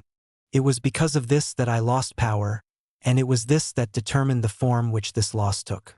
I have said before that Lenin, from his deathbed, was preparing a blow at Stalin and his allies, Dzerzhinsky and Ordzhonikidze. Lenin valued Dzerzhinsky highly. The estrangement began when Dzerzhinsky realized that Lenin did not think him capable of directing economic work. It was this that threw Dzerzhinsky into Stalin's arms, and then Lenin decided to strike at him as one of Stalin's supports. As for Ordzhonikidze, Lenin wanted to expel him from the party for his ways of a governor-general. Lenin's note promising the Georgian Bolsheviks his full support against Stalin, Dzerzhinsky, and Ordzhonikidze was addressed to Mdivani. The fates of the four reveal most vividly the sweeping change in the party engineered by the Stalin faction. After Lenin's death, Dzerzhinsky was put at the head of the Supreme Economic Council, that is, in charge of all state industries. Ordzhonikidze, who had been slated for expulsion, has been made the head of the Central Control Commission. Stalin not only has remained the general secretary, contrary to Lenin's wish, but has been given unheard-of powers by the apparatus. Finally, Budu Mdivani, whom Lenin supported against Stalin, is now in the Tobolsk prison. A similar regrouping has been effected in the entire directing personnel of the party and in all the parties of the International, without exception. The epoch of the epigones is separated from that of Lenin not only by a gulf of ideas, but also by a sweeping overturn in the organization of the party. Stalin has been the chief instrument in carrying out this overturn. He is gifted with practicality, a strong will, and persistence in carrying out his aims. His political horizon is restricted, his theoretical equipment primitive. His work of compilation, The Foundations of Leninism, in which he made an attempt to pay tribute to the theoretical traditions of the party, is full of sophomoric errors. His ignorance of foreign languages compels him to follow the political life of other countries at second hand. His mind is stubbornly empirical and devoid of creative imagination. To the leading group of the party in the wide circles he was not known at all. He always seemed a man destined to play second and third fiddle. And the fact that today he is playing first is not so much a summing up of the man as it is of this transitional period of political backsliding in the country. Helvetius said it long ago, "Every period has its great men, and if these are lacking, it invents them." Stalinism is above all else the automatic work of the impersonal apparatus on the decline of the revolution. Lenin died on January 21, 1924. Death was for him merely a deliverance from physical and moral suffering. He must have felt it intolerably humiliating to be so utterly helpless, and especially to lose his power of speech while he was still fully conscious. He grew unable to endure the patronizing tone of the doctors, their banal jokes and their false encouragements. While he was still able to speak, he casually put test questions to the doctors, caught them unawares in contradictions, insisted on additional explanations, and dipped into the medical books himself. In this case, as in everything else, he was striving most of all for clarity. The only medical man he could endure was Fyodor Alexandrovich Gedier. A good physician and a good man, unsullied by the traits of a courtier, Gedier was attached to Lenin and Krupskaya by a genuine affection. During the period when Lenin would not allow any other doctor to come near him, Gedier continued to visit him. Gedier was also a close friend and house physician to my family during all the years of the revolution. Thanks to him, we always had most trustworthy and intelligent reports on the condition of Vladimir Ilyich, to supplement and correct the impersonal official bulletins. More than once, I asked Gedier whether Lenin's intellect would retain its power in case of recovery. Gedier answered me in this strain: the tendency to fatigue would increase, there would not be the former clarity in work, but a virtuoso would remain a virtuoso. In the interval between the first and second strokes, this prediction was confirmed to the letter. Toward the end of the meetings of the Politburo, Lenin gave one the impression of being a hopelessly tired man. All the muscles of his face sagged, the gleam went out of his eyes, and even his formidable forehead seemed to shrink, while his shoulders drooped heavily. The expression of his face and of his entire figure might have been summed up in a word: tired. At such ghastly moments, Lenin seemed to me a doomed man. But with a good night's sleep, he would recover his power of thought. The articles written in the interval between his two strokes hold their own with his best work. The fluid of the source was the same, but the flow was growing less. Even after the second stroke, Gedier did not take away all hope. But his reports continued to grow more pessimistic. The illness dragged on. Without malice or mercy, the blind forces of nature were sinking the great sick man into a state of impotence from which there was no way out. Lenin could not and should not have lived on as an invalid. But still we did not abandon hope for his recovery. In the meantime, my own indisposition lingered on. At the insistence of the doctors, writes N.I. Sadova, LD was moved to the country. There Gedier visited the sick man, for whom he had a tender regard. Politics did not interest him, but he suffered deeply for us without knowing how to express his sympathy. The persecution of LD caught him unprepared. He did not understand it, and was waiting and worrying. At Arkhangelskoye, he spoke to me excitedly about the necessity of taking LD to Sukhum. In the end, we decided to take the step. The journey, which was long in itself via Baku, Tiflis, and Batum, was made still longer by the snowdrifts that covered the tracks. But the traveling had a soothing effect. The farther we went from Moscow, the more we broke away from the depression that we had found there of late. But in spite of it all, I still had the feeling that I was accompanying a very sick man. The uncertainty tried one's patience. What sort of life would there be at Sukhum? Would we have enemies or friends about us there? January 21st found us at the station in Tiflis, on our way to Sukhum. I was sitting with my wife in the working half of my car, with the high temperature that was the usual thing at that time. There was a knock on the door, and my faithful assistant, Sirmux, who was accompanying me to Sukhum, entered. From his manner as he walked in, from his livid gray face as he handed me a sheet of paper, looking past me with glassy eyes, I sensed a catastrophe. It was the decoded telegram from Stalin telling me that Lenin had died. I passed it to my wife. She had already guessed it. The Tiflis authorities soon received a similar telegram. The news of Lenin's death was spreading in ever-widening rings. I got the Kremlin on the direct wire. In answer to my inquiry, I was told, "The funeral will be on Saturday. You can't get back in time, and so we advise you to continue your treatment." Accordingly, I had no choice. As a matter of fact, the funeral did not take place until Sunday, and I could easily have reached Moscow by then. Incredible as it may appear, I was even deceived about the date of the funeral. The conspirators surmised correctly that I would never think of verifying it, and later on they could always find an explanation. I must recall the fact that the news of Lenin's first illness was not communicated to me until the third day. This was a system. The object was to gain time. The Tiflis comrades came to demand that I write on Lenin's death at once. But I knew only one urgent desire, and that was to be alone. I could not stretch my hand to lift my pen.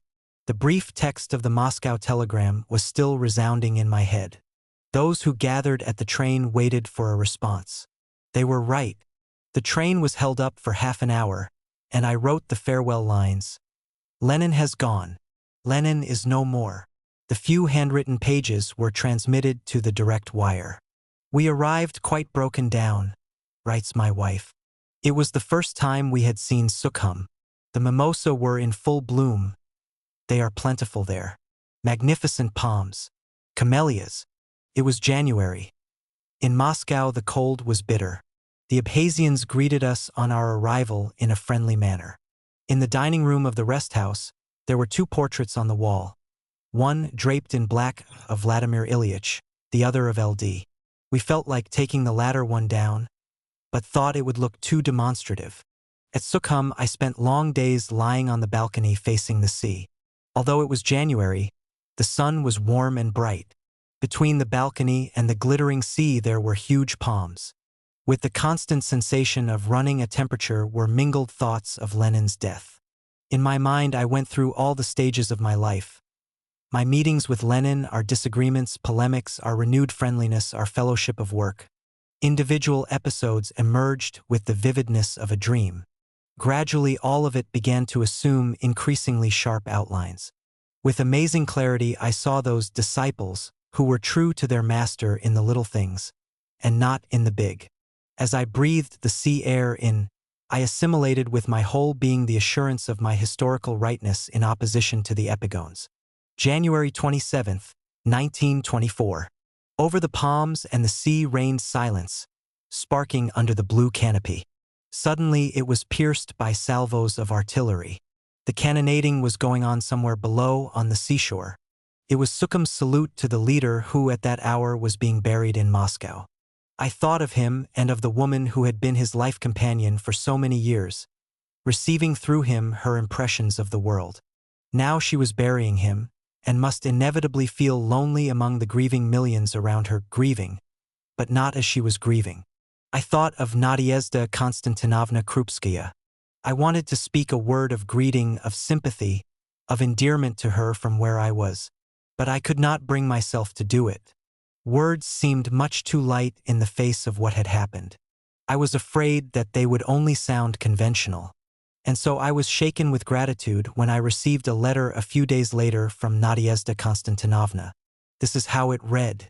Dear Elevy Davidovich, I write to tell you that about a month before his death, as he was looking through your book, Vladimir Ilyich stopped at the place where you sum up Marx and Lenin and asked me to read it over again to him.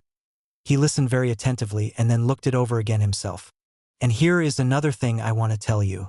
The attitude of VI toward you at the time when you came to us in London from Siberia has not changed until his death. I wish you, Lev Davidovich, strength and health, and I embrace you warmly. N. Krupskaya. In the book which Vladimir Ilyich was looking over before his death, I compared Lenin with Marx. I knew only too well Lenin's attitude toward Marx, an attitude made up of a disciple's grateful love and of the pathos of distance. The relationship between master and disciple became, in the course of history, the relationship of the theoretical precursor and the first realizer.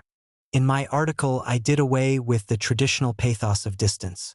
Marx and Lenin, so closely linked historically and yet so different, were to me the two unsurpassable summits of man's spiritual power. And I rejoiced at the thought that Lenin had read my lines about him attentively a short time before he died, and probably with emotion, since for him, as for me, the Marx scale was the most titanic for measuring human personality. And with emotion I now read Krupskia's letter. She took two extreme points in my connection with Lenin: the October day in 1902 when, after escaping from Siberia, I had raised Lenin from his hard London bed early in the morning, and the end of December 1923 when Lenin had twice read my appreciation of his life work.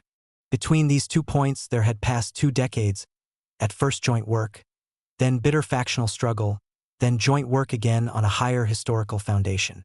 In Hegel's phrase, thesis, antithesis, synthesis. And now Krupskia bore witness that Lenin's attitude toward me, despite the protracted period of antithesis, remained the London one. That is, one of warm support and friendly sympathy, but now on a higher historical plane. Even if there were nothing else, all the folios of the dissemblers could not outweigh in the judgment of history this little note written by Krupskia a few days after Lenin's death. Considerably delayed by the snow, the newspapers began to bring us the memorial speeches, obituaries, and articles. Our friends were expecting LD to come to Moscow and thought that he would cut short his trip in order to return, since no one imagined that Stalin's telegram had cut off his return. I remember my son's letter, received at Sukhum. He was terribly shocked by Lenin's death, and though suffering from a cold with a temperature of 104, he went in his not very warm coat to the Hall of Columns to pay his last respects, and waited with impatience for our arrival. One could feel in his letter his bitter bewilderment and diffident reproach. This again is quoted from my wife's notes. A delegation of the Central Committee composed of Tomsky, Frunze, Pyatakov, and Gaziev came to me at Sukhum to coordinate with me in making changes in the personnel of the War Department. This was sheer farce. The renewal of the personnel in the War Department had for some time been going on at full speed behind my back, and now it was simply a matter of observing the proprieties. The first blow in the War Department fell on Sklyansky. He was the first to bear Stalin's revenge for the latter's reverses before Tsaritsyn, his failure on the Southern Front, and his adventure before Lvov. Intrigue reared high its serpentine head. To uproot Sklyansky, and me in the future, an ambitious but talentless intriguer named Unschlicht had been installed in the War Department a few months before. Sklyansky was dismissed and Frunze, who was in command of the armies in the Ukraine, was appointed in his place. Frunze was a serious person. His authority in the party, due to his sentence of hard labor in Siberia in the past, was higher than the more recent authority of Sklyansky. Furthermore, he had revealed an indisputable talent for military leadership during the war. But as a military administrator, he was far inferior to Sklyansky. He was too apt to be carried away by abstract schemes. He was a poor judge of character, and he succumbed easily to the influence of experts, especially those of the second order. But I must finish Sklyansky's story. With that rudeness characteristic of Stalin, without even being consulted about it, he was transferred to economic work. Dzerzhinsky, who was glad to get rid of Unskicht, his deputy at the GPU, and secure for industry such a first-class administrator as Sklyansky, put him in charge of the Cloth Trust. With a shrug of his shoulders, Sklyansky plunged into his new work. A few months later, he decided to visit the United States, to look about, study, and buy machinery. Before he left, he called on me to say goodbye and to ask my advice. We had worked hand in hand during the years of civil war. But our talk had usually been about troop units, military rules, speeding up the graduation of officers, supplies of copper and aluminum for military plants, uniforms and food, rather than about the party. We were both too busy for that.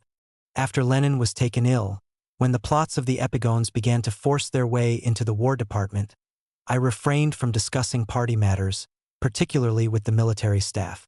The situation was very indefinite. The differences were then only beginning to crop up, and the forming of factions in the army concealed many dangers. Later on, I was ill myself. At that meeting with Sklyansky in the summer of 1925, when I was no longer in charge of the War Department, we talked over almost everything. "Tell me," Sklyansky asked, "what is Stalin?" Sklyansky knew Stalin well enough himself. He wanted my definition of Stalin and my explanation of his success. I thought for a minute.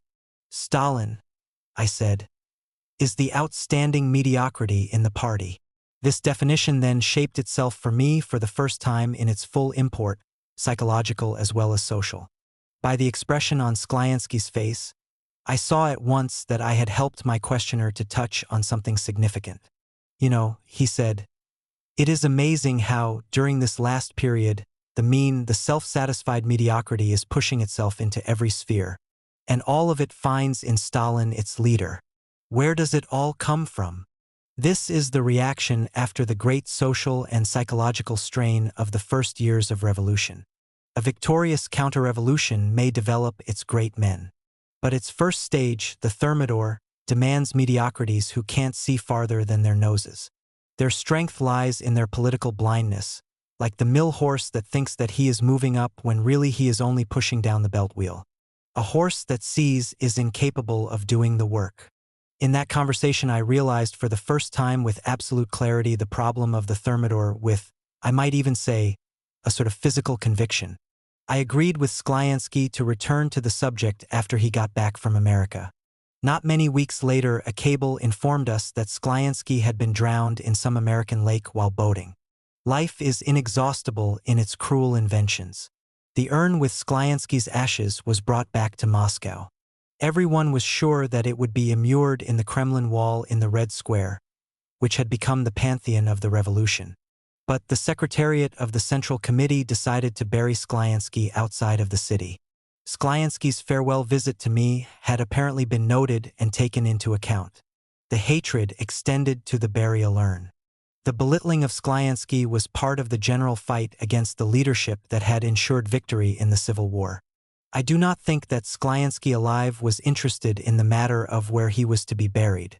But the decision of the Central Committee took on a character of personal and political meanness. Throwing aside my sense of repulsion, I called Molotov. But the decision could not be altered. History has yet to pass its verdict on it. In the autumn of 1924, my temperature again began to mount. By that time, another discussion had blazed up, brought about this time from above in accordance with some prearranged plan. In Leningrad, in Moscow, and in the provinces, hundreds and thousands of preliminary secret conferences had been held to prepare the so-called discussion. To prepare, that is, a systematic and well-organized baiting, now directed not at the opposition but at me personally. When the secret preparations were over, at a signal from the Pravda, a campaign against Trotskyism burst forth simultaneously on all platforms, in all pages and columns, in every crack and corner. It was a majestic spectacle of its kind. The slander was like a volcanic eruption. It was a great shock to the large mass of the party. I lay in bed with a temperature and remained silent. Press and orators did nothing but expose Trotskyism, although no one knew exactly what it meant. Day after day they served up incidents from the past, polemical excerpts from Lenin's articles of 20 years standing, confusing, falsifying, and mutilating them, and in general presenting them as if everything had happened just the day before. No one could understand anything of all this. If it had really been true, then Lenin must have been aware of it. But was there not the October Revolution after all that? Was there not the Civil War after the Revolution? Had not Trotsky worked together with Lenin in creating the Communist International? Were not Trotsky's portraits hanging everywhere next to those of Lenin? But slander poured forth in a cold lava stream. It pressed down automatically on the consciousness and was even more devastating to the will. The attitude toward Lenin as a revolutionary leader gave way. Against my protests, a mausoleum was built on the Red Square, a monument unbecoming and offensive to the revolutionary consciousness. The official books about Lenin evolved into similar mausoleums. His ideas were cut up into quotations for hypocritical sermons. His embalmed corpse was used as a weapon against the living Lenin and against Trotsky. The masses were stunned, puzzled, and overawed. Thanks to its sheer bulk, the campaign of ignorant lies took on political potency. It overwhelmed, oppressed, and demoralized the masses. The party found itself condemned to silence. A regime was established that was nothing less than a dictatorship of the apparatus over the party. In other words, the party was ceasing to be a party. In the morning, papers were brought to me in bed. I looked over the cable reports and the titles and signatures of the articles. I knew those men well enough. I knew their inner thoughts, what they were capable of saying and what they had been ordered to say. In the majority of cases, they were men already exhausted by the revolution. Some were simply narrow-minded fanatics who had let themselves be deceived. Others were young careerists in a hurry to prove how invaluable they were. All of them contradicted each other and themselves. But the slander kept up incessantly in the newspapers. It howled and shrieked, drowning its contradictions and superficiality in its own noise. It succeeded by sheer volume alone. The second attack of LD's illness, writes N.I. Sadova, coincided with a monstrous campaign of persecution against him, which we felt as keenly as if we had been suffering from the most malignant disease. The pages of the Pravda seemed endless, and every line of the paper, even every word, a lie. LD kept silent. But what it cost him to maintain that silence. Friends called to see him during the day and often at night. I remember that someone once asked him if he had read that day's paper. He replied that he no longer read the newspapers, and it is true that he only took them up in his hands, ran his eyes over them, and then threw them aside. It seemed as if it were enough for him merely to look at them to know all that they contained. He knew only too well the cooks who had made the dish, and the same dish every day to boot. To read the papers at that time was exactly, he would say, like pushing a funnel brush into one's own throat. It might have been possible to force himself to read them if LD had decided to reply. But he remained silent. His cold lingered on, thanks to his critical nervous condition. He looked pale and thin. In the family we avoided talking about the persecution, and yet we could talk of nothing else. I remember how I felt when I went to my work every day at the Commissariat of Education. It was like running a gauntlet. But never once did anyone permit himself an unpleasant insinuation. Side by side with the inimical silence of the small ruling group, there was unquestionable sympathy from most of my colleagues. The life of the party seemed to be split in half. The inner, hidden life and the outward life for show only, and the two lives were in absolute contradiction to each other. Only a few brave souls ventured to reveal what was latent in the minds and hearts of most of those who concealed their sympathies under a monolithic vote. My letter to Cheeds against Lenin was published during this period. This episode, dating back to April 1913, grew out of the fact that the official Bolshevik newspaper then published in St. Petersburg had appropriated the title of my Viennese publication, the Pravda, a labor paper. This led to one of those sharp conflicts so frequent in the lives of the foreign exiles. In a letter written to Cheeds, who at one time stood between the Bolsheviks and the Mensheviks, I gave vent to my indignation at the Bolshevik Center and at Lenin. 2 or 3 weeks later, I would undoubtedly have subjected my letter to a strict censor's revision. A year or two later still it would have seemed a curiosity in my own eyes. But that letter was to have a peculiar destiny. It was intercepted on its way by the police department. It rested in the police archives until the October Revolution, when it went to the Institute of History of the Communist Party. Lenin was well aware of this letter. In his eyes, as in mine, it was simply the snows of yesteryear and nothing more. A good many letters of various kinds had been written during the years of foreign exile. In 1924, the Epigones disinterred the letter from the archives and flung it at the party, 3/4 of which at that time consisted of new members. It was no accident that the time chosen for this was the months immediately following Lenin's death. This condition was doubly essential. In the first place, Lenin could no longer rise to call these gentlemen by their right names, and in the second place, the masses of the people were torn with grief over the death of their leader. With no idea of the yesterdays of the party, the people read Trotsky's hostile remarks about Lenin and were stunned. It is true that the remarks had been made 12 years before, but chronology was disregarded in the face of the naked quotations. The use that the epigones made of my letter to Chedes is one of the greatest frauds in the world's history. The forged documents of the French reactionaries in the Dreyfus case are as nothing compared to the political forgery perpetrated by Stalin and his associates. Slander becomes a force only when it meets some historical demand. There must have been some shift, I reasoned, in social relations or in the political mood, if slander could find such an endless market. It is necessary to analyze the content of this slander. As I lay in bed, I had plenty of time to do so. From what does this accusation of Trotsky's wishing to rob the peasant derive? That formula which the reactionary agrarians, the Christian socialists, and the fascists always direct against socialists and against communists in particular. Whence this bitter baiting of the Marxist idea of permanent revolution, this national bragging which promises to build its own socialism. What sections of the people make demands for such reactionary vulgarity? And lastly, how and why this lowering of the theoretical level, this retrogression to political stupidity? Lying in bed, I went over my old articles, and my eyes fell on these lines written in 1909, at the peak of the reactionary regime under Stolypin. When the curve of historical development rises, public thinking becomes more penetrating, braver, and more ingenious. It grasps facts on the wing, and on the wing links them with the thread of generalization. But when the political curve indicates a drop, public thinking succumbs to stupidity.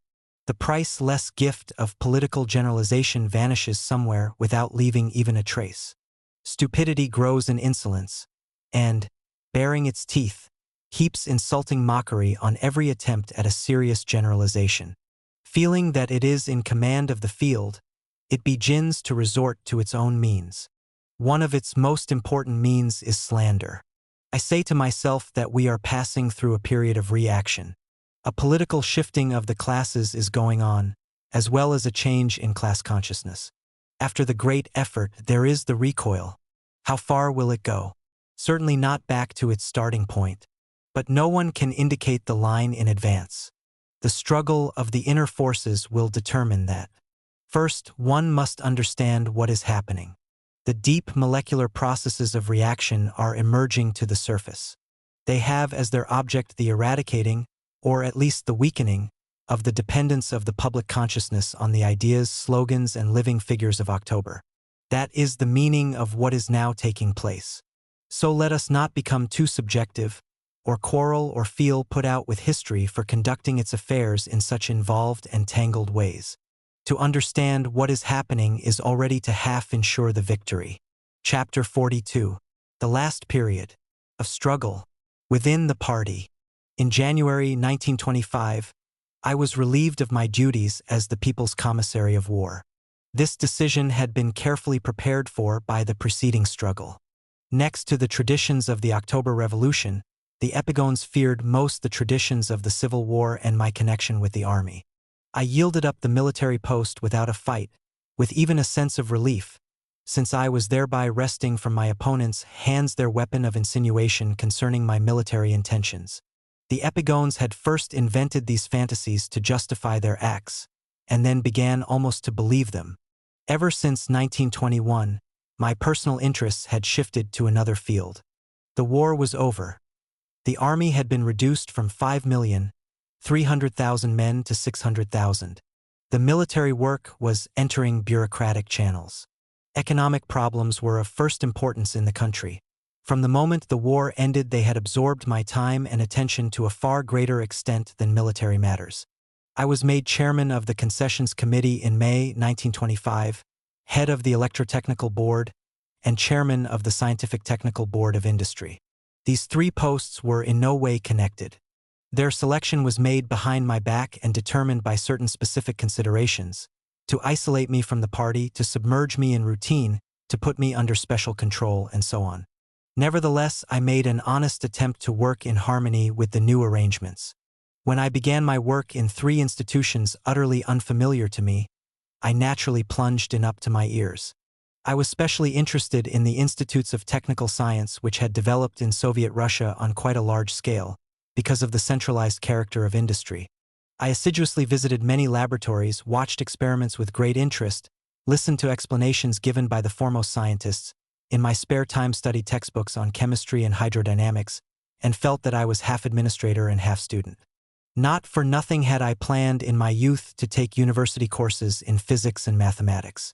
I was taking a rest from politics and concentrating on questions of natural science and technology. As head of the electrotechnical board, I visited power stations in the process of construction and made a trip to the Dnieper, where preparatory work on a large scale was underway in the construction of a hydroelectric power station.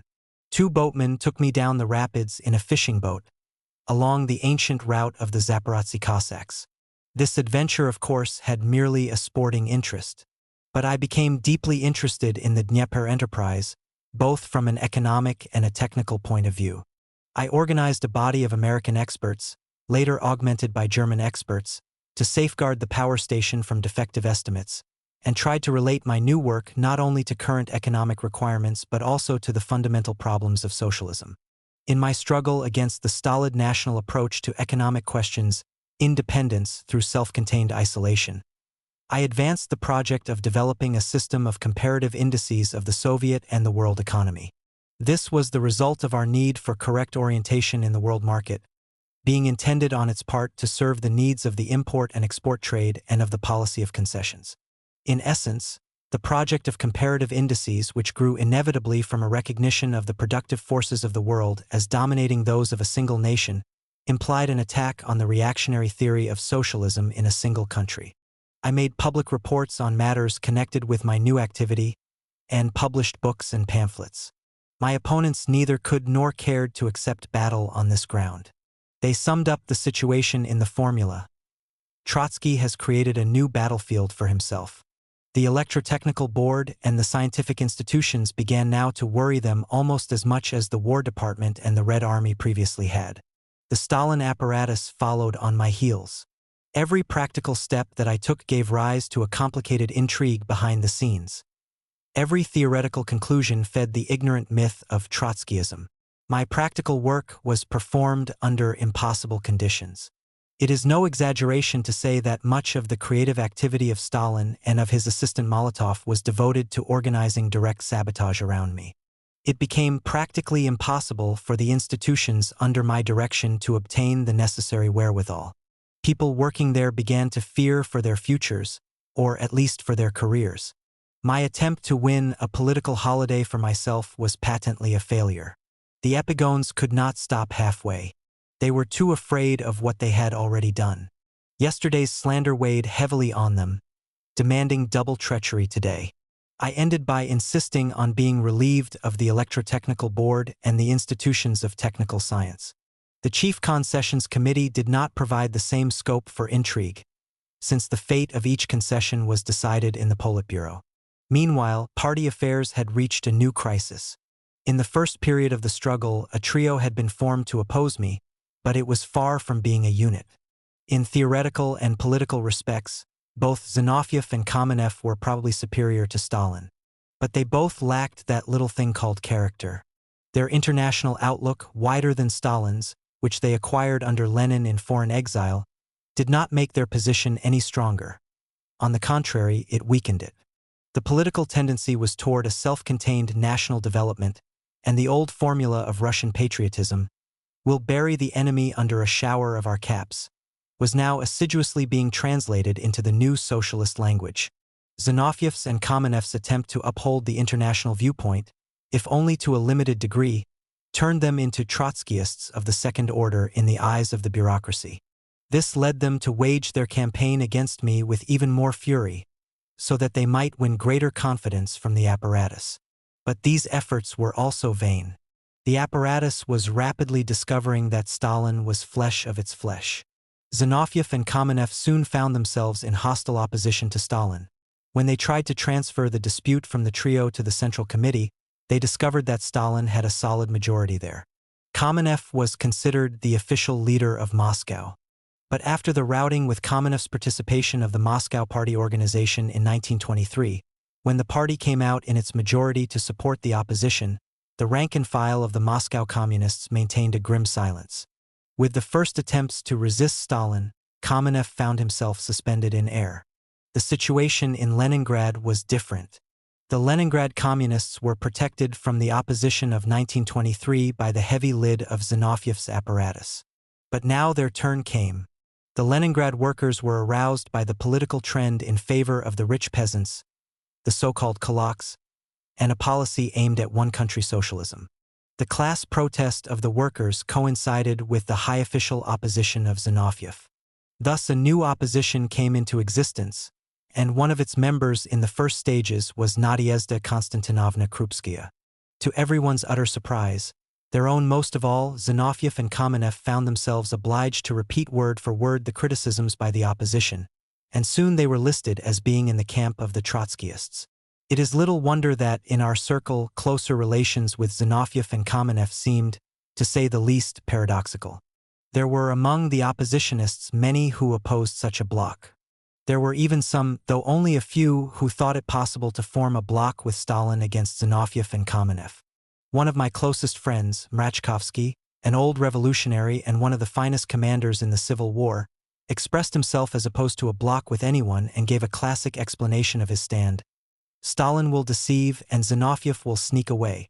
But such questions are finally decided not by psychological but by political considerations.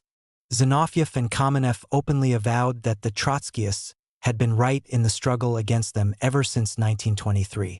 They accepted the basic principles of our platform. In such circumstances, it was impossible not to form a bloc with them, especially since thousands of revolutionary Leningrad workers were behind them. I had not met Kamenev outside the official meetings for 3 years, that is, since the night on the eve of his trip to Georgia, when he promised to uphold the stand taken by Lenin and me, but, having learned of Lenin's grave condition, went over to Stalin. At our very first meeting, Kamenev declared, "It is enough for you and Zinoviev to appear on the same platform, and the party will find its true central committee." I could not help laughing at such bureaucratic optimism. Kamenev obviously underestimated the disintegrating effect on the party of the 3 years' activity of the trio. I pointed it out to him, without the slightest concession to his feelings. The revolutionary ebb tide that had begun at the end of 1923, that is, after the defeat of the revolutionary movement in Germany, had assumed international proportions. In Russia, the reaction against October was proceeding at full speed. The party apparatus more and more was lining itself up with the right wing. Under such conditions, it would have been childish to think that all we need do was join hands and victory would drop at our feet like a ripe fruit. "We must aim far ahead," I repeated dozens of times to Kamenev and Zinoviev. "We must prepare for a long and serious struggle." On the spur of the moment, my new allies accepted this formula bravely. But they didn't last long. They were fading daily and hourly. Mrachkovsky proved right in his appraisal of their personalities. Zinoviev did sneak away after all, but he was far from being followed by all of his supporters. At any rate, his double about-face inflicted an incurable wound on the legend of Trotskyism.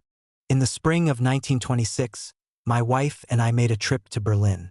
The Moscow physicians, at a loss to explain the continuance of my high temperature, and unwilling to shoulder the entire responsibility, had been urging me for some time to take a trip abroad. I was equally anxious to find a way out of the impasse, for my high temperature paralyzed me at the most critical moments, and acted as my opponent's most steadfast ally. The matter of my visit abroad was taken up at the Politburo, which stated that it regarded my trip as extremely dangerous in view of the information it had and the general political situation, but that it left the final decision to me. The statement was accompanied by a note of reference from the GPU indicating the inadmissibility of my trip. The Politburo undoubtedly feared that in the event of any unpleasant accident to me while abroad, the party would hold it responsible. The idea of my enforced exile abroad, and in Constantinople at that, had not yet dawned in the policeman's skull of Stalin. It is possible that the Politburo was also apprehensive of my taking action abroad to consolidate the foreign opposition. Nevertheless, after consulting my friends, I decided to go. Arrangements with the German embassy were completed without difficulty, and about the middle of April my wife and I left with a diplomatic passport in the name of Kuzmienko, a member of the Ukrainian Collegium of the Commissariat of Education. We were accompanied by my secretary, Syrmux, by the former commander of my train, and by a representative of the GPU. Zinoviev and Kamenev parted from me with a show of real feeling. They did not like the prospect of remaining eye to eye with Stalin. In the years before the war, I had known Hohenzollern Berlin very well. It had then its own peculiar physiognomy, which no one could call pleasant but which many thought imposing. Berlin has changed. It has now no physiognomy at all, at least none that I could discover. The city was slowly recovering from a long and serious disease whose course had been accompanied by many surgical operations. The inflation was already over, but the stabilized mark served only as a means of measuring the general anemia. In the streets, in the shops, on the faces of the pedestrians, one sensed the impoverishment, and also that impatient, often avid desire to rise again. The German thoroughness and cleanliness during the hard years of war, of the defeat and the Versailles brigandage, had been swallowed up by dire poverty. The human anthill was stubbornly but joylessly restoring the passages, corridors, and storerooms crushed by the boot of war. In the rhythm of the streets, in the movements and gestures of the passers-by, one felt a tragic undercurrent of fatalism. Can't be helped. Life is an indefinite term at hard labor. We must begin again at the beginning. For a few weeks I was under medical observation in a private clinic in Berlin. In search of the roots of the mysterious temperature, the doctors shunted me from one to another. Finally, a throat specialist advanced the hypothesis that the source was my tonsils and advised having them removed in any case. The diagnosticians and therapeutists hesitated, being middle-aged medical basemen. But the surgeon, with the experience of the war behind him, treated them with a devastating contempt.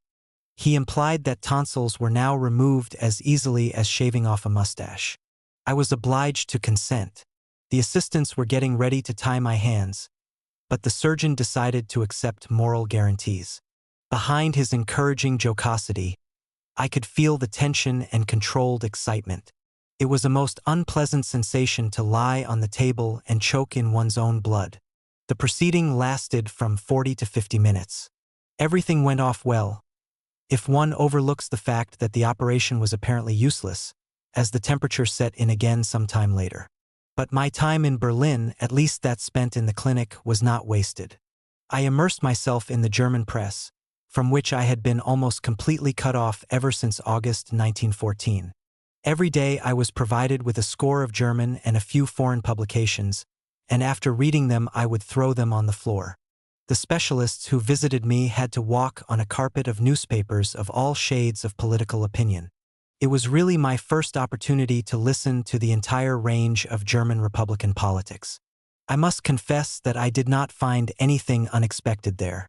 The Republic as the foundling of the military debacle, the Republicans as creatures of the Versailles compulsion, the Social Democrats as the executors of the November Revolution which they themselves had smothered, Hindenburg as a democratic president, in general, it was just as I had imagined it.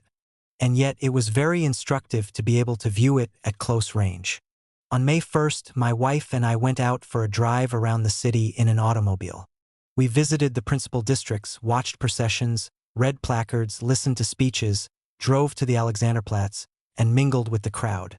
I had seen many May Day processions that were more imposing and more decorative, but it was long since I had been able to move about in a crowd without attracting anyone's attention, feeling myself a part of the nameless whole, listening and observing. Only once did our companions say to me cautiously, "There they are selling your photographs." But from those photographs no one would have recognized the member of the Collegium of the Commissariat of Education, Kuzmienko. In case these lines should meet the eyes of Count Westarp, of Hermann Meller, Stresemann, Count Reventlow, Hilferding, or of any others who opposed my admission into Germany, I think it necessary to inform them that I did not proclaim any reprehensible slogans, stick up any outrageous posters, that in general I was merely an observer waiting to undergo an operation a few days later. We also attended the wine festival outside the city.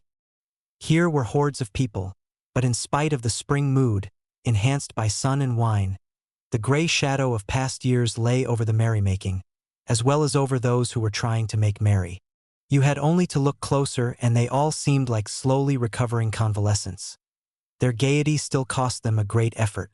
We spent a few hours in the thick of the crowd, observed, talked, ate frankfurters from paper plates, and even drank beer, the very taste of which we had forgotten since 1917. I was recovering from the operation quickly and was considering the date of our departure. At this point, an unexpected thing happened, which even today is still something of a puzzle to me. About a week before my intended departure, there appeared in the corridor of the clinic two gentlemen of that indefinite appearance which so definitely proclaims the police profession. Looking into the courtyard from the window, I discovered below me about half a dozen men like them, who, though differing somewhat among themselves, still resembled each other remarkably. I drew Krastinsky's attention to it. A few minutes later, one of the assistant doctors knocked on the door and excitedly announced, at the request of his chief, that I was in danger of an attempt on my life. "Not by the police, I hope?" I asked, pointing to the many agents. The doctor hazarded a suggestion that the police were there to prevent the attempt. 2 or 3 minutes later, a police inspector, Palazirat, arrived and told Krastinsky that the police had actually received information about an attempt on my life and had taken extraordinary protective measures. The entire clinic was agog. The nurses told each other and the patients that the clinic was harboring Trotsky, and because of that several bombs were going to be thrown at the building. The atmosphere created was little suited to a curative institution. I arranged with Krastinsky to go at once to the Soviet embassy. The street in front of the clinic was barricaded by the police. I was escorted by police motor cars. The official version of the episode was something like this. One of the German monarchists arrested in connection with a newly discovered conspiracy made a statement to the court examiner, or so it was alleged, that the Russian White Guards were arranging for an early attempt on the life of Trotsky, who was stated to be in Berlin. The German diplomacy, through which my trip had been arranged, had deliberately refrained from informing its police because of the considerable number of monarchists among the ranks. The police did not give much credence to the report of the arrested monarchist, but nevertheless checked up on his statement about my staying at the clinic. To their great amazement, the information proved correct. As inquiries had been made of the physicians as well, I received 2 simultaneous warnings. One from the assistant doctor, the other from the police inspector. Whether an attempt had really been planned, and whether the police really learned of my arrival through the arrested monarchist, are questions that even today I cannot answer. But I suspect that the case was much simpler. One may assume that the diplomatic circles failed to keep the secret, and the police, hurt by the lack of confidence in them, decided to demonstrate, either to Stresemann or to me, that tonsils could not be removed without their aid. Whatever the explanation, the clinic was turned upside down, while under this mighty protection against my hypothetical enemies, I moved over to the embassy. Vague and feeble echoes of this story later found their way into the German press, but it seems that no one was inclined to believe them. The days of my stay in Berlin coincided with certain important events in Europe, the general strike in England and Pilsudski's coup d'état in Poland. Both these occurrences greatly accentuated my disagreements with the epigones. A few words on that subject should be included here.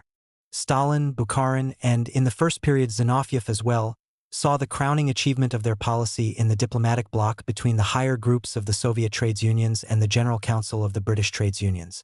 In his provincial narrowness, Stalin imagined that Purcell and other trades union leaders were ready or able, in a difficult moment, to lend support to the Soviet Republic against the British bourgeoisie. As for the British Union leaders, they believed, with some justification, that in view of the crisis in British capitalism and the increasing discontent of the masses, it would be politic for them to be covered on their left by means of an official but actually non-committal friendship with the leaders of the Soviet trades unions. Both sides did a great deal of beating about the bush, for the most part avoiding calling things by their real names. A rotten policy has more than once been wrecked on great events. The general strike in England in May 1926 proved to be a great event not only in English life, but also in the inner life of our party. England's fate after the war was a subject of absorbing interest. The radical change in her world position could not fail to bring about changes just as radical in the inner correlation of her forces. It was clear that even if Europe, including England, were to restore a certain social equilibrium for a more or less extended period, England herself could reach such an equilibrium only by means of a series of serious conflicts and shakeups. I thought it probable that in England, of all places, the fight in the coal industry would lead to a general strike. From this I assumed that the essential contradiction between the old organizations of the working class and its new historical tasks would of course be revealed in the near future. During the winter and spring of 1925, while I was in the Caucasus, I wrote a book on this Whither England.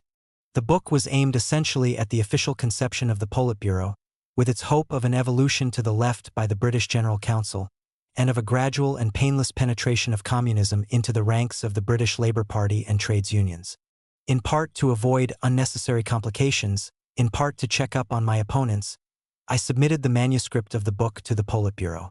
Since it was a question of forecast, rather than of criticism after the fact, none of the members of the Politburo ventured to express himself. The book passed safely by the censors and was published exactly as it had been written. A little later it also appeared in English. The official leaders of British socialism treated it as the fantasy of a foreigner who did not know British conditions, who could dream of transferring the Russian general strike to the soil of the British Isles. Such estimates could have been counted by the dozens, even by the hundreds, beginning with MacDonald himself, who in the political banalities contest indisputably carried off first prize. But within a few months the strike of the coal miners became a general strike. I had not expected such an early confirmation of my forecast. If the general strike proved the rightness of the Marxist forecast against the homemade estimates of the British reformists, the behavior of the General Council during the general strike signified the collapse of Stalin's hopes of Purcell. I eagerly gathered and collated in the clinic all the information about the course of the general strike and especially about the relations between the masses and their leaders. The thing that made my gorge rise was the nature of the articles in the Moscow Pravda. Its chief concern was to screen bankruptcy and save its face. This could be achieved only by a cynical distortion of the facts. There can be no greater proof of the intellectual downfall of a revolutionary politician than deception of the masses. Upon my return to Moscow, I demanded an immediate breaking up of the bloc with the British General Council. Zinoviev, after the inevitable vacillation, sided with me. Radek was opposed. Stalin clung to the bloc, even to the semblance of one, for all he was worth. The British trades unionists waited until their acute inner crisis was at an end, and then uncivilly kicked their generous but muddle-headed ally away. Events just as significant were taking place in Poland at the same time. In frantic search for a way out, the petty bourgeoisie entered on a rebellion and raised Pilsudski on its shield. The leader of the Communist Party, Varsky, decided that a democratic dictatorship of the proletariat and peasantry was developing there before his very eyes, and called on the Communist Party to support Pilsudski. I had known Varsky for a long time. When Rosa Luxemburg was still alive, he was perhaps able to hold his place in the revolutionary ranks. Left alone, he was always a vacancy. In 1924, after great hesitation, he announced that at last he realized the evil of Trotskyism, that is, of the underappreciation of the peasantry for the success of the democratic dictatorship. As a reward for his obedience, he was given the post of leader, and watched impatiently for an occasion for using the spurs that it had taken him so long to win. In May 1926, he seized his opportunity, only to disgrace himself and spatter the flag of the party. He went unpunished, of course. The Stalin apparatus shielded him from the wrath of the Polish workers. During 1926, the party struggle developed with increasing intensity. In the autumn, the opposition even made an open sortie at the meetings of the party locals. The apparatus counter-attacked with fury.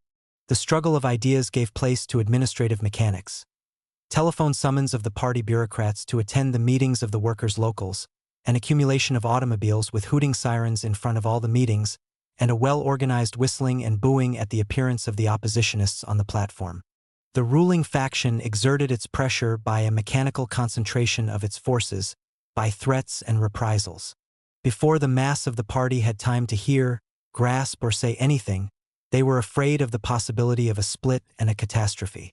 The opposition was obliged to beat a retreat. On October 6, we made a declaration announcing that although we considered our views just and reserved the right of fighting for them within the framework of the party, we renounced the use of activities that might engender the danger of a split. The declaration of October 16 was intended not for the apparatus but for the mass of the party. It was an expression of our desire to remain in the party and serve it further. Although the Stalinites began to break the truce the day after it was concluded, still we gained time. The winter of 1926-7 gave us a certain breathing spell which allowed us to carry out a more thorough theoretical examination of many questions. As early as the beginning of 1927, Zinoviev was ready to capitulate, if not all at once, at least gradually. But then came the staggering events in China. The criminal character of Stalin's policy hit one in the eye. It postponed for a time the capitulation of Zinoviev and of all who followed him later. The Epigone's leadership in China trampled on all the traditions of Bolshevism. The Chinese Communist Party was forced against its will to join the bourgeois Kuomintang Party and submit to its military discipline. The creating of Soviets was forbidden. The Communists were advised to hold the agrarian revolution in check and to abstain from arming the workers without the permission of the bourgeoisie. Long before Chiang Kai-shek crushed the Shanghai workers and concentrated the power in the hands of a military clique, we issued warnings that such a consequence was inevitable. Since 1925, I had demanded the withdrawal of the Communists from the Kuomintang. The policy of Stalin and Bukharin not only prepared for and facilitated the crushing of the revolution but, with the help of reprisals by the state apparatus, shielded the counter-revolutionary work of Chiang Kai-shek from our criticism. In April 1927, at the party meeting in the Hall of Columns, Stalin still defended the policy of coalition with Chiang Kai-shek and called for confidence in him. 5 or 6 days later, Chiang Kai-shek drowned the Shanghai workers and the Communist Party in blood. A wave of excitement swept over the party. The opposition raised its head. And disregarding all rules of conspiratsia, and at that time in Moscow, we were already obliged to defend the Chinese workers against Chiang Kai-shek by using the methods of conspiratsia. The opposionists came to me by scores in the offices of the Chief Concessions Committee. Many younger comrades thought the patent bankruptcy of Stalin's policy was bound to bring the triumph of the opposition nearer. During the first days after the coup d'état by Chiang Kai-shek, I was obliged to pour many a bucket of cold water over the hot heads of my young friends, and over some not so young. I tried to show them that the opposition could not rise on the defeat of the Chinese Revolution. The fact that our forecast had proved correct might attract 1,000, 5,000, or even 10,000 new supporters to us. But for the millions, the significant thing was not our forecast, but the fact of the crushing of the Chinese proletariat. After the defeat of the German Revolution in 1923, after the breakdown of the English general strike in 1925, the new disaster in China would only intensify the disappointment of the masses in the international revolution. And it was this same disappointment that served as the chief psychologic source for Stalin's policy of national reformism. In a very short time, it was apparent that as a faction we had undoubtedly gained in strength. That is to say, we had grown more united intellectually and stronger in numbers. But the umbilical cord that connected us with power was cut by the sword of Chiang Kai-shek. His finally discredited Russian ally, Stalin, now had only to complete the crushing of the Shanghai workers by routing the opposition within the party. The backbone of the opposition was a group of old revolutionaries. But we were no longer alone. Hundreds and thousands of revolutionaries of the new generation were grouped about us. This new generation had been awakened by the October Revolution. It had taken part in the Civil War. It stood at attention before the great authority of Lenin's Central Committee. Only since 1923 had it begun to think independently, to criticize, to apply Marxist methods to new turns in the development, and, what is still more difficult, to learn to shoulder the responsibility of revolutionary initiative. At present there are thousands of such young revolutionaries who are augmenting their political experience by studying theory in the prisons and the exile of the Stalin regime. The leading group of the opposition faced this finale with its eyes wide open. We realized only too clearly that we could make our ideas the common property of the new generation not by diplomacy and evasions but only by an open struggle which shirked none of the practical consequences. We went to meet the inevitable debacle, confident, however, that we were paving the way for the triumph of our ideas in a more distant future. The pressure of material force has always played, and still plays, a great role in humanity's history. Sometimes it is a progressive role, more often a reactionary one. Its character depends on what class applies the force and to what end. But it is a far cry from this to the belief that force can solve all problems and overcome all obstacles. It is possible by force of arms to check the development of progressive historical tendencies. It is not possible to block the road of the advance of progressive ideas forever. That is why, when the struggle is won for great principles, the revolutionary can only follow one rule. Face cek dois, advien que pura. The nearer drew the time for the 15th Congress, set for the end of 1927, the more the party felt that it had reached a crossroads in history. Alarm was rife in the ranks. In spite of a monstrous terror, the desire to hear the opposition awoke in the party. This could be achieved only by illegal means. Secret meetings were held in various parts of Moscow and Leningrad, attended by workers and students of both sexes, who gathered in groups of from 20 to 100 and 200 to hear some representative of the opposition. In one day I would visit 2, 3, and sometimes 4 of such meetings.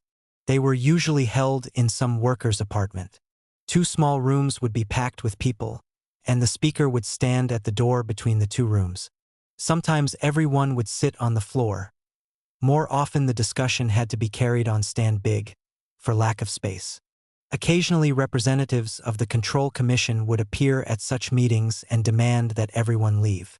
They were invited to take part in the discussion. If they caused any disturbance, they were put out. In all, about 20,000 people attended such meetings in Moscow and Leningrad. The number was growing. The opposition cleverly prepared a huge meeting in the hall of the High Technical School, which had been occupied from within. The hall was crammed with 2,000 people, while a huge crowd remained outside in the street. The attempts of the administration to stop the meeting proved ineffectual. Kamenev and I spoke for about 2 hours. Finally, the Central Committee issued an appeal to the workers to break up the meetings of the opposition by force. This appeal was merely a screen for carefully prepared attacks on the opposition by military units under the guidance of the GPU. Stalin wanted a bloody settlement of the conflict. We gave the signal for a temporary discontinuance of the large meetings. But this was not until after the demonstration of November 7th. In October of 1927, the Central Executive Committee held its session in Leningrad. In honor of the occasion, the authorities staged a mass demonstration. But through an unforeseen circumstance, the demonstration took an entirely unexpected turn. Zinoviev and I and a few others of the opposition were making the rounds of the city by automobile to see the size and temper of the demonstration. Toward the end of our drive, we approached the Taurid Palace where motor trucks were drawn up as platforms for the members of the Central Executive Committee. Our automobile stopped short before a line of police. There was no farther passage. Before we could make up our minds how to get out of the impasse, the commander hurried to our car and quite guilelessly offered to escort us to the platform. Before we could overcome our hesitation, 2 lines of police opened a way for us to the last motor truck, which was still unoccupied. When the masses learned that we were on the last platform, the character of the demonstration changed instantly. The people began to pass by the first trucks indifferently, without even answering the greetings from them, and hurried on to our platform. Soon a bank of thousands of people had been formed around our truck. Workers and soldiers halted, looked up, shouted their greetings, and then were obliged to move on because of the impatient pressure of those behind them. A platoon of police which was sent to our truck to restore order was itself caught up by the general mood, and took no action. Hundreds of trusted agents of the apparatus were dispatched into the thick of the crowd. They tried to whistle us down, but their isolated whistles were quite drowned by the shouts of sympathy. The longer this continued, the more intolerable the situation became for the official leaders of the demonstration. In the end, the chairman of the Central Executive Committee and a few of its most prominent members came down from the first platform, around which there was nothing but a vast gulf of emptiness, and climbed onto ours, which stood at the very end and was intended for the least important guests. But even this bold step failed to save the situation, for the people kept shouting names, and the names were not those of the official masters of the situation. Zinoviev was instantly optimistic and expected momentous consequences from this manifestation of sentiment. I did not share his impulsive estimate. The working masses of Leningrad demonstrated their dissatisfaction in the form of platonic sympathy for the leaders of the opposition, but they were still unable to prevent the apparatus from making short work of us. On this score, I had no illusions. On the other hand, the demonstration was bound to suggest to the ruling faction the necessity of speeding up the destruction of the opposition, so that the masses might be confronted with an accomplished fact. The next landmark was the Moscow demonstration in honor of the 10th anniversary of the October Revolution. The organizers of the demonstration, the authors of the Jubilee articles, and the speakers were, in most cases, people who either had been on the other side of the barricade during the events of October, or had simply sought shelter under the family roof until they could see what had happened, and had joined the revolution only after it had won a secure victory. It was with amusement rather than bitterness that I read articles and listened to radio speeches in which these hangers-on accused me of treason to the October Revolution. When you understand the dynamics of the historical process and see how your opponent is being pulled by strings controlled by a hand unknown to him, then the most disgusting acts of turpitude and perfidy lose their power over you. The oppositionists decided to take part in the general procession, carrying their own placards with their slogans. These were in no sense directed against the party. They read, for example, "Let us turn our fire to the right against the Kulak, the Nepman and the bureaucrat. Let us carry out Lenin's will. Against opportunism, against a split, and for the unity of Lenin's party." Today, these slogans form the official credo of the Stalin faction in its fight against the right wing. On November 7th, the placards of the opposition were snatched from their hands and torn to pieces, while their bearers were mauled by specially organized units. The official leaders had learned their lesson in the Leningrad demonstration, and this time their preparations were much more efficient. The masses were showing signs of uneasiness. They joined in the demonstration with minds that were profoundly disquieted. And above the alarmed and bewildered people, two active groups were rising: the opposition and the apparatus. As volunteers in the fight against the Trotskyists, notoriously non-revolutionary and sometimes sheer fascist elements in the streets of Moscow were now coming to the aid of the apparatus. A policeman, pretending to be giving a warning, shot openly at my automobile. Someone was guiding his hand. A drunken official of the fire brigade, shouting imprecations, jumped on the running board of my automobile and smashed the glass.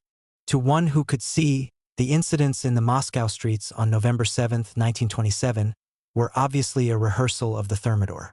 A similar demonstration took place in Leningrad.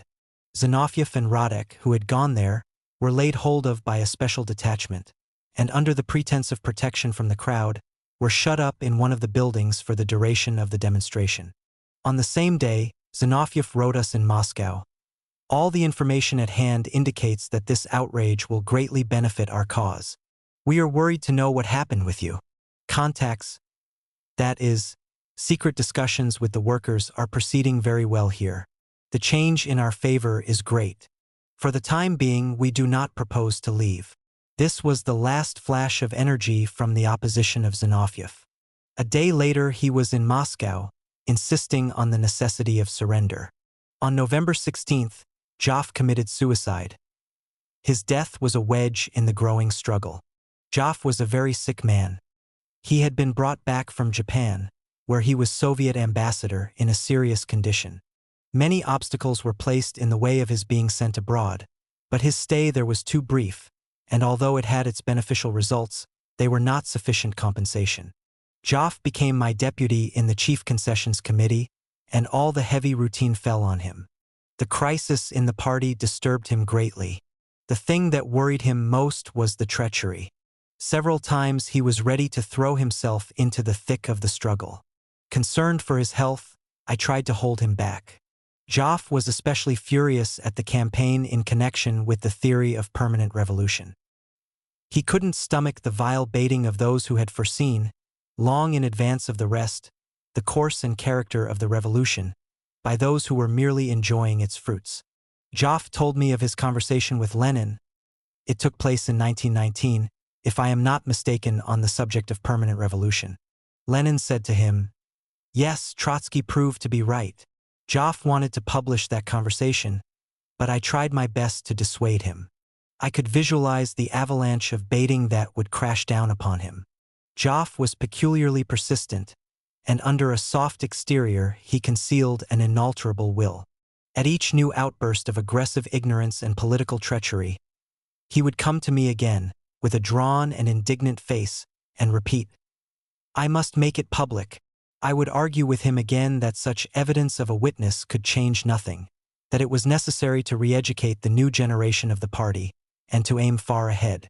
Joff had been unable to complete his cure abroad, and his physical condition was growing worse every day. Toward autumn, he was compelled to stop work, and then he was laid low altogether. His friends again raised the question of sending him abroad, but this time the Central Committee refused point-blank. The Stalinites were now preparing to send the oppositionists in quite a different direction. My expulsion from the Central Committee and then from the party startled Joff more than anyone else. To his personal and political wrath was added the bitter realization of his own physical helplessness. Joff felt unerringly that the future of the revolution was at stake. It was no longer in his power to fight, and life apart from struggle meant nothing for him. So he drew his final conclusion. At that time I had already moved from the Kremlin to the home of my friend Borat, who formerly was still People's Commissary of the Interior, although the agents of the GPU were on his heels wherever he went. Borat was then away in his native Urals, where he was trying to reach the workers in the struggle against the apparatus. I telephoned Joff's apartment to ask the state of his health. He himself answered. The telephone was beside his bed. In the tone of his voice, but I realized this only later, there was something strange and alarming. He asked me to come to him.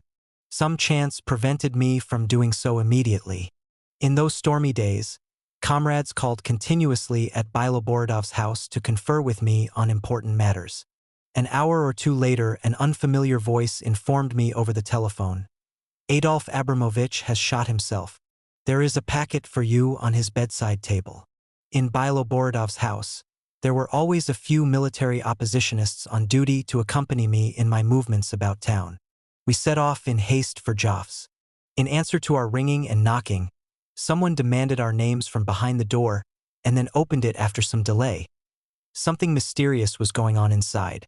As we entered, I saw the calm and infinitely tender face of Adolf Abramovich against a blood-stained pillow. A member of the board of the GPU was at Joff's desk. The packet was gone from the bedside table. I demanded its return at once.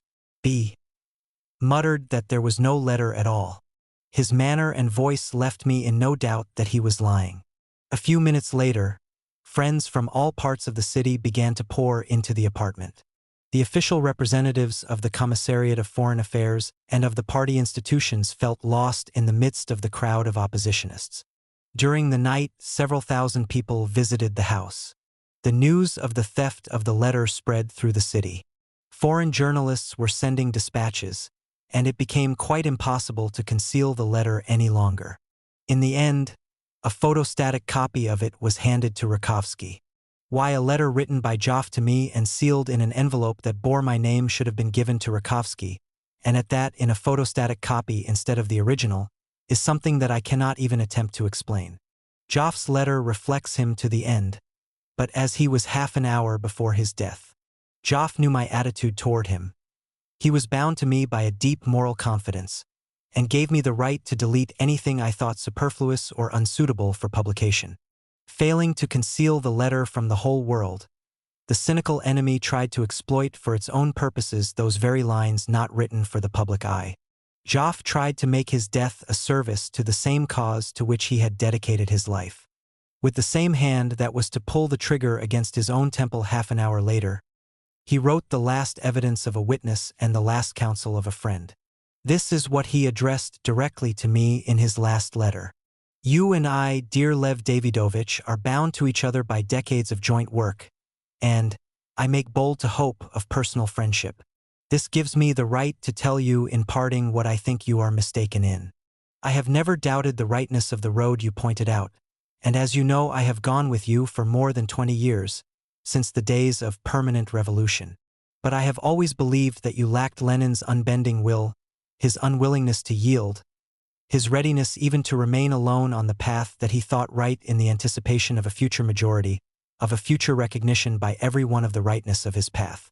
Politically, you were always right, beginning with, and I told you repeatedly that with my own ears I had heard Lenin admit that even in 1905 you, and not he, were right. One does not lie before his death, and now I repeat this again to you, but you have often abandoned your rightness for the sake of an overvalued agreement or compromise. This is a mistake. I repeat, politically you have always been right, and now more right than ever. Someday the party will realize it, and history will not fail to accord recognition. Then don't lose your courage if someone leaves you now, or if not as many come to you, and not as soon as we all would like. You are right, but the guarantee of the victory of your rightness lies in nothing but the extreme unwillingness to yield, the strictest straightforwardness, the absolute rejection of all compromise. In this very thing lay the secret of Lenin's victories. Many a time I have wanted to tell you this, but only now have I brought myself to do so, as a last farewell. Joff's funeral was set for a working day, at an hour that would prevent the Moscow workers from taking part in it. But in spite of this, it attracted no less than 10,000 people and turned into an imposing oppositionist demonstration. Meanwhile, Stalin's faction was preparing for the Congress, hastening to place a split before it as an accomplished fact. The so-called elections to local conferences which sent delegates to the Congress were carried out before the official opening of the sham discussion, during which groups of whistlers, organized in military fashion, broke up meetings in the regular fascist way. It is difficult even to imagine anything more disgraceful than the preparations for the 15th Congress. Zinoviev and his group had no difficulty in perceiving that the Congress would put the political kapsheaf on the physical route that had begun in the streets of Moscow and Leningrad on the 10th anniversary of the October Revolution. The only concern of Zinoviev and his friends was to capitulate while there was yet time. They could not fail to understand that the Stalin bureaucrats saw their real enemy not in them, the oppositionists of the second draft, but in the main group of the opposition, linked to me. They hoped to buy forgiveness, if not to win favor, by a demonstrative break with me at the time of the 15th Congress. They did not foresee that by a double betrayal they would achieve their own political elimination. Although they weakened our group temporarily by stabbing it in the back, they condemned themselves to political death.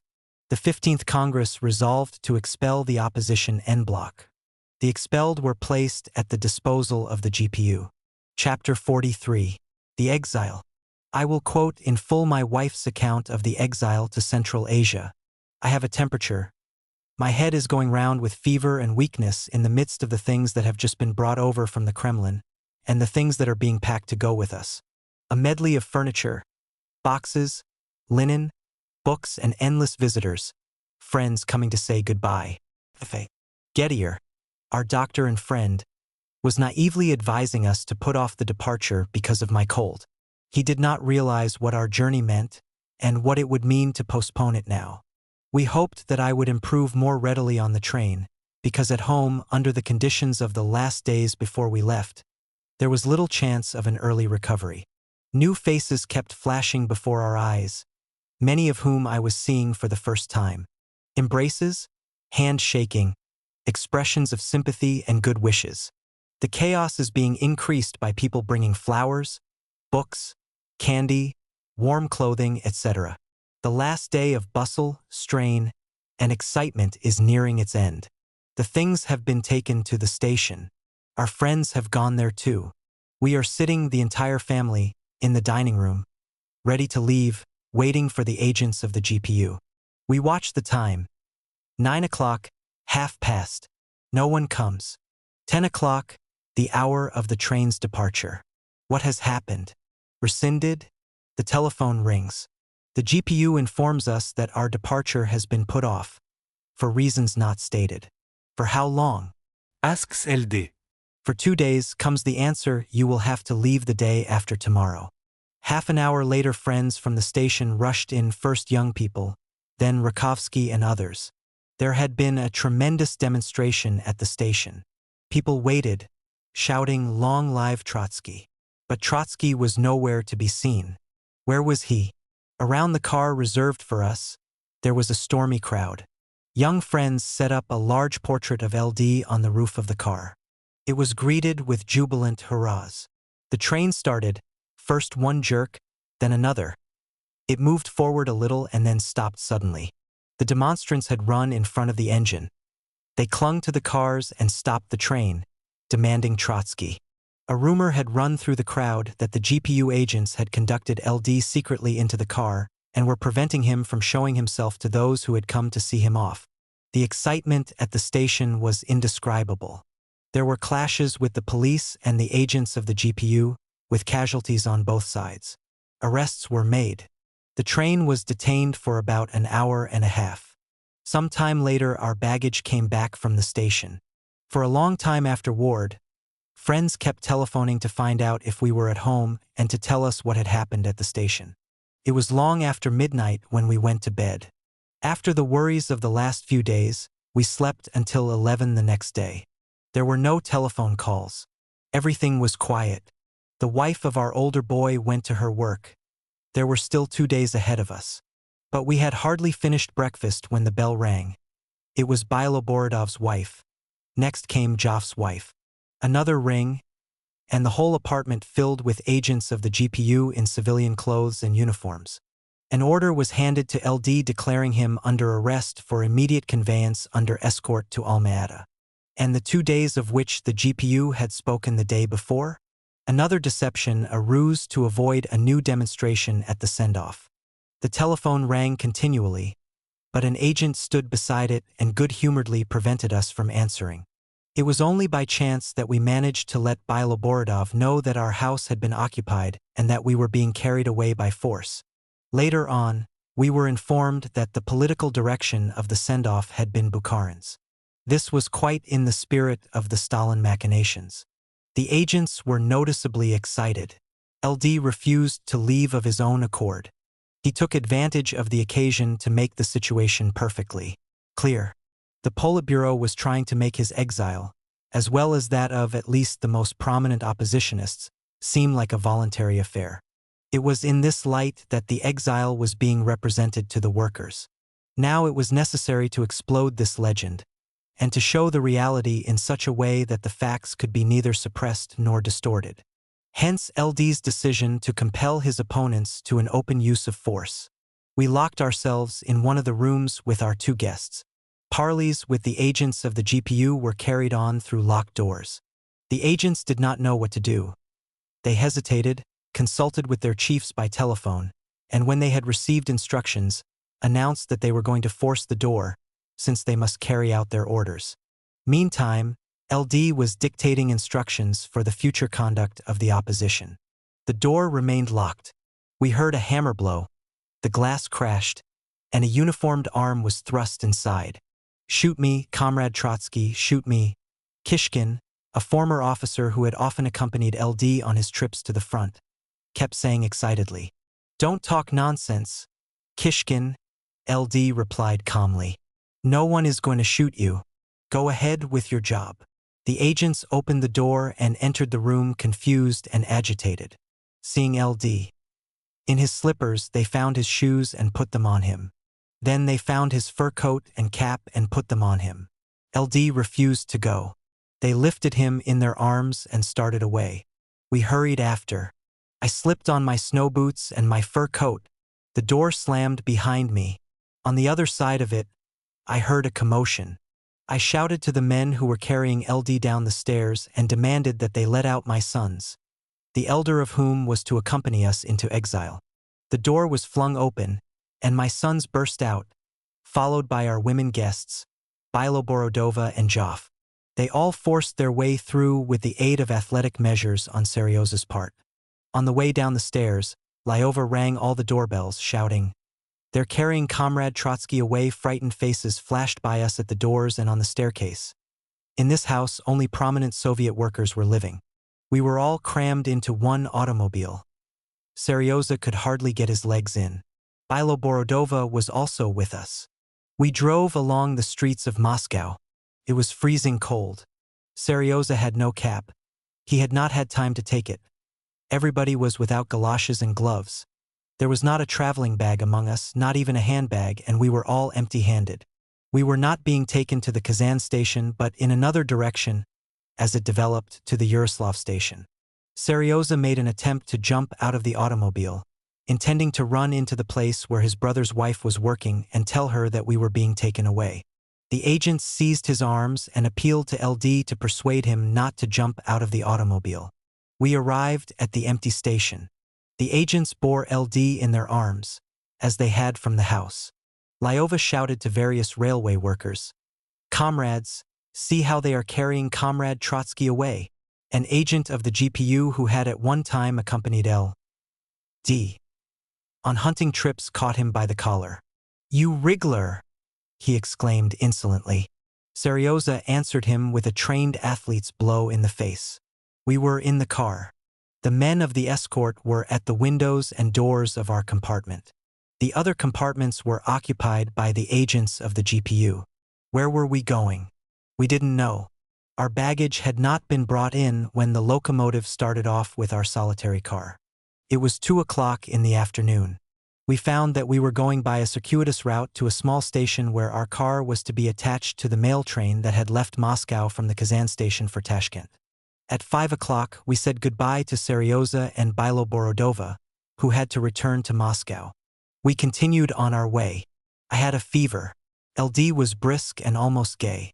The situation had taken definite shape. The general atmosphere had cleared. The escort was considerate and civil. We were told that our baggage was coming by the next train, and that it would overtake us at Frunze, the end of our journey by rail.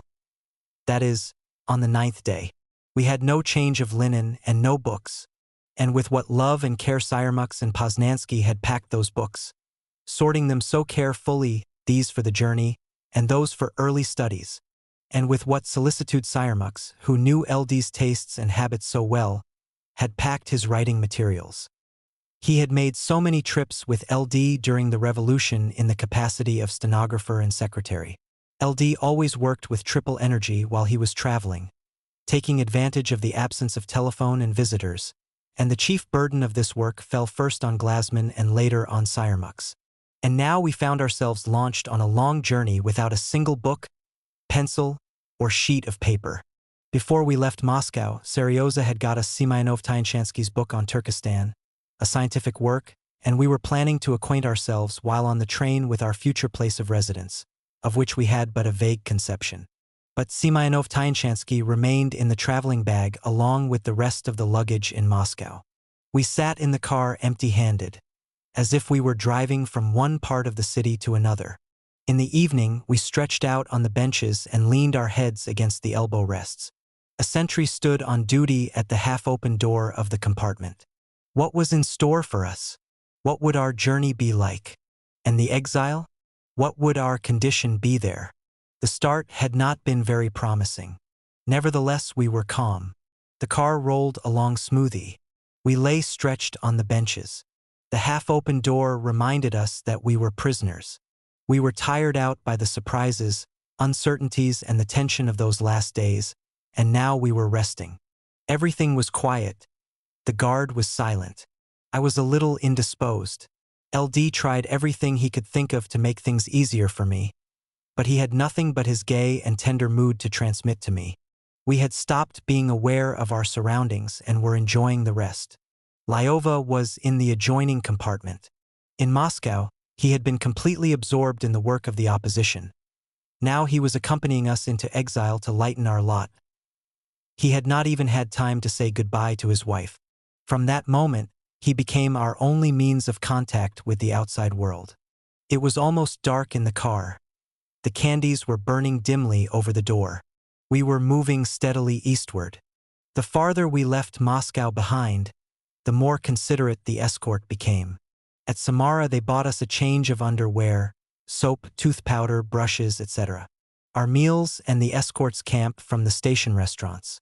LD, who was always obliged to follow a strict diet, now gaily ate everything that was served and kept cheering Lyova and me. I watched him with astonishment and apprehension. The things they bought for us in Samara were given special names. The towel was named Menshinsky, the socks, Yagoda, Menshinsky's deputy, and so forth. Articles by such names were much gayer. The progress of the train was considerably delayed by snowdrifts. But every day we went deeper into Asia. Before he left Moscow, LD had asked for his 2 old assistants, but his request was refused. And so Syrmux and Poznansky decided to make the trip independently, traveling in the same train with us. At the false start, they took seats in another car, saw the demonstration, but did not leave their seats, thinking that we were on the same train. A little later they discovered our absence, left the train at Aries, and waited for us to come on the next train. It was there we found them. Lyova, who was allowed a certain freedom, was the only one who saw them, but it made us all very happy. Here is my son's account, written at the time.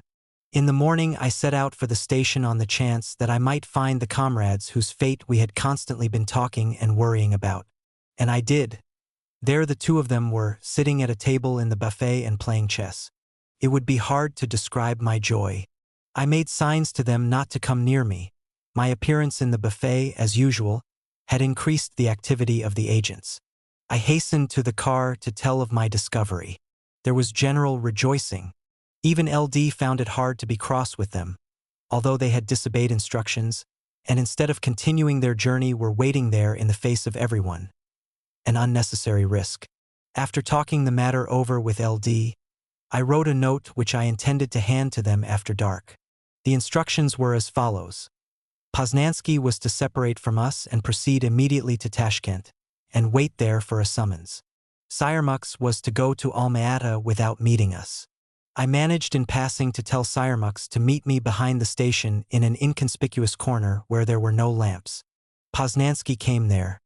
At first we couldn't find each other, and began to get disturbed. When we did meet we talked rapidly, continually interrupting each other. I said to him, "Smashed the doors, carried out in arms He did not understand who did the smashing or the reason for the carrying. There was no time to explain. We were fearful of discovery. The meeting yielded no results. After my son's discovery at Aries, we went on our way feeling that we had a trusted friend on the train with us. It made us very happy.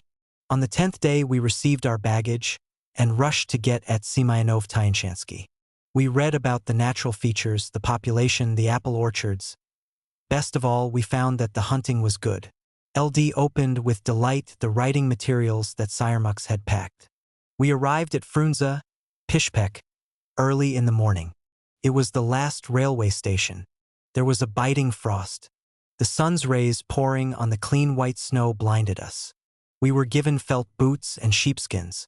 I could hardly breathe for the weight of my clothes, and yet it was cold on the road. The autobus moved slowly over the creaking snow packed down by vehicles. The wind lashed our faces. After making 30 kilometers, we stopped. It was dark. We seemed to be in the midst of a snow-covered desert.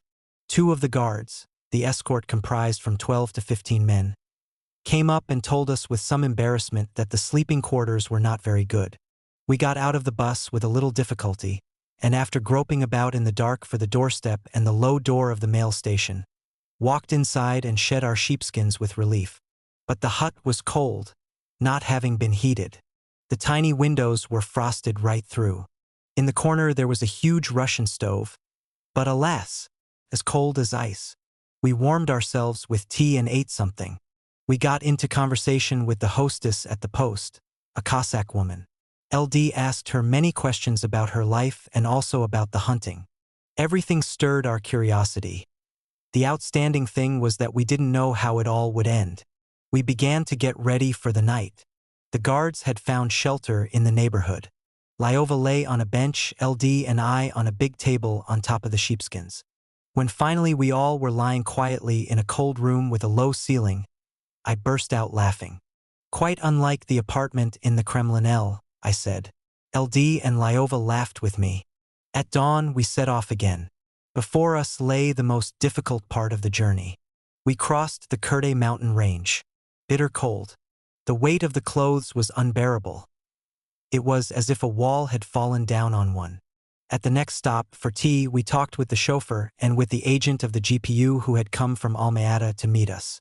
Gradually the strange, unknown life ahead was being disclosed to us. The road was difficult for the automobile.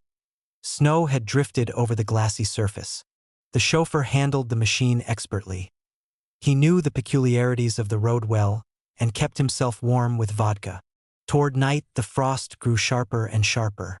Well aware that in this desert of snow everything depended on him, The chauffeur relieved his feelings by a most unceremonious criticism of the authorities and their general methods. The Almeida representative, who was sitting beside him, spoke to him appeasingly. Anything to get home safely. In the third hour after midnight, the car stopped in utter darkness. We had arrived. But where? We learned that it was Gogol Street, in front of the Hotel Zedesa, a hostelry unquestionably dating from Gogol's time. We were given 2 little rooms. The adjoining rooms were taken by the escort, and the local agents of the GPU Lyova checked up on our baggage. 2 cases of underwear and books were missing, lost somewhere in the snow. Alas, we were again without Simeonov Tyanshansky. Gone were L.'s maps and books about China and India. Gone were the writing materials. 15 pairs of eyes. And yet they failed to look after the luggage properly. In the morning, Lyova went out to reconnoiter. He became acquainted with the town, first of all with the post and telegraph office, which was to be the center of our life. He found a chemist's shop, too, and searched tirelessly for all the needed articles: pens, pencils, bread, butter, and candles. For the first few days, LD and I never left our room. Later on, we began to go out for short walks in the evening. All our connections with the outside world were through our son. Dinner was brought in from an eating place nearby. Lyova was busy all day long. We waited impatiently for him. He brought us papers and various bits of information about the people and the life of the town. We were anxious to know if Sirmux had reached Almeida. Suddenly, on the morning of our 4th day there, we heard the familiar voice in the corridor. How dear it was to us! We listened tensely from behind the door to Sirmuk's words and footsteps. His coming opened new prospects before us. Sirmux was given a room just opposite ours. I stepped out into the corridor. He bowed to me from a distance. We still could not risk entering into conversation with him, but we rejoiced silently in his nearness. The next day, we stealthily let him into our room, told him hastily what had happened, and planned for our joint future. But that future proved to be very brief. That very night at 10 o'clock came the finish. The hotel was quiet. LD and I were sitting in our room, with the door half open on the cold corridor because the iron stove made the room unbearably hot. Lyova was in his room. We heard the soft, cautious padding of felt boots in the hall and listened intently. Lyova, as we learned later, was also listening. He had guessed what was happening. They have come, flashed through our minds. We could hear someone enter Sirmuk's room without knocking and say, "Hurry up now!" And then Sirmuk's reply, "May I at least put the felt boots on?" Evidently he was in his slippers. Again the soft, almost noiseless steps, and then deep silence. Later the doorman came and locked Sirmuk's room. We never saw him again. He was kept on starvation rations for a few weeks in the basement of the GPU in Almeida together with the criminals, and then was sent to Moscow with a daily allowance of 25 kopecks, which was not even enough to buy bread. Poznansky, as we learned later, was arrested at the same time in Tashkent and taken to Moscow. About 3 months later, we got news from them from their places of exile. By some happy chance, when they were being taken to the east, they were put in the same railway carriage in seats facing each other. Separated for a time, they met thus only to be separated again. They were exiled to different places. And so LD found himself without his assistance. His opponents revenged themselves on them for their faithful service with LD to the revolution. The gentle, modest Glasman had been driven to suicide as early as 1924. Sirmux and Poznansky were sent into exile. Butov, the quiet, industrious Butov, was arrested, pressed for false evidence, and driven to a hunger strike that ended in his death in the prison hospital. Thus was the Secretariat which LD's enemies regarded with mystic hatred as the source of all evil finally wiped out. The enemies now considered LD completely disarmed in the faraway Almeida. Voroshilov openly gloated. "Even if he dies there, we won't hear of it soon." But LD was not disarmed. We formed a cooperative of 3. The work of establishing contact with the outside world fell on our son's shoulders. He was in charge of the correspondence. LD sometimes called him Minister of Foreign Affairs, and sometimes Minister of Posts and Telegraph. Our correspondence soon grew to a huge volume, and the burden of it was Lyova's. He was bodyguard as well. He also found for LD the material for his literary work, searched the bookshelves of the library, secured back numbers of newspapers, and copied excerpts. He conducted all negotiations with the local authorities, organized the hunting trips, took care of the dog and the guns. And on top of all that, he studied economic geography and languages assiduously. A few weeks after our arrival, LD's scientific and political work was already in full swing. Later on, Lyova found a girl typist. The GPU did not molest her, but they evidently compelled her to report everything that she typed for us. It would have been amusing to hear the report of this young girl, so little experienced in the struggle against Trotskyism. A fine thing in Alma-Ata was the snow, white, clean, and dry. As there was very little walking or driving, it kept its freshness all winter long. In the spring, it yielded to red poppies. Such a lot of them, like gigantic carpets, the steps glowed red for miles around. In the summer, there were apples, the famous Alma-Ata variety, huge and also red. The town had no central waterworks, no lights, and no paved roads. In the bazaar in the center of the town, the Kyrgyzs sat in the mud at the doorsteps of their shops, warming themselves in the sun and searching their bodies for vermin.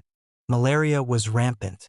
There was also pestilence, and during the summer months an extraordinary number of mad dogs.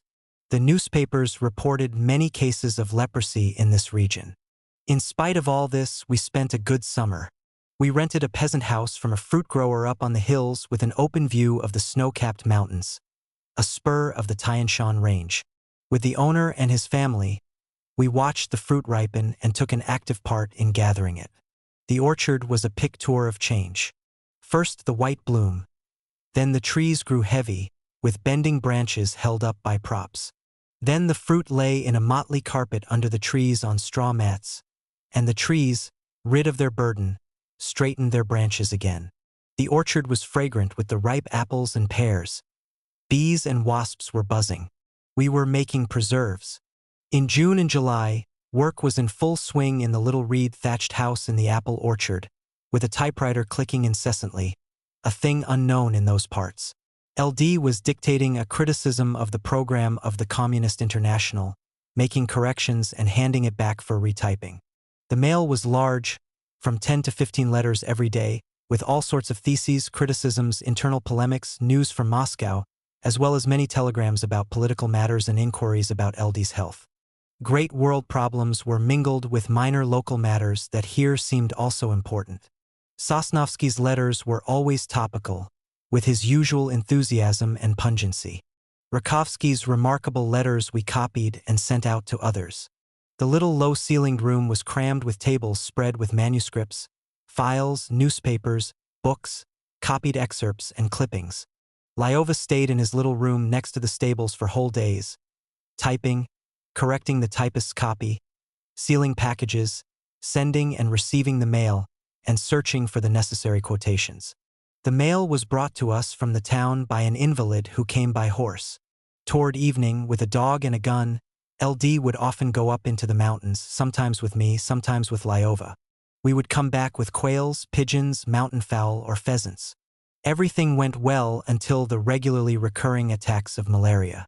Thus we spent a year in Alma-Ata, a town of earthquakes and floods, at the foot of the Tian Shan Range on the borders of China, 250 kilometers from the railway and 4,000 from Moscow.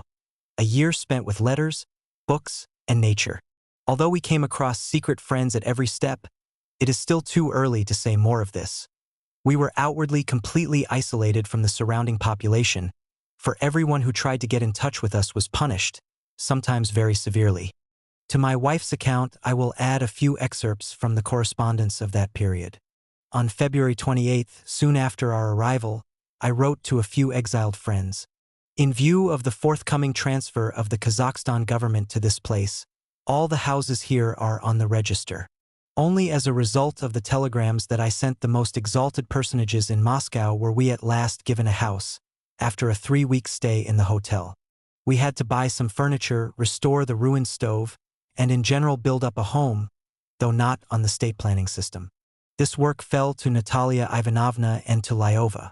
The home building is not completed to this day, for the stove will not get hot. I give much time to the study of Asia, its geography, economics, history, and so forth. I miss foreign papers terribly. I have already written to the necessary places, asking to have papers sent me, even if they are not recent. Mail reaches here with difficulty and is often lost. The role of the Communist Party of India is difficult to understand. The newspapers have printed reports of the activities in various provinces of workers' and peasants' parties. The very name arouses a just alarm. The Kuomintang, too, was at one time declared to be a workers' and peasants' party. Will not this prove to be a repetition of the past? The Anglo-American antagonism has at last come seriously to the surface. Now, even Stalin and Bukharin seem to be beginning to understand what the trouble is. Our newspapers, however, simplify the question when they represent the situation as if the Anglo-American antagonism, which is growing in intensity, would lead directly to war. One cannot doubt that there will be several turning points in this process. For war would be too dangerous a thing for both sides. They will still make more than one effort to achieve agreement and peace. But, taken in general, the process is developing by giant strides toward a bloody finale. On the way here, I read for the first time Marx's pamphlet, Herr Voigt. To refute some dozen slanders by Karl Voigt, Marx wrote a 200-page book, in small type, marshalling documents and the evidence of witnesses and analyzing direct and circumstantial evidence. If we had begun to refute the Stalin slanders on the same scale, we should probably have to publish an encyclopedia of 1,000 volumes. In April, I shared with the initiated my joys and sorrows in the business of hunting. My son and I made a trip to the River Ely with the intention of making the fullest possible use of the spring season. This time we took with us tents, skins, fur coats, etc., so that we shouldn't have to sleep in the native yurtas. But snow fell again, and the weather turned bitter cold. Those were trying days. At night, the temperature dropped to 14 degrees above zero. Nevertheless, for 9 days we didn't go inside a house. Thanks to our warm underwear and plenty of warm clothes, we scarcely suffered from the cold. But our boots froze at night, and we had to thaw them out over the fire to get them on our feet. The first few days we hunted in the swamp, and after that on the open lake.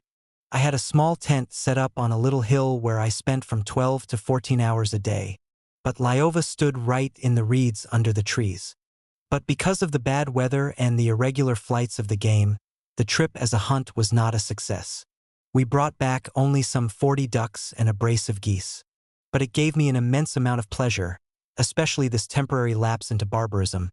This sleeping in the open air, eating mutton cooked in a pail under the sky, not washing or undressing and consequently not dressing, falling from horseback into the river.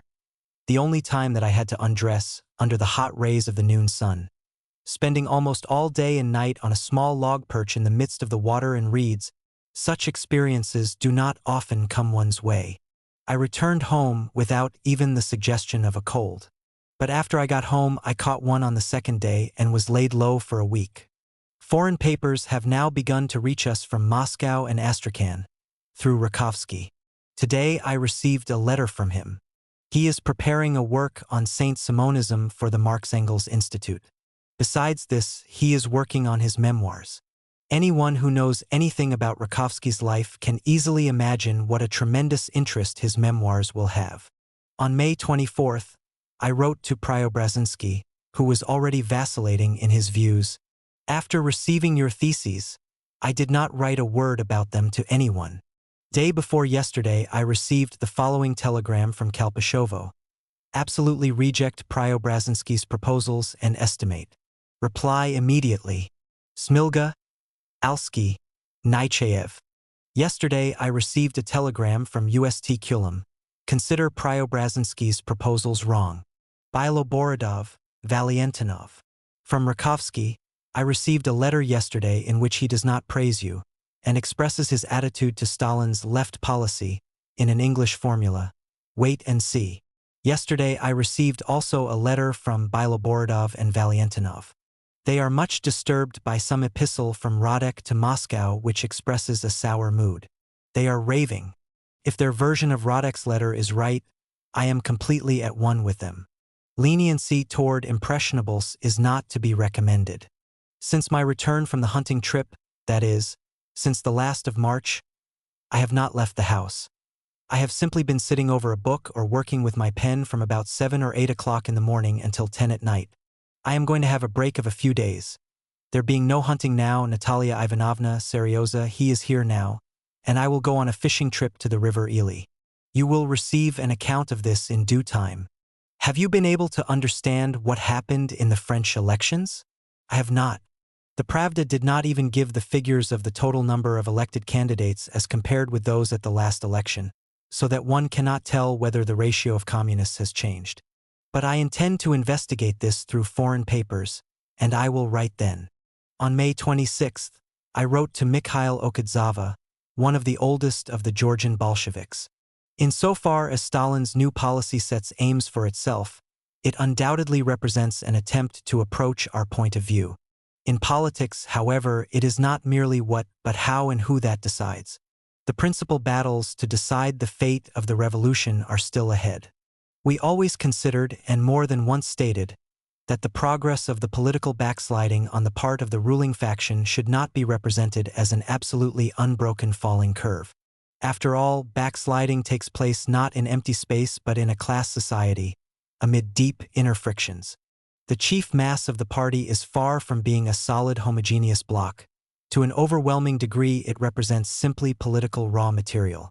It is inevitably subject to processes of differentiation, under pressure of class impacts, both from the right and left.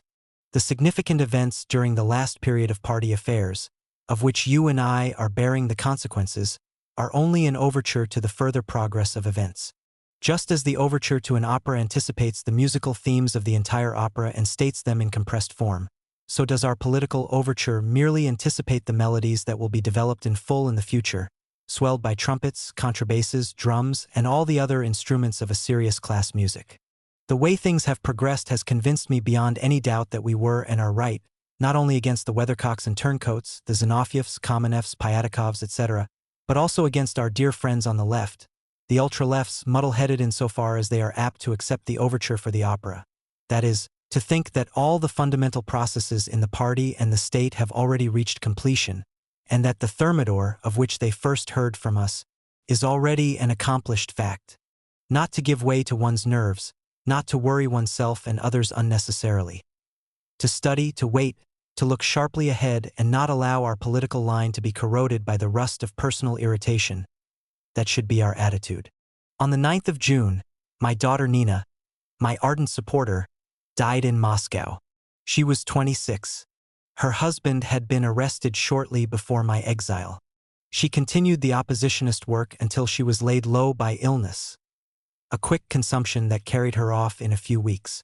The letter she wrote to me from the hospital was 73 days reaching me, and came after she died. Rakovsky wired me on June 16th. Yesterday received your letter about Nina's grave illness. Wired Alexandra Georgievna in Moscow. Learned today from the papers that Nina's brief but revolutionary life came to an end. I am wholly with you, dear friend. It pains me to be separated from you by such an unsurmountable distance. I embrace you many times from my heart. Christian. A fortnight later came Rakovsky's letter. Dear friend, I am greatly pained about Ninotchka, for you and yours. You have long been bearing the heavy cross of a revolutionary Marxist, but now for the first time you are experiencing the boundless sorrow of a father. I am with you with all my heart. I grieve that I am so far from you. You must have heard from Seryoza of the absurd measures dealt out to your friends after the senseless treatment of you in Moscow. I came to your house half an hour after your departure. A group of comrades, mostly women, and with them Murilov, were in the sitting room.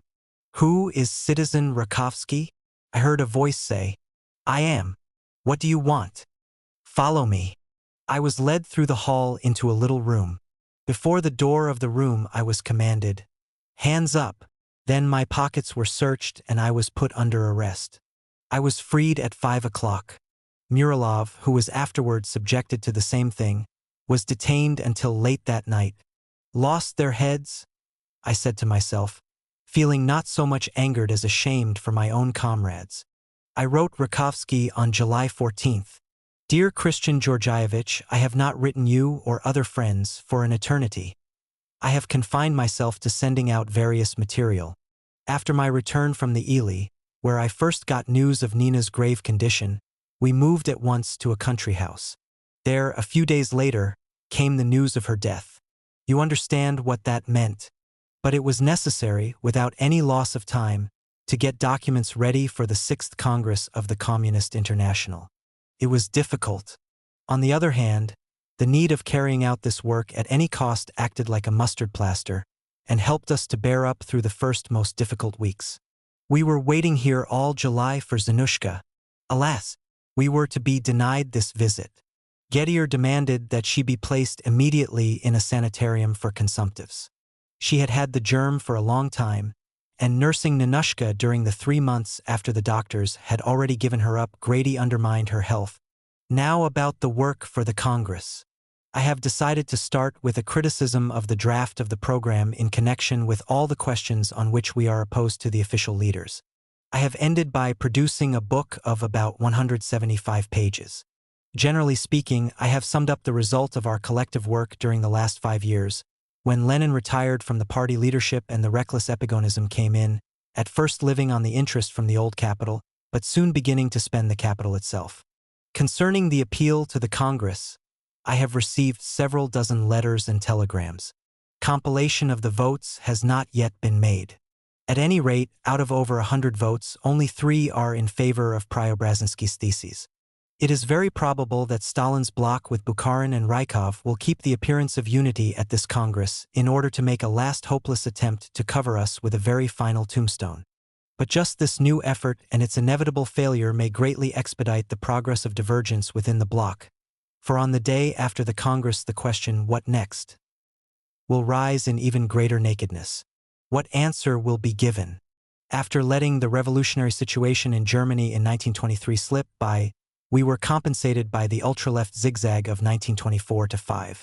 The ultra-left policy of Zinoviev rose from the right east, the struggle against the industrializers, the romance with Radich, La Follette, the Crescentern, the Kuomintang, etc. When the policy of the ultra-left smashed its head, the right policy rose from the same right east. The chance of a broader repetition of this at some new stage is not barred, that is, a new ultra-left phase based on the same opportunist premises. But the latent economic forces may break off this ultra-left trend and twist the policy definitely to the right. In August, I wrote to several of the comrades. Of course, you have noticed that our newspapers reprint absolutely no comments by the American and European press on the events taking place in our party. This alone made one suspect that such comments do not quite suit the requirements of the new policy. Now I have something that is no mere guess, but a very striking bit of evidence from the press. Comrade Andreykin has sent me a page torn from a February number of the American paper, The Nation. After giving a brief summary of our latest events, this important left democratic journal says, "This action brings to the front the question, who represents the continuation of the Bolshevik program in Russia and who the inevitable reaction from it? To the American readers, it has seemed as if Lenin and Trotsky represented the same thing and the conservative press and statesmen have arrived at the same conclusion." Thus, the New York Times found a chief cause for rejoicing on New Year's Day in the successful elimination of Trotsky from the Communist Party, declaring flatly that the ousted opposition stood for the perpetuation of the ideas and conditions that have cut off Russia from Western civilization. Most of the great European newspapers wrote similarly. Sir Austen Chamberlain during the Geneva Conference was quoted as saying that England could not enter into conversations with Russia for the simple reason that Trotsky had not yet been shot against a wall. He must be pleased by Trotsky's banishment. At any rate, the mouthpieces of reaction in Europe are one in their conclusion that Trotsky, and not Stalin, is their chief communist enemy. This is eloquent enough, isn't it? Here are a few bits of statistical data from my son's notes. For the period of April to October 1928, we sent out from Alma Ata about 800 political letters, among them quite a few large works. The telegrams sent amounted to about 550. We received about 1,000 political letters, both long and short, and about 700 telegrams, in most cases from groups of people. All this refers chiefly to the correspondence within the region of exile, but letters from exile filtered out into the country as well. Of the correspondence sent us, we received, in the best months, not more than half. In addition, we received about 8 or 9 secret mails from Moscow, that is, secret material and letters forwarded by special courier. About the same number were sent by us in similar fashion to Moscow. The secret mail kept us informed of everything that was going on there and enabled us, thoroughly after much delay, to respond with our comments on the most important events. Toward autumn, the state of my health grew much worse. Rumors of this reached Moscow. Workers began to raise questions about it at the meetings. The official reporters found that their best course was to picture my health in the brightest colors. On September 20th, my wife sent the following telegram to Uglanov, then secretary of the Moscow Party Organization. In your speech at the plenary meeting of the Moscow Committee, you speak of the fictitious illness of my husband, L.D. Trotsky. Referring to the anxiety and protests of many comrades, you exclaim indignantly, "These are the measures they resort to." You make it appear that unbecoming measures are resorted to not by the men who banish Lenin's collaborators and condemn them to illness, but by those who protest against this. On what grounds and by what right do you inform the party, the workers and the whole world that the reports of LD's illness are false? You are actually deceiving the party. The archives of the Central Committee contain reports by our best physicians on the state of LD's health. Consultations of these physicians were held more than once at the instigation of Vladimir Ilyich, who showed the greatest concern for LD's health. Those consultations, called also after VI's death, have established the fact that LD is suffering from colitis and gout caused by faulty assimilation of matter. You probably know that in May 1926, LD underwent an operation in Berlin to rid himself of the high temperature that had tormented him for several years. But he found no relief. Colitis and gout are not the sort of diseases that can be cured, especially at Alma-Ata. As the years go by, they get worse. Health can be maintained at a certain level only through a proper regimen and the right sort of treatment. Neither one nor the other is procurable at Alma-Ata. As to what regimen and treatment are necessary, you may ask the People's Commissary of Health, Siamashko, who participated several times in the consultations ordered by Vladimir Ilyich. In addition to this, LD has here fallen a victim to malaria, which also affects both the colitis and the gout and often causes vicious headaches. The weeks and months when his condition is better are followed by more weeks and months of severe illness. That is the actual state of affairs.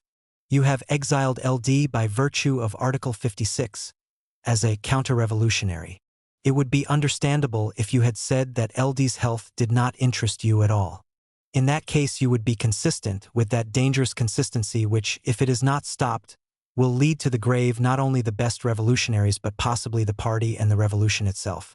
But now, apparently under pressure of public opinion of the workers, you lack the courage to be consistent. Instead of saying that Trotsky's illness is to your advantage, because it can prevent his thinking and writing, you simply deny the illness.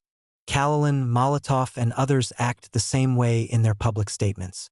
The fact that you are now obliged to answer inquiries from the masses and to try to wriggle out in such an unseemly manner proves that the working class does not believe the political slander of Trotsky.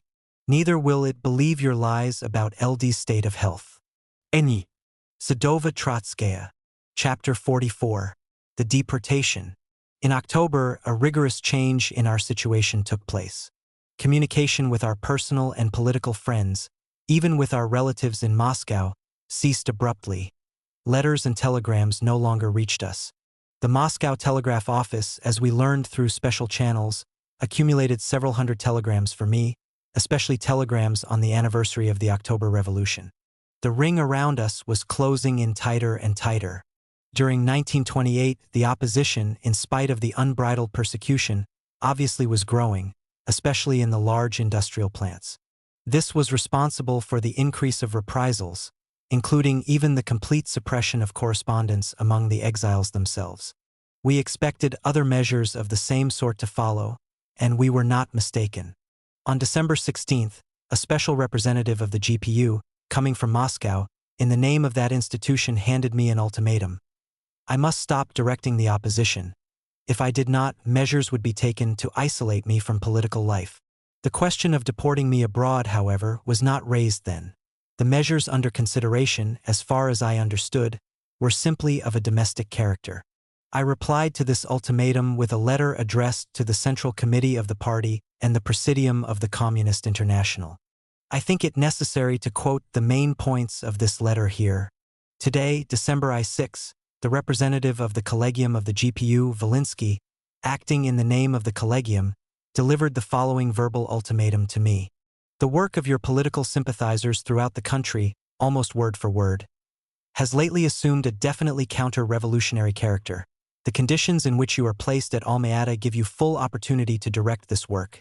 In view of this, the Collegium of the GPU has decided to demand from you a categorical promise to discontinue your activity. Failing this, the Collegium will be obliged to alter the conditions of your existence to the extent of completely isolating you from political life. In this connection, the question of changing your place of residence will arise. I informed the representative of the GPU that I can only give him a written reply provided I receive from him a written statement of the GPU's ultimatum. My refusal to give any oral reply was based on my belief, derived from all my past experience, that my words would again be viciously distorted to mislead the working masses of the USSR and of the rest of the world. But regardless of further action by the Collegium of the GPU, which in this case is playing no independent role but is only mechanically executing the old decision, long familiar to me, of Stalin's narrow faction, I think it necessary to bring the following to the notice of the Central Committee of the All-Union Communist Party and of the Executive Committee of the Communist International. The demand that I abstain from political activity is a demand that I renounce the struggle for the interests of the international proletariat, a struggle which I have been waging continually for 32 years, throughout all of my conscious life. The attempt to represent this activity as counter-revolutionary comes from those whom I charge, before the international proletariat, with violating the fundamental principles of the teachings of Marx and Lenin, with infringing on the historical interests of the world revolution, with renouncing the traditions and precepts of October, and with unconsciously, but all the more menacingly, preparing the Thermidor. To abstain from political activity would be tantamount to ending the struggle against the blindness of the present direction of the Communist Party, which adds to the objective difficulties of the constructive socialist work an ever-increasing number of political difficulties caused by its opportunist inability to conduct the proletarian policy on a large historical scale. It would be tantamount to renouncing the struggle against a strangling party regime that reflects the growing pressure of the enemy classes on the proletarian vanguard. It would be tantamount to passively acquiescing in that economic policy of opportunism which is undermining and shaking the foundations of the dictatorship of the proletariat, retarding the latter's material and cultural progress, and at the same time dealing severe blows at the union of the workers and the toiling peasants, the foundation of the Soviet power. The Lenin wing of the party has been under a hail of blows ever since 1923, that is, ever since the unexampled collapse of the German Revolution. The increasing force of these blows keeps pace with the further defeats of the international and Soviet proletariat as a consequence of opportunist leadership. Theoretical reasoning and political experience attest that a period of historical recoil or reaction can follow not only a bourgeois, but a proletarian revolution as well.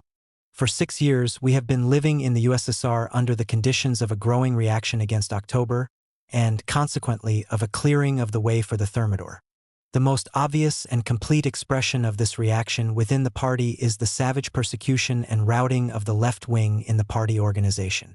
In its latest attempts at resistance to the out-and-out Thermidorians, the Stalin faction is living on the chips and fragments of the ideas of the opposition. Creatively, it is impotent.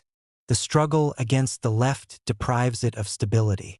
This practical policy has no backbone, being false, contradictory, and unreliable. The noisy campaign against the danger from the right is three-quarters sham, and serves first of all as a screen before the masses for the war of real extermination against the Bolshevik Leninists. The world bourgeoisie and the world Menshevism have equally blessed this war. These judges have long since recognized historical rightness as being on Stalin's side.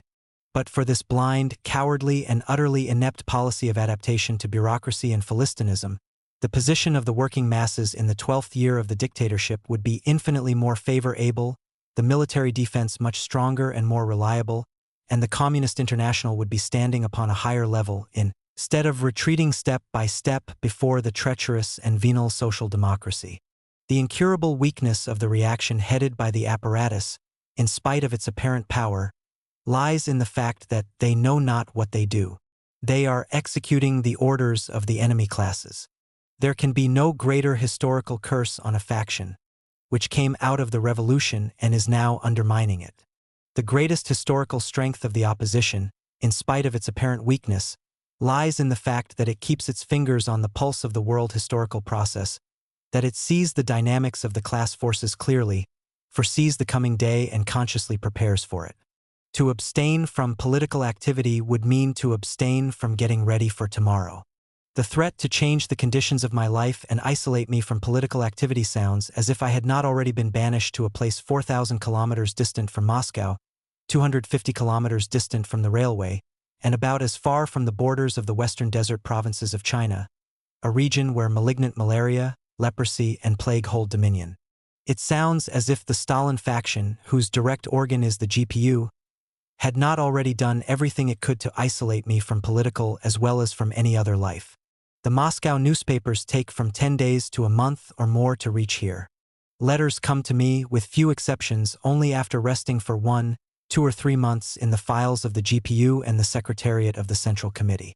2 of my closest co-workers from the time of the Civil War, comrades Syrmux and Poznansky, who ventured of their own accord to accompany me to my place of exile, were arrested immediately on their arrival, incarcerated in a cellar with criminals, and then exiled to distant parts of the North Country. A letter from my daughter, fatally ill, whom you expelled from the party and removed from her work, took 73 days to reach me from the Moscow hospital, so that my reply found her no longer living. A letter about the serious illness of my other daughter, who was also expelled from the party by you and removed from work, was delivered to me a month ago, 43 days after leaving Moscow. Telegraph inquiries about my health in most cases never even reach their destination. Thousands of irreproachable Bolshevik-Leninists whose services to the October Revolution and the international proletariat far surpass the services of those who have imprisoned and banished them, are in the same situation or worse. In planning increasingly severe reprisals against the opposition, the narrow faction of Stalin, whom Lenin in his will called rude and disloyal at a time when those characteristics had not been revealed in even 1/100th part of their present degree, is constantly endeavoring, with the aid of the GPU, to plant upon the opposition some connection with the enemies of the proletarian dictatorship. Within their small circle, the present leaders say, "This is necessary for the masses," sometimes, even more cynically, "This is for the fools."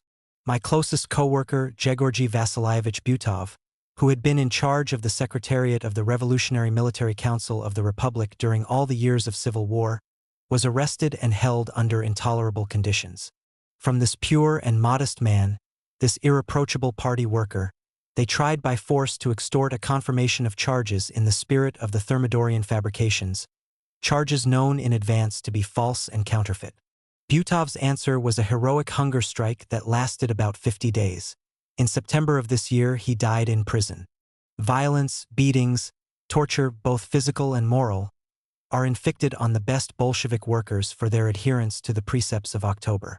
Such are the general conditions which, in the words of the Collegium of the GPU, present no obstacle at present to the political activity of the opposition in general, and to mine in particular. The sorry threat to change these conditions for me in the direction of further isolation is nothing but the decision of the Stalin faction to substitute prison for exile. This decision, as I have already said above, is nothing astounding. As early as 1924 it was formed in prospect, and has been carried out gradually step by step, so that the oppressed and deceived party might imperceptibly grow accustomed to the Stalin methods, whose rudeness and disloyalty have now ripened into poisoned bureaucratic dishonesty. In the declaration submitted to the 6th Congress, as if foreseeing the ultimatum presented to me today, we wrote verbatim, "To demand from a revolutionary such a renunciation of political activity, i.e., in the service of the party and the international revolution, would be possible only for a completely depraved officialdom. Only contemptible renegades would be capable of giving such a promise. I cannot alter anything in these words. To everyone his due. You wish to continue carrying out policies inspired by class forces hostile to the proletariat. We know our duty and we will do it to the end. L. Trotsky. December 16, 1928. Alma-Ata. After this reply, a month passed without change. Our connections with the outside world had been completely broken off, including the secret ones with Moscow. During January, we received only the Moscow newspapers. The more they wrote about the struggle against the right, the more confidently we waited for a blow against the left. That is the Stalin method. The Moscow emissary of the GPU, Volinsky, remained at Alma-Ata awaiting instructions. On January 20th, he appeared at my house, accompanied by many armed agents of the GPU who occupied the entrance and exits, and handed me the following extract from the minutes of the GPU for January 18, 1929. Considered, the case of citizen Trotsky Lev Davidovich under Article 58 out of 10 of the Criminal Code, on a charge of counter-revolutionary activity expressing itself in the organization of an illegal anti-Soviet party, whose activity has lately been directed toward provoking anti-Soviet actions and preparing for an armed struggle against the Soviet power. Resolved, Citizen Trotsky, Lev Davidovich, to be deported from the territory of the USSR. When later I was asked to sign a slip to the effect that I had acquainted myself with this decision, I wrote, "The decision of the GPU, criminal in substance and illegal in form, has been announced to me January 20th, 1929. Trotsky." I called the decision criminal because it tells a deliberate lie in charging me with preparing for an armed struggle against the Soviet power. If it were true that the opposition directed by the organizers of the October Revolution, the builders of the Soviet Republic and the Red Army, was preparing for an overthrow of the Soviet power by force of arms, this in itself would have spelled catastrophe for the country. Fortunately, the GPU formula is an insolent lie. The policy of the opposition has nothing to do with preparation for an armed struggle. We are guided wholly by a conviction of the profound vitality and elasticity of the Soviet regime. Our course is one of inner reform. When I asked how and to where I was to be deported, I received the answer that I would be informed of this in European Russia by the representative of the GPU who was to meet me there. The whole next day was taken up with a feverish packing, almost exclusively of manuscripts and books. In passing, I may note that there was no suggestion of hostility on the part of the agents of the GPU. Quite the contrary. At dawn on the 22nd, my wife, my son, and I, with the escort, set off in an autobus which drove us along a smooth, firm road of snow to the top of the Kurde mountain range. On the summit, there were heavy snowdrifts and a strong wind. The powerful tractor that was to tow us over the Kurde Pass got lodged in the snow up to its neck, together with the 7 automobiles it was towing. During the snowstorms, 7 men and a good many horses were frozen to death on the pass. We were obliged to transfer to sleighs. It took us more than 7 hours to advance about 30 kilometers.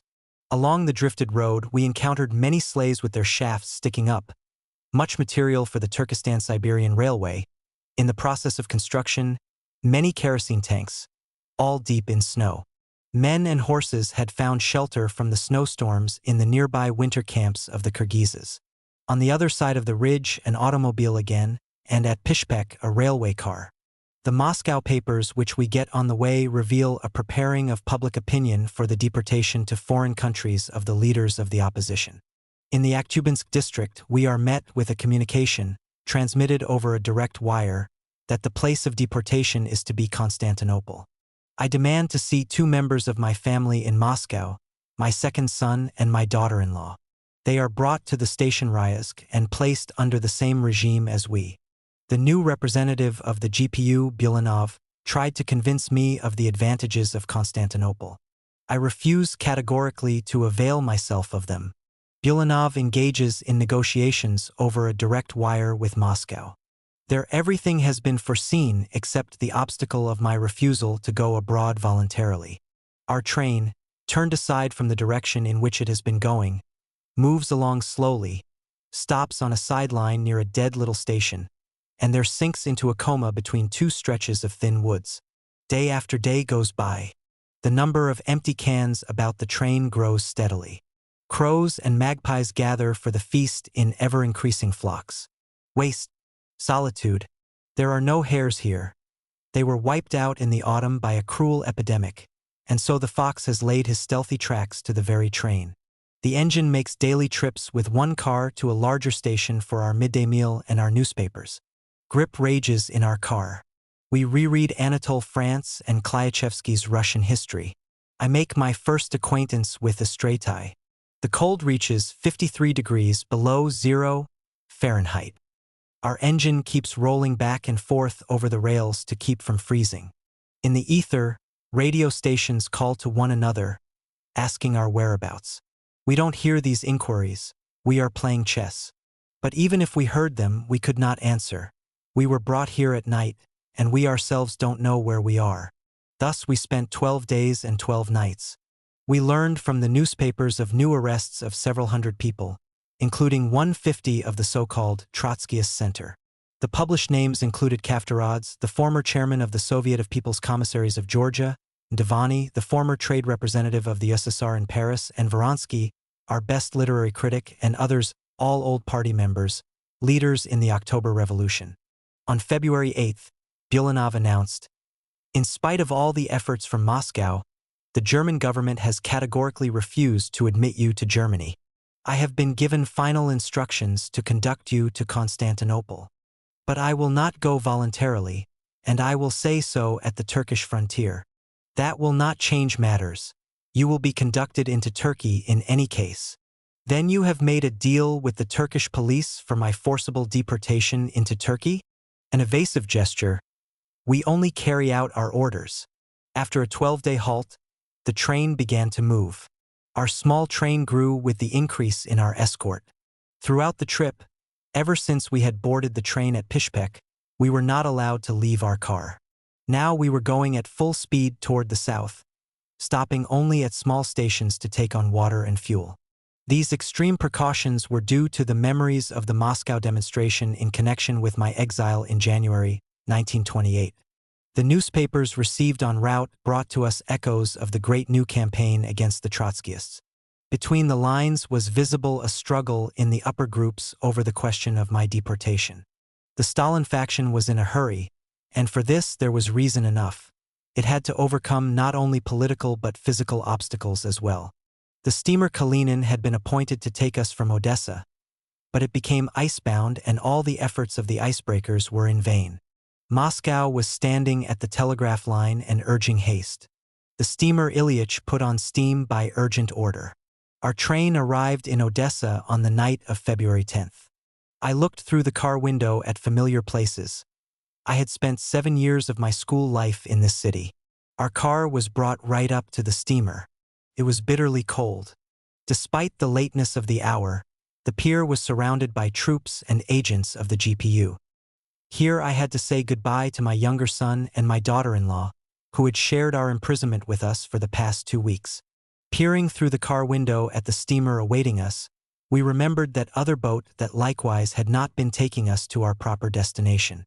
That was in March 1917, off Halifax, when British Marines, before the eyes of a crowd of passengers, had carried me on their shoulders from the Norwegian steamer Christiania fired.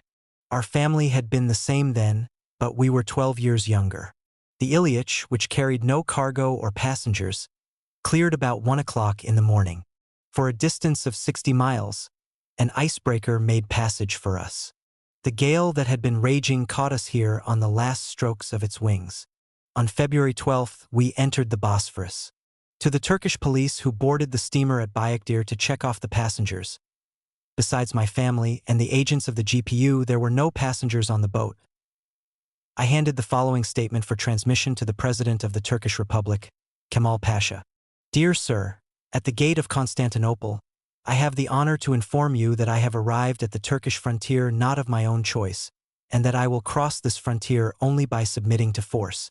I request you, Mr. President, to accept my appropriate sentiments. L. Trotsky. February 12, 1929.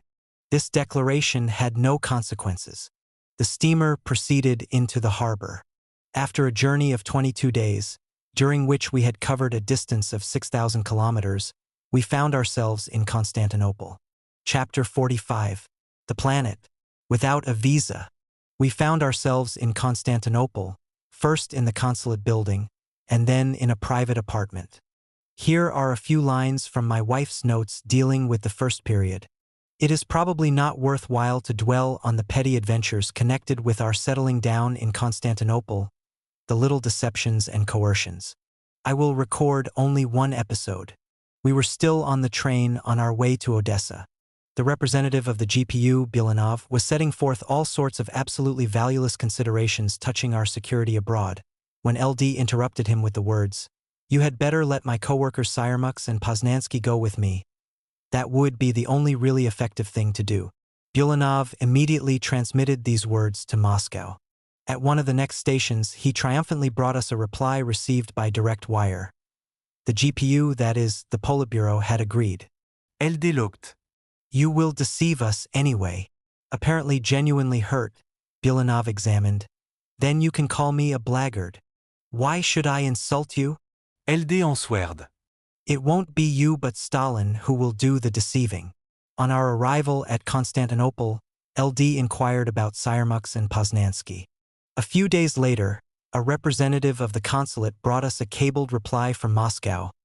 They would not be released. The rest of our experiences were of much the same sort.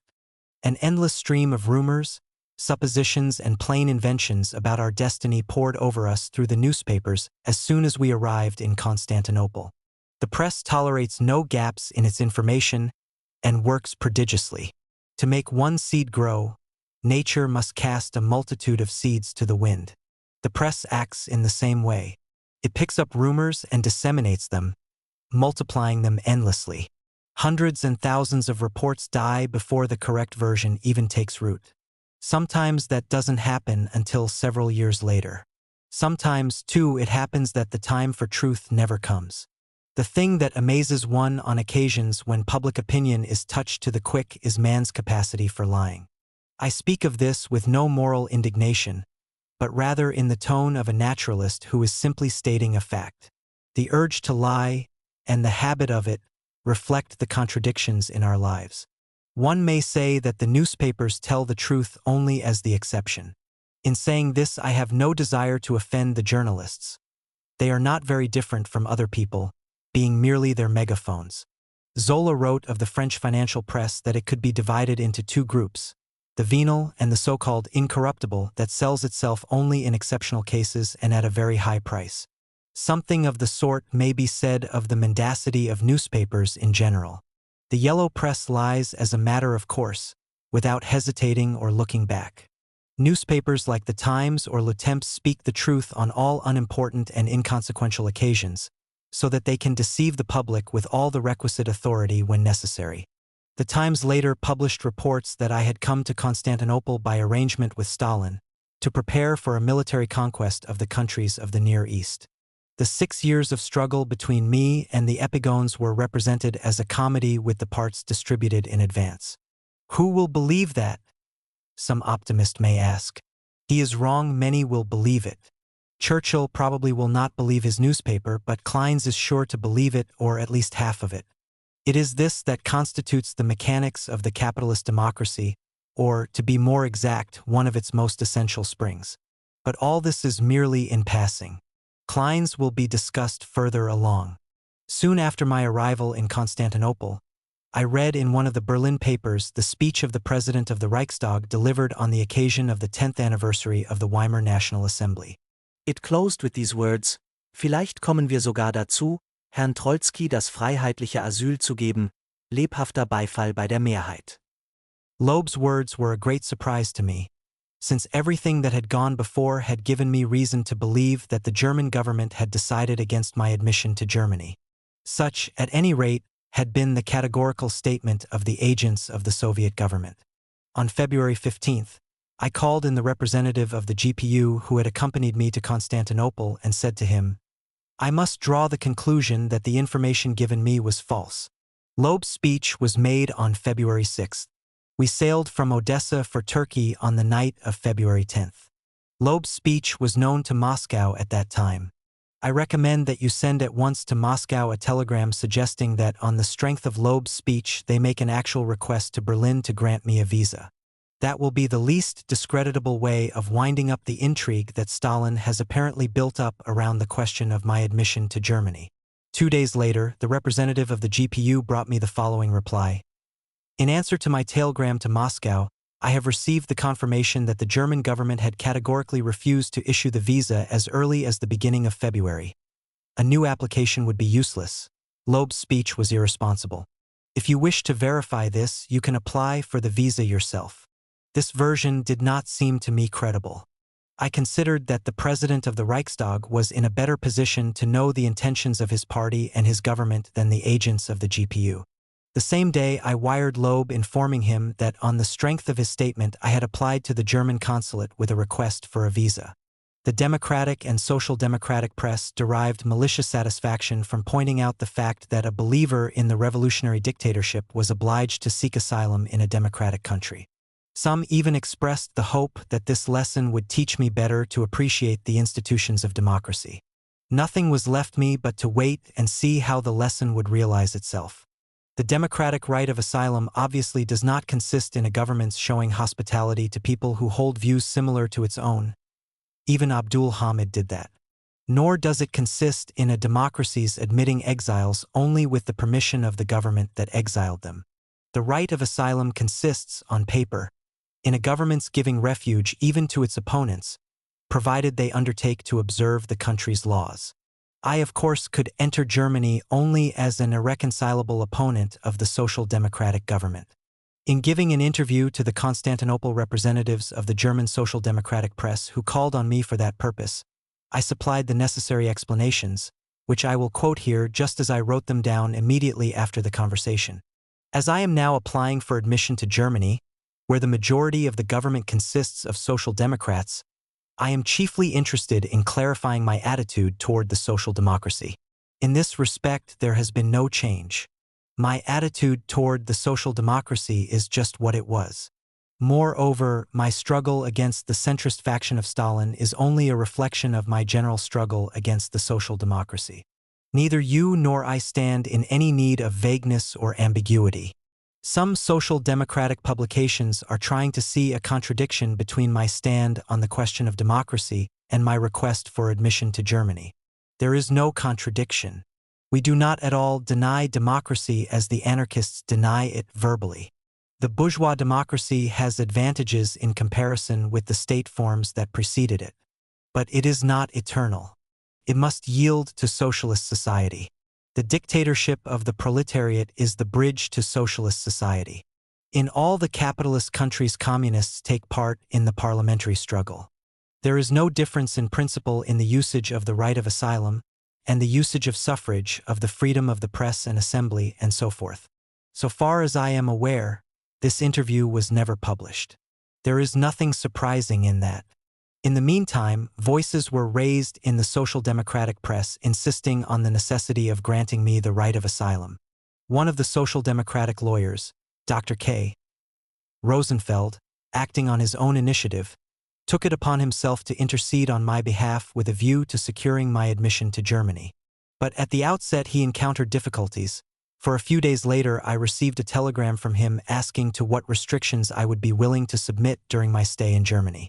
I replied, I intend to live in complete isolation, outside of Berlin, not to speak at public meetings under any circumstances, and to confine myself to literary work within the bounds of the German laws. So the matter under discussion was no longer the democratic right of asylum, but the right of residence in Germany on an exceptional basis. The lesson in democracy that my opponents were going to accord me was given a restrictive interpretation at the very outset. But this was not the end of it. A few days later, I received a new telegraphic inquiry. Would I agree to come to Germany only for purposes of medical treatment? I wired in reply, I request that I be given at least the possibility of staying in Germany for a course of treatment absolutely necessary for my health. Thus, the right of asylum at this stage shrank to the right of treatment. I named several well-known German physicians who had treated me during the past 10 years, whose aid I needed now more than ever before. Toward Easter, the German press sounded a new note. In government circles, it was stated, the opinion was held that Trotsky was not really so ill as to be absolutely in need of the help of German doctors and of German health resorts. On March 31st, I telegraphed Dr. Rosenfeld, According to the newspaper reports, my illness is not sufficiently hopeless to obtain my admission to Germany. I ask, did Loeb offer me the right of asylum or the right of internment? I am willing to submit to any examination by any medical commission. I undertake to leave Germany at the close of the health resort season. In this way, in the course of a few weeks, the democratic principle was 3 times truncated. The right of asylum was at first reduced to the right of residence on a specially restricted basis, then to the right of treatment, and finally to the right of internment. But this meant that I could appreciate the full advantages of democracy only as a corpse. There was no reply to my telegram. After waiting a few days, I telegraphed Berlin again. Regard the absence of reply as a disloyal form of refusal. Only after this, on April 12th, that is, after 2 months, did I receive a communication that the German government had refused my application for admission. There was nothing left but to telegraph the President of the Reichstag, Loeb. Regret have not received the possibility for practical education in the advantages of the democratic right of asylum. Trotsky. Such is the brief and instructive history of my first attempt to find a democratic visa in Europe. Of course, it is understood that if the right of asylum had been accorded me, that in itself would not in the least mean a refutation of the Marxist theory of a class state. The regime of democracy, which derives not from self-sufficient principles, but from the real requirements of the dominant class, by the force of its inner logic also includes within itself the right of asylum. The granting of refuge to a proletarian revolutionary in no way contradicts the bourgeois character of democracy. But there is no need of such arguments now, for in Germany, as directed by the Social Democrats, no right of asylum has been found to exist. Through the GPU, Stalin proposed on December 16 that I renounce my political activity. During the discussion of the question of the right of asylum in the press, the same condition was advanced by the Germans as something taken for granted. This means that the government of Müller and Stresemann likewise regards those ideas that are being fought by Stalin and his Thalmanns as dangerous and harmful. Stalin, by diplomatic means, and the Thalmanns, by means of agitation, demanded that the Social Democratic government refuse me admission to Germany, presumably in the name of the interests of the proletarian revolution. On the other flank, Chamberlain, Count Westarp, and their like demanded that I be refused the visa in the interests of the capitalist order. Hermann Müller was able in this way to satisfy both his partners on the right and his allies on the left.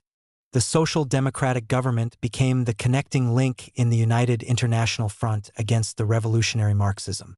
For an image for this united front, one need only turn to the first lines of the Communist Manifesto by Marx and Engels.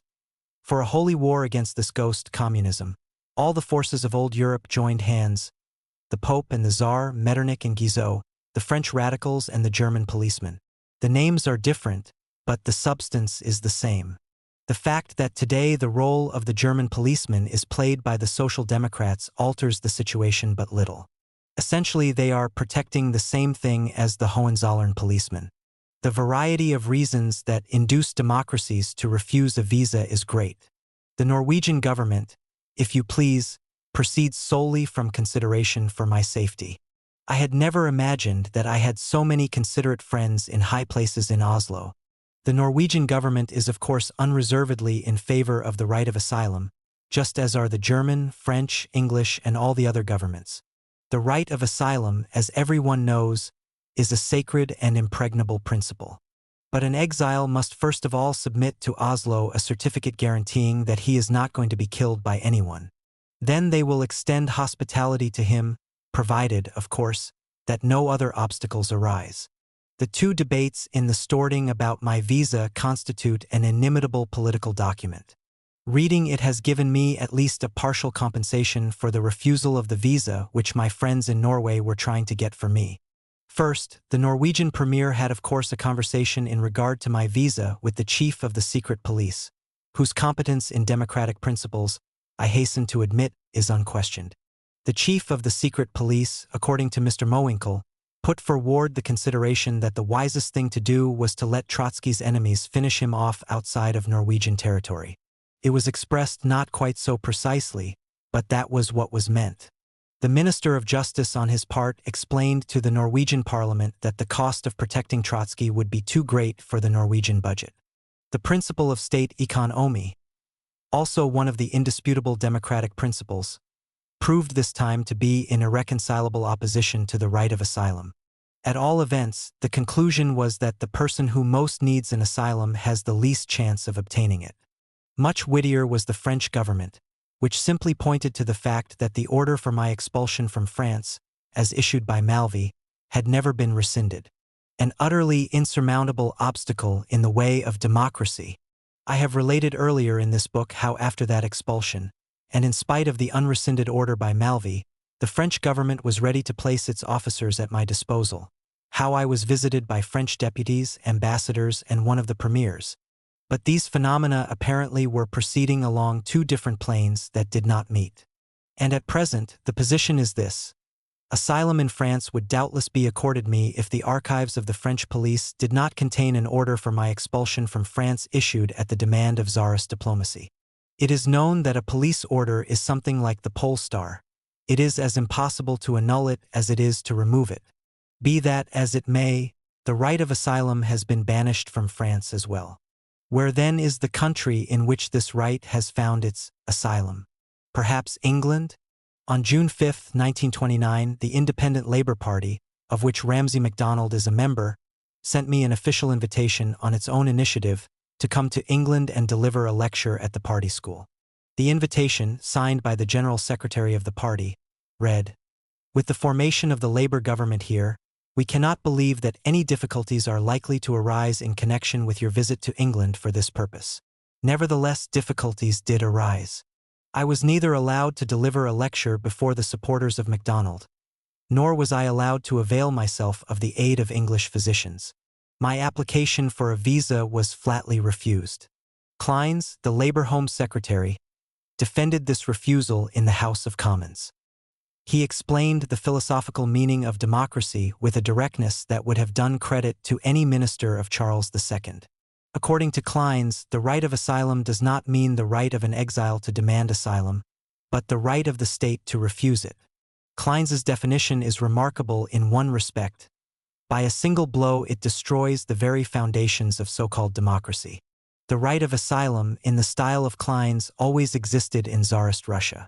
When the Shah of Persia failed to hang all the revolutionaries and was obliged to leave his beloved country, Nicholas II not only extended to him the right of asylum, but supplied him with sufficient comforts to live in Odessa. But it never occurred to any of the Irish revolutionaries to seek asylum in Tsarist Russia, where the constitution consisted entirely of the one principle expounded by Kleins, namely, that the citizens must be content with what the state authorities give them or take from them. Mussolini accorded the right of asylum to the King of Afghanistan in exact agreement with this very principle. The pious Mr. Kleins ought at least to have known that democracy, in a sense, inherited the right of asylum from the Christian Church, which, in turn, inherited it with much besides from paganism. It was enough for a pursued criminal to make his way into a temple, sometimes enough even to touch only the ring of the door, to be safe from persecution. Thus the Church understood the right of asylum as the right of the persecuted to an asylum, and not as an arbitrary exercise of will on the part of pagan or Christian priests. Until now, I had thought the pious Laborites, though little informed in matters of socialism, certainly well versed in the tradition of the Church. Now I find that they are not even that. But why does Klein stop at the first lines of his theory of the state law? It is a pity. The right of asylum is only one component part of the system of democracy. Neither in its historical origin, nor in its legal nature, does it differ from the right of freedom of speech, of assembly, etc. As to the freedom of strikes, the conclusion has already been drawn by British law. Kleins's misfortune is that he had to explain his actions aloud, for there were members of the Labour faction in Parliament who put respectful but inconvenient questions to him. The Norwegian premier found himself in the same unpleasant situation. The German cabinet was spared this discomfiture because in the whole Reichstag there was not a single deputy who took any interest in the question of the right of asylum. This fact assumes special significance when one remembers that the president of the Reichstag, in a statement that was applauded by the majority of the deputies, promised to accord me the right of asylum at a time when I had not even asked for it. The October Revolution did not proclaim the abstract principles of democracy, nor that of the right of asylum. The Soviet state was founded openly on the right of revolutionary dictatorship. But this did not prevent Vandervelde or other Social Democrats from coming to the Soviet Republic and even appearing in Moscow as public defenders of persons guilty of terrorist attempts on the lives of the leaders of the October Revolution. The present British ministers were also among our visitors. I cannot remember all of those who came to us. I haven't the necessary data at hand, but I remember that among them were Mr. and Mrs. Snowden. This must have been as far back as 1920. They were received not simply as tourists but as guests, which was probably carrying it a little too far. A box in the Grand Theater was placed at their disposal. I remember this in connection with a little episode that it may be worth recounting at this point. I had arrived in Moscow from the front, and my thoughts were far away from the British guests. In fact, I did not even know who those guests were, because in my absorption in other things I had hardly read any newspapers. The commission that was receiving Snowden, Mrs. Snowden, and if I am not mistaken, Bertrand Russell and Williams, as well as a number of others, was headed by Lozovsky, who told me by telephone that the commission demanded my presence in the theater where the English guests were. I tried to excuse myself, but Lozovsky insisted that his commission had been given full power by the Politburo and that it was my duty to set others an example of discipline. I went unwillingly. There were about a dozen British guests in the box. The theater was crammed to overflowing. We were gaining victories at the front, and the theater applauded them violently. The British guests surrounded me and applauded too. One of them was Snowden. Today, of course, he is a little ashamed of this adventure. But it is impossible to erase it. And yet I too should be glad to do so, for my fraternizing with the Laborites was not only a mistake, but a political error as well. As soon as I could get away from the guests, I went to see Lenin. He was much disturbed. "Is it true that you appeared in the box with those people?" Lenin used a different word for people. In excuse, I referred to Lozovsky, to the commission of the Central Committee to Discipline, and especially to the fact that I had not the remotest idea who the guests were.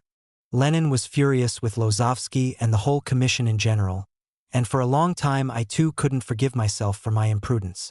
One of the present British ministers visited Moscow several times, I believe. At any rate, he rested in the Soviet Republic, stayed in the Caucasus, and called on me. It was Mr. Lansbury. The last time I met him was at Kislovodsk.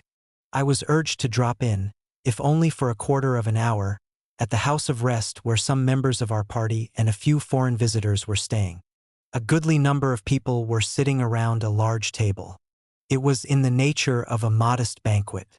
The place of honor was held by the guest, Lansbury. On my arrival, he offered a toast and then sang, "For he's a jolly good fellow." Those were Lansbury's feelings toward me in the Caucasus. Today, he too would probably like to forget about it. When I applied for the visa, I sent special telegrams to Snowden and Lansbury, reminding them of the hospitality that had been accorded them by the Soviets and in part by myself. My telegrams had little effect. In politics, recollections carry as little weight as democratic principles. Mr. and Mrs. Sidney Webb most courteously paid me a visit quite recently, early in May of 1929, when I was already on Principo. We talked about the possible advent of the Labour Party to power. I remarked in passing that immediately after the formation of MacDonald's government, I intended to demand a visa. Mr. Webb expressed the view that the government might find itself not strong enough, and because of their dependence on the Liberals, not free enough either. I replied that a party that isn't strong enough to be able to answer for its actions had no right to power. Our irreconcilable differences needed no new test. Webb came into power. I demanded a visa. MacDonald's government refused my application, but not because the Liberals prevented it from following its democratic convictions. Quite the contrary. The Labour government refused the visa, despite the protests of the Liberals. This was a variant that Mr. Webb did not foresee. It must be pointed out, however, that at that time he was not yet Lord Passfeld. Some of these men I know personally. Others I can judge only by analogy. I think that I measure them correctly. They have been raised up by the automatic growth of labor organizations, especially since the war, and by the sheer political exhaustion of liberalism. They have completely shed the naive idealism that some of them had 25 or 30 years ago. In its stead, they have acquired political routine and unscrupulousness in the choice of means. But in their general outlook they have remained what they were, timid, petty bourgeois whose methods of thought are far more backward than the methods of production in the British coal mining industry. Today, their chief concern is that the court nobility and the big capitalists may refuse to take them seriously. And no wonder. Now that they are in power, they are only too sharply aware of their weakness. They have not and cannot have the qualities possessed by the old governing cliques in which traditions and habits of rulership have been handed down from generation to generation, and often take the place of talent and intellect. But neither do they have what might have constituted their real strength, faith in the masses and the ability to stand on their own feet. They are afraid of the masses who put them there, just as they are afraid of the conservative clubs whose grandeur staggers their feeble imaginations. To justify their coming to power, they must needs show the old ruling classes that they are not simply revolutionary upstarts. God forbid. No, they really deserve every confidence because they are loyally devoted to the church, to the king, to the House of Lords, to the system of titles. That is to say, not simply to the sacrosanct principle of private property, but to all the rubbish of the Middle Ages. For them to refuse a visa to a revolutionary is really a happy opportunity to demonstrate their respectability once again.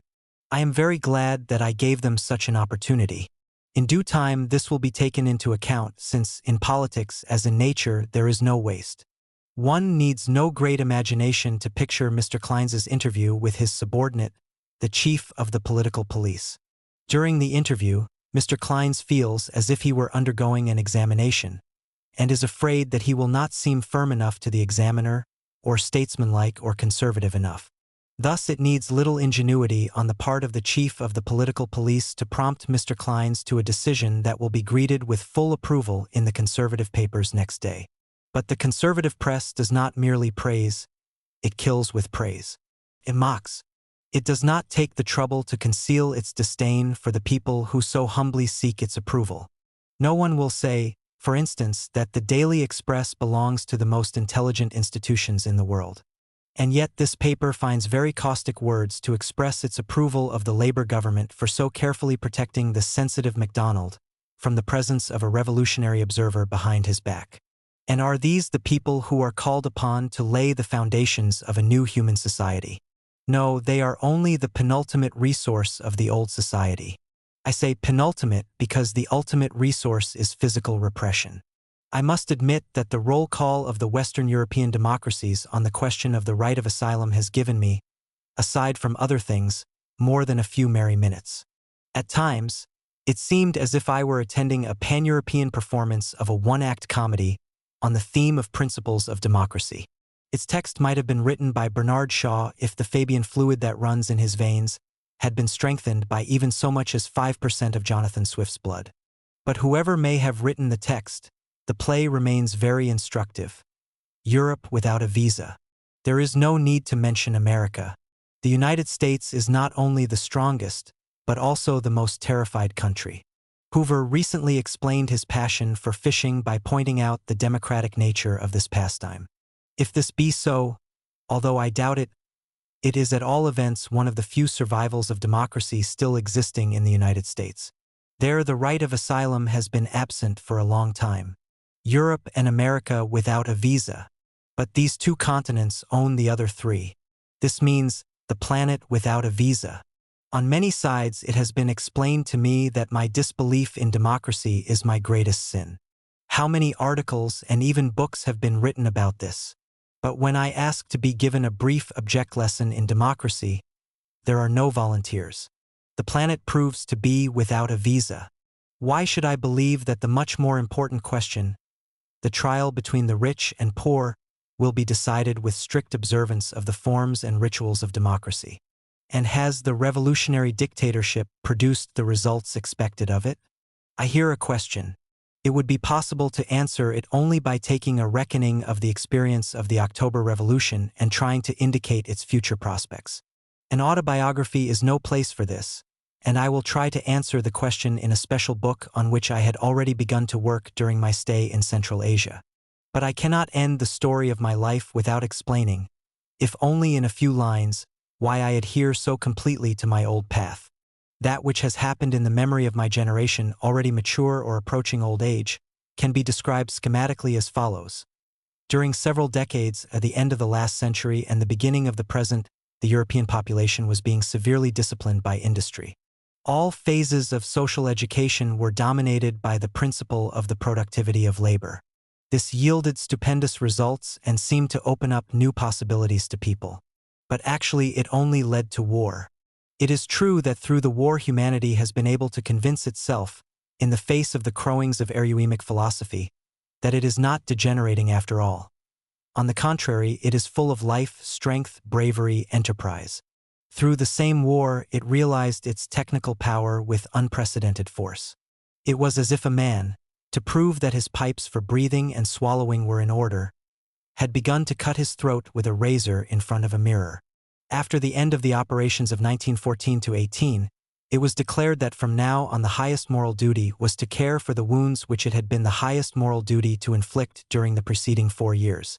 Industry and thrift were not only restored to their rights, but were put into the steel corsets of rationalization.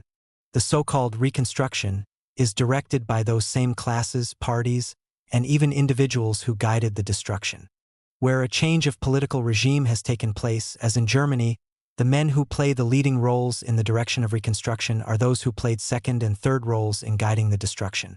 That, strictly speaking, is the only change. The war has swept away an entire generation, as if to create a break in the memory of peoples and to prevent the new generation from noticing too closely that it is actually engaged in repeating what has been done before, only on a higher historical rung, which implies more menacing consequences. The working class of Russia, under the leadership of the Bolsheviks, made an attempt to effect a reconstruction of life that would exclude the possibility of humanity's going through these periodical fits of sheer insanity, and would lay the foundations of a higher culture. That was the sense of the October Revolution. To be sure, the problem it has set itself has not yet been solved. But in its very essence, this problem demands many decades. Moreover, the October Revolution should be considered as the starting point of the newest history of humanity as a whole. Toward the end of the 30 Years' War, the German Reformation must have appeared the work of men who had broken out of a lunatic asylum. To a certain extent, it really was European humanity broken out of the medieval monastery.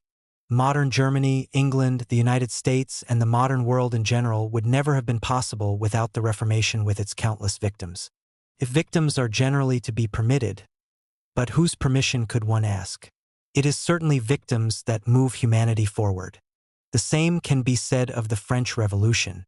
That narrow-minded, reactionary pedant, Taine, imagined that he was making a most profound discovery when he established the fact that a few years after the execution of Louis XVI, the French people were poorer and more unhappy than under the old regime. But the whole point of the matter is that such events as the Great French Revolution cannot be viewed on the scale of a few years.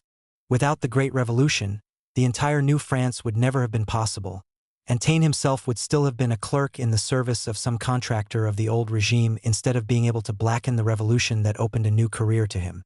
A still greater historical perspective is necessary to view the October Revolution. Only hopeless dullards can quote as evidence against it the fact that in 12 years it has not yet created general peace and prosperity.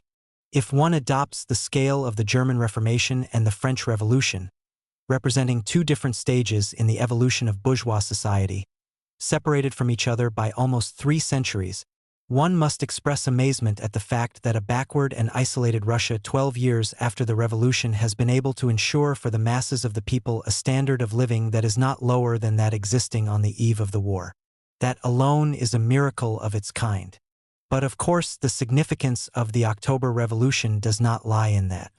The revolution is an experiment in a new social regime, an experiment that will undergo many changes and will probably be remade anew from its very foundations. It will assume an entirely different character on the basis of the newest technical achievements.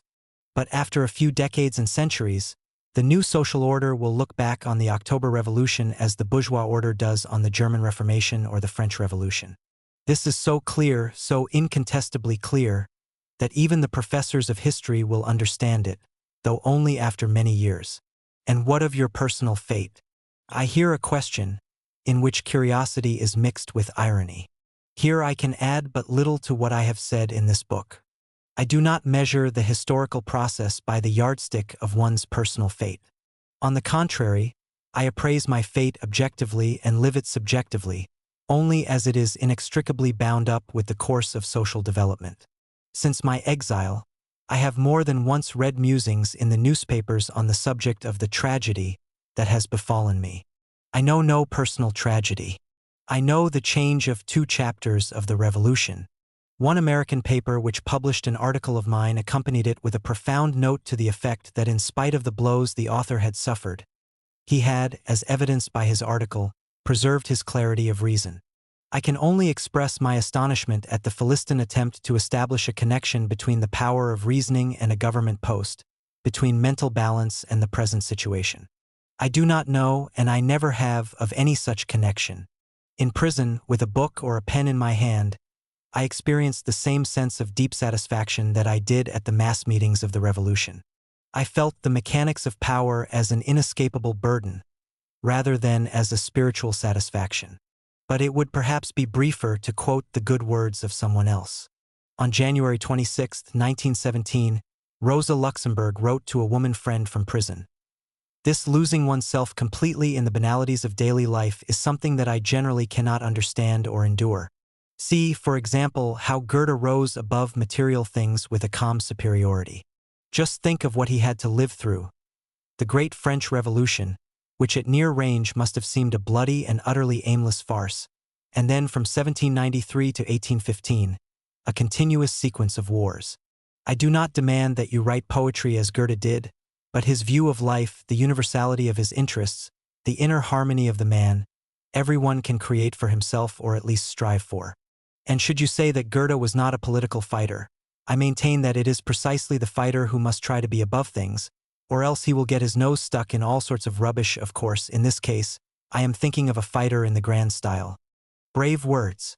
I read them for the first time the other day, and they immediately brought the figure of Rosa Luxemburg closer and made her dearer to me than ever before. In his views, his character, his world outlook, Proudhon, that Robinson Crusoe of socialism, is alien to me. But Proudhon had the nature of a fighter, a spiritual disinterestedness, a capacity for despising official public opinion, and finally, the fire of a many-sided curiosity never extinguished. This enabled him to rise above his own life, with its ups and downs, as he did above all contemporaneous reality. On April 26, 1852, Proudhon wrote to a friend from prison, "The movement is no doubt irregular and crooked, but the tendency is constant. What every government does in turn in favor of revolution becomes inviolable. What is attempted against it passes over like a cloud. I enjoy watching this spectacle in which I understand every single picture. I observe these changes in the life of the world as if I had received their explanation from above. What oppresses others, elevates me more and more, inspires and fortifies me.